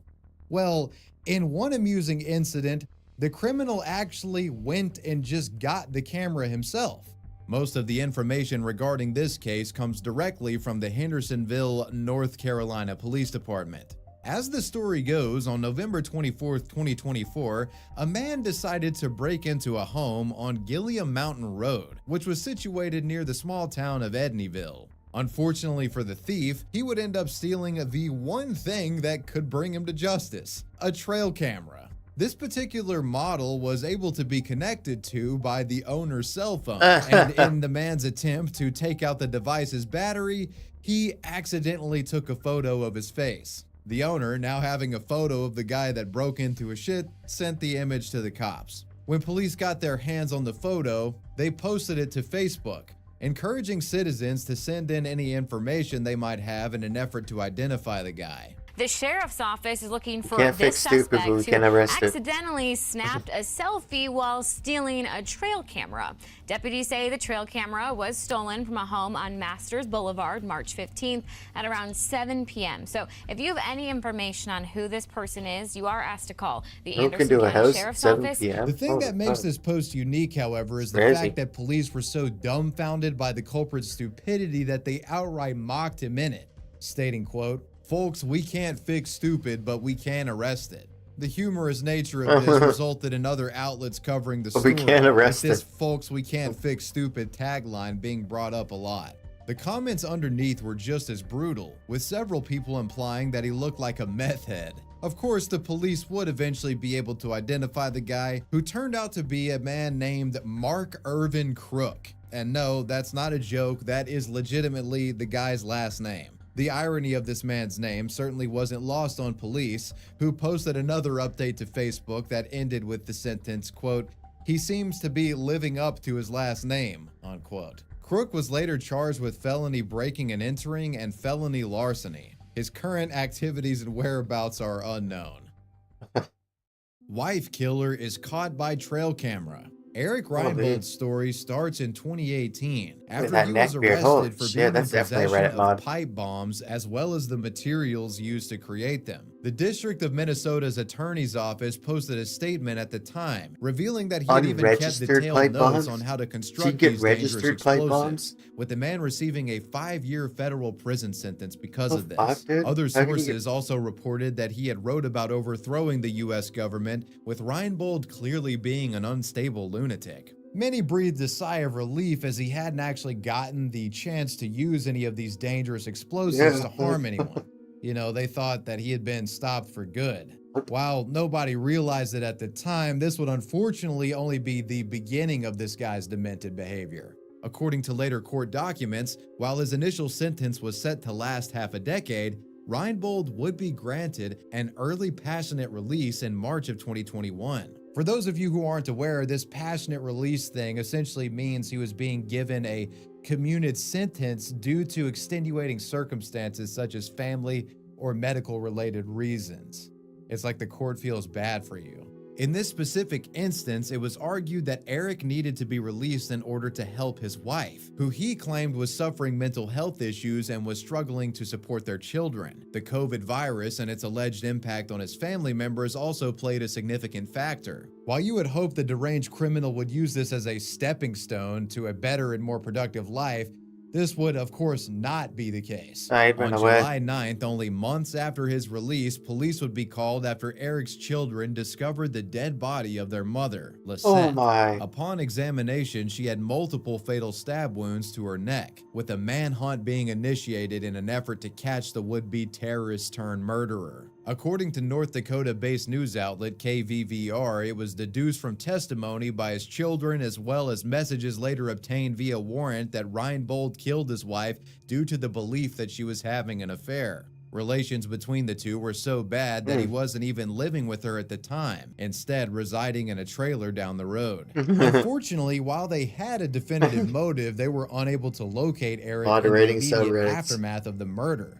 So they put out a call to the public asking them to offer up any information they could to aid with this guy's capture. Reinbold was eventually caught almost a month later, with it being thanks to a cleverly placed trail camera. In a statement released by the Pennington County Sheriff's Office on August 4th, they revealed they had placed the camera in the woods surrounding his parents' house, having a hunch that it might lead them to his location. At approximately 9:30 p.m. the day prior, the camera went off, alerting authorities to Reinbold's whereabouts. They found and arrested him around 12:30 a.m., with his trial set to take place soon after. While the murderer had been lucky the first time around and given a shortened sentence, it goes without saying that this time he wouldn't get off so easily. In 2023, CBS News reported that he was sentenced to 40 years in prison, with him being found guilty of 2 counts of second-degree murder in September of the previous year. The most recent update to this story came in 2025 in an article by the Grand Forks Herald. This article stated that Reinbold attempted to file an appeal to challenge his conviction. His reasoning was that his assigned lawyer had been incompetent. The killer argued that he had not been properly vetted for a defense based on mental health, amongst other things. However, this appeal was swiftly rejected due to the nature of his crime. The appeals court argued that this had no basis in reality, saying, quote, none of Reinbold's cited reports supports the conclusion that he was suffering from a mental illness that kept him from knowing either the nature of his act or that it was wrong, unquote. This is where the story truly ends. Nice 10 He's locked up this very day at the correctional facility located in Oak Park Heights, Minnesota, with his anticipated release date being in April of 2048. The elk poaching decapitator. In the United States, hunting is highly regulated, with the amount of animals you can hunt and the time of year that you can hunt them being restricted, in an effort to keep wild animal populations at healthy levels. Some animals are even off limits at all for hunting due to them being protected species. Violating these rules results in heavy fines and at times prison sentences. And with government wildlife resource agencies and private landowners now having trail cameras monitoring the forests, poachers are being exposed more than ever. The story of the elk poacher begins back on a morning in August of 2015. And at the time, unknown man and an accomplice went into the forest and shot an adult male elk, killing it. It was later discovered that instead of doing what an honorable hunter would do and use the entire animal for meat and hide, he simply chose to cut off its head as a trophy and leave the body to decay. As if that wasn't bad enough, the man had been illegally trespassing on land that wasn't his when he made the kill, with the incident taking place near the Pearson Ranch located in Nevada's Lincoln County. It was a poached kill. Obviously, the gigantic rotting corpse of an elk is going to get noticed pretty quickly. With an investigation being launched by wildlife authorities, they would catch their first break soon. According to Yeah, there you go. Leads Yeah, Nevada, you could even a make local it rancher would come forward I think with there's a way to trail even cam fucking footage edit that helped. add-on, and you can make it any sound you want. I think you have to go into the fucking like the RuneScape game or the RuneLite game files, and then you look for the plugin, and then you just change the fucking sound. You just replace the fucking sound, or you delete the fucking sound, and then you put whatever sound you want. You rename it to whatever the other sound was that you just deleted. Yeah, I think there's a way to modify that too. Established a clear timeline, with officials knowing exactly when and where the elk had been killed. The only problem with this is the quality was so grainy that the suspects' faces could not be seen clearly. Nevertheless, they persisted in their I got my investigation, second putting out an Hydra official task. call to the public. Well, for my any first one was a information Hydra that task, and I Colts might finished have. that. Then I got the Months would fucking go by chemical. without any publicly And then I available got the updates. But this chemical changed in Hydra task. 2016, Yeah, there's a way when to the change it. I suspect know was that for finally sure. I revealed think you to be gotta a right click 26-year-old Utah RuneLite native or named Zachary Jagex Launcher, and then go to An open in-depth file report location, from and then you gotta AP look for the News fucking revealed plugin. that it had initially been tricky It should be getting under a there. hold of him, I know there's a as way he to had change it, become but I a just forget how you hunting do it. guide in New Zealand in the time since the killing. Police were somewhat vague about the methods used to prove the man's guilt, but they did say they were able to track Holdaway down by monitoring his social media. He was arrested soon after, but was released on a $10,400 bail, with his initial court date set to take place on August 2nd Guys, of when I'm using it, I was having 2016. some The fucking ones evil responsible thoughts. for Zachary's capture A lot of were stress, so- obviously very pleased with the results, See if I as can shown in the take it easy. comments made to the press. Chief Nevada Game Warden And nobody's Tyler nobody's Turnipseed watched would my later state, tape stream quote, this morning "We anyway, view so I big said, fuck it, game I'm just gonna poaching show as my our video." biggest crime, like a homicide. You can imagine trying to solve a homicide with no witnesses and very little physical evidence in the middle of the desert. Yeah. On the surface, it might seem absurd It's to a cold you to case. treat That's what this you call crime fucking with such cold case, dude. magnitude.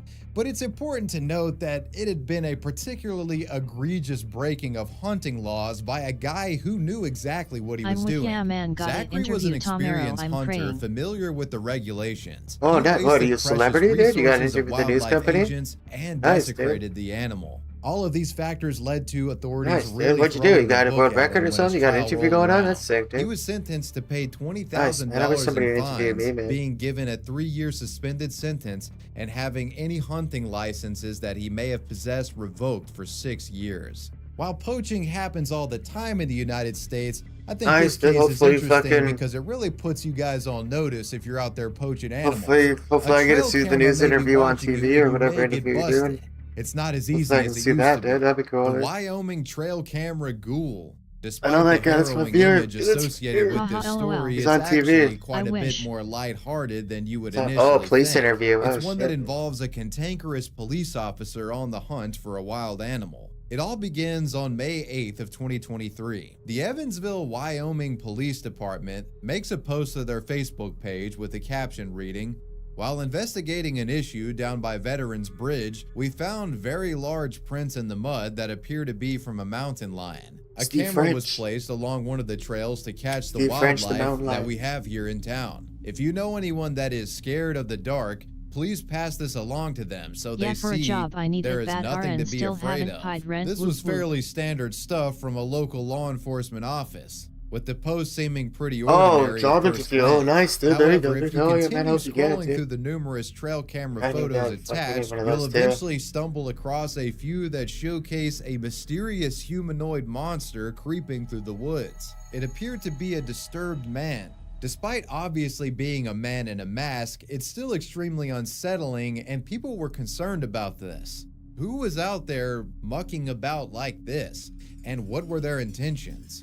I mean, this thing looks straight out of a creepypasta. Internet users quickly picked up on this post, and it would receive over 400 likes as buzz started brewing. The local community was very much disturbed Nice, dude. by the Don't post, forget, dude. believing That's their nice. town was being descended on by Just some be mentally polite. ill serial You get it, killer man. lunatic. As panic in the local area began to spread, police chimed in, responding to the public I'll cheer for you concern, tomorrow, dude. explaining that they had actually Cheer for you, discovered this dude. was some sort of hoax perpetrated by, well, them.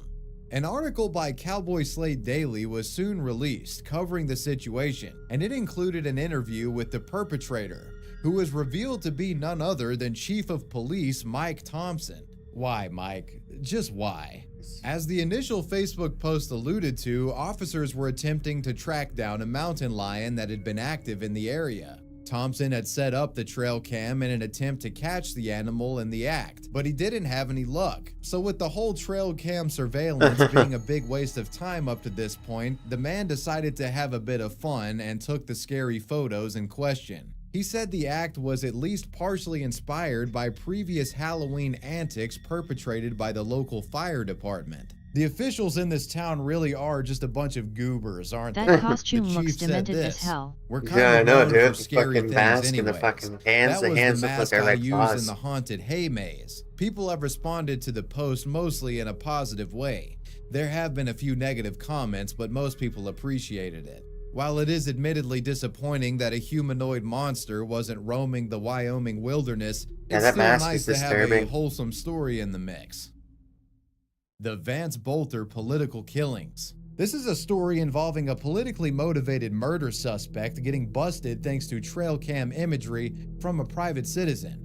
The spree began on the morning of June 14th, 2025, when a man disguised as a police officer arrives at the home of Minnesota House of Representative Melissa Hortman. Not long after arriving, this individual shoots her and her husband Mark, killing them. Decked out in all tactical gear and wearing a disturbing silicone mask, the man continues his rampage, later arriving at Senator John Hoffman's house and injuring him and his wife Yvette. As it would turn out, these vicious attacks were carried out by a deranged 57-year-old man named Vance Bolter, with both state and federal authorities scrambling to find his whereabouts.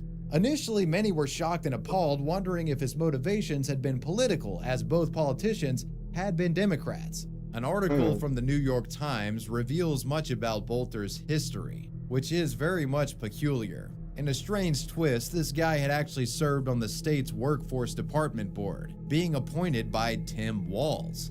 Senator Hoffman had also served on this same board, with the two allegedly having a professional video call with each other back in 2022, though this doesn't seem to have had any significant bearing on him being chosen as a target. More interestingly, Bolter was a higher up at a private security firm that specialized in providing armed guards. This would help explain how he was able to secure weaponry so easily and disguise himself as a law enforcement officer. The manhunt would continue over the next day, with police issuing several warnings to the general public, but he would eventually be caught. One interesting detail that most news outlets haven't brought much attention to is the fact that, well, a trail cam played a large role in Vance's capture. Fox 9 reported that a citizen of Green Isle, Minnesota became alerted to Bolter's presence on their property after a trail camera went off and captured a disturbing image of him. The image lined up with their search, as this was near where they had found his abandoned vehicle earlier while investigating the area.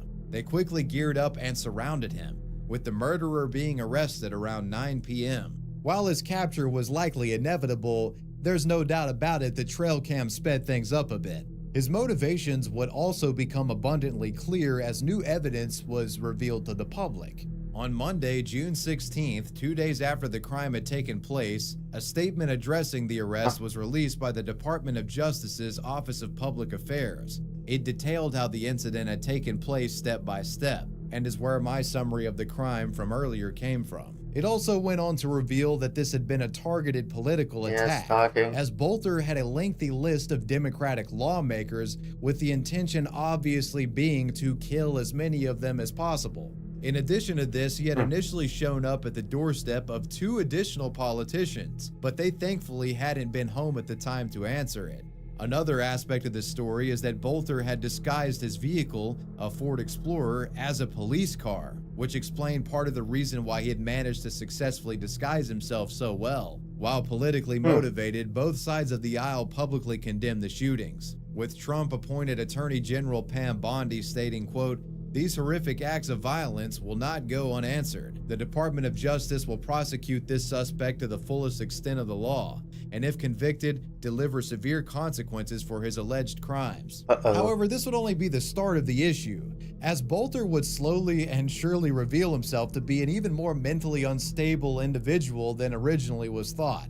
In the immediate aftermath of his arrest, he agreed to an interview with the New York Post, which was released on July 12th. While he insisted his motivations had nothing to do with personal political beliefs, it was discovered that he had written a letter to FBI Director Kash Patel admitting that they were politically motivated crimes. He bizarrely claimed that he had been specially trained by military forces, saying that he had been told by Tim Walz, the Democratic governor of Minnesota, to carry out the killings. As reported by AP News, Bolter was later indicted on 6 counts of murder, stalking, and firearms-related charges. Despite all of the overwhelming evidence against him, he still initially pled not guilty. A claim that he maintains to this day. A week later, the political assassin was hit with even more charges, which now included, quote, impersonating a police officer and animal cruelty for shooting one family's dog. At the moment, this murder trial is still ongoing, with the media consistently providing updates to the general public regarding it. The most recent of these updates came on August 16th, when Vance did yet another interview with the New York Post. I was gonna say gamer ass, but that'd probably just be swamp ass. Tim Walz was a, quote, traitor who would always talk to him about how great China was, with Bolter stating that the politicians that were on his hit list were those who had been compromised by China.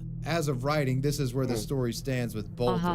His future is uncertain. But it's wild to think an innocuously placed trail camera potentially saved the lives of numerous other lawmakers. As if he wasn't stopped. I guess if I don't see you around for a couple days, and well, you made it to the end of the video. Then good. Let me know good what you news, guys man. thought about it down below in the comment section, and let me good. know who or what you want me to talk about next. Hopefully you can I want fucking. to give a major shout out to my Hopefully you can work patrons. up there and become a manager and fucking give me a job over here.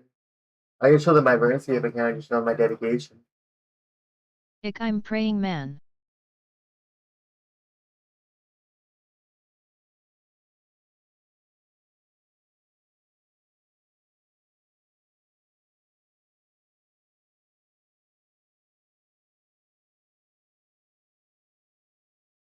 Yeah.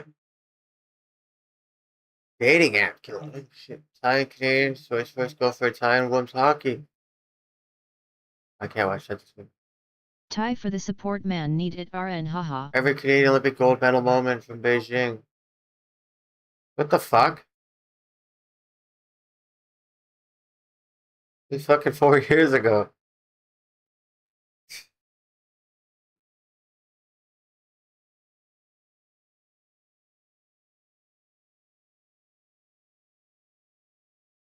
Popeye's chicken murder. Oh fuck. I gotta watch that, man. I love Popeyes. You know, the fast food industry really has no shame. They'll do anything to generate Fortnite artificial burger hype available from some now. limited time cash grab that they've slapped on their menu.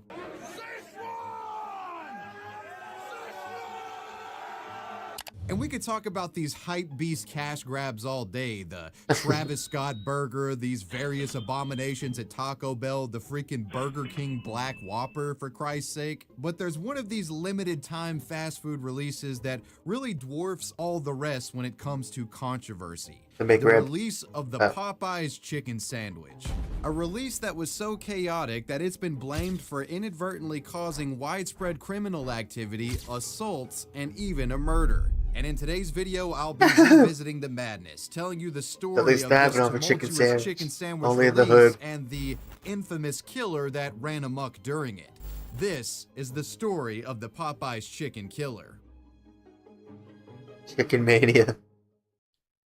The craze that would eventually become Popeye's Chicken Mania ultimately begins in the summer of 2019. Seeing the massive success of Chick-fil-A's signature sandwich, chains around the United States were getting in on the burgeoning chicken sandwich market and started pumping out Sammys of their own. From McDonald's to Burger King to Wendy's, everyone and their grandma was slapping together some mediocre chicken offering just to say they had one on the menu. And for any of you out there that have tried these chicken sandwich offerings from these lesser be in the kitchen chains, soon cooking for her you know husband. that they don't hold a candle to the Chick-fil-A classic, baby.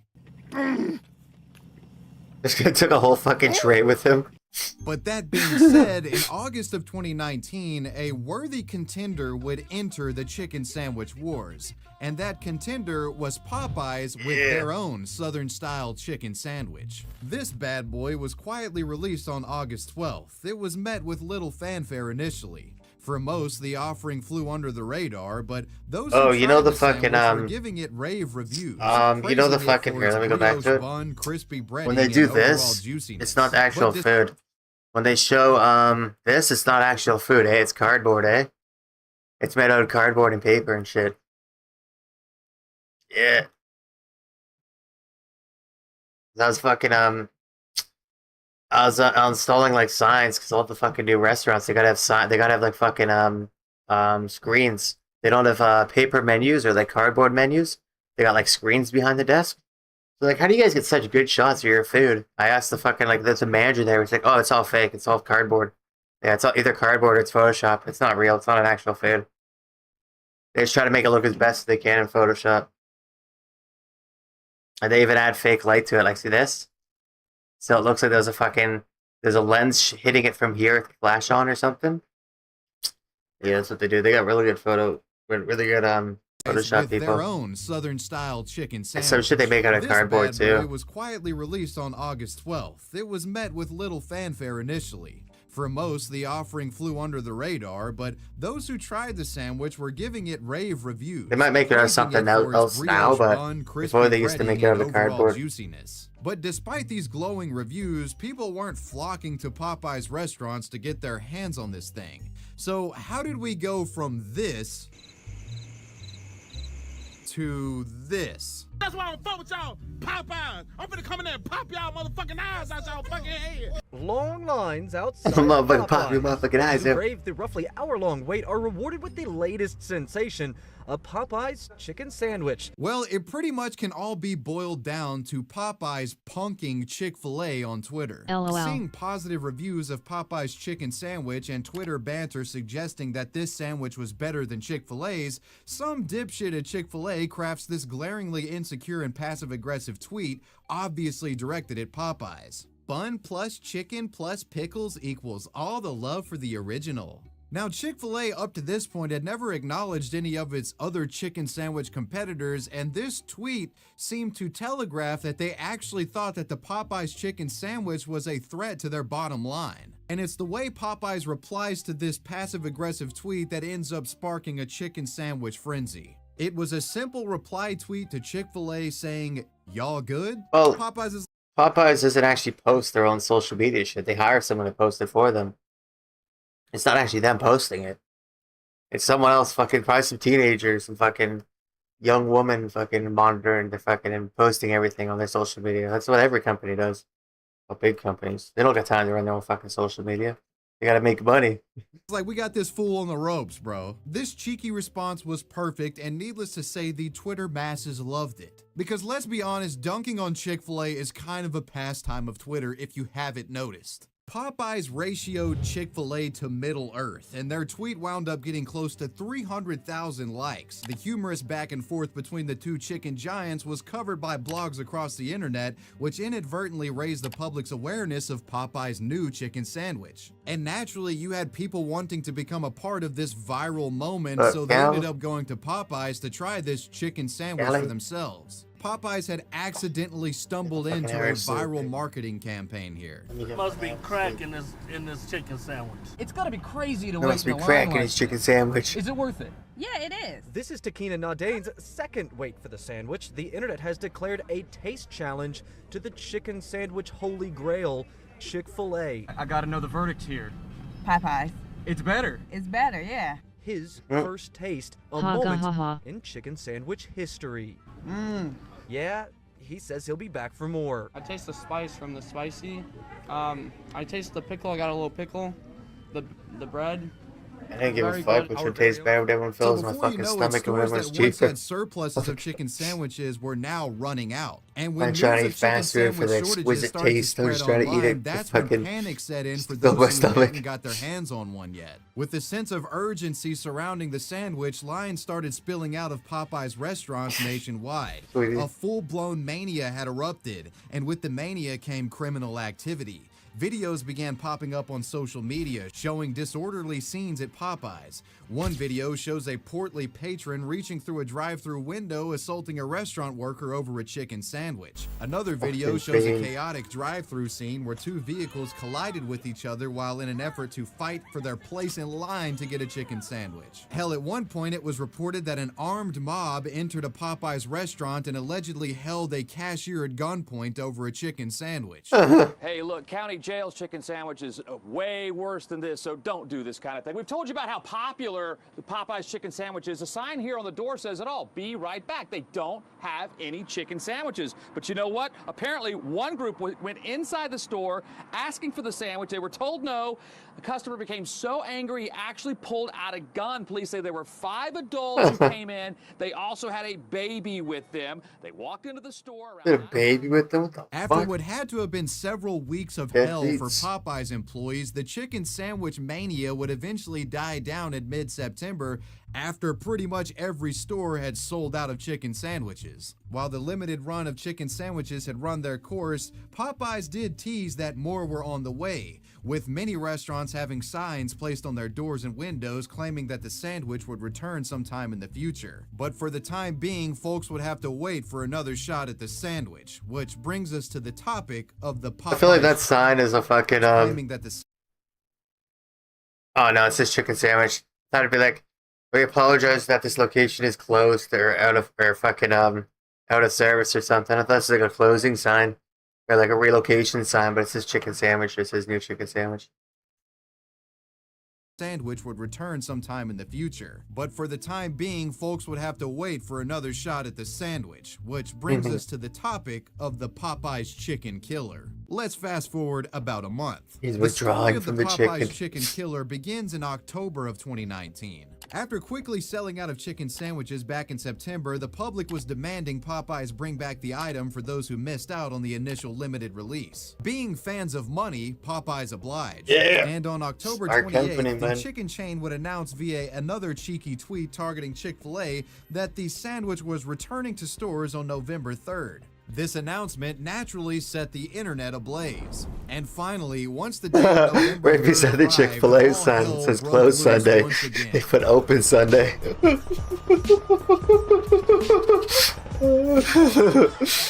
This video, posted by Murder Inc. Sunday, shows a group of employees physically fighting in the back of the store.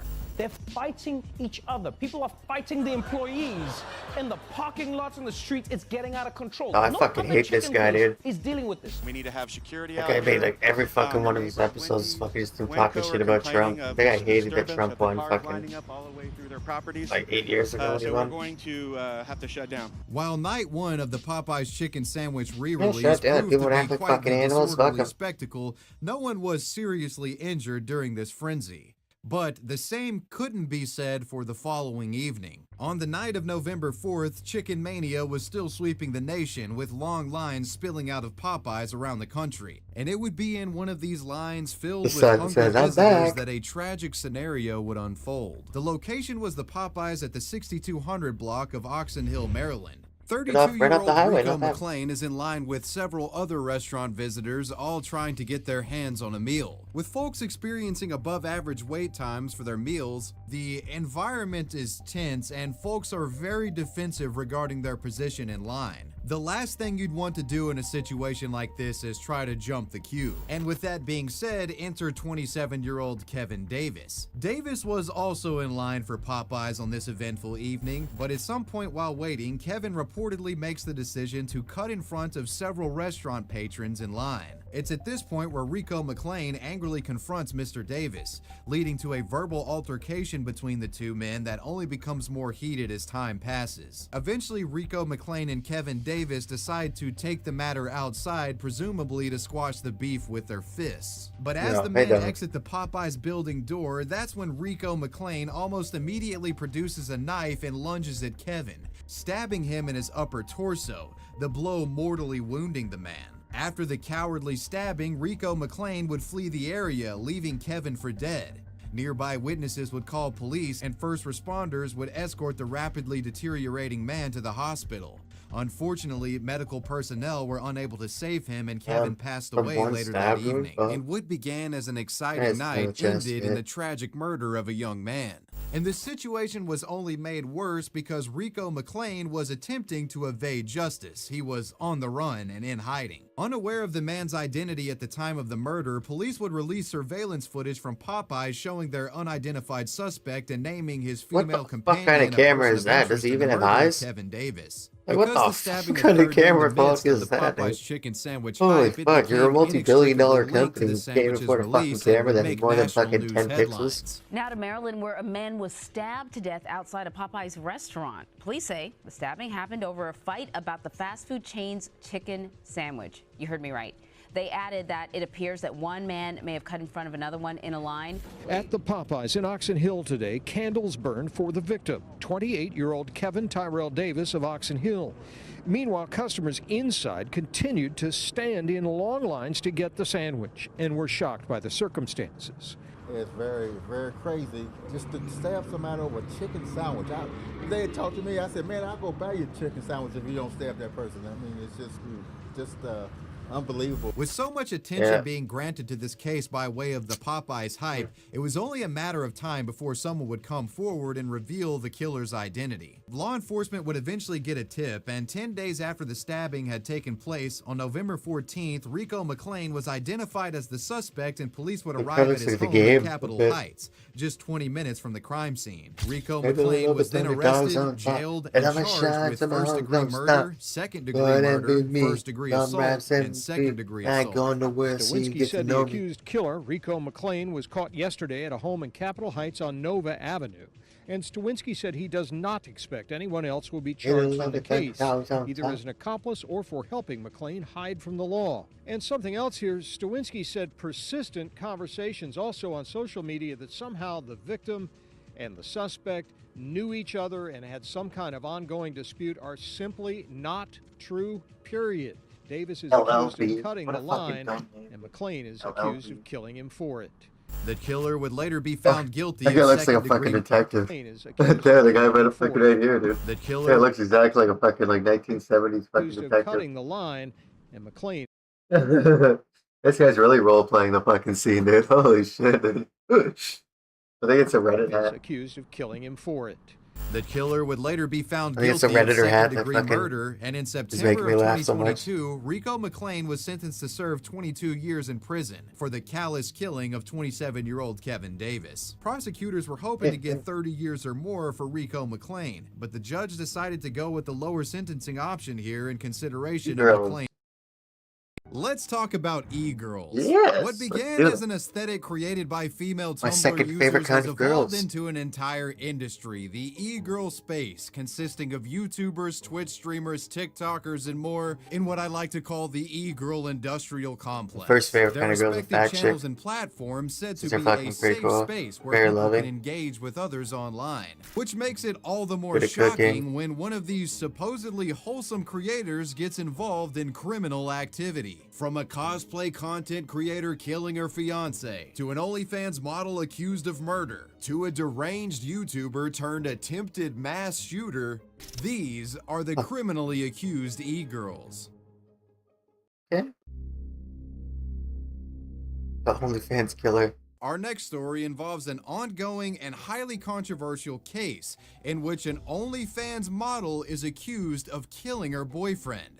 This is the story of Courtney Clenny. Courtney Clenny was born in Midland, Texas on April 21st of 1996. The girl was said to have had a relatively normal upbringing. She was popular in school and participated in sports like volleyball, soccer, and gymnastics. Courtney eventually found herself becoming enthralled with the Instagram modeling world, or the prospects of being an influencer.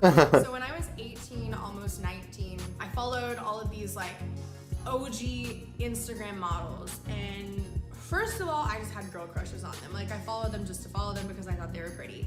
And after a while, I was like, wait, why are they posting about company? I was like, that's an interesting lucrative way to make a living. So I did my research and I was like, wow, I could do that too. While following these accounts, she started noticing the business aspects of Instagram and the promotions that models would post to their pages. Seeing this as a compelling method of making money compared to traditional means, she decides to go for it and makes her own modeling page on Become a Instagram. streamer, shawty. Courtney delved into the modeling world of Hi. Instagram at the age of 18 and Oh, found Twitch immediate guy? success Twitch on the guy? platform. After What's posting up, for dog? just a handful of months, she gained over 30,000 followers. The popularity of her page got the attention of Playboy, and the company would frequently repost Courtney's photos on Instagram. With her Instagram metrics rising, she decides to go all in on this modeling career and moves to Los Angeles. And the move apparently paid off, with Courtney being featured in a high-profile G-Eazy music video not long after. Her popularity on the platform continued to snowball, brand promotional deals came in, and she was making some good money. Courtney would eventually extend her modeling prospects over to the newly burgeoning site of OnlyFans,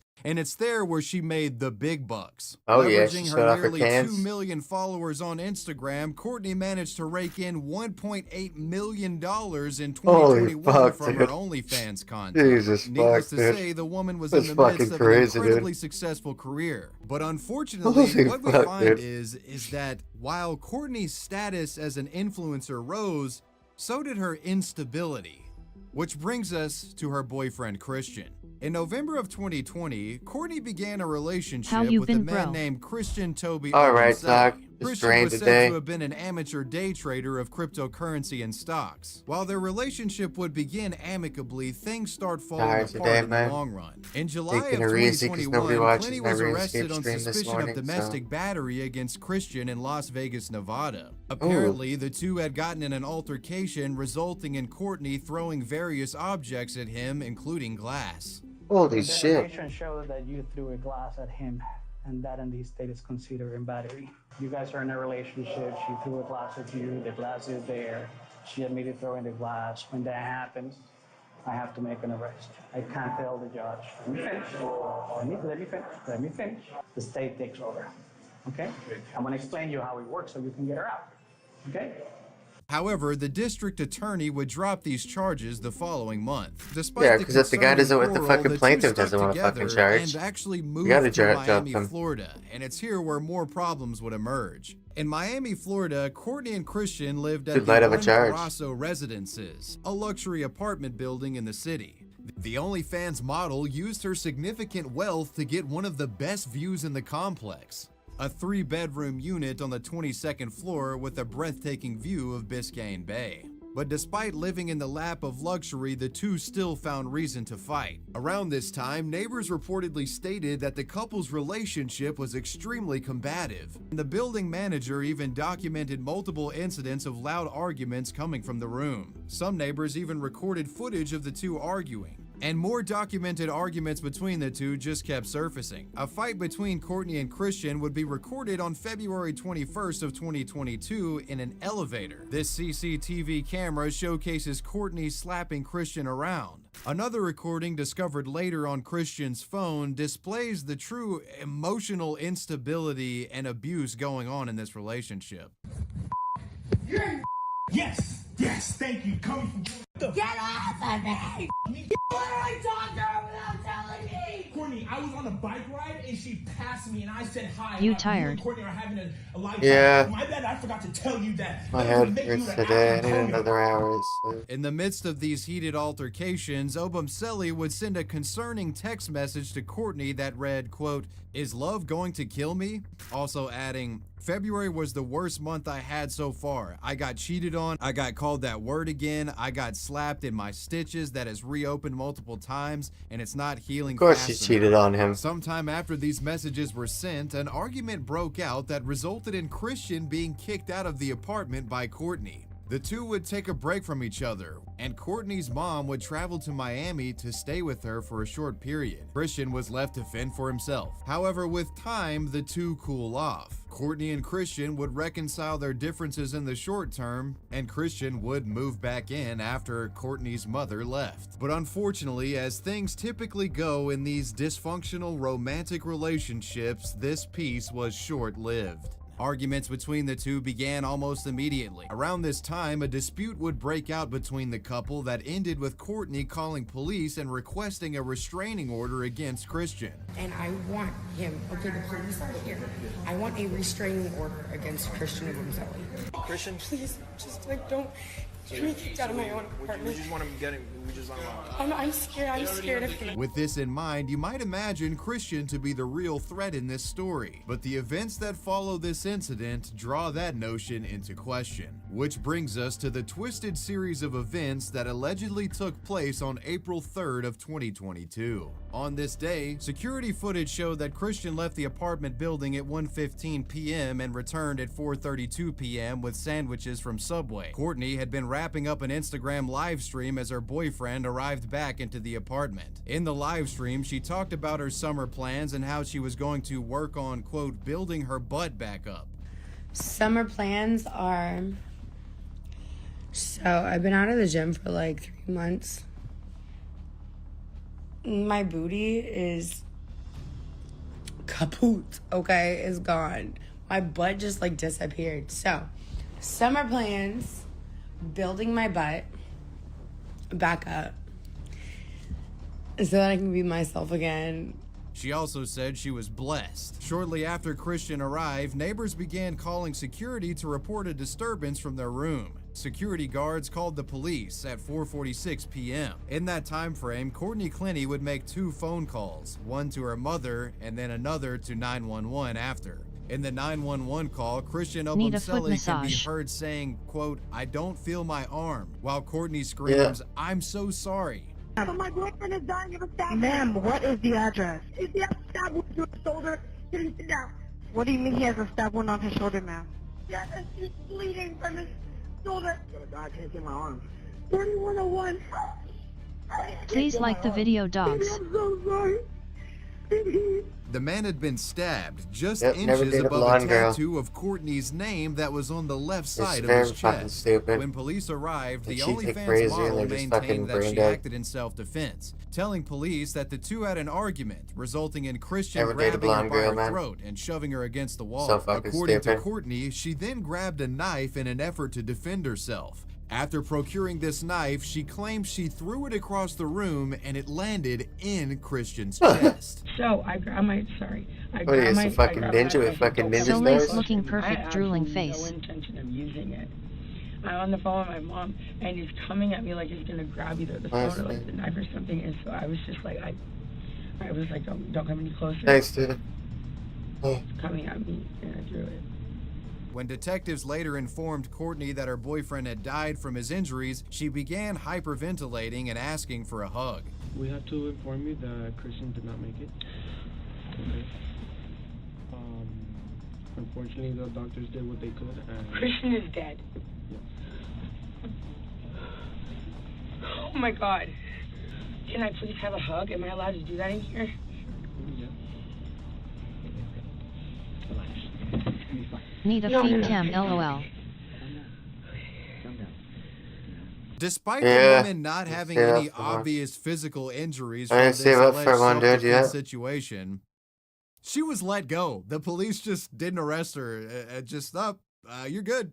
Go Yeah. ahead. And just days after the alleged Micro killing, privilege. Courtney was filmed comfortably hanging out at a bar with her father in Miami. At this bar, she would be confronted by patrons of the establishment. These patrons, furious that she wasn't arrested, forced her to leave. And that would be a theme echoed around the country. See, this story went viral due to the high-profile nature of Courtney being a massive OnlyFans model and everything, and also the fact that she didn't get arrested when it was pretty clear something fucky was afoot, and investigators needed to call this a murder case. Christian's family was infuriated by the police releasing Courtney and claimed that the authorities were giving her special treatment because she was white. The deceased man's older brother, Jeffrey Obumseli, spoke out against the matter on Instagram and wrote, "Within 24 hours following my brother's death, the detective on the case prematurely concluded this was not a crime of violence, but the information provided is deficient, and the lack of transparency strongly suggests foul play is involved. Courtney Taylor Clinty's callous actions have not been met with an ounce of remorse. We've seen videos of Courtney kissing her dogs while covered in what we believe to be my brother's blood and casually getting drinks at a hotel bar days later while my brother lays in the morgue. Courtney is being treated differently because of her privileges as a wealthy white woman. The Obumseli family would appear on Dr. Phil and talked about Christian's death, demanding justice for Christian while pointing out perceived mistakes detectives had made in their investigation. And she thinks that she threw a knife at him, and that knife hit his clavicle, puncturing an artery, and that's how he died. That doesn't make sense to me. Is she a professional knife thrower? How does someone throw a knife 10 to 20 feet away and that fatally stabs a person? In the wake of the heat she was facing, Courtney would hire an attorney to represent her legally, and this attorney said that all of the backlash she was facing was outrageous. Quote, "There is competent and substantial evidence that Courtney is the victim of domestic violence. There is no doubt the two of them had a tumultuous relationship. Moreover, there is evidence that Courtney was a victim of physical, emotional, and mental abuse at the hands of Obumseli. That night was no different, and Courtney had the right to defend herself out of fear for her life."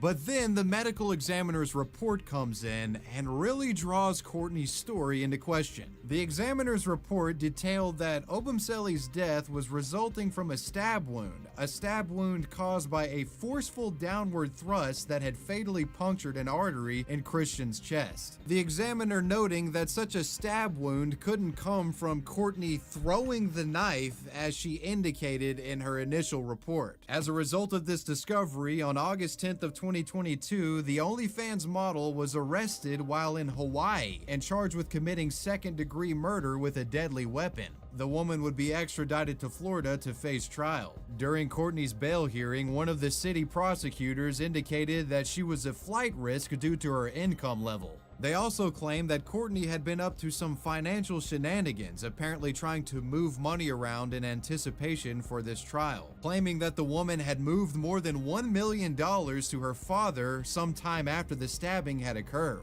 With the aforementioned in mind, her bond was revoked. As of the date of me recording this video, Courtney has not yet begun trial and is only in the pre-trial phase. The OnlyFans model is facing a mountain of evidence, but will remain innocent until proven guilty. But that is the ongoing story of Courtney Clenny, the alleged OnlyFans killer.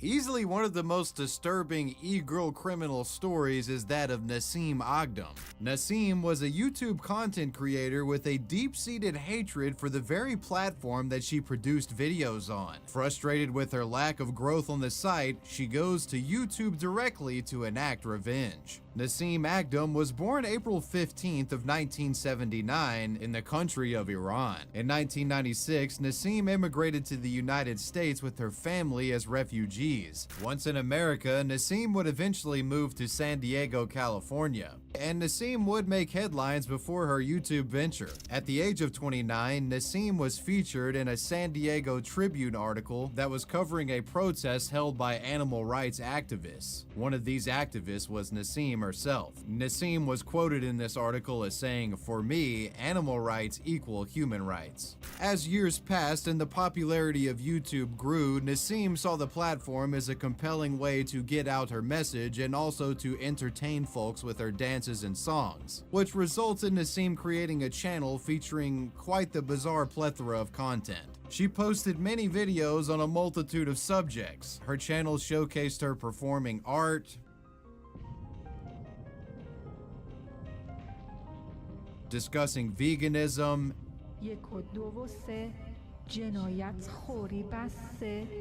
exercising, dancing, and more. Nasim, in her About section on YouTube, described herself as a vegan bodybuilder and animal rights activist, and an individual that promoted a healthy and humane lifestyle. While Nasim's channel wasn't very popular in the United States, she did actually find some success overseas in Iran. In fact, the woman was well known in Iranian social media circles under the username Nasim Sabs, which translates into Green Nasim. Thanks to her Iranian popularity, she garnered thousands of subscribers over numerous accounts. One of her YouTube channels had more than 11,000 subscribers and 4 million views collectively. An Instagram account created by Nassim boasted over 54,000 followers.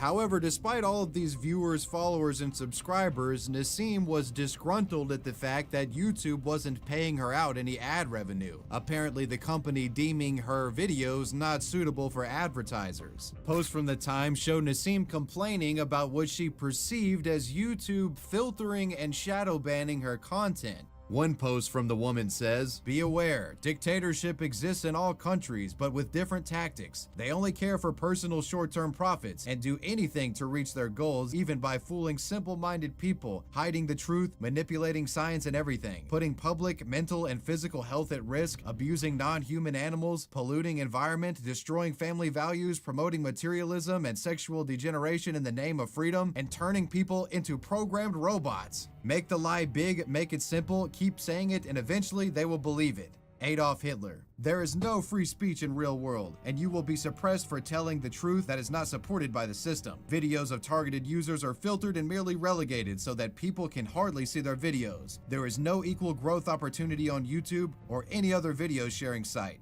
Your channel will grow if they want it to. YouTube filtered my channels to keep them from getting views." Another post from Nassim shows the woman venting about a video she thought was unfairly age restricted. This video got age restricted after new close-minded YouTube employees got control of my Farsi YouTube channel last year in 2016 and began filtering my videos to reduce views and suppress and discourage me from making videos. Here she can be seen complaining about how a video with 360,000 views only netted her 10 cents in ad revenue. Eventually, Nassim's protest against YouTube would take shape in the real world, with Nassim actually protesting in the streets against what she saw as YouTube's secret agenda to censor the internet. YouTube dictatorship, hidden policy, promotes stupidity, discrimination, and suppression of truth. Now, I'm sure many of you watching have seen a content creator or two complain about YouTube's policies. I mean, I've done it in the past myself.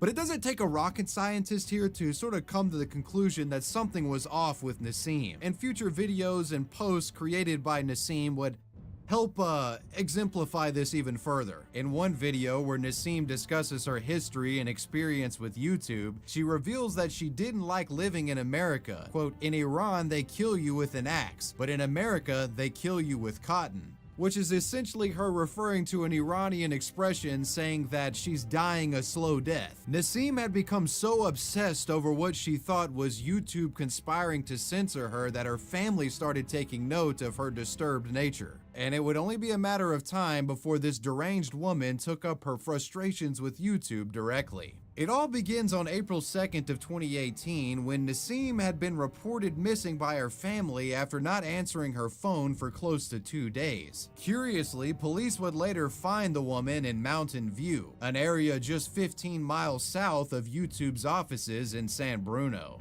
Hi, are you Nassim? Hey, so you were reported as missing. Yeah, as missing from San Diego? Okay. You don't live with them anymore? Okay. Can I just ask, if you don't mind, why you left? It appeared that Nassim had been living out of her car for those 48 hours. After discovering the missing woman, officers questioned her, asking the woman if she was suicidal or was on any sort of drugs. Questions to which Nassim responded no to. Are you taking any type of medication at all? Are you supposed to take medication? Okay. You don't want to hurt yourself, do you? Or you don't want to hurt anybody else? You don't want to commit suicide or anything like that, right? Okay. When police asked her if she had any plans on going home, she said no, and in fact stated that she ran away because she wanted to start her life anew away from her family. Why Mountain View? I mean, I know it's a great city and everything, but... One of my cousins lives around here. Oh, okay. I want to see it out of South San Diego. I have memories. I don't want to have. I gotcha. I'm very new. Something new. Start fresh? Okay. Ah, very good. Since the woman was a grown adult, there was really nothing the police could do, and they just let her go on her way. After finding and talking to Nassim, police would call the family and tell them that she didn't want to come home, and this was not the answer the family wanted to hear. They were concerned that Nassim was about to do something rash, but police said that there was nothing they could do. Nassim wanted to be on her own, and that was that. But what we find is that police really should have taken heed of what Nassim's family had to say, because the next day, she went AWOL. The day following her being investigated by police, Nassim reportedly visited a gun range and practiced shooting firearms for a number of hours. And later in the afternoon of this day, at approximately 12:46 p.m., Nassim traveled to the nearby YouTube headquarters and entered the premises through an exterior parking garage. And she didn't come to YouTube to talk to higher-ups about monetization policy. She came to YouTube for revenge. From the garage, Nassim would walk to an outdoor patio that was filled with employees eating lunch. It's at this point where she pulls out a 9mm Smith & Wesson pistol and begins unloading rounds on these employees. Nassim's initial attack wounded 3 people. These individuals would be quickly escorted away to safety by others, and the facility was locked up in a matter of minutes, napping with on Nassim stream having G. no way inside. No. And it's at this point that the woman turns the gun on herself and takes her own life. Thankfully, no one died in this attack. The victims that were injured included a 36-year-old man, a 32-year-old man, and a 27-year-old woman. All would make full recoveries. Within a matter of minutes of the shooting taking place, there were police helicopters on the scene, and it was a breaking news event. President Donald Trump would issue a tweet about the situation. Was just briefed on the shooting at YouTube's HQ in San Bruno. Our thoughts and prayers are with everybody involved. Thank you to our phenomenal law enforcement officers and first responders that are currently on the scene. Google CEO Sundar Pichai would tweet this out. There are no words to describe the tragedy that occurred today. Susan Wojcicki and I are focused on supporting our employees and the YouTube community through this difficult time together. Thank you to the police and first responders for their efforts, and to all the messages of support. Susan says, there are no words to describe how horrible it was to have an active shooter at YouTube today. Our deepest gratitude to law enforcement and first responders for their rapid response. Our hearts go out to all those injured and impacted today. We will come together to heal as a family. The family of the deranged shooter would also speak out. Her father says, quote, our family is in absolute shock and can't make sense of what happened yesterday. Although no words can describe our deep pain for this tragedy, our family would like to express their utmost regret and sorrow for what happened to innocent victims. An autopsy report for Nassim indicated that she had no drugs or alcohol in her system. It was an act committed out of pure hatred for YouTube. In the wake of this attempted murder spree, YouTube would terminate all of Nassim's channels. Her Instagram and Facebook accounts have also been removed since.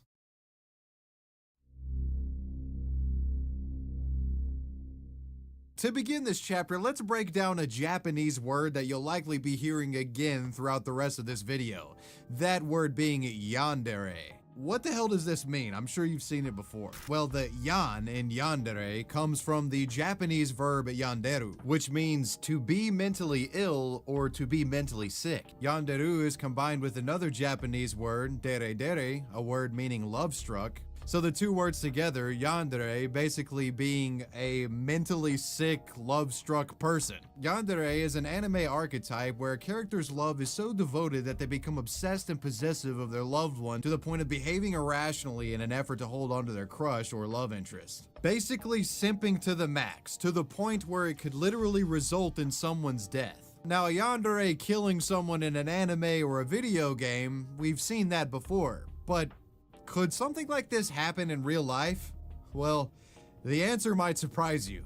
I'd like to introduce you all to Japanese woman Yuka Takeoka. Yuka was born January 28th of 1998 in Tokyo and was an only child. Not much is known about the woman's early life, other than that she dropped out of university, opting to pursue a career in the Japanese bar and service industry. Yuka would eventually land a lucrative management position at a hostess club in Tokyo. A Japanese hostess club is essentially a nightlife spot where all of the staff are women. This serves as a counterpart to a host club where all the staff are men. You know, naturally you got men going to the hostess club and women going to the host club for a night of fun and drinks, this, that, and the other. It would be through this Japanese nightlife industry that Yuka would meet her boyfriend that would become the victim of this story. That individual being a man named Phoenix Luna. Luna worked at the Fusion by Youth nightclub, which was a host club located in the red light district. Phoenix was said to have been an attractive man and was popular within the host industry, and was highly ranked amongst other hosts at various clubs. Common practice at the time was when hosts and hostess got off of work, they would all intermingle and just sort of go to a random club and hang out, and that's how Phoenix would meet Yuka. After initially meeting, Phoenix had sent Yuka messages on Twitter inviting her out for further meetups. In March of 2019, the two would go on a date to a cat cafe and watch movies together. Yuka was said to have been enraptured by Phoenix and spent an exuberant amount of money on him. And why was she spending all this money on Phoenix? Well, what you'll find in this story is that the relationship was somewhat one-sided. Yuka liked Phoenix a lot more than Phoenix liked Yuka. And in a desperate effort to maintain his favor, Yuka would go to Phoenix's host club as a customer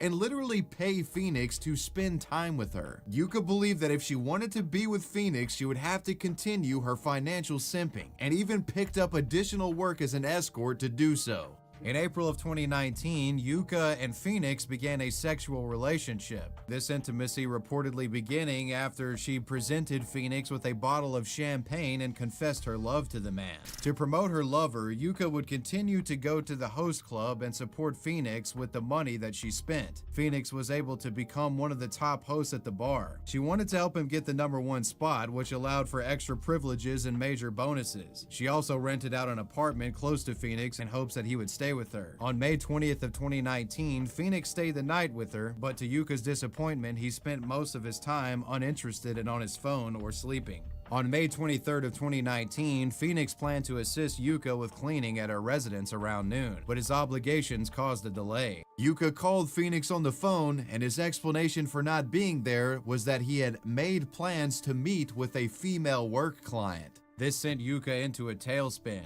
She journaled the following around the time. Quote, "I want to be a tragic heroine. How is it possible for him to look at a woman other than me? I know killing him is for the best. If I kill him, it will be eternal, and there will be no pain. I don't need anything other than you." 3 hours later, Phoenix arrived and helped her tidy up. After cleaning, the two ended up getting intimate with each other. Phoenix then takes a bath and goes to bed. Yuka, however, stayed awake and had other plans she wanted to execute. 6 hours, so rough.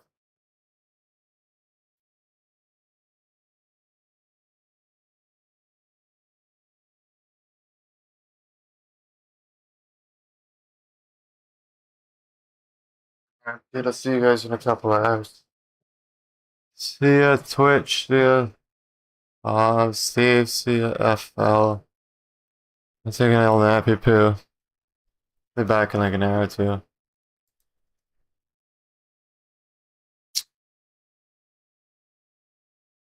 Apparently, after coming to the conclusion that Phoenix's affection for her was merely surface